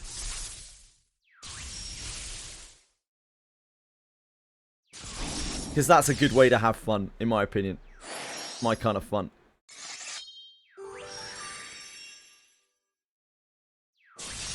Oh, that power bow had a +1 on it, guys. We're living the dream out here. Imagine you're meeting the girl of your dreams tomorrow. Who? Edie? She asked you about your Wizardry Granblue Fantasy account, and you're not top 0.001%. Edie doesn't give a fuck about my Wizardry Granblue Fantasy account. She literally couldn't give the slightest of fucks.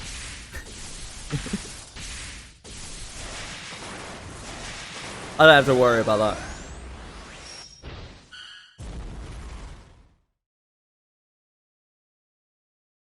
I've got a friend request. Giorno, rank 355. Hell yeah, Giorno. What a guy. I'm so popular. And Vern succeeded on his adventure. Great job, Vern.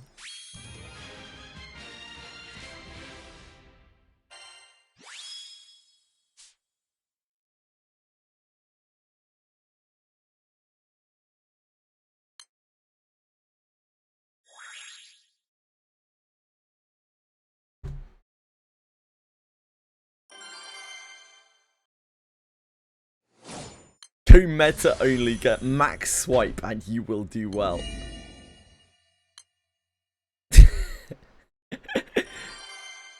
Can you grind while sleeping, Joshua? Or is sleeping just not part of the equation?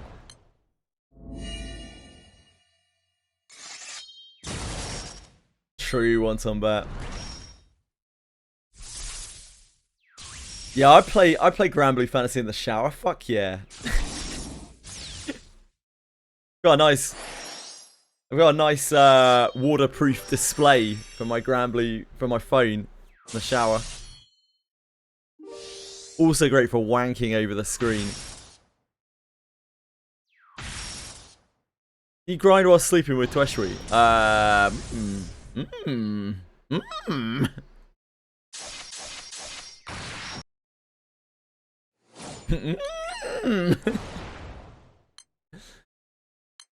Granblue Fantasy and Wizardry are similar in a lot of respects. They are both games where you could, like, you have bricked your account almost instantly. As soon as you started the game, you've basically bricked your account by not playing optimally, because you can play an infinite amount. There's no stamina system.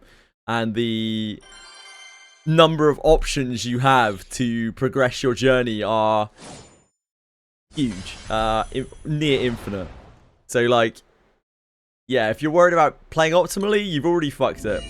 You've already fucked it so many more times than you probably even realise that you could possibly have fucked it.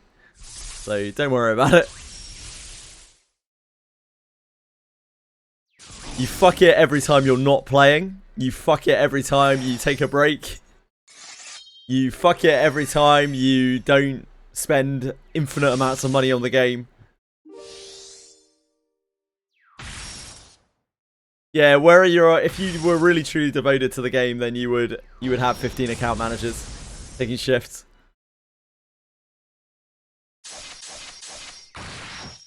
First 10k hours is the tutorial. I don't know whether you're talking about Wizardry or Granblue Fantasy. You could literally be talking about either. It's kind of funny how similar they are. Yeah, yes. Japanese games, man. Japanese grindy games, like they are killers.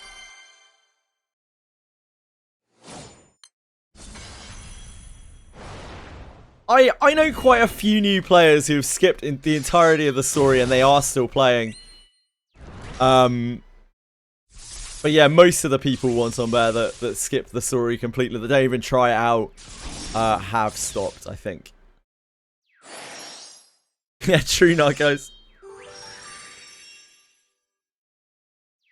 I just think in these games with no stamina and ways that you can vastly improve your account by spending, not like more than you can by doing other things in the game, but you can still improve them quite a lot by spending, and the spending can go pretty deep. I just don't think it's worth worrying about bricking your account too much. Like, you're never gonna be as strong as someone who has done those things, who plays more than you, who farms more efficiently than you, who spends more money than you do. It's just not happening. Like, there's no point in trying to be all competitive about it. Just enjoy stuff at your own speed.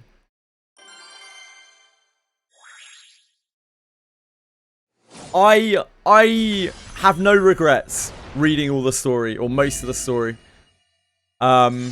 It gave me a really good... I feel like I can honestly say, you know, that Granblue Fantasy story is nothing very special, and I feel like I have enough experience of it to be able to honestly say that. And I also have seen enough of it that I know there are some bits that are really, really good. They're really, really fun. They're just kind of few and far between. It's definitely not a bad story, but it's definitely not a great story, you know? And there are some bits that are really bad, and there are some bits that are really quite good.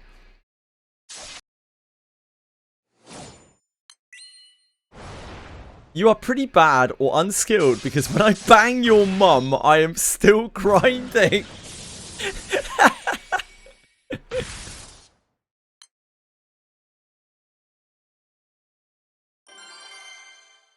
I think some of the bits in the side stories especially are actually really good. Some of the side stories in this game are very, very good. Most of them are not. The main chapters, I don't know, man. I don't think I read anything in the main story where I got really, really hyped up or anything. Maybe the very end of the first arc. That was probably the peak of the story for me. And it was quite a satisfying conclusion.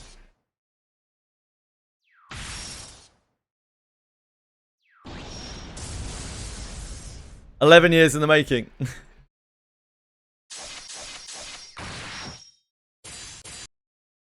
I really hated the MC's dad, though. He's such a fucking layabout.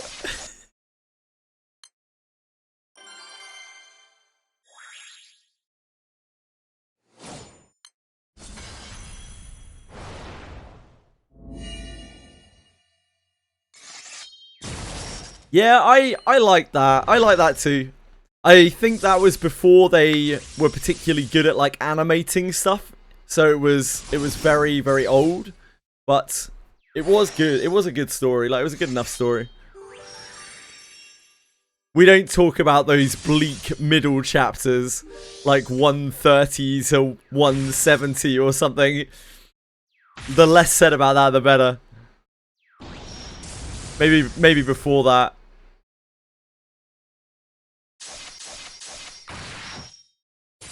Yeah, the second arc seems a lot better. Seems a lot more focused. I enjoyed reading through it. We get more of that really soon, I think, right? 29th? Or something along those lines?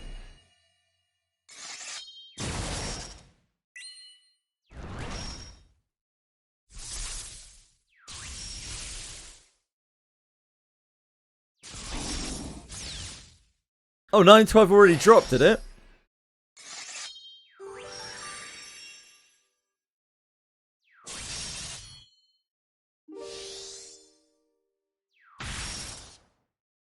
Wiki says story is August the 29th. I trust the wiki. The wiki's smart.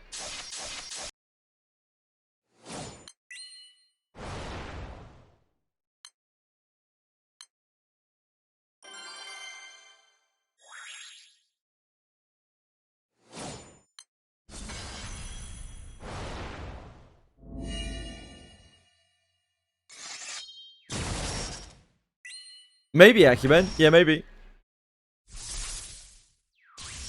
Yeah, maybe they already dropped some story and they're gonna drop more. Hold on, I can have a look. Do do do do do do do do.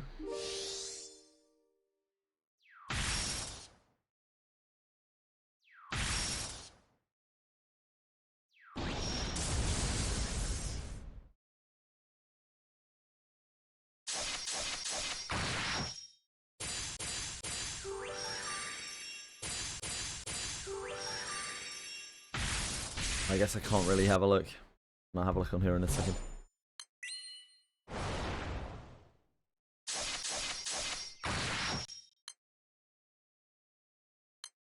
Story event is the boxing event. Okay. So, do they already have the chapters out?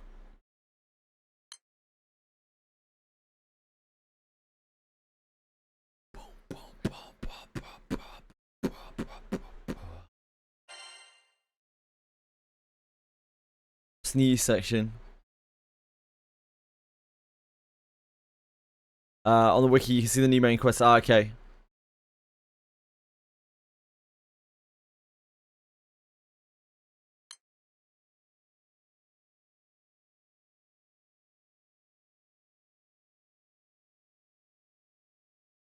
Where are we going for this?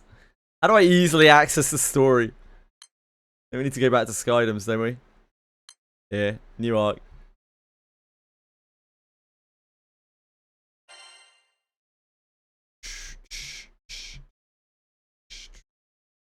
Oh yeah. Next. Right you are. Parting ways 9. Yep, correct. Thank you. Thank you for letting me know.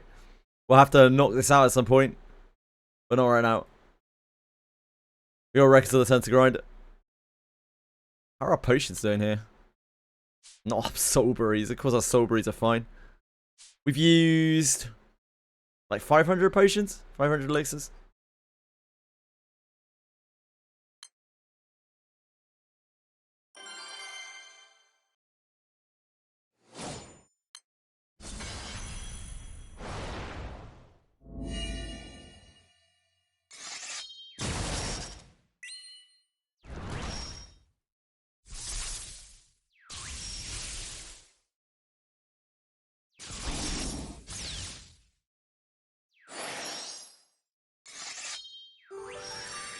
Do do do do buddy buddy boo boop boo doo.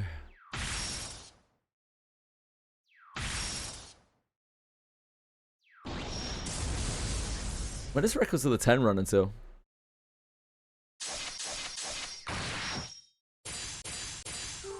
Big summer surprise.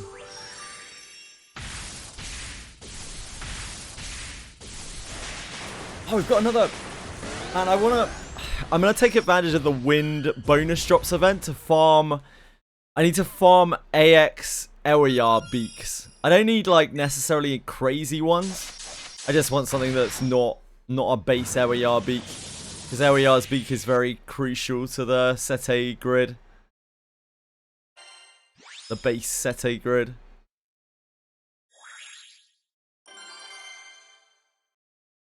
Elyar's beak.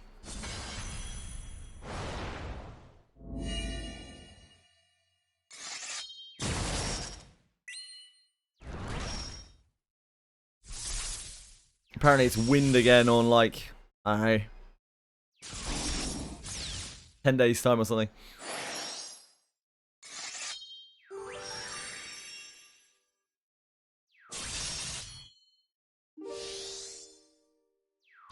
There are, yeah. I don't really care about that though. That just ran like not that long ago, or it's on now, or something or other. I don't know. One of the above. I think it just finished the AX event.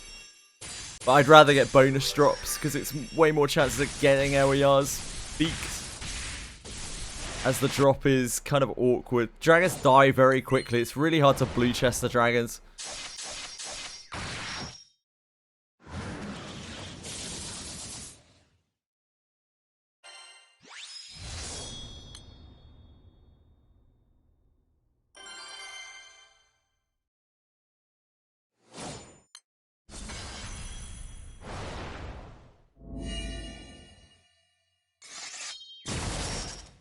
What was I looking for? Records of the 10. Records of the 10 ends in... Oh my god, it lasts forever. It lasts forever! So it lasts a day before. It ends a day before the boxing event.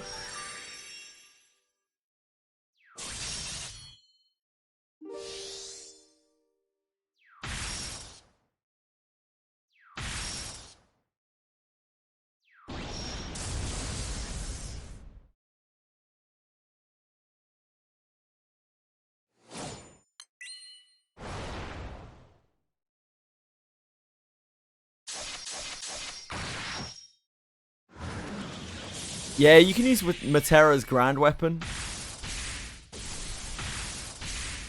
The only downside of Matera's grand weapon is you need, like, it doesn't really work very well with Sete grids because you need the 280 on it, which is fine if you're running like double Tiamat or whatever, but I don't really want to be running on double Tiamat.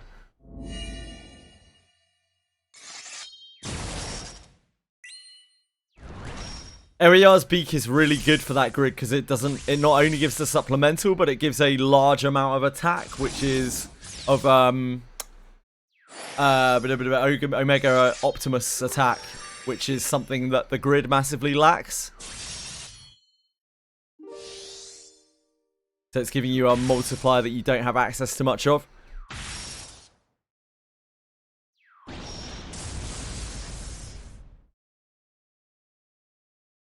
LER's beak is a stacked weapon. Like, it gives a massive boost to attack and the supplemental. It's actually kind of cracked. And it can have an AX skill on it.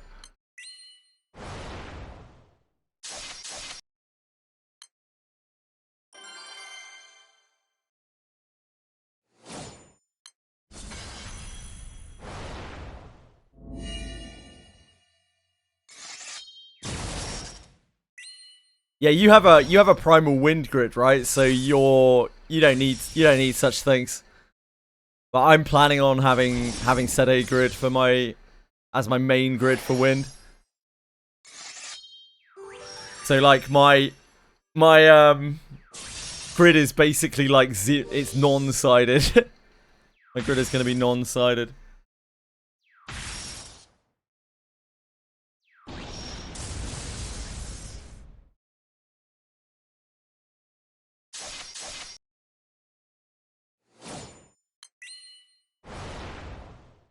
Wonton Bear is like not that much. I don't think he's played for much longer than we have.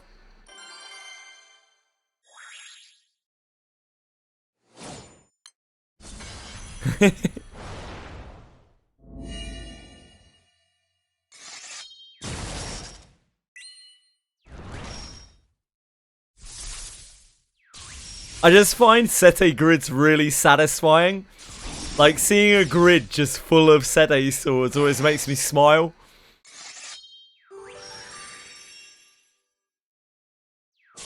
Now, he is a beast, though. He plays like a monster. Yeah, dude, yeah. I've seen a number of grids like that, and I really like them. But, unfortunately, a lot of them use Vazuzia main summon. I don't have Vazuzia. Which is one of the reasons why I really love to get Vazuzia.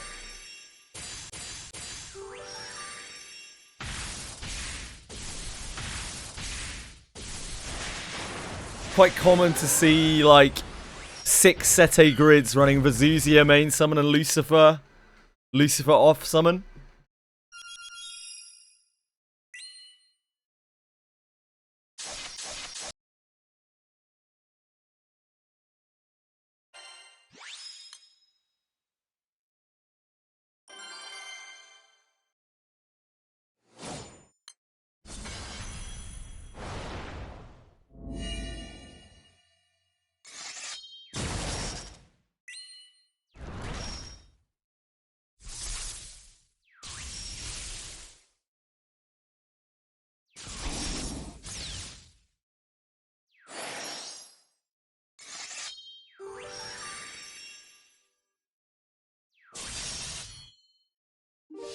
She's very good, Acuben, but she's definitely a bit more niche than some of the other provenances.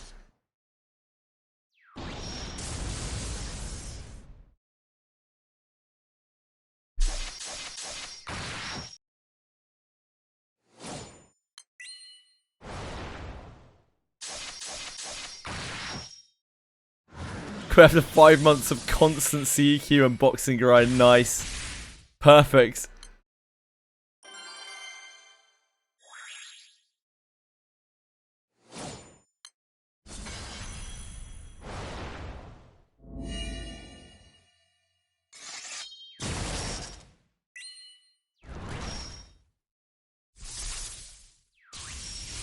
You got Vazuzia from the Golden Scratch Up. Really, Acumen? That's awesome, man. Congrats.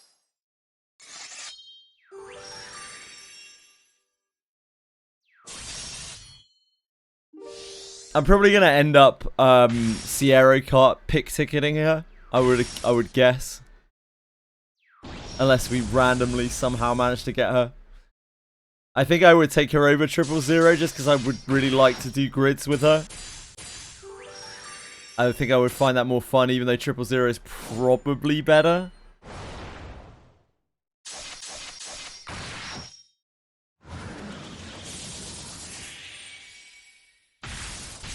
Doing the co-op days every day. Oh my god, dude. You're a monster. You're just such a monster, dude. The idea of you there grinding out your tier A between you and your friend as well. Oh my god, you're going to be so disappointed in us. We're going to let you down, I'm so sorry.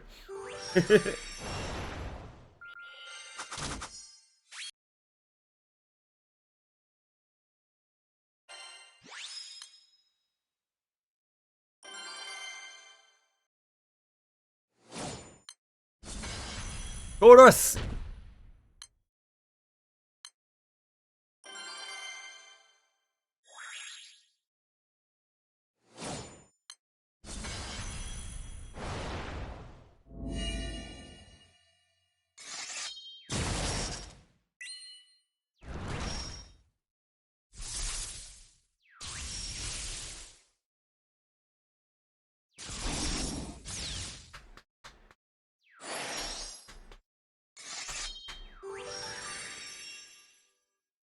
I wrote a few scripts to get in my account and got banned. Oh boy.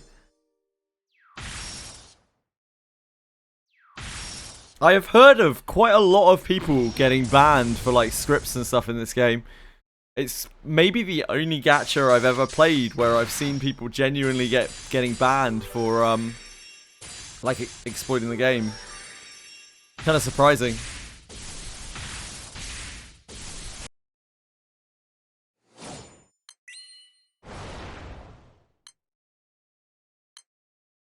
Most gachas really turn a blind eye to that kind of thing.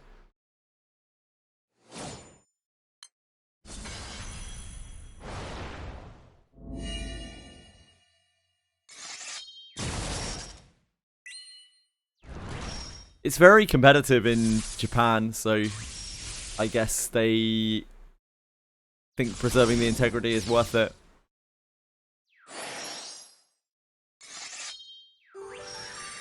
It was good.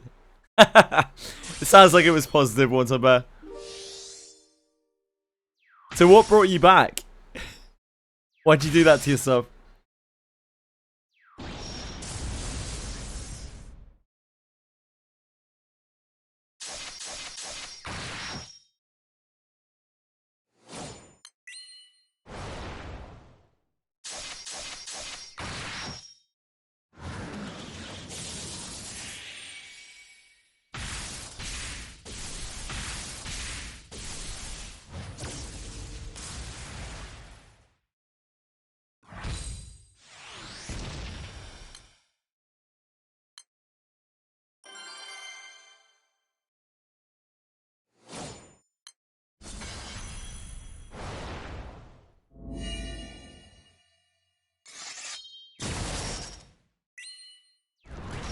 started GBF because my friends have been playing for like 8 years. So when I got banned, I told them I would only come back if they made a god tier Aaliyah unit. Yeah, I mean she is pretty cracked. I think that unit has carried my account more than any other because she just solos my water element.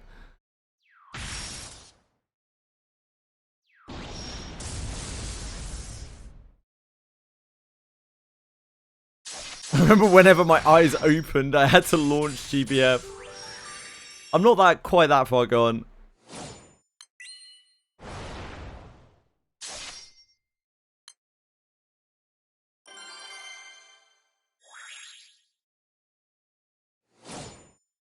Another account the same year, my first one got banned and pulled during the free units without actually playing. Oh, baby. Oh, baby.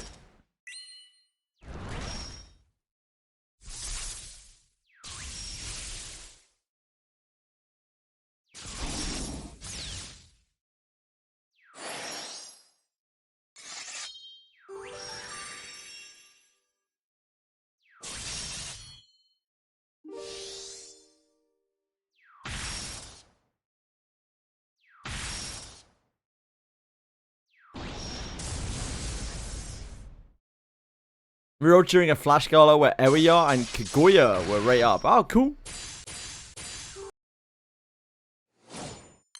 Which is why you ended up in Wind, I guess?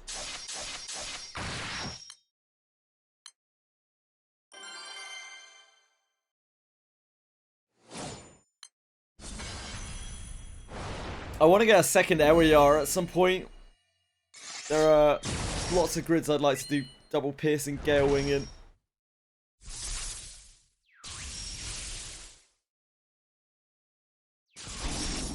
Ah, you were Wind on your first scan, you wanted to do it again, I see.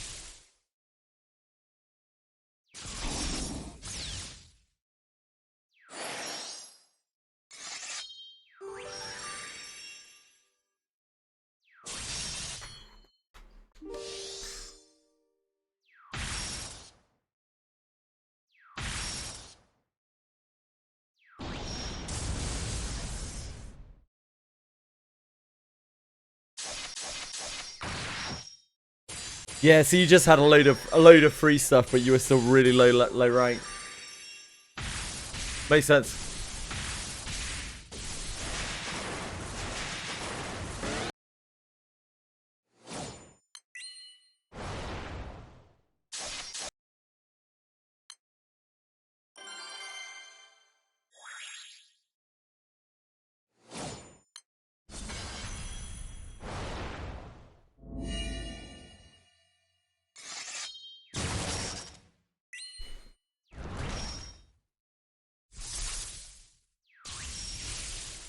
Can we just move on past Light Guild War yet?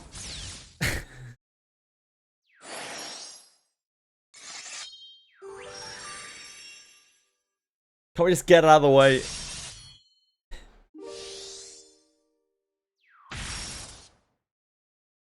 Guild Wars were hype, man, yeah.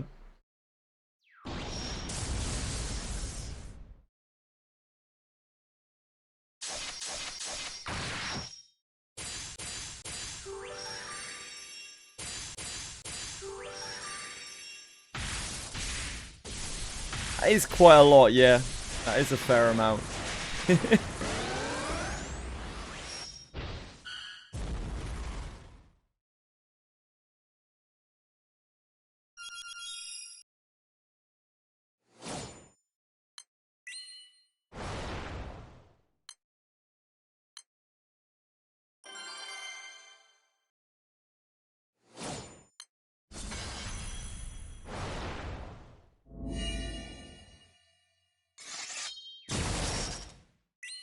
I guess so, Acumen. Yeah, I guess so, mate. Some good soul burying.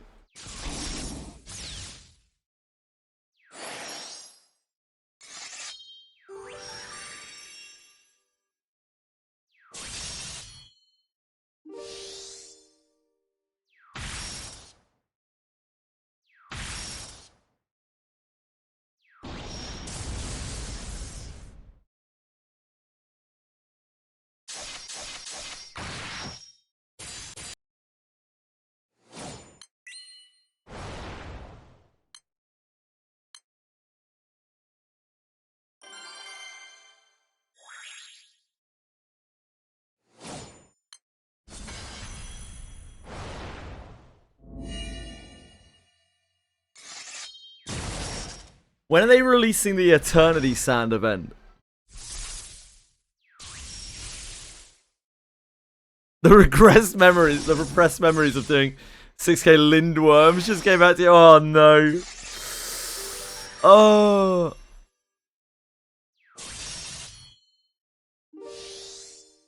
I'm not sure when we'll be getting around to doing that. Just got so much, we still got so much left to grind, like we're not really at a comfortable point where we can stop.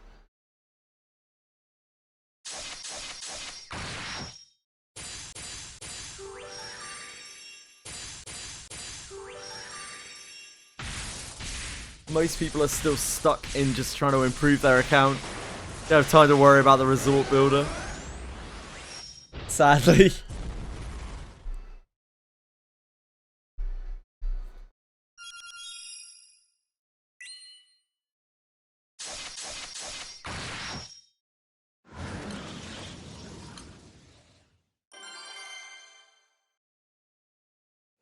Maybe if they stopped forcing us to do shit elements like light. Yeah, just don't worry about it once about. I'm sorry our resort island sucks. Yeah, please don't feel OCD to try and do it for us is fine, really. Thank you. We will do it eventually, it's just a matter of time. Yeah, the any ad skips will help a lot. The any ad skips will help so much.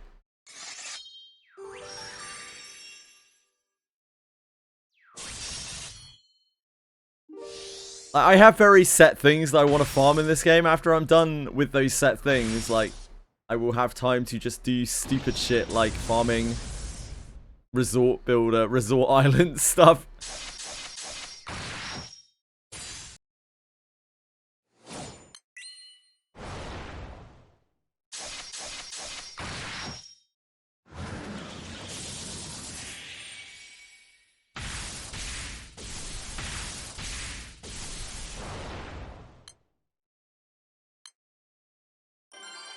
I think the worst shackle in this game for me, the thing that was like just hanging over my head for the longest time, was uncapping the Eternals. That was the worst part, I think, of the whole of the Granblue experience. That was such a hump to try to get over.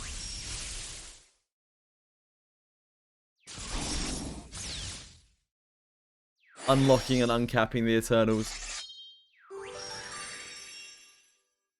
I don't blame you, Libra. It would be nice, but like trying to enforce that just isn't something. It isn't something that I really want to do. I want to push on people, and I'd like we'll get to it. We'll get around to it. It's just a matter of time.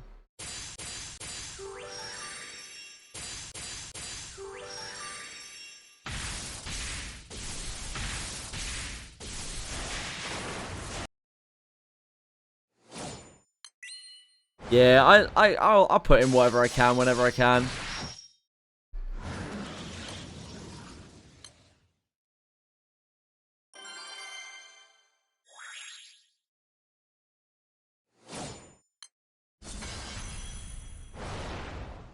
Yeah, like I think if we were like we're working on this part now, that would probably be a good effort with it.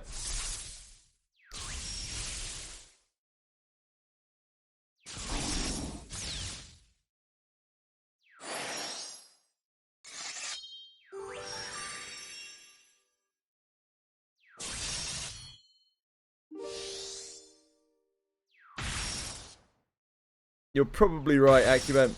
If we just say to everyone, like, we are focusing on this thing, this, and then we just focus on that until it's finished, and then move on to the next one. No matter how long it takes. Yeah, you need, I can't remember which mat it is. Is it the scales, or is it the other resource? Ah, it's the Centrums.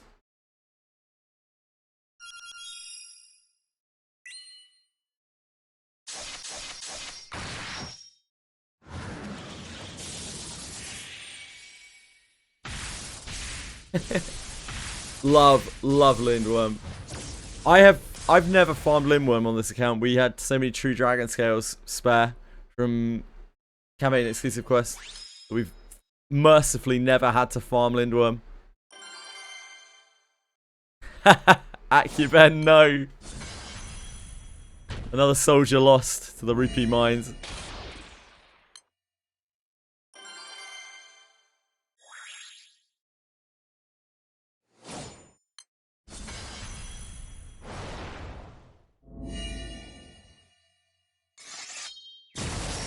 Back to Skyleap with you, sir.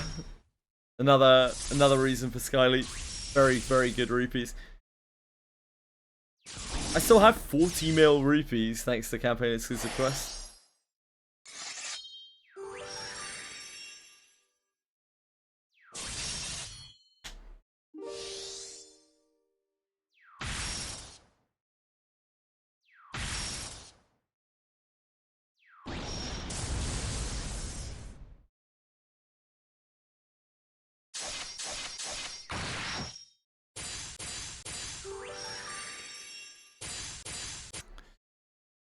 Hop to it, Acumen. Hop to it, mate. I've seen a lot of slack from you, brother.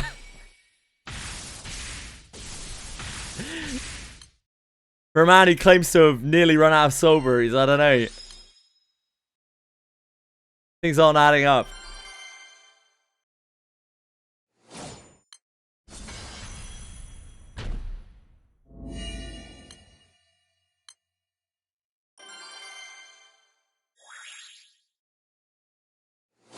Yeah.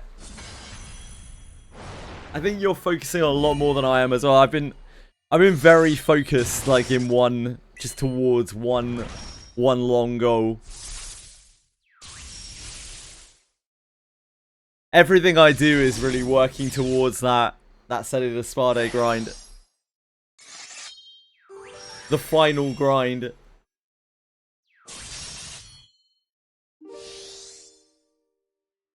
The grind to end all grinds.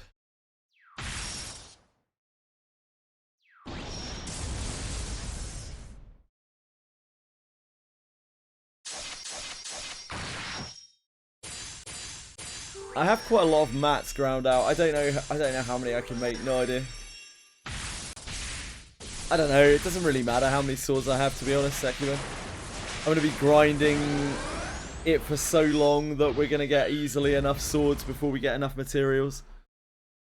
Because I intend to make 9 swords, right? I intend to make 6 offense swords and 3 defense swords.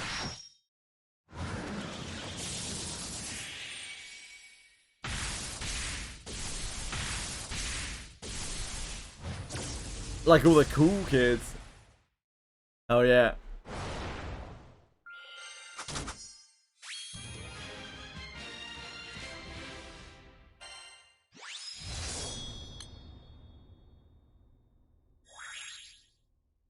Yeah, it's a lot of mats. Yeah, that's why I mean I don't need to worry about how many swords I get because I'm gonna be in those mines for so long. Like we'll have got all the swords we need long before. Long before we have the mats to make them.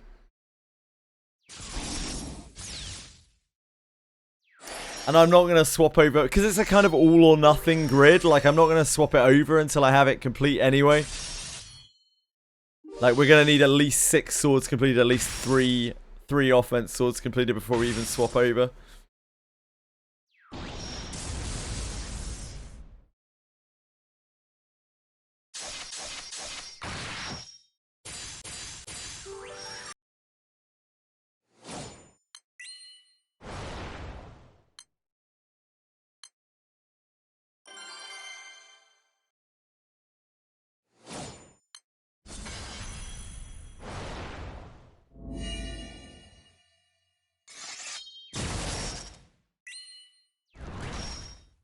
We're never going to use more than 6 swords at a time, but like I want the versatility of being able to use 6 offense.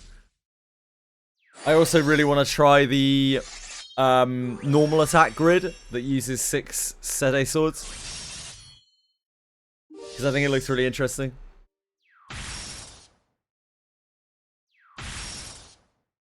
Libra's a grinder, mate. Libra has leached a lot of Cosmos.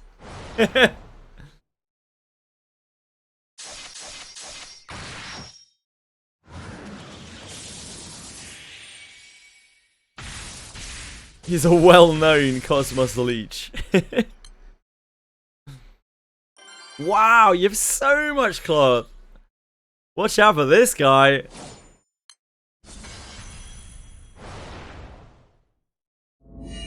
I need to get 720 arbitration cloth for my for the 9 swords. I would have more, but I used some of it on my desolation bows because I used two bows in fire. My fire grid's weird.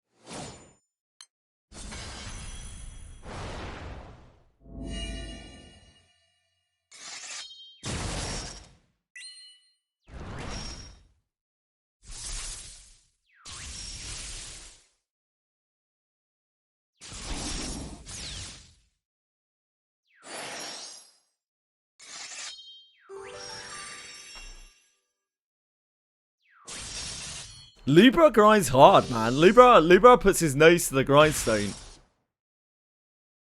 When he's not spending extremely valuable currency on stuff that's worth basically nothing, he's just grinding.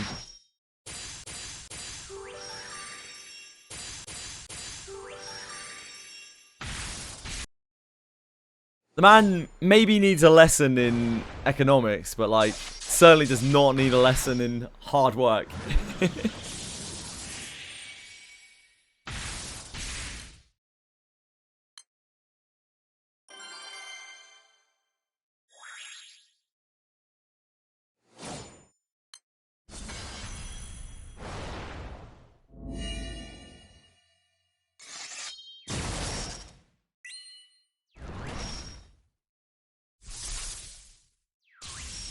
He puts in the graft, you know?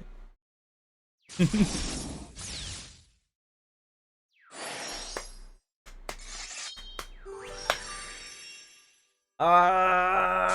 get back on the treadmill. I'm getting itchy feet here. Not literally, my feet aren't literally itchy. You get all weird about it. Be fucked up, wouldn't it? Nobody's scratching my feet, okay?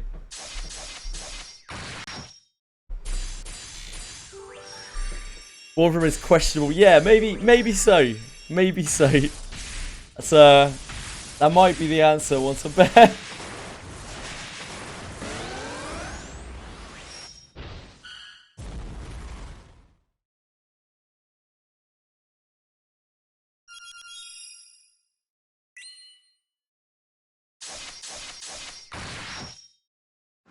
Maxed out, non-Mark 2. Holy moly. Holy guacamole.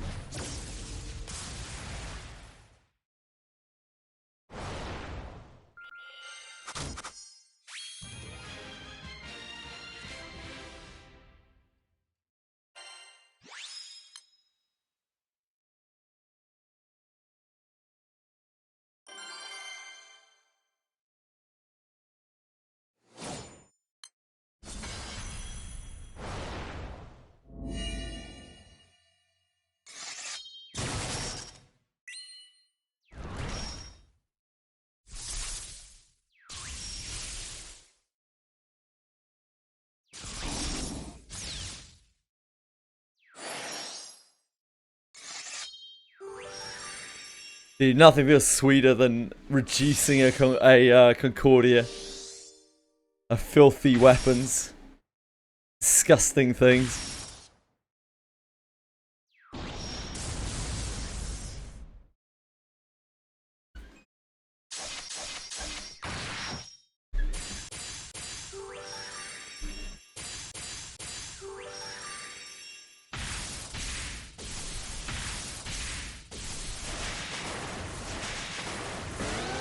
Okay.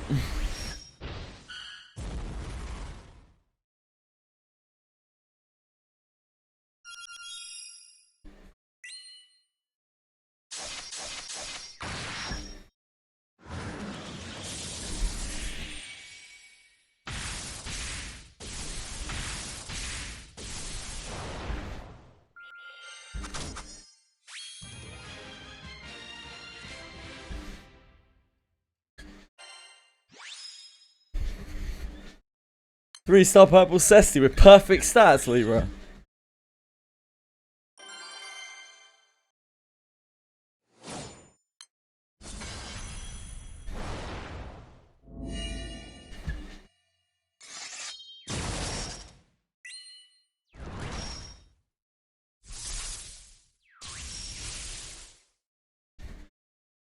I broke down all of my Cosmos swords already.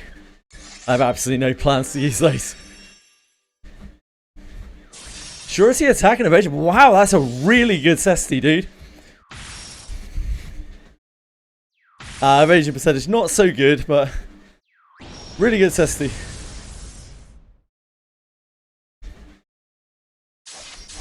Yeah, evasion can be percentage on weapons.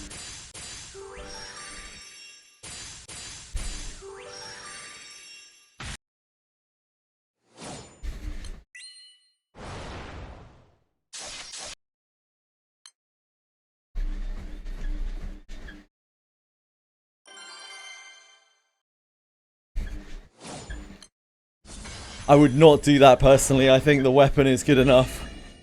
There's a very good chance you end up keeping the evasion percentage on it, because the last slot has a very high chance to be shit.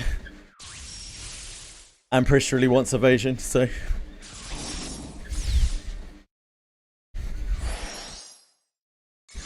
Like, when you're prospecting items like that, you've got to take into account what you have currently. Because if you currently have fuck all, hedging your bets like that is really rough, like if it fucks up. But if you've already got really good items, then you're much more likely to want to hedge your bets. Yeah, because that's definitely going to be your weapon regardless, so I'd probably just roll it out and see what the last stat is.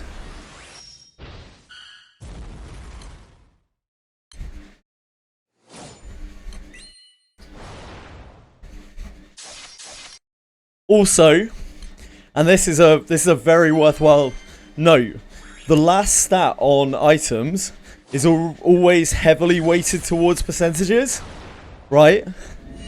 So like, by you having that evasion percentage there, you can't roll evasion percentage as the last stat, which reduces the number of stats that you can roll by 1. So it makes it more likely that you will roll the attack percentage.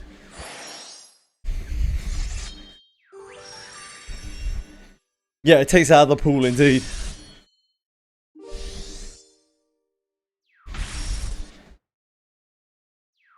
So that is another reason for me to leave that as it is.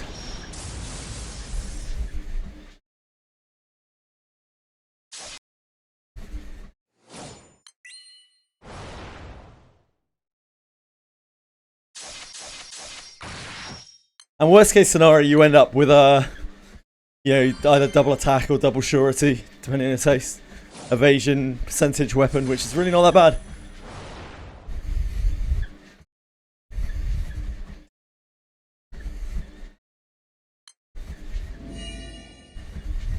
The last time I checked, 25% was better than 20. I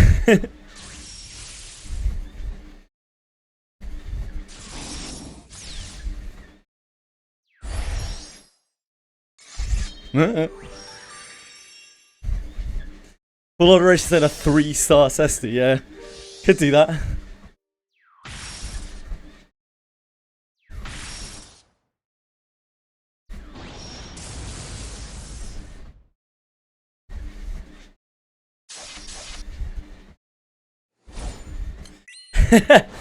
Okay, Libra does have some sense. Excellent.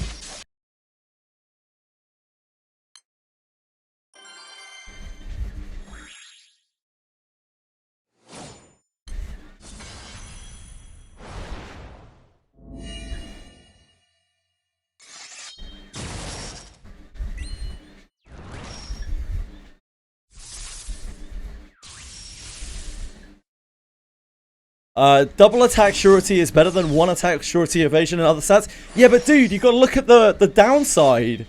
There's a very good chance if you do that, you're ending up with magic or div as your last stat, which is an utterly dead stat that does absolutely nothing. Like, you gotta think of the downside of what you're suggesting. For someone who doesn't have a Cesti already, like, you're suggesting that they take a Hail Mary on something that leaves them with a fucking absolutely bricked weapon. The downside is so bad.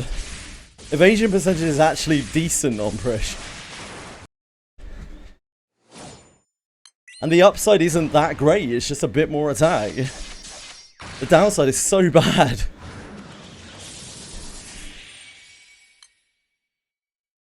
Not to mention, by altering it, you're making it less likely to roll what you want to roll on it.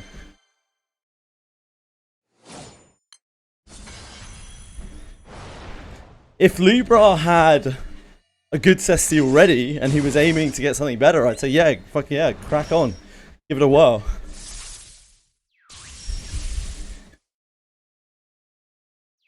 But he doesn't. He doesn't have anything comparable.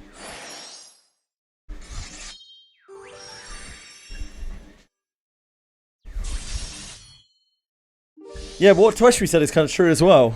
It's stopgap gear, kind of. It's a 3-star Cesti.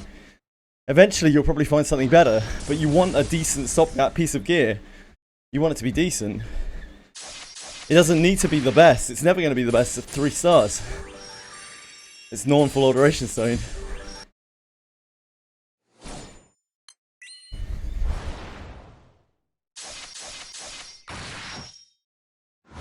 Like, imagine how bad you feel if that Cesti ends up with magic or divine as the last stat and you can't alter it.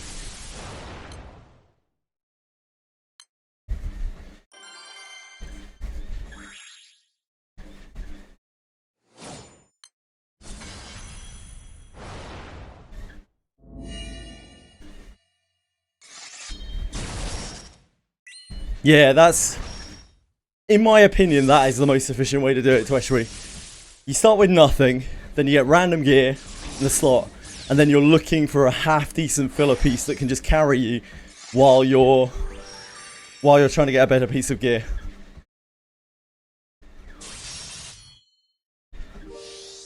Lavana gloves.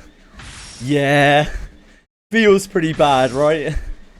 Feels pretty bad. They're still fine gloves. It's not like they're bad gloves, but they'd be a hell of a lot better.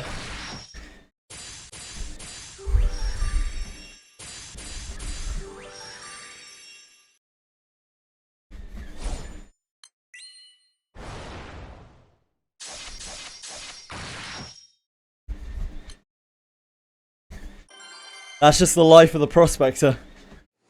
I think prospecting is something that's very important to do, but only once you have a good set of gear. Then prospect all day long. Like when you've already got a good base, go wild. But when you're still noobing it, it's just not worth it.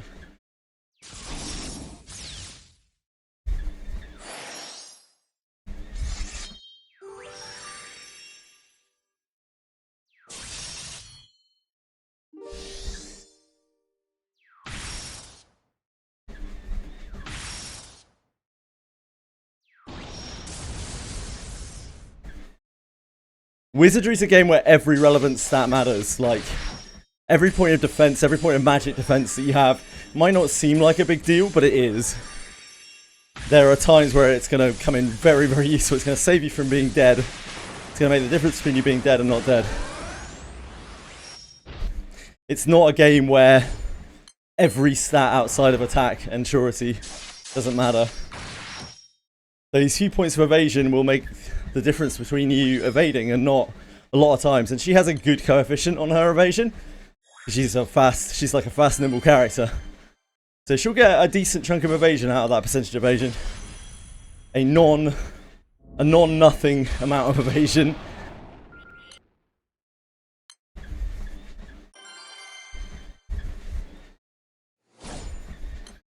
And of course you still have the best case scenario where you roll attack.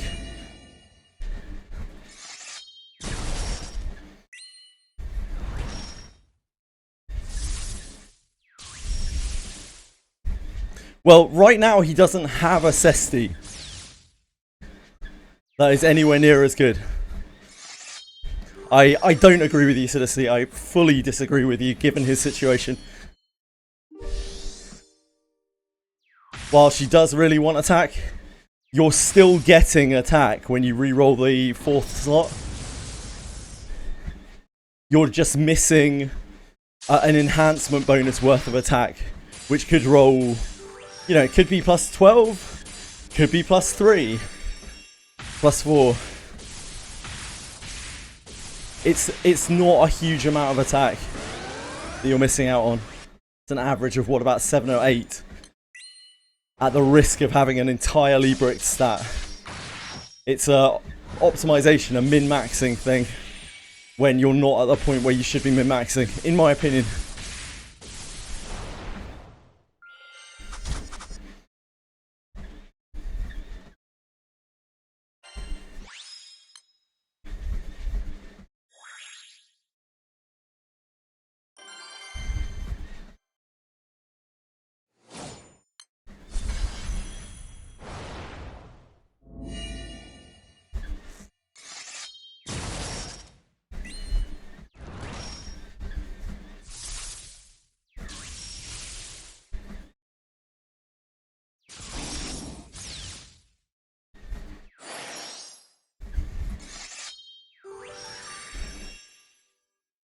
But better than Ninjato.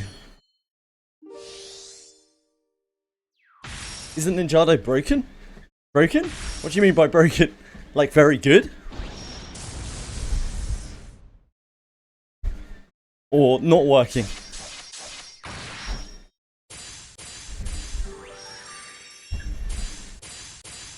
Yes. Absolutely, Drakistan. Absolutely 100% worth buying. If you don't already have Alice Mage, it makes her so much better.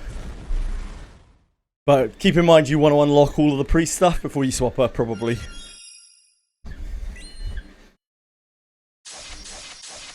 it's a bit of a pain in the ass leveling up her as mage. She's very squishy. You have to leave her that way for a while, because you're optimally going to want to swap her back again after getting her to at least level 61 mage. I think it's 61, right? Malefic Wind?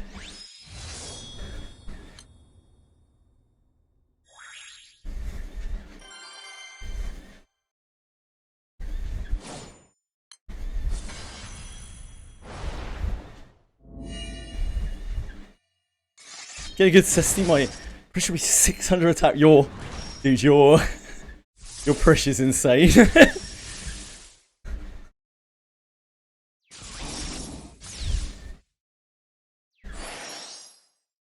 Capital doesn't fuck around.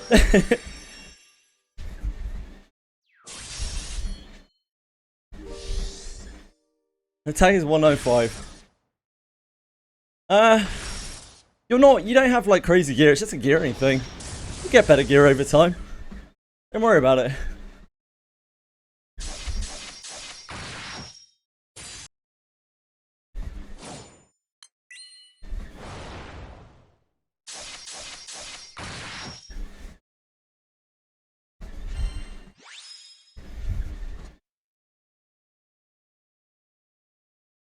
With your side.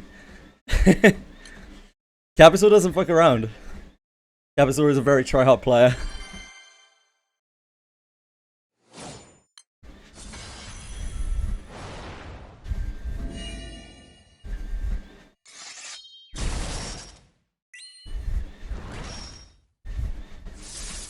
Prish, she's very hard to play as a new player because you have to min-max her gear. Well, you have to min-max it, but you definitely have to have an idea of what you're doing.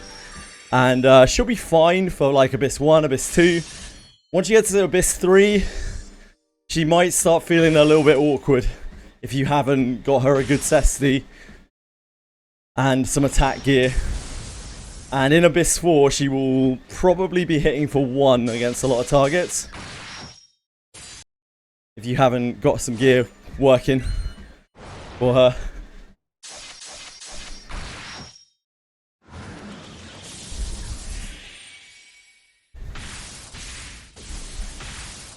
She's similar to Samurai. Her damage is higher, respectively, but also there are caveats to her damage. She needs to ramp, and she doesn't have the utility that Samurai does.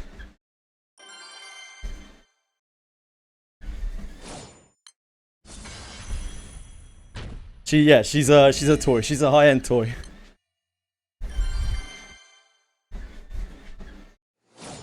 Zide, on the other hand, is like, put a two-hander on him, fucking point, and he smacks it for big damage.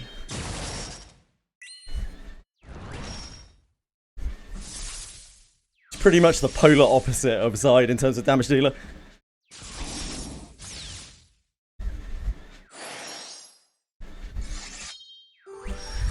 She'll still deal damage in Abyss 4, as long as you use abilities, though. That's the problem. You're going to have to use abilities on her a lot. Auto-attacking, she's not going to do anything. And also, evasion-focused frontliners, not great in Abyss 4. They're very squishy.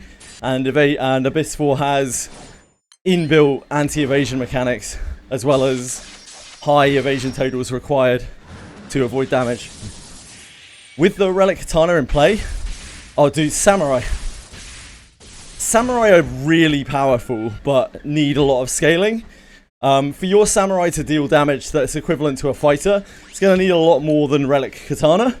But, especially if you're using Shio, they provide so much to a team without needing to do fighter level damage. And eventually, after a lot of gearing, they deal a lot more than fighters do.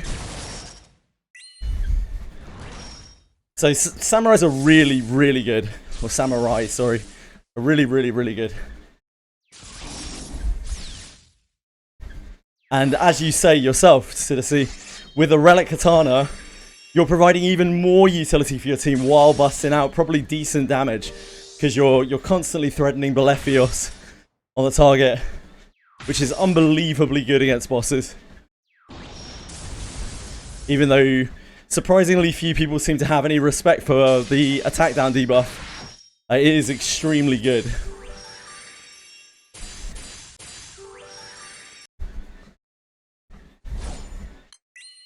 I would go as far as to say that if you have a samurai, the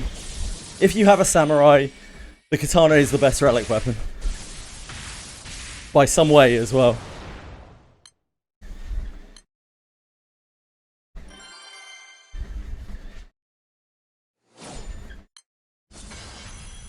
Did the 4th pack have Codex? Which pack is that, Twishme?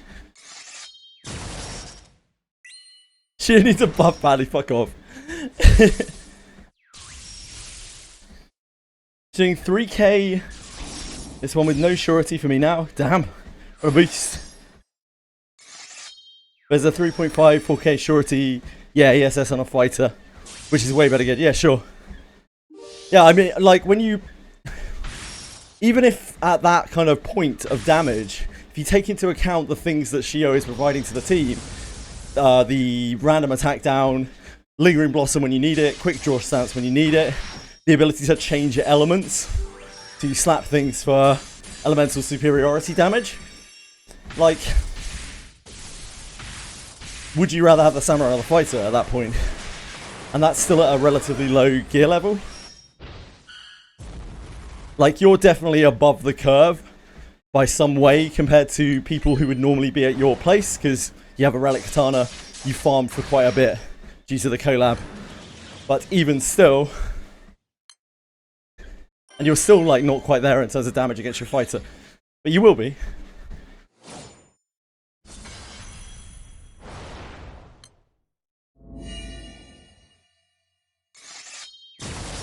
Ignoring your right to use quick draw. Complains all the time that his Shio dies too often. If your Shio is dying often, the problem lies with you. That's all I can really say on the subject.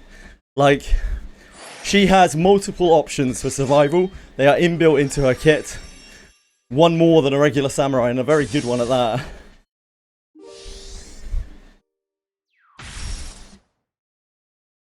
Your Shio should not be dying regularly unless there are weird mechanics in play, because you should have an idea of when you need to quick draw, when you need to lingering.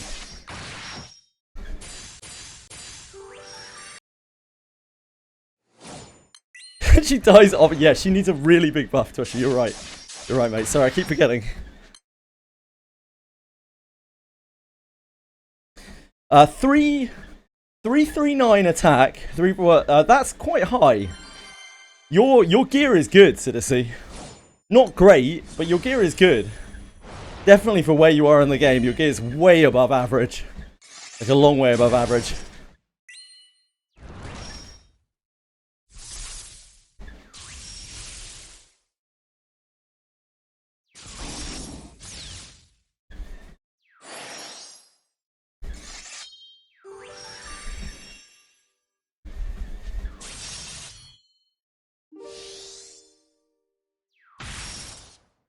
Bugen has Priest, I think. Yeah, not Thief.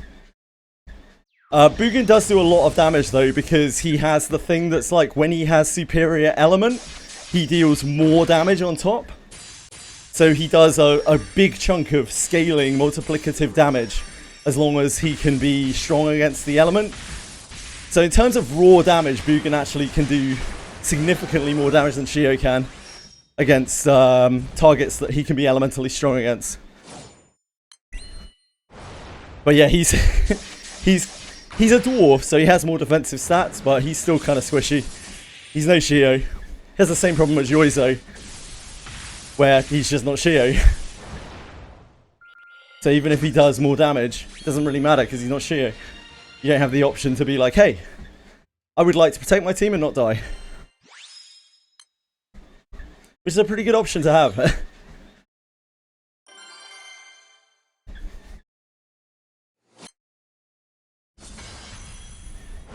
Also, I would like to get a huge surety and attack buff when I don't die protecting my team.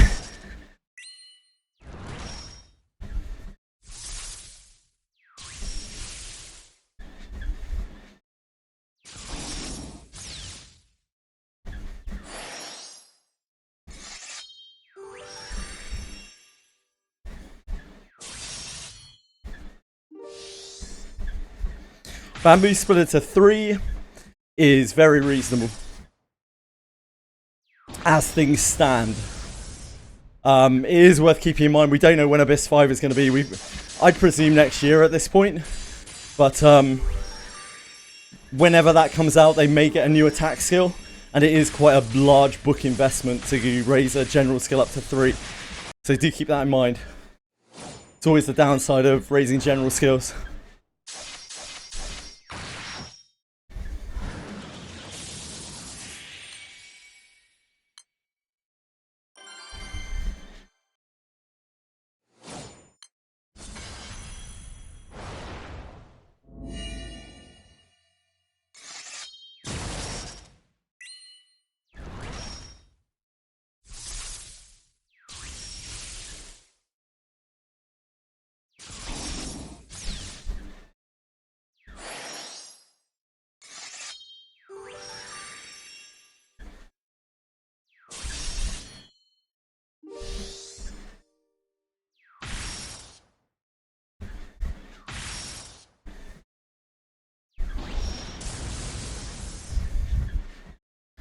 Relic Katana, if we look at the weapons, like the 7 weapons that we have, the relic weapons, Relic Katana is probably the top of my list of a weapon that you may want to composite reinforcement for next tier.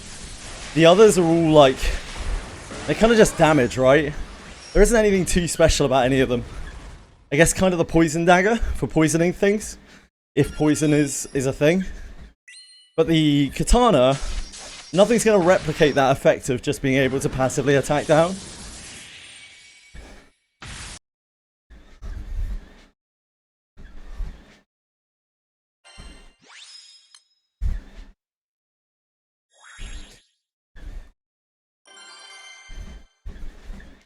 You can farm one weapon pretty easily now with the, because you can buy the shards from the exchange, right? You buy the attestations and fragments from the exchange, so you can get one weapon, even a relatively low level, maxed out.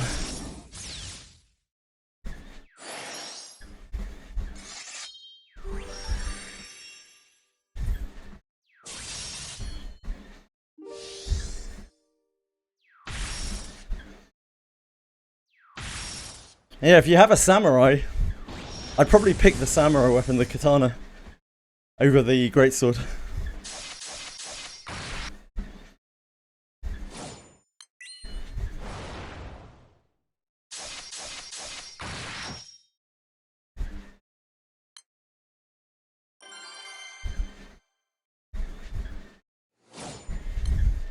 That's not easy for a new player though, is it, Twishby?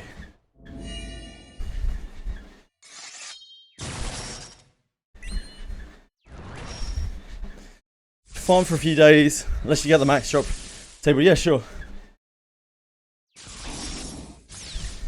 You won't need to farm them though, right? You can just trade.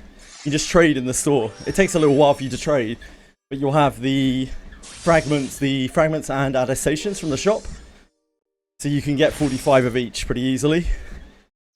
You also get, like, I think enough of the other mats, or very close, for all of the other steps. So you can kind of make one relic for free by just trading in some gil.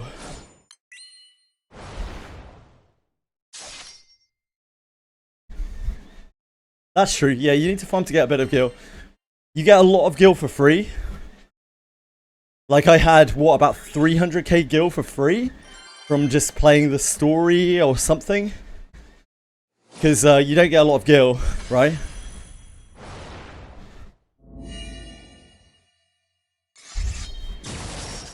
You don't get a lot of gil from chests.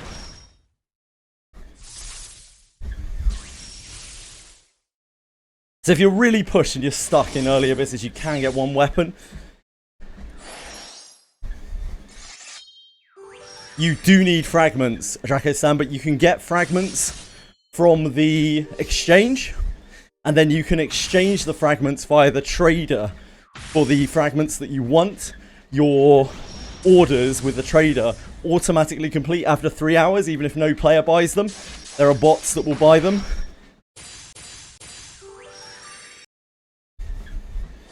So you can trade all of the fragments for the fragments that you actually want to complete your relic. So even for a new player, you can actually complete a relic in a couple of days of trading by just buying all of the things for a pittance of gil and then trading them for the attestations and fragments that you actually want. Yeah, it's really cool. It's a really nice change by them, because they are pretty stingy with the fragments if you're not at the max level. You basically can't get them at all at low levels. And even at the penultimate level, you get barely any.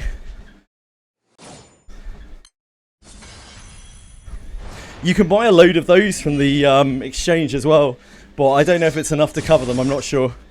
I wouldn't like to say 100%. But you can buy a lot of every material. There's like 60 or something of every material. And it's all very cheap in gil. Stuff that the battle pass, the early battle pass, should easily cover. Yeah, gil from the pass.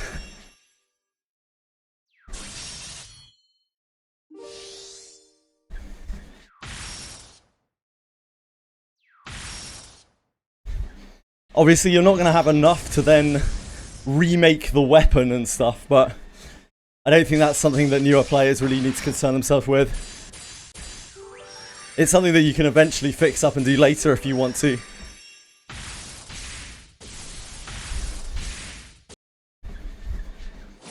Like, thanks to the way they changed the event and how they're making it like semi-permanent, you can always go back and mess with that a bit later if you want to.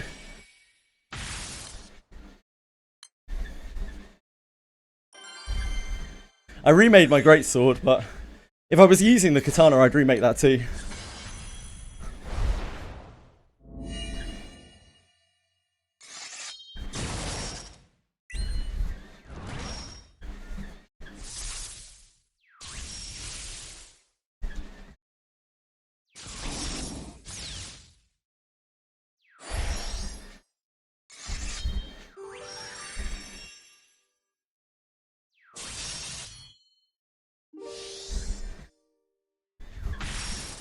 FAS bag is available now! We made the Mandal 3 times for Marys. Because it kept rolling 3 attack and 1 surety. Oh no. Oh no.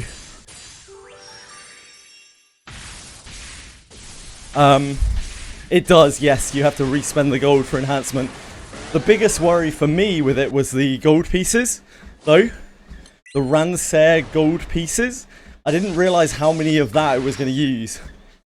Like 10 Ouroboros ore is fine if you're farming, if you're mining. But those Rancer gold pieces, they are annoying. You can only trade for 5 at a time. Hey Whooper, how's it going?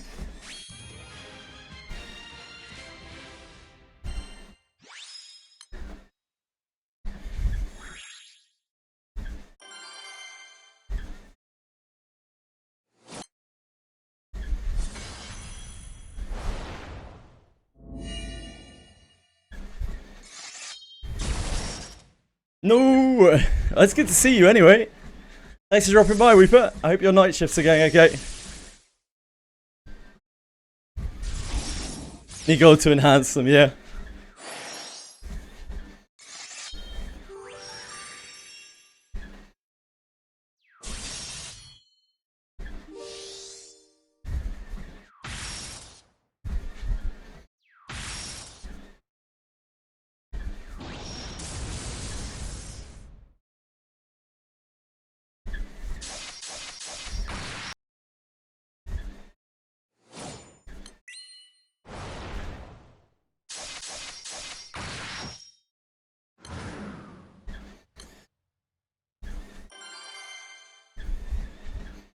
Pulled for Paler. I pulled her in 1 pull. Whooper. On the freebie 1 pull.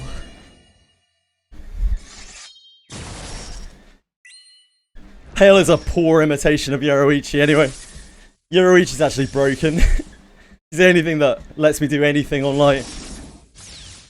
Yeah, so I can use the 1 free pulls, Whooper.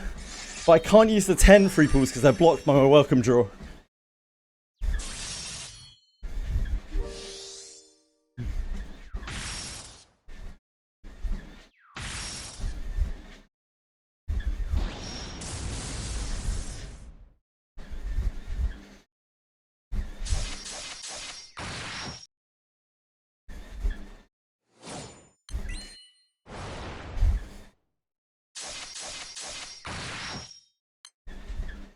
Since Sierra Cast scuppered my hopes of being a no-pull account in this game, we're a welcome draw account.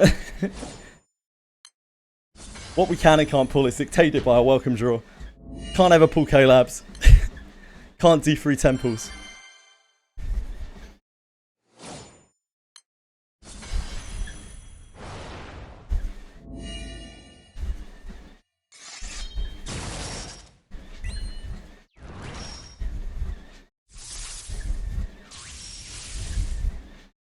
A special reward. Ooh. Ooh. When Ninja Proving Grounds. I don't know. Ninjas are already so good.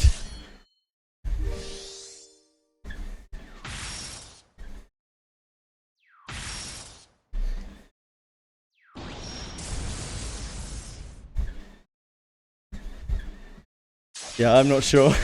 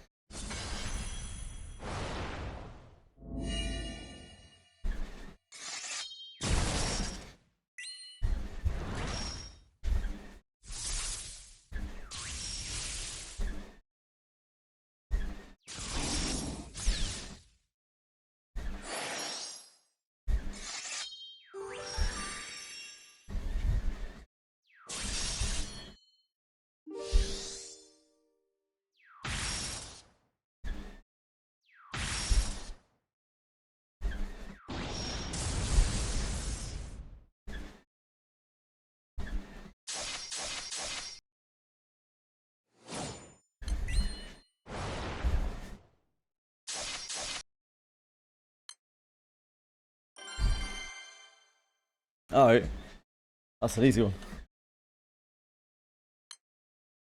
In streamer client capture.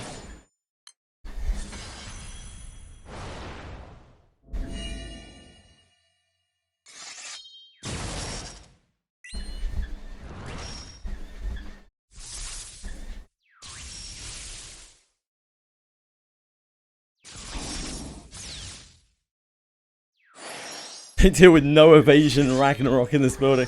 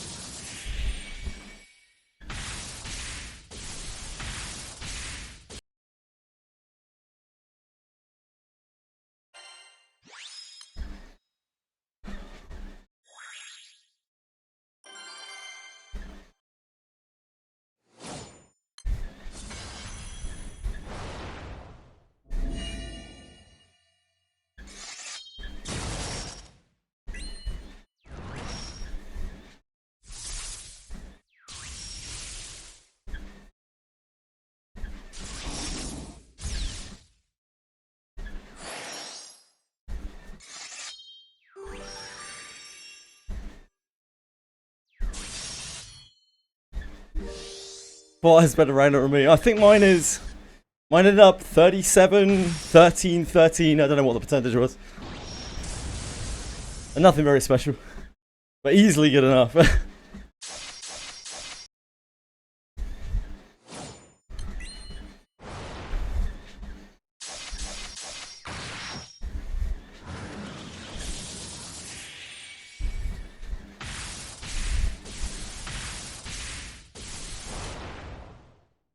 I know Burke has like 200 surety when she has it equipped, which is probably excessive.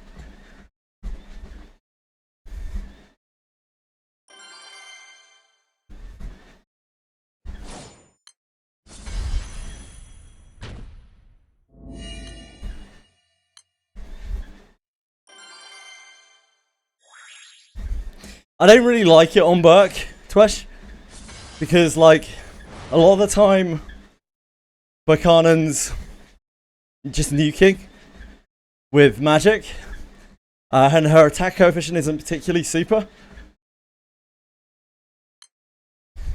But her damage massively falls off if she doesn't sure hit. So I'd rather she, like, for sure hits. She's never going to be like a big swinging mega powerhouse in terms of damage, in terms of physical, or really magical. Just utility.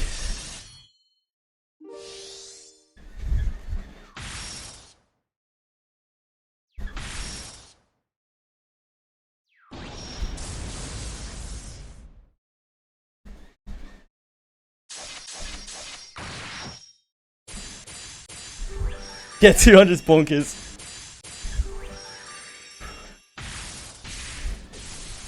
She'll be able to sure hit Greater Warp 1-3.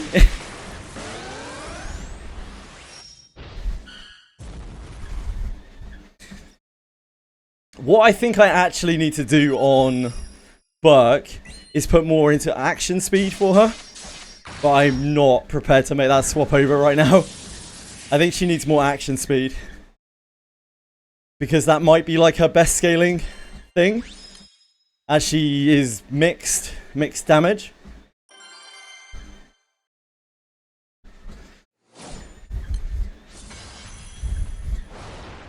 Yeah, everyone wants action speed anyway. But I don't have good enough gear that I have like action speed on people.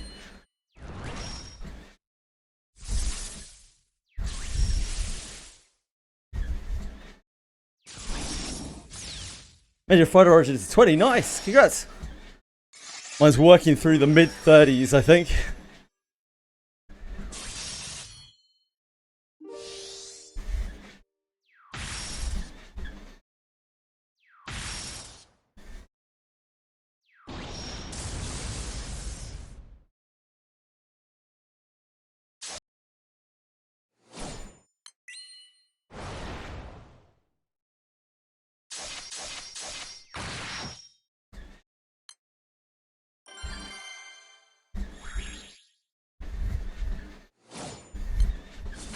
Yeah, Surety has a tough stat to break into.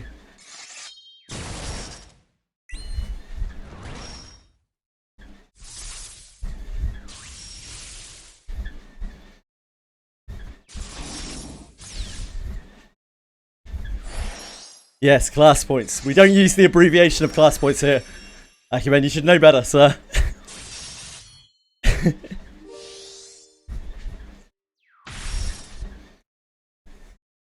Class points. He means class points. What? I don't know what you were thinking, but you're disgusting. Have some respect for Acumen. Oh, the honourable Acumen.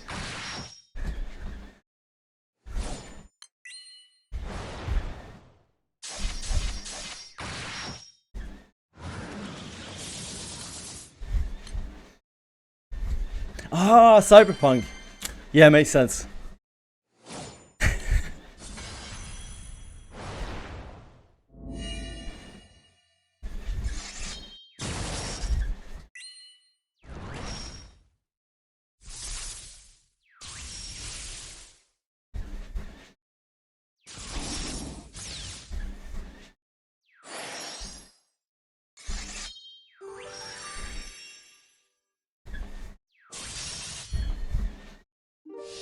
What, Cyberpunk? Depends who you ask.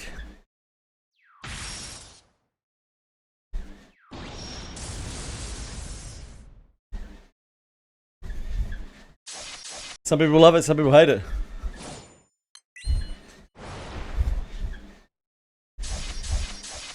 That's a good amount of surety.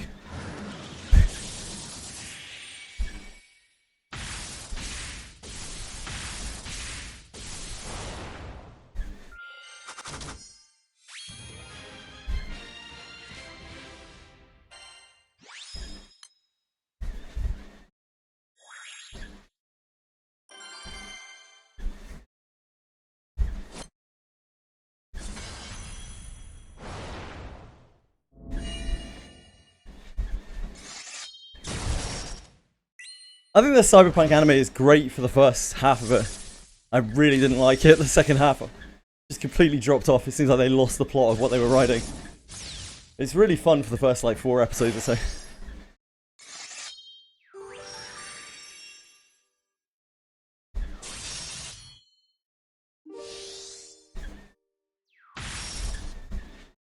Good question, Toshri. Good question, mate.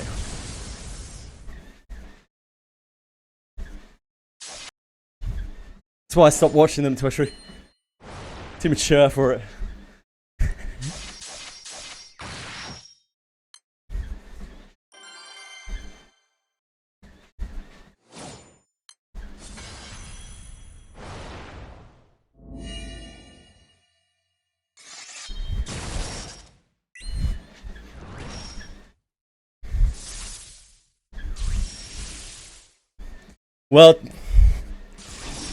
Well, Awkward Pie, I sure hope you're Popeye, mate, because I'm ready to eat.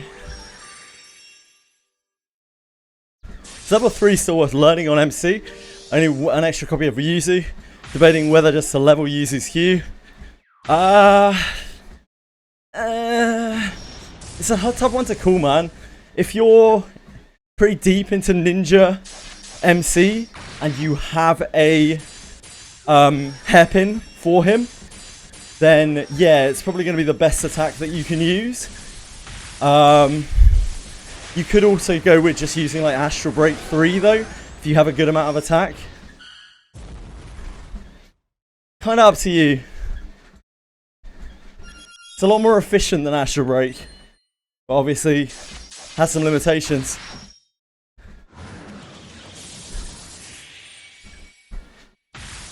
Yeah, I'm not sure it would be worth all of the extra books and stuff. If you don't have hairpin, it's not even worth considering. It's not even a consideration. Don't bother.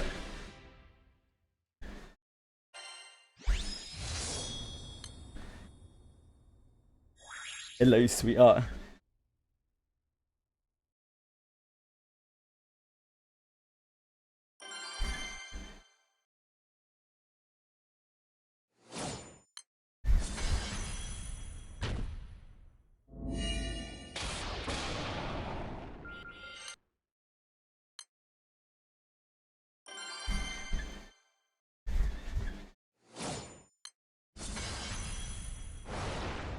Oh, you're a loose cannon, Chili. Causing the table to be unstable.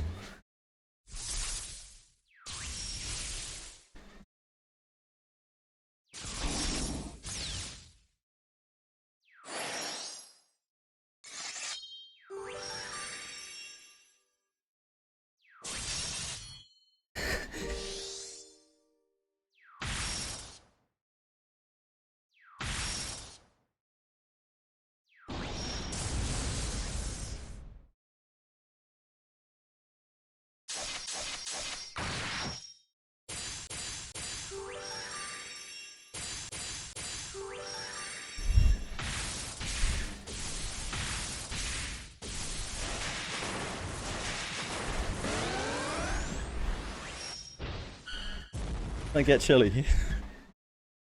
I don't think I can. I don't think the angle works.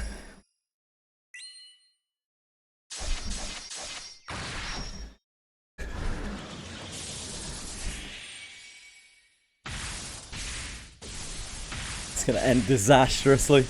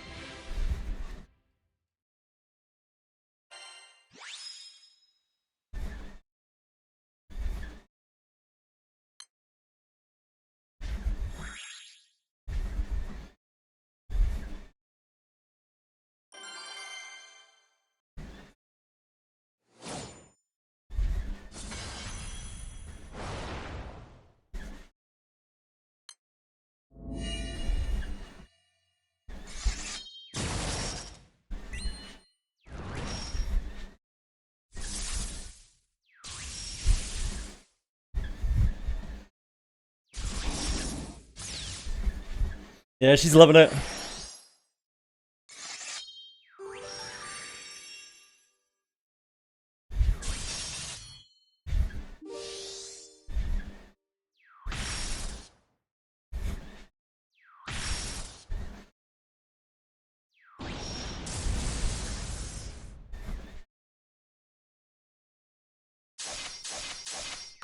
I don't want to fuss her too much because she'll get goofy.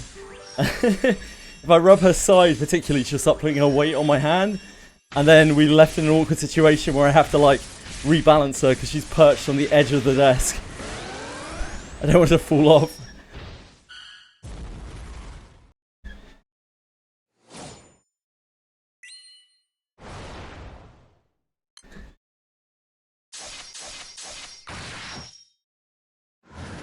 You're on the bad knees. Wait, what are we bad knees in? 35 attack, 16 surety, 11 surety, 32% attack. Looks fine. Yeah, looks great.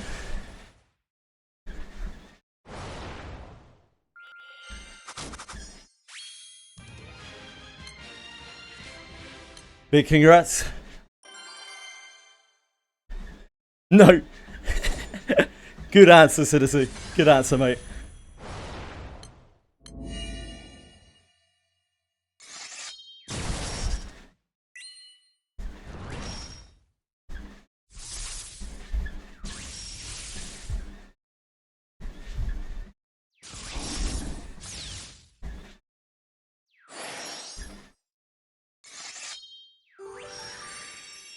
Figured you want a break from looking at me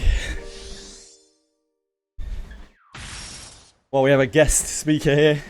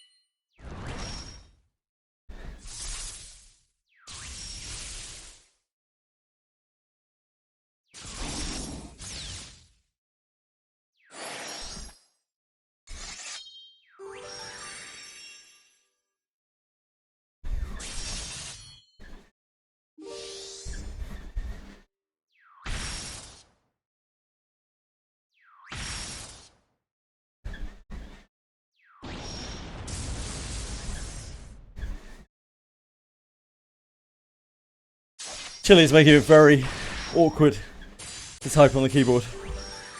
Oh.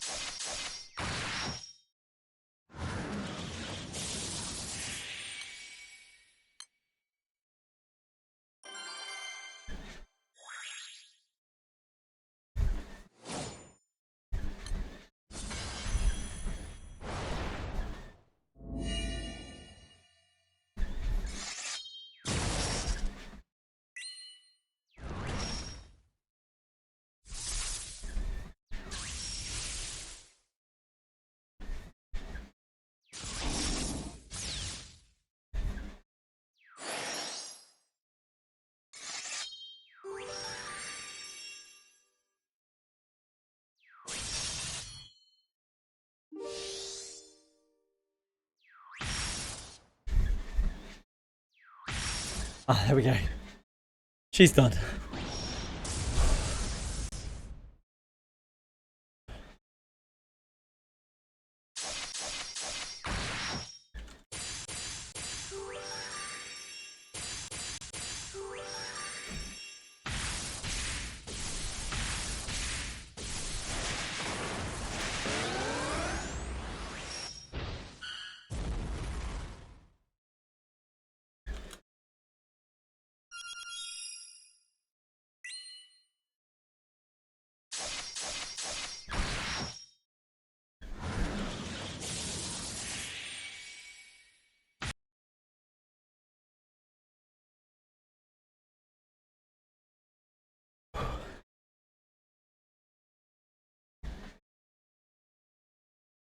The Tony B took you out, but how dare it?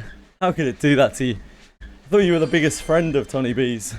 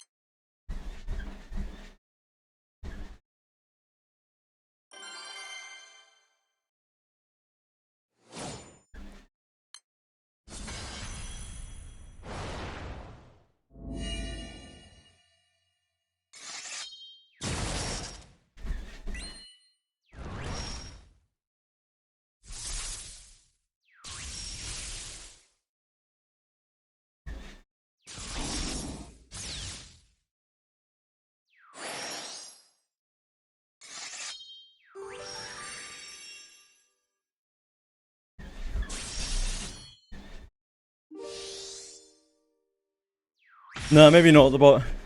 Maybe it's putting out the wrong message.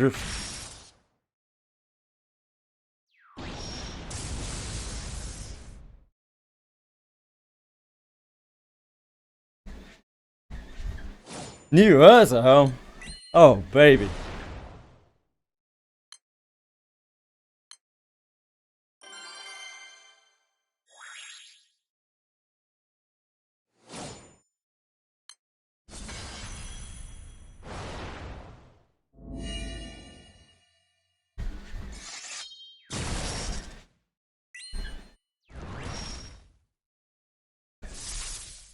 Nice. Congrats.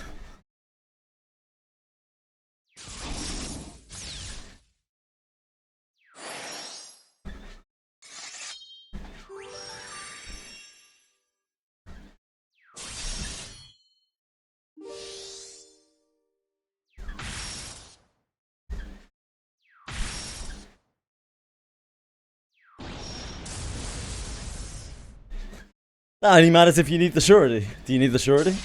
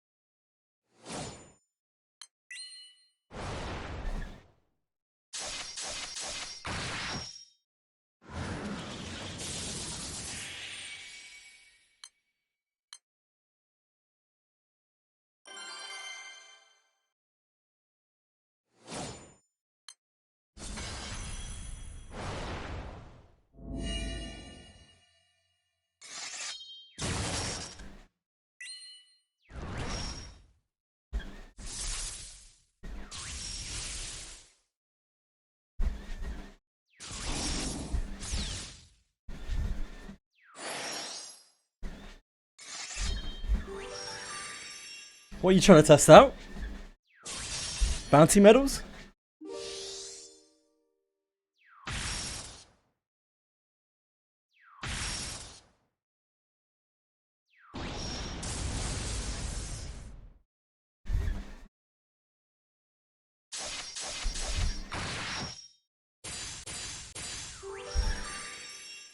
Defense book.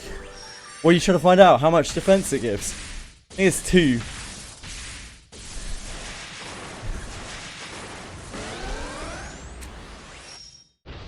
Per rank. It scales up as you go up or something? I don't know. Some faster thoughts, I'm sure.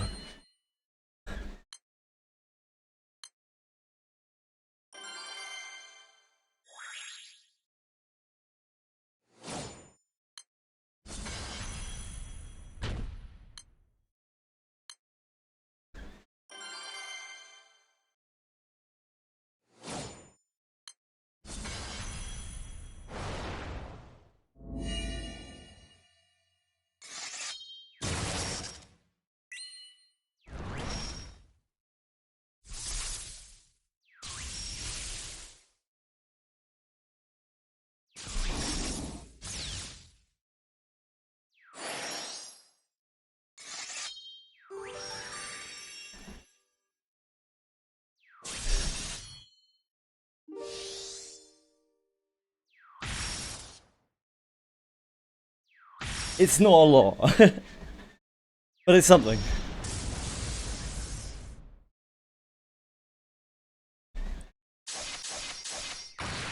Depends on your taste, citizen. If you don't think it's worth it, don't grind it out. Don't worry about it. It's not going to end your account by not grinding it out.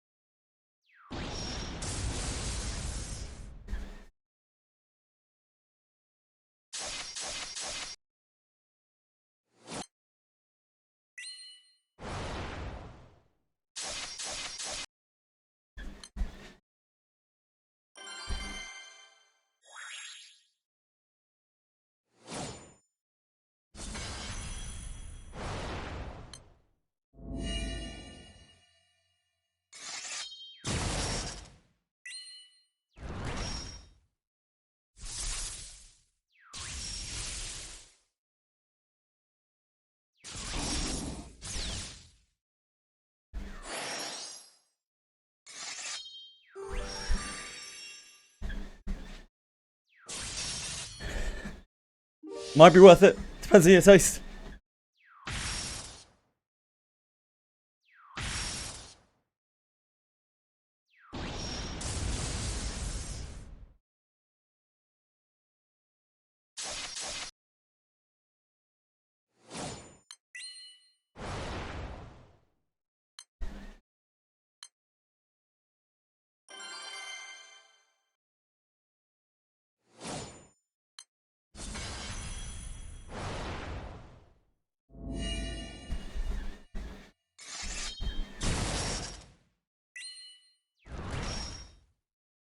Healer abuser.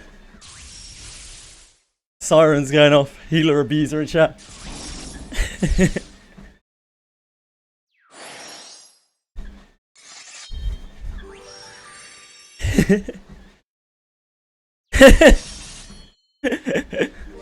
Healer abuser. Big healer abuser. Unbelievable. Shamelessly using healer abilities. Unbelievable. No, it's like, for some people that defense is going to be worth it, for some people it isn't. It's just kind of up to you. So if you don't think it's worth it, just say no.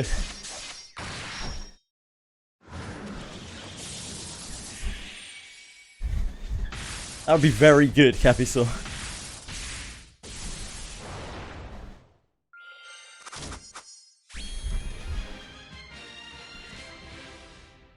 It's just Anemone. Wait. Where's Anemone's damage reduction aura coming from, sorry?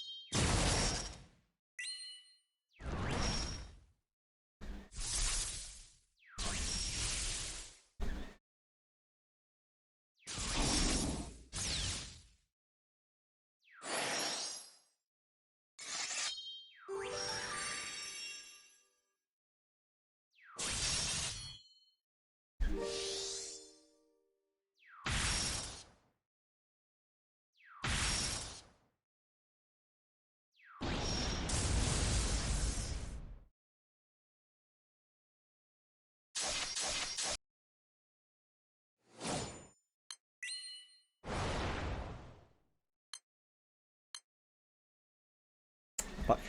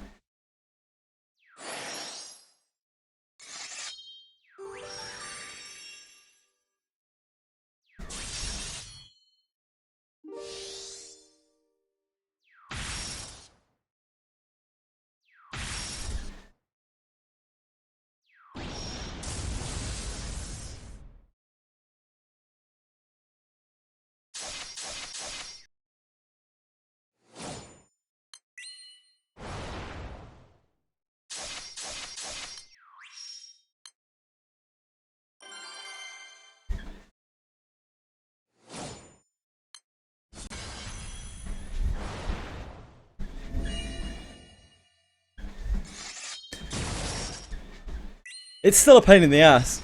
Even if you can full auto the Cyclops, it's still a pain in the ass. Bounties are a shit system. It's very time consuming. The honed ability books are probably worth it. Some people. The scroll is probably worth it. Defense books, probably not so much. Depends how much patience and time you have.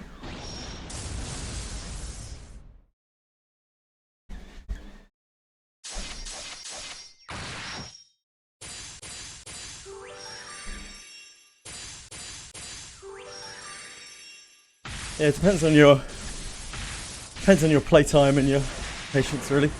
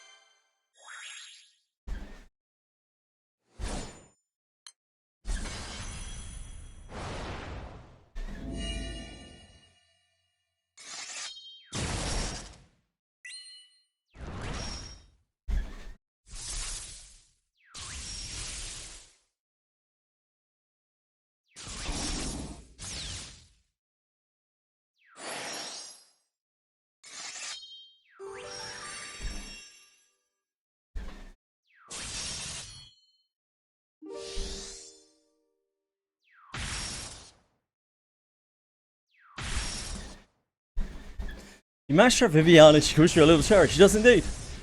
What poor guy. Well spotted.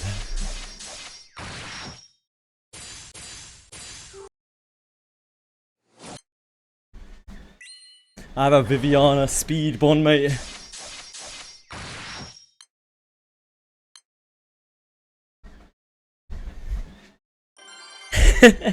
That is all one needs, Capital.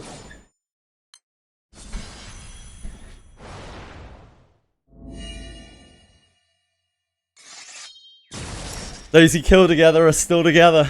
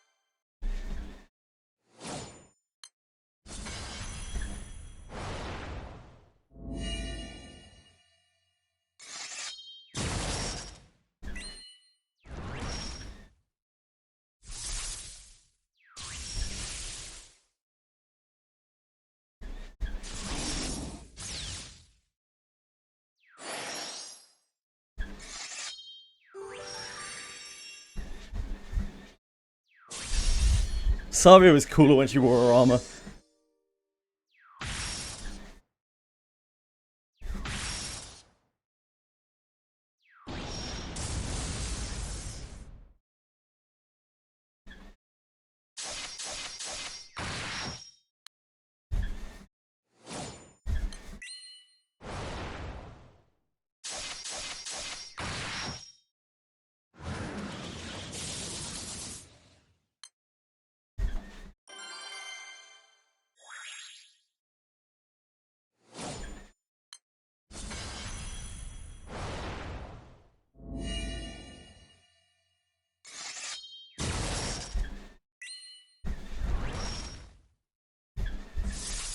Your altar?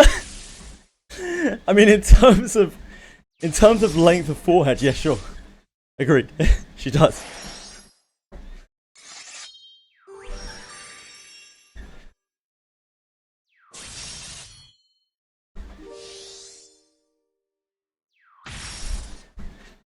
Yeah, true.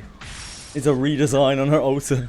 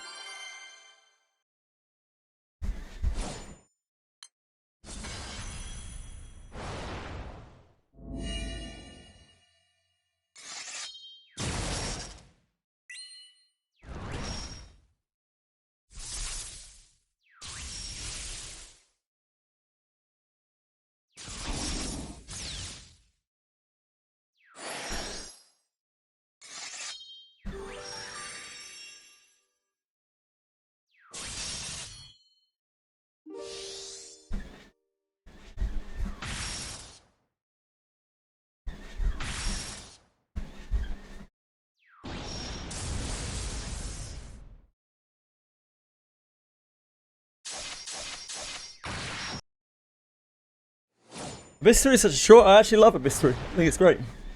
Sorry you're not enjoying it.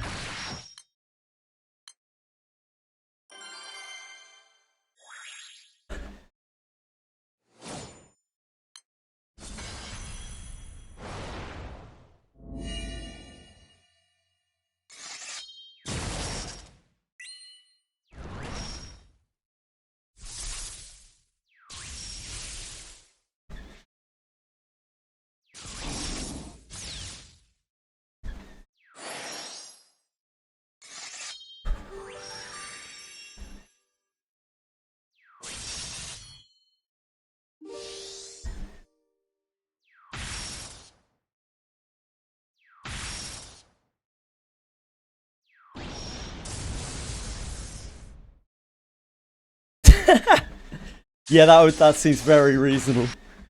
Yeah, it seems extremely reasonable.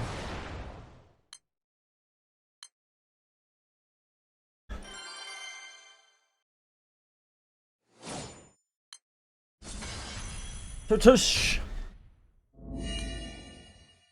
It's a sign. We go and do our Rebens and whatnot.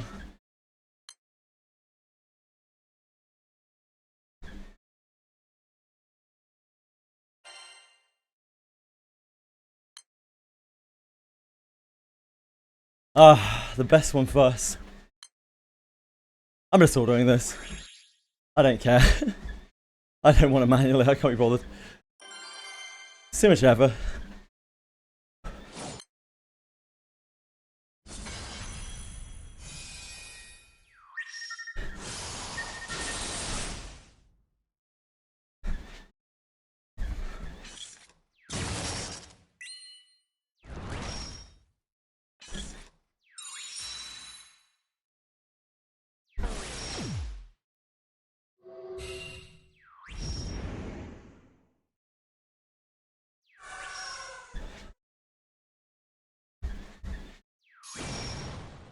Four-star silver large child with double death. The potential.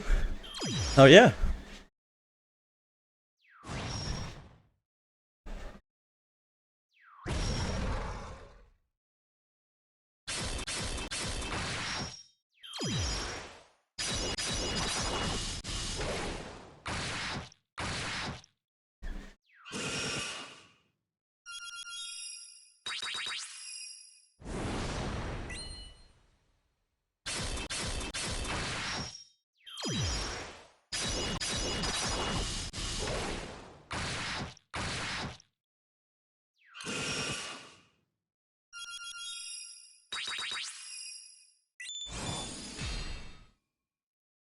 Oh, I should maybe turn off Order Guard.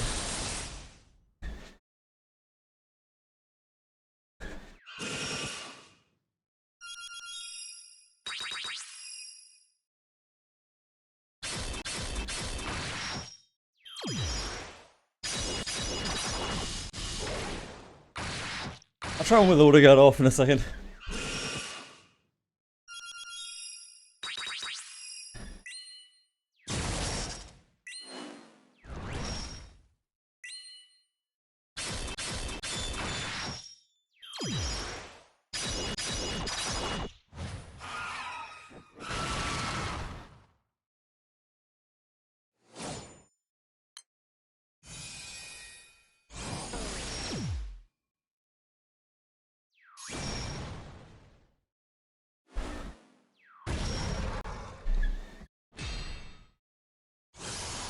Thanks from a Legendary, it's 5, I believe. Is it not?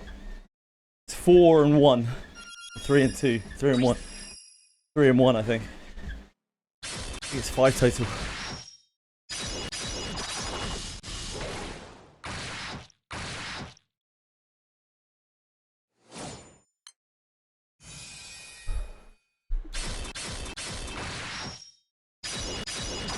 Blum went for Garroth Inherit, it doesn't matter because Garroth Inherit is shit.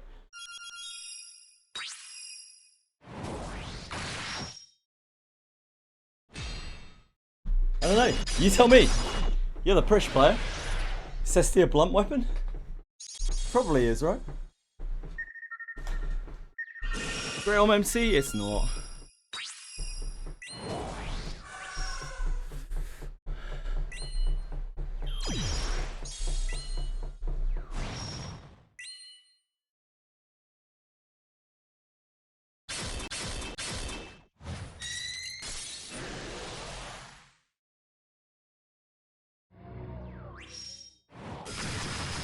Oh fuck. I actually pushed it too far the other way. With my chicanery. I do. Oh well. Good try, good try.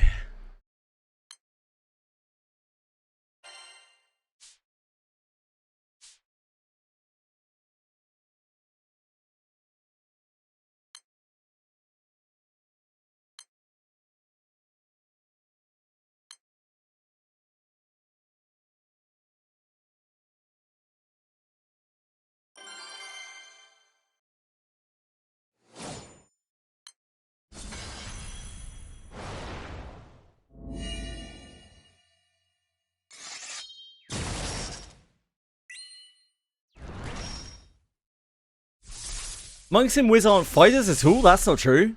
Well, I mean, they're not fighters, but like Cesti is a monk weapon, right? Like it's a cestus. It's a pair of cestuses. A cesti. Cesti. They're like gloves. So I presume they're blunt.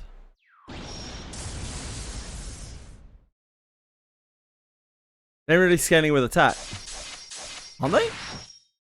They seem like they scale pretty well with fucking attack.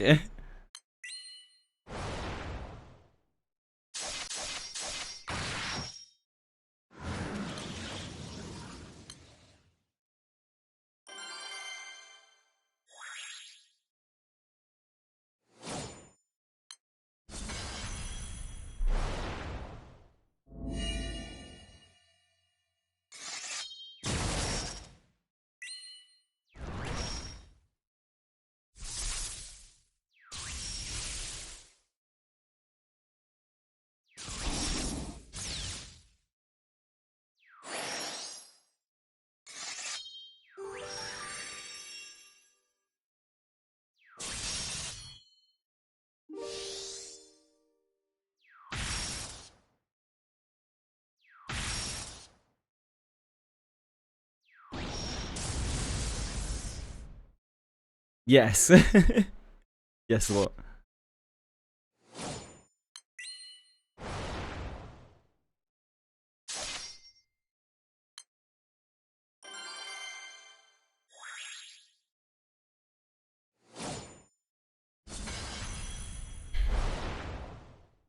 The Cesti class will probably be Monk, I would assume, if they're going to do one at all.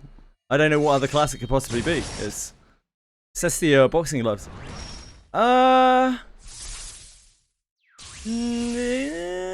Yeah, and they still could, right? They still could do chi or ki or whatever you want to call it. It's just that Prish doesn't because she's chilling. But like the Cesti are going to be weapons for a monk, surely. The Cesti were always like pugilist weapons.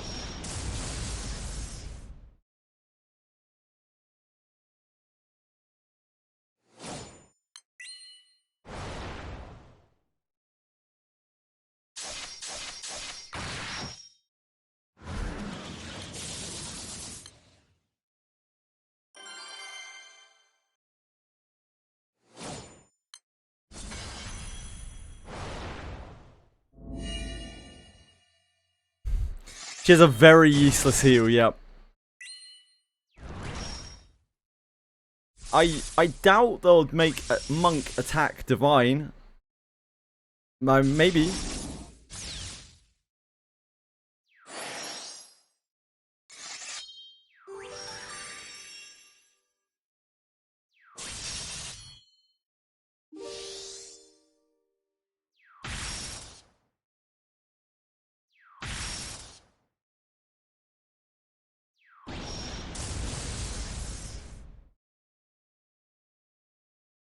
Kia doesn't even scale with div. Does it scale with anything? Does it scale off her max HP or something? Does it scale off the target's max HP? That would be kind of be more useful, to be honest, if it did. Does it heal a flat amount? I actually have no idea how her Kia works at all. Is her Kia banging? Does it actually like heal a lot? Can she emergency heal with it?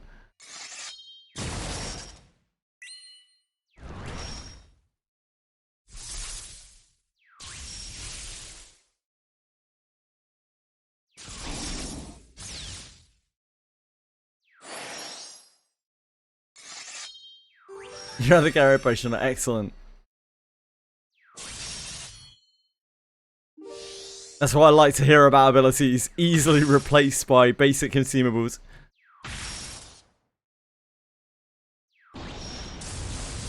Yeah, Irika's kit is pretty basic.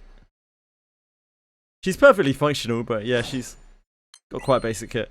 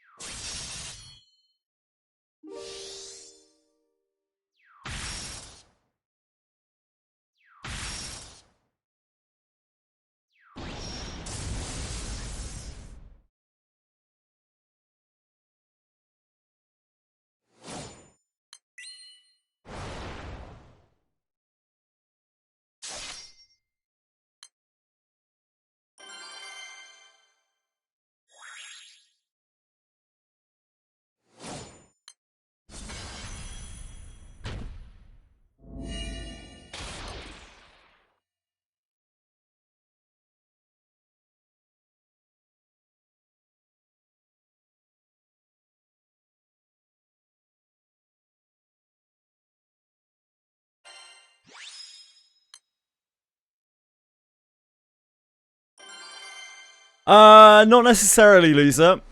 So she gets a big bonus to attack when she's in the front row.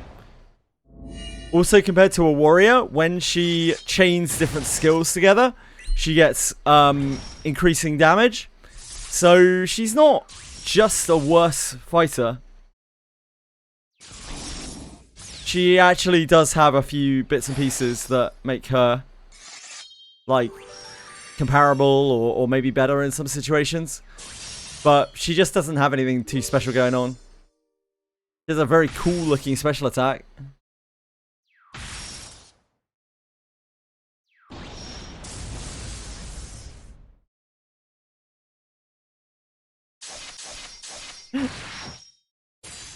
Umi can destroy my cosmos.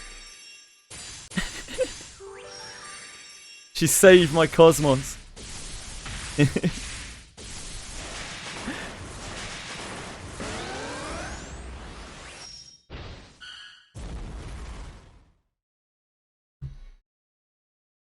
gave her an awesome.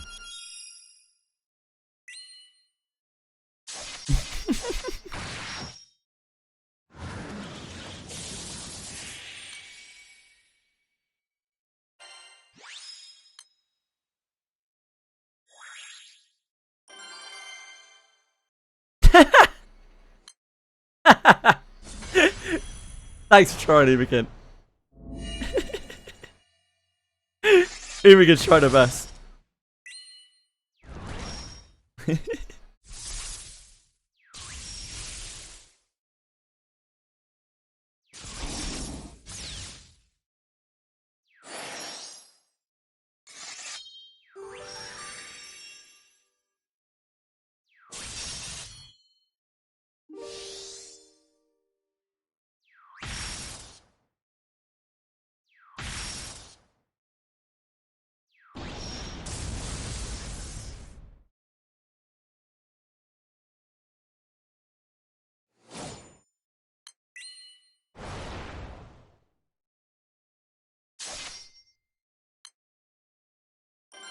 Whew.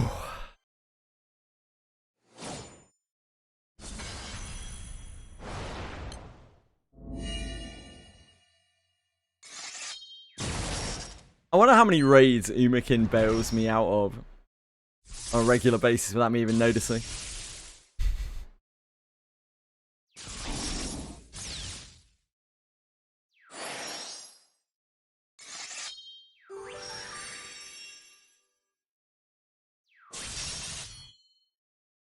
Oh, she's got div scaling, just on her gacha weapon.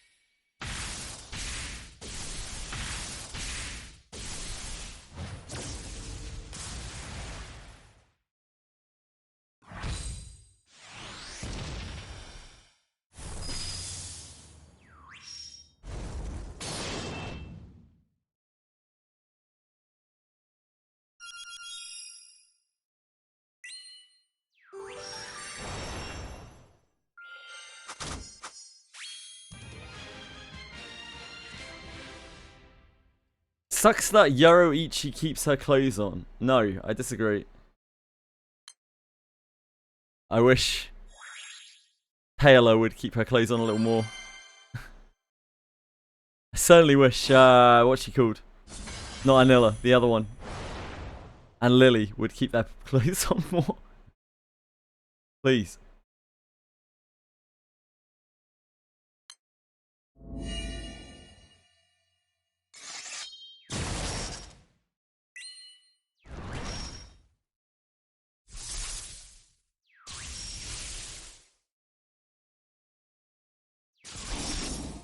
Really like the little girl from Polgrit Faction Quest. The little girl from Polgrit's Faction Quest.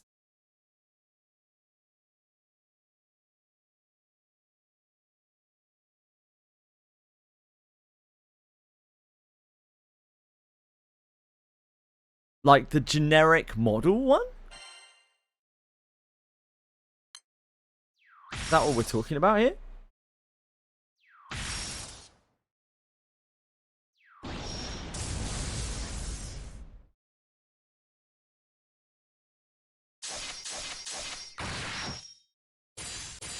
Clothing, feed and bathe. Teach Polgrit. Yeah, I kind of remember, but isn't she just a generic model? Like a generic NPC character? I don't remember. I remember the character. Not really what they look like.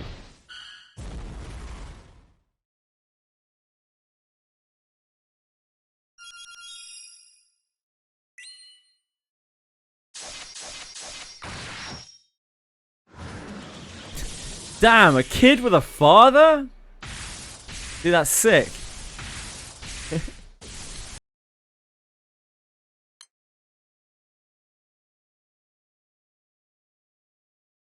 Wish I had a dad.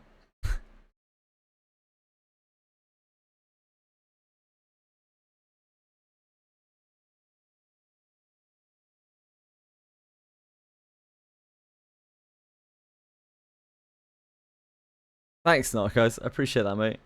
Very kind offer.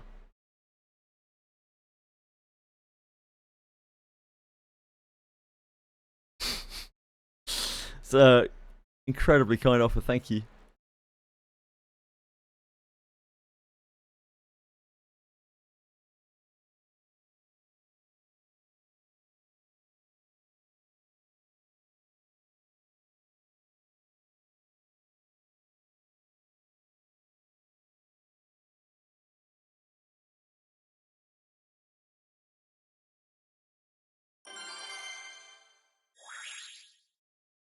Oh yeah. You got a spot open. Lovely.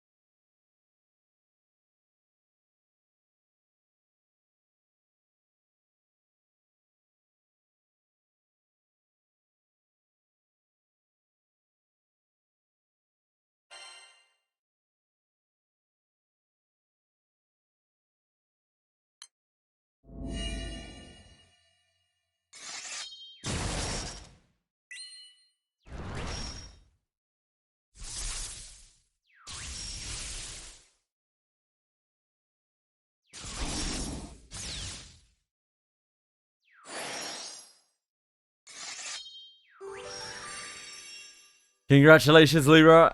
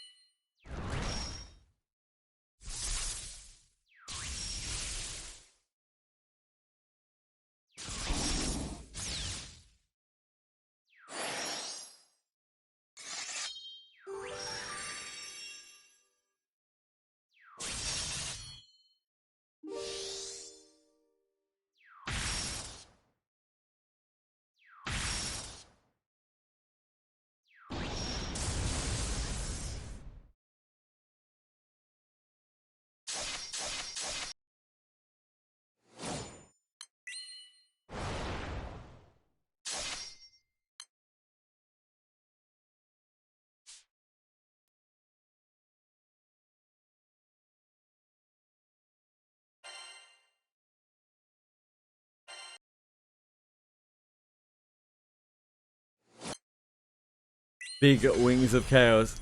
Oh.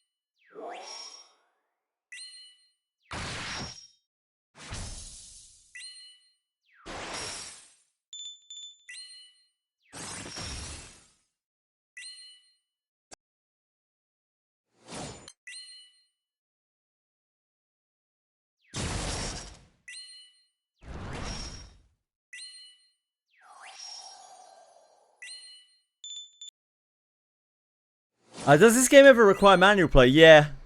When you're having to do actual challenging content rather than grinding. It's kind of like, it's very similar to Wizardry, Warthog Guy.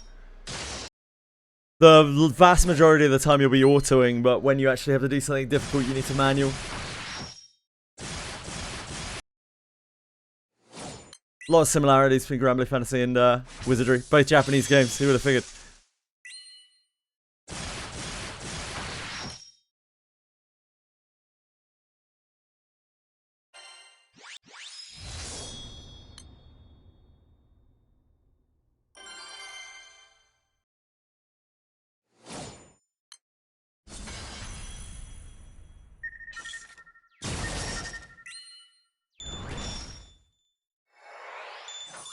And lots of grinding.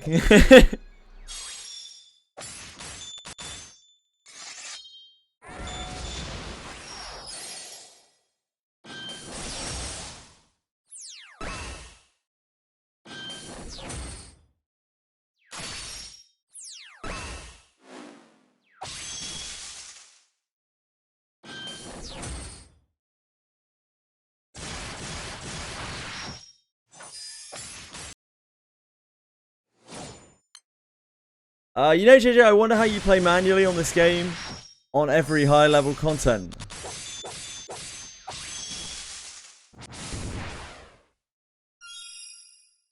You wonder how I play manually in this game on every high level content. The only high level content I've really done is Hexa. And I play probably how you imagine. We slap it and save cooldown.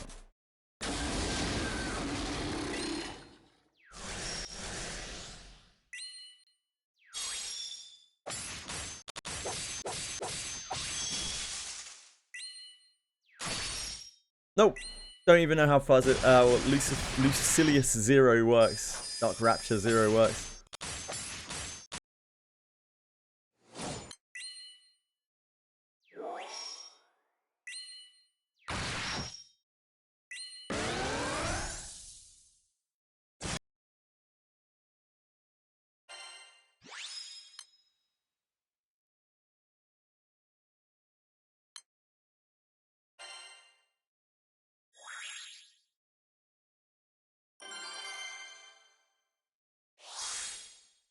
Almost non-action gacha games default their gameplay to just press the win rate button. Yeah. I think most gacha games have combat where if you are actually doing something challenging, you will have to manual. I think most games. But the majority of gameplay is always like auto or heavily like brain dead. The major exception, of course, being like actual AFK games like AFK Arena and whatnot.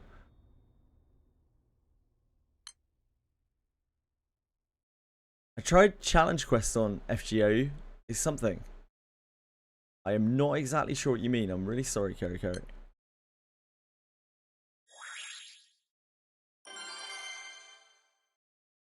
I don't know anything about FGO, I'm afraid.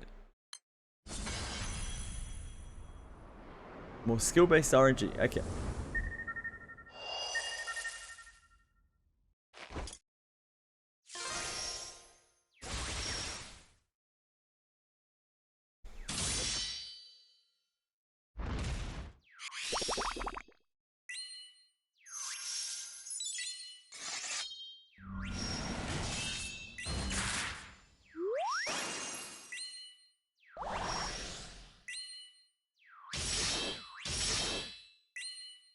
Sure.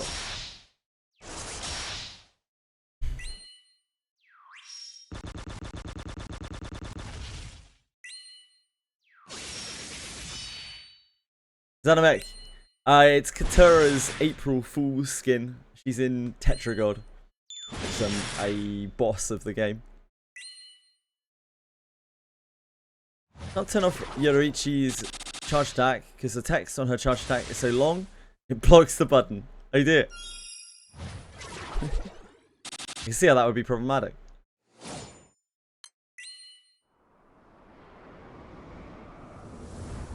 I think I experienced that you need manually was Wiz.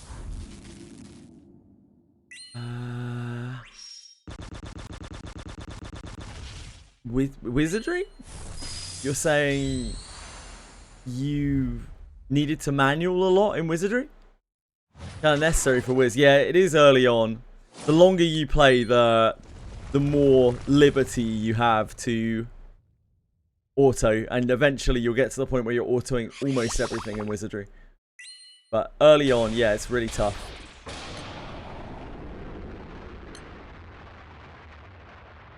I didn't even check if we got a gold break.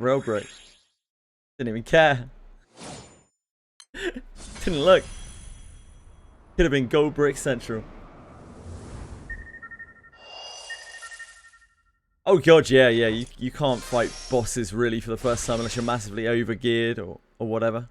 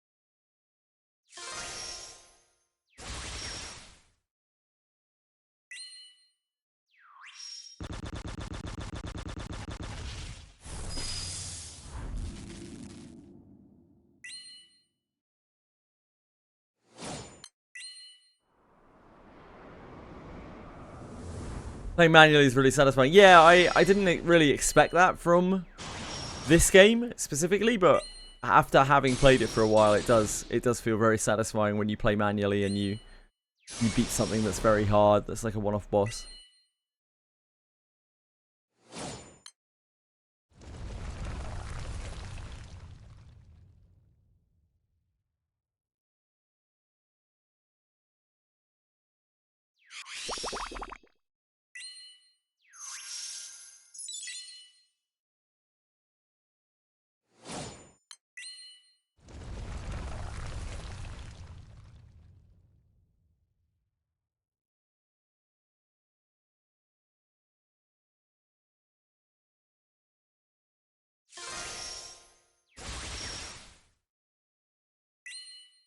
Nobody joined our raid. My experience AAA at gacha games are great at the start but fall off quite a bit. With niche gacha games, it can be hard to get into the game at first. Once you do, the experience becomes very interesting in the long run. Yes, as long as you obviously enjoy the game content. Yeah, I would agree with you. Benek V, I think that is a pretty fair thing to say. AAA gacha games, if you can even call that in this day and age, are dross. Like, especially the last couple of years, they have been fucking appalling. Like, they are outrageously bad.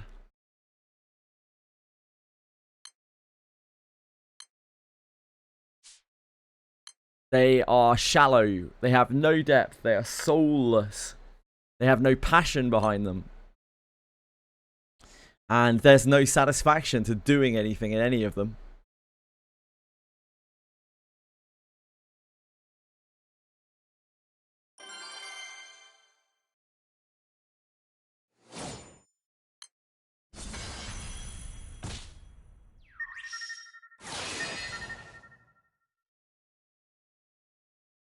Modern gachas aren't even trying to please anyone anymore. I wish that was true, the bot. Like, Genshin Impact, that was trying to please everyone. Modern gacha games, as in the last couple of years, they're not trying to please anyone. They're trying to make a shitload of money in the first 2 weeks, and after that, they couldn't give a flying fuck. It's like, just maintenance mode, bleed the game. If only that was true, that they were trying to please everyone. They are not trying to please anyone.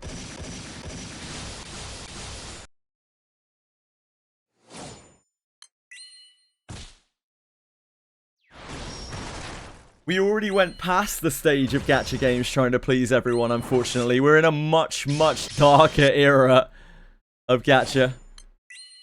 Where a huge amount of the budget of the game goes into advertising, marketing, and sponsorship. And it's all about generating hype and buzz for the game, not actually making a good fucking game.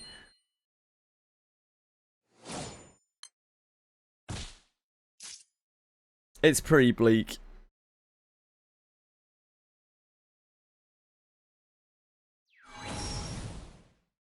They do try to please us. They don't. They don't, Warpar guy. They actually couldn't give the slightest of fucks about Wales. Like, most of the big games, the AAA games, they make all their money off of Battle Pass and initial income. So people being like, new flashy thing, I'm going to just put a bit of money on it. They have such a wide net, and like so many people play them because everyone's desperate for a new gacha game because like the market is fucked. They make their money off of a lot of people spending a little amount of money. The whales are actually a very small portion. The more players you have in a gacha game, the less important whale income is. The smaller the gacha game, the more important whale income is. So when Wizardry Daphne started, for instance, it was almost entirely reliant on its like whales, on its high value accounts. But something like Genshin Impact, or Hoyo, you know, Hoyo in general, Wuthering Waves, that kind of thing, they make way more money off of the mass of the player base constantly playing a battle pass. And for games that just came out, like NTE, Arknight's Enfield, they make all of their money in the first couple of weeks off of some people, like lots of people spending $50, $100. That's where all of their income is. They're not even looking to make money on the monthly pass because the game's a dog. They're not looking to have people pay a monthly pass for years. They're looking to make all their money in one foul swoop. Fell swoop, not foul swoop. That's not the phrase. It's depressing, but it's just the way that it is. It's the way it's been for the last 2 years. Especially bad this year. But yeah, really bad. Speaking of Genshin, funny story, people started cheating in the endgame modes. They read into rollout bans, but Chinese whales told them to fuck off because they... we were talking about this earlier, Warphole guy. In Granblue Fantasy, they actually ban people for exploiting because the game is highly competitive in Japan. And I was commenting that I've never seen a gacha where people have been banned.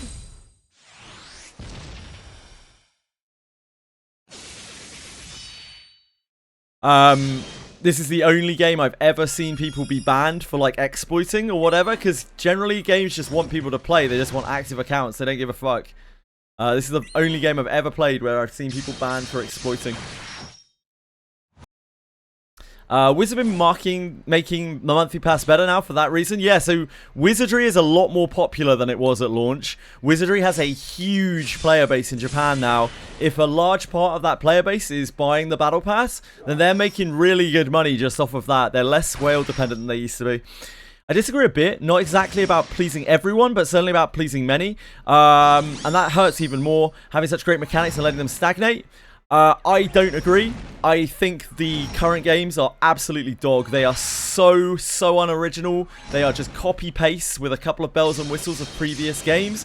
They are not trying to please anyone. They are trying to sell with shallow systems that are not properly fleshed out and things that are not necessarily very appealing to many people at all. I wish that was the case. I would love to say that I agree with you, but unfortunately I don't anymore. I think the ship has sailed for games that are trying to appeal to the mass player base. They just want to make the game look pretty and give sponsors something to say that they love about the game, even if they don't love it.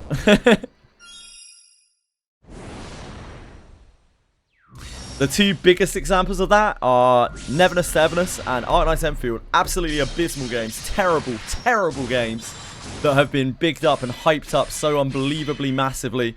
It's just sad, man. It's just so sad.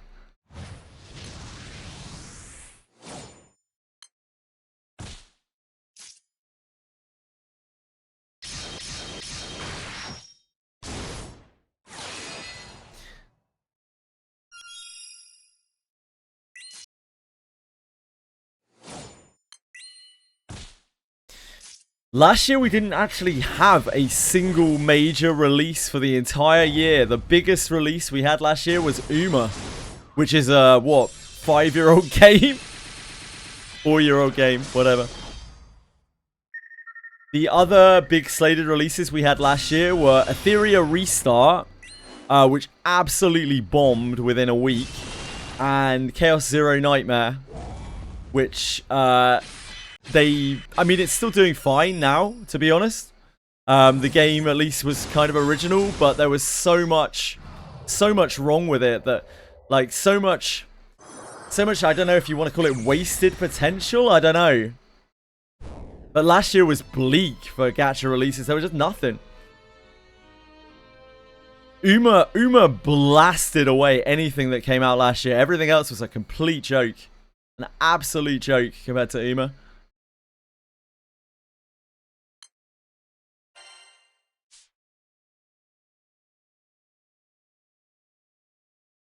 Faithful game. Tribe 9, yeah. I don't know which is worse. I don't know whether a year without gacha releases is worse. Like, major gacha releases is worse than a year with extremely disappointing major gacha releases and, like, no releases outside of them. We have had so few gachas released this year. It's absolutely insane. The number of gachas that have come out this year is a minuscule amount compared to last year, and especially small compared to the year before. There has been no gacha release, like, in the last 2 months or something. It's absolutely insane. The EOS because of Jenna's hat, maybe. It's honestly incredible how Yuma became a phenomenon without having factors like COVID working in its favor. Yeah, it was right place, right time, combined with the fact that it's a very unique game and had a lot of, like, talking points for the people involved. So many people picked up that game who weren't even part of the gacha space, who don't even necessarily play a lot of video games, and were like, hey, it's horse racing. Like, the whole spectacle of the horses being raced around the track, with all of the crazy pageantry, like, very serious, like, everyone taking it very seriously, the pageantry. It just hit all the right notes. Yeah, Tribe 9 was a game that was made by some really passionate individuals that got completely screwed by the marketing. Like, completely screwed by the marketing and business decisions that lay behind it. Just a really, really unfortunate thing. I felt bad for the Tribe 9 developers, because, like, they obviously cared a lot about their game. They wanted to do something really special. It was their baby, and for lack of a better term, unfortunately, it was just stillborn.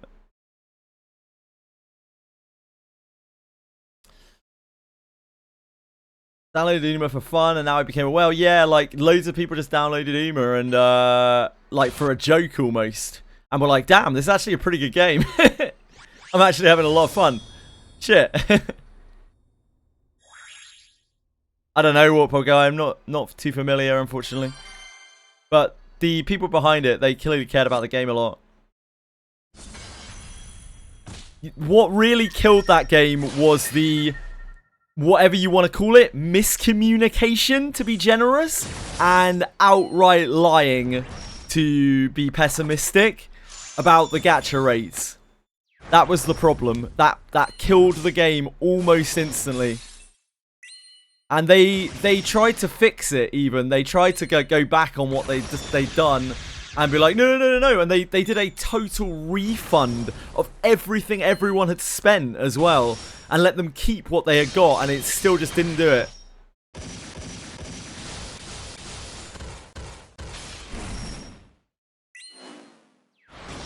Tribe 9 should not have been a gacha. I think that's a really loaded statement in this day and age. There are almost every game that is a gacha that feels like it shouldn't have been a gacha is only a game because it was a gacha. There was no way, there was zero way it could have been made if it wasn't a gacha. It wouldn't have been made if it wasn't a gacha. Like, it wasn't that it would have performed better or worse as a VN, it would not have been made. As sad as that is, that's just unfortunately true for a lot of games nowadays. Single player monetization just isn't there. They're not going to get funding for it.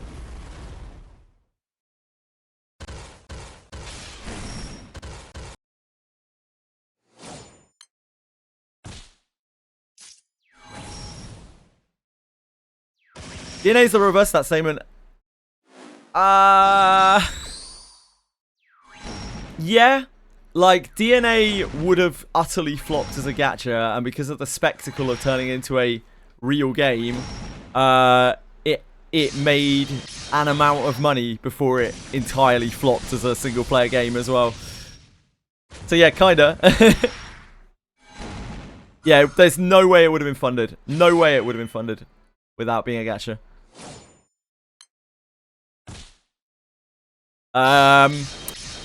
DNA is, I think it's still running, right? But like they've had numerous hacker attacks that I don't know. I don't even know why the game is still up. It's very clearly done. It was done a long time ago. It's getting Weekend at Bernie's.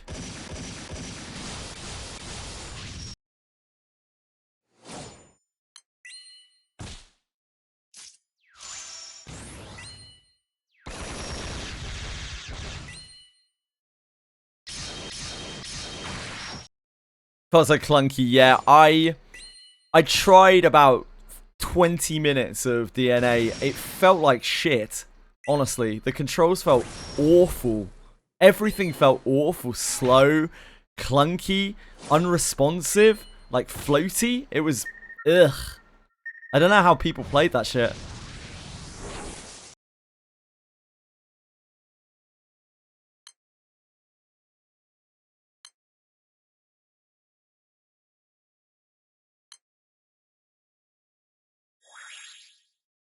Nice, Libra. Nice, nice, dude.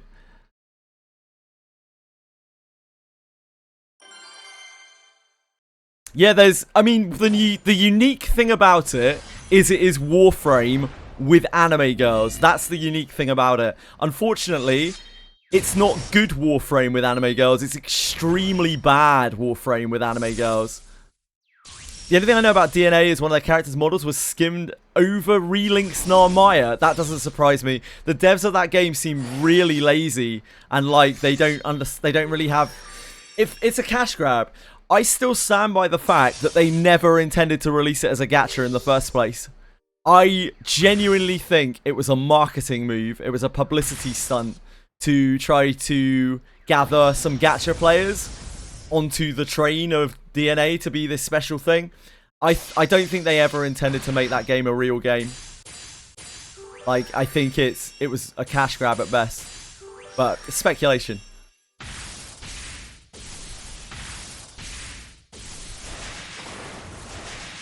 Probably just an off month for it, Narcos.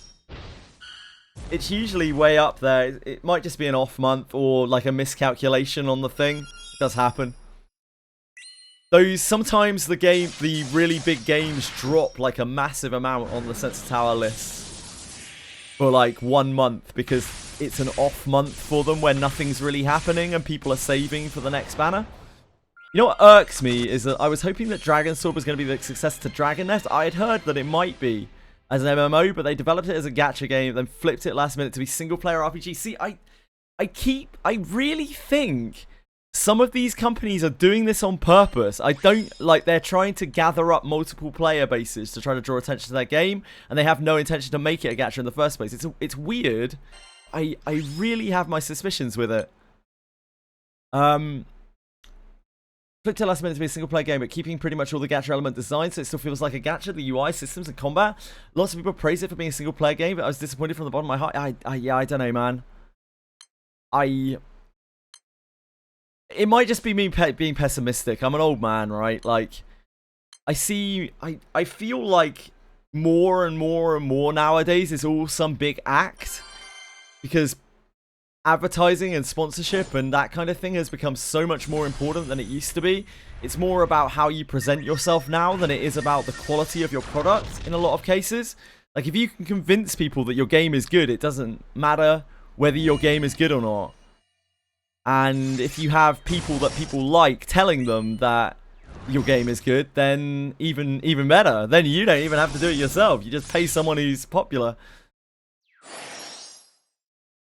Granny Sword did this because of publisher lawsuit. I see. Yeah, I don't know, man. It's hard to trust things nowadays.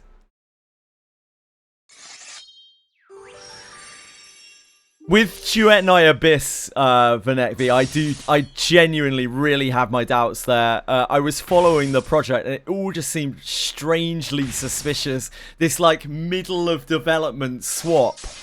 Like, I don't know, man.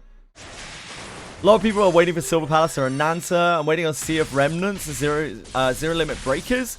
I don't know what Sea of Remnants or Zero Limit Breakers are, I'm afraid. Silver Palace looks generic, honestly. The setting is cool, but like it's just another open world action RPG, and I imagine it's going to be flawed to fuck. The premise of Ananta is great. A real life sim, like a proper like real life sim with a lot of detail and a lot of depth would be utterly awesome. Will Ananta be that?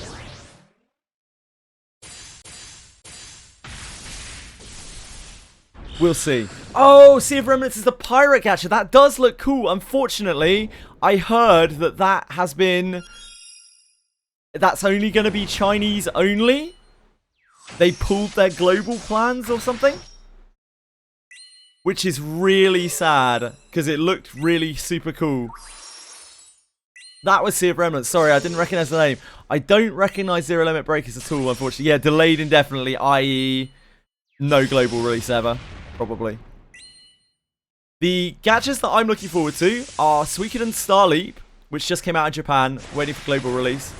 And Langrasa Sea of Sword, which is looking actually kind of promising.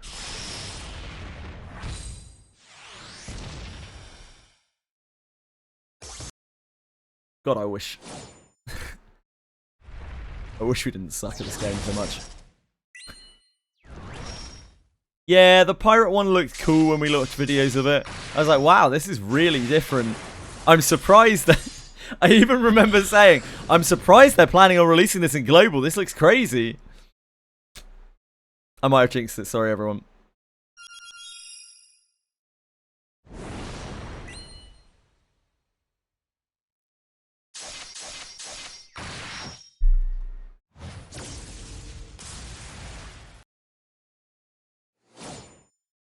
Monster Hunter Outlanders. I'm sure they wouldn't ruin Monster Hunter, right?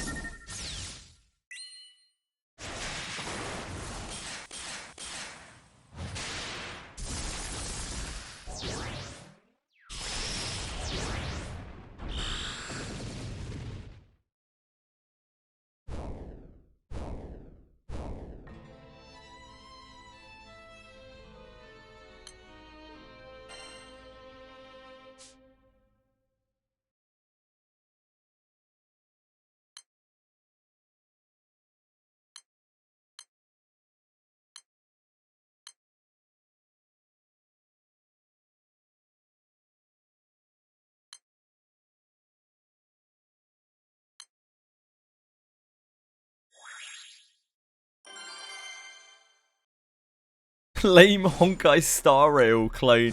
What? Sea of Remnants? Yeah. Come on, Toshri. Don't be like that, mate. Monster Hunter does not have a good track record in the gacha scene. No.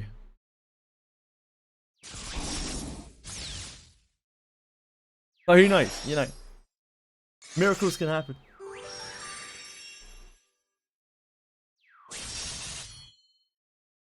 Lightning never strikes twice, except, you know, when it does.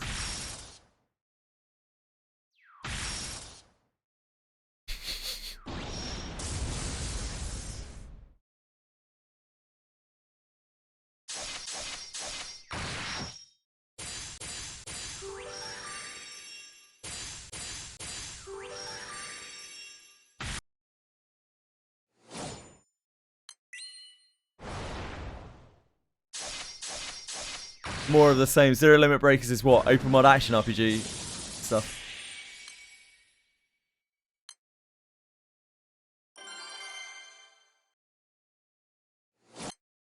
It did strike twice, yeah. Lightning never strikes 3 times, guys. Never strikes thrice, okay?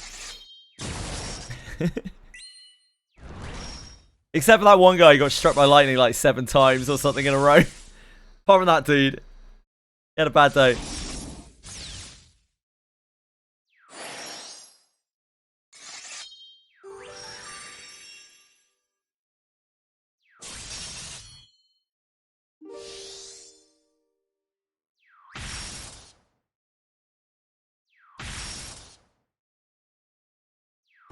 Ah, that's alright then.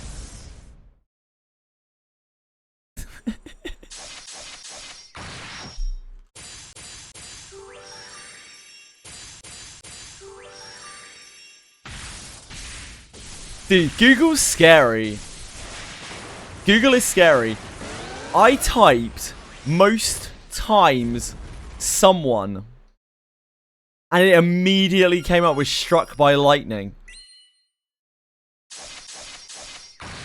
How did it know?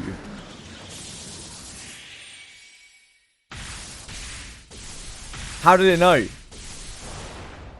Google's so scary, man. Like, Google's terrifying.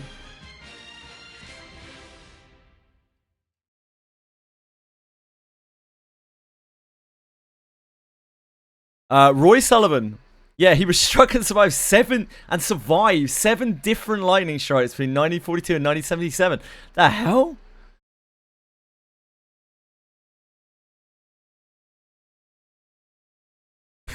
At least he got in the Guinness Book of Records.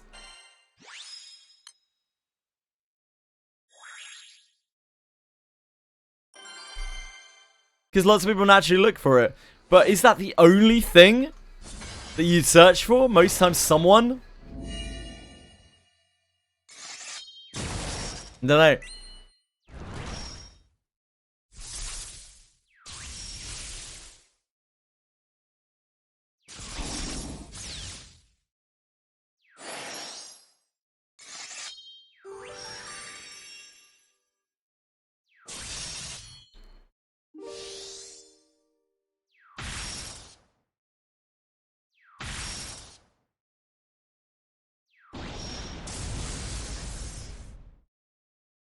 Imagine just going home to your wife and be like, yeah, I got struck with lightning again, lost my toenail. Happens.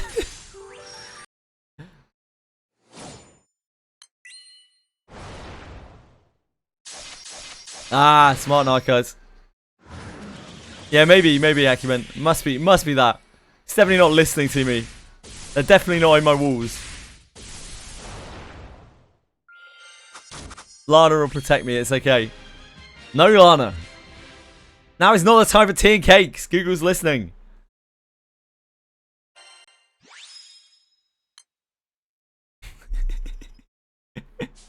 Those was there's a Gastia cleared. No! I don't want to die! Like, wait, there's a Gastia clears.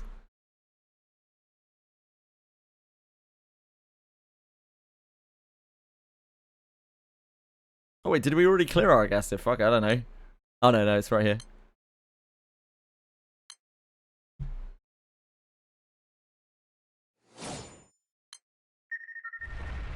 I couldn't even pull it up on my phone. Hey Google, how many raccoons can you fit in person's anus? Good question.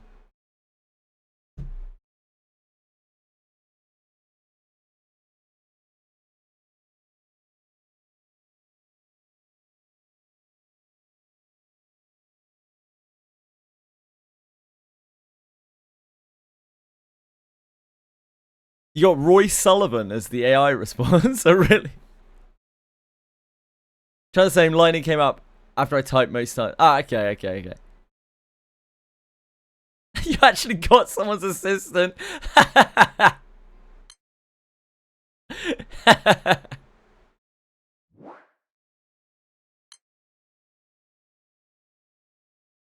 Like, sometimes you got to ask the real questions.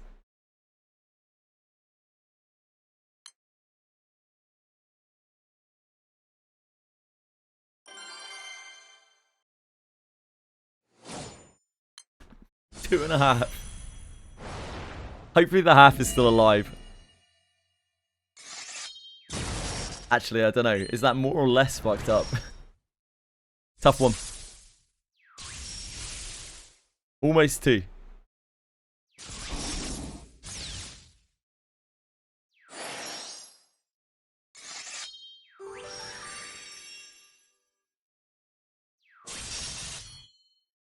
How many raccoons to Google? How many raccoons can you fit in your butt? Can you fit up your anus? Or in the UK, so similar again. Can you fit up in your bum? Reddit. Can you fit in a human anus? Reddit. Can fit up the anus? Can a human fit up their bum? Could fit in an 8. I love that there's just one in there that just does like are in the UK.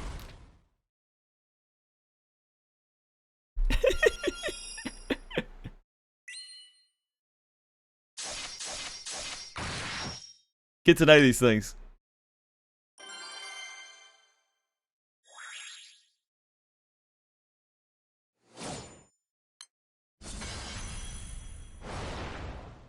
Yeah, that's what I said.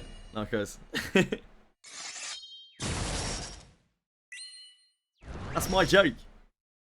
I just repeat my fucking joke. Christ.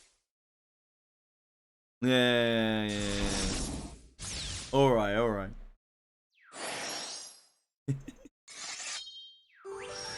Jesus fucking Christ. Things I had to put up with.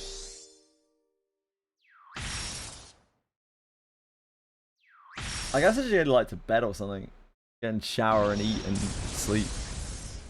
I don't know about that time, innit? Kind of past that time. I think it's because the popular fact of how a human's asshole can stretch 4 inches wide, and a raccoon can squeeze in a hole that big.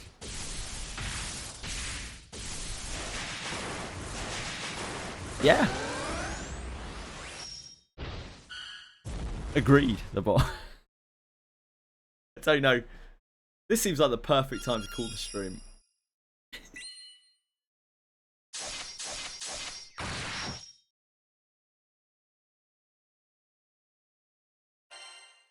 Right, folks, I'm out. It was a pleasure. Good luck, everyone. Marsh, you're here, and Fox isn't. Love you, man. Thanks, Marshmallow. Thanks, the bot. Thanks, Acumen. Thanks, Libra. Thanks, Narcos. Thanks so much, Narcos. Thanks for all of that, mate. Thanks, What's Up Bear. Thanks, K18. Can't seem to scroll up. Thanks, Warpole Guy. Thanks, Tricero. Thank you, everyone. Thank you anyone that I've missed here. I'm pretty sure I missed a bunch of people. Thank you, Van Ekby. Thank you to Eshwi. Thank you, Capizor. Thank you, anyone else who's been here. Thanks, everyone. I appreciate it. Just thanks for keeping me company. I'll be back tomorrow. I think it's more of this tomorrow. Tomorrow is half day. I have Clock Tower. Did I the bot? Oh, I'm sorry, man. Thank you, dude. I thought I said the bot. I think it's because I said the bot shortly before. Or you're having my goat. Either way, love you guys. Take care. You scumbag, the bot.